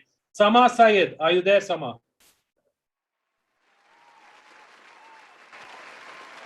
Okay, so these are our teen volunteers. Now, this entire thing has been done by these team, and they have really been supportive for us on running it. And we took a lot of pride in saying that these are our teen volunteers. These are the ones who are running the expo for us. For us, this is a great opportunity to work with them, learning on a day-to-day basis, understanding them, working with us. And I'm sure this has been a learning experience for all of you. Thank you so much. Thanks to the BizConnect team also, who has been supporting us with the technology platform and the digital marketing part. Sanjeev Day, Lance, are you guys in the room? Otherwise, I send my special congratulations and thank you for all of you for that support that you've done. And there has been two unnamed soldiers. You don't even see their names. One is called Preview. He has been handling the entire backend for us. Pradeep and Kiran, they've handled the entire backend for us. They have a huge system with it. And it's not easy, my dear friends, to sit in front of two systems for 2 continuous days and stream it live, coordinate it end to end. Thank you. Big time, Pradeep and Kiran and anyone else who was involved in that. Thank you so much. With that, we come to the end of EduWeave 2021. It has been a learning experience for us. It has been a very humbling experience for us. We've learned a lot. We faltered in some places, but that has also been a learning lesson for us. So on behalf of the entire Bangalore schools community, the 57,000. Okay, we reached a landmark today. We are 57,000 members now. 57,000 Bangalore schools community. On behalf of Shweta Sharan, our founder, Sandhya Vishwan, the director and co-admin of Bangalore schools community. My name is Manoj Telakar. We are signing off from Manoj, 2021. Manoj, there's a request from one of the finalists to speak for a minute. Yes, we will definitely have anyone who wants to have a word. Aisha. Aisha, yes, please. Hi, good evening. Actually, it's good night here, but I'm here because I was completely engrossed in the event. I couldn't get to know Mr. Manoj or Ms. Sandhya personally, but I was linked up with one of my very good friends. But I'm here to say thank you to you too. I don't know you personally, and I didn't know of this event until I was a participant. But me being a finalist here as an amateur in the education industry with zero professional experience is an achievement for me. So I am very proud to say that this is my first ever achievement in the education industry. And I owe it to you too, because you gave everybody, be it a parent, student, educator, policymaker, you gave all of them an equal opportunity and measured us all in the parameter of passion for education. So I want to thank you all for giving me the opportunity to be here. And I'm really honored to be a part of EduWeave. Thank you, Mr. Manoj and Ms. Sandhya. Thank you so much, Aisha. And Aisha joins us from Malaysia, correct? Yes. Aisha is joining us from Malaysia. So we had an international crowd this time again for this contest, and we have had multiple. One of the winners for the other contest also was from Malaysia. Wow. Okay. Interesting. So that was great. Did I miss anyone else? I think Shubhangi, I missed out initially. Shubhangi was not here. Shubhangi is here now. Shubhangi, are you there? She didn't come on. Yes, sir. I'm here. Yes. Okay. A quick word, Shubhangi. Thank you so much. She's another teen volunteer who has been helping us. She's the one who has created all those little tiny videos that was there. Shubhangi, can you say a hi to everyone? Oh, okay, I think she's outside. No worries. Thank you so much, everyone. Sandhya, any last words from you before? Thank you so much, sir. Yes, hi. I'm actually outside at my next floor. Yeah, no worries. Thank you. No worries. Sandhya, any final words before we sign off? Well, as you said, yes, we've faltered a bit and we've learned our lesson. But what a point that I would like to make is today was a little heartwarming for me with the support from the group and support of our patrons, and that was very touching. And I would like to thank each and every one of you. So thank you so much. Everybody, all the sponsors, all the contest sponsors, co-sponsors, stall owners, support team, technical team, volunteers, everybody. Thank you so much. We sign off till we meet again. Sir? Thank you so much. Sir? Yes, Yukta. Sir, I have a small question. Will we be getting a certificate or something? Yes, we'll be getting everything. Don't worry. No, sir. Where will we get it? Like we will be sending it to you. We'll be sending it to you. For you, it will be at the school. We'll send it to the school. Oh, okay, sir. I mean, ma'am, thank you. No problem. Thank you. We sign off now till we meet next year. Thank you so much. Thank you, sir.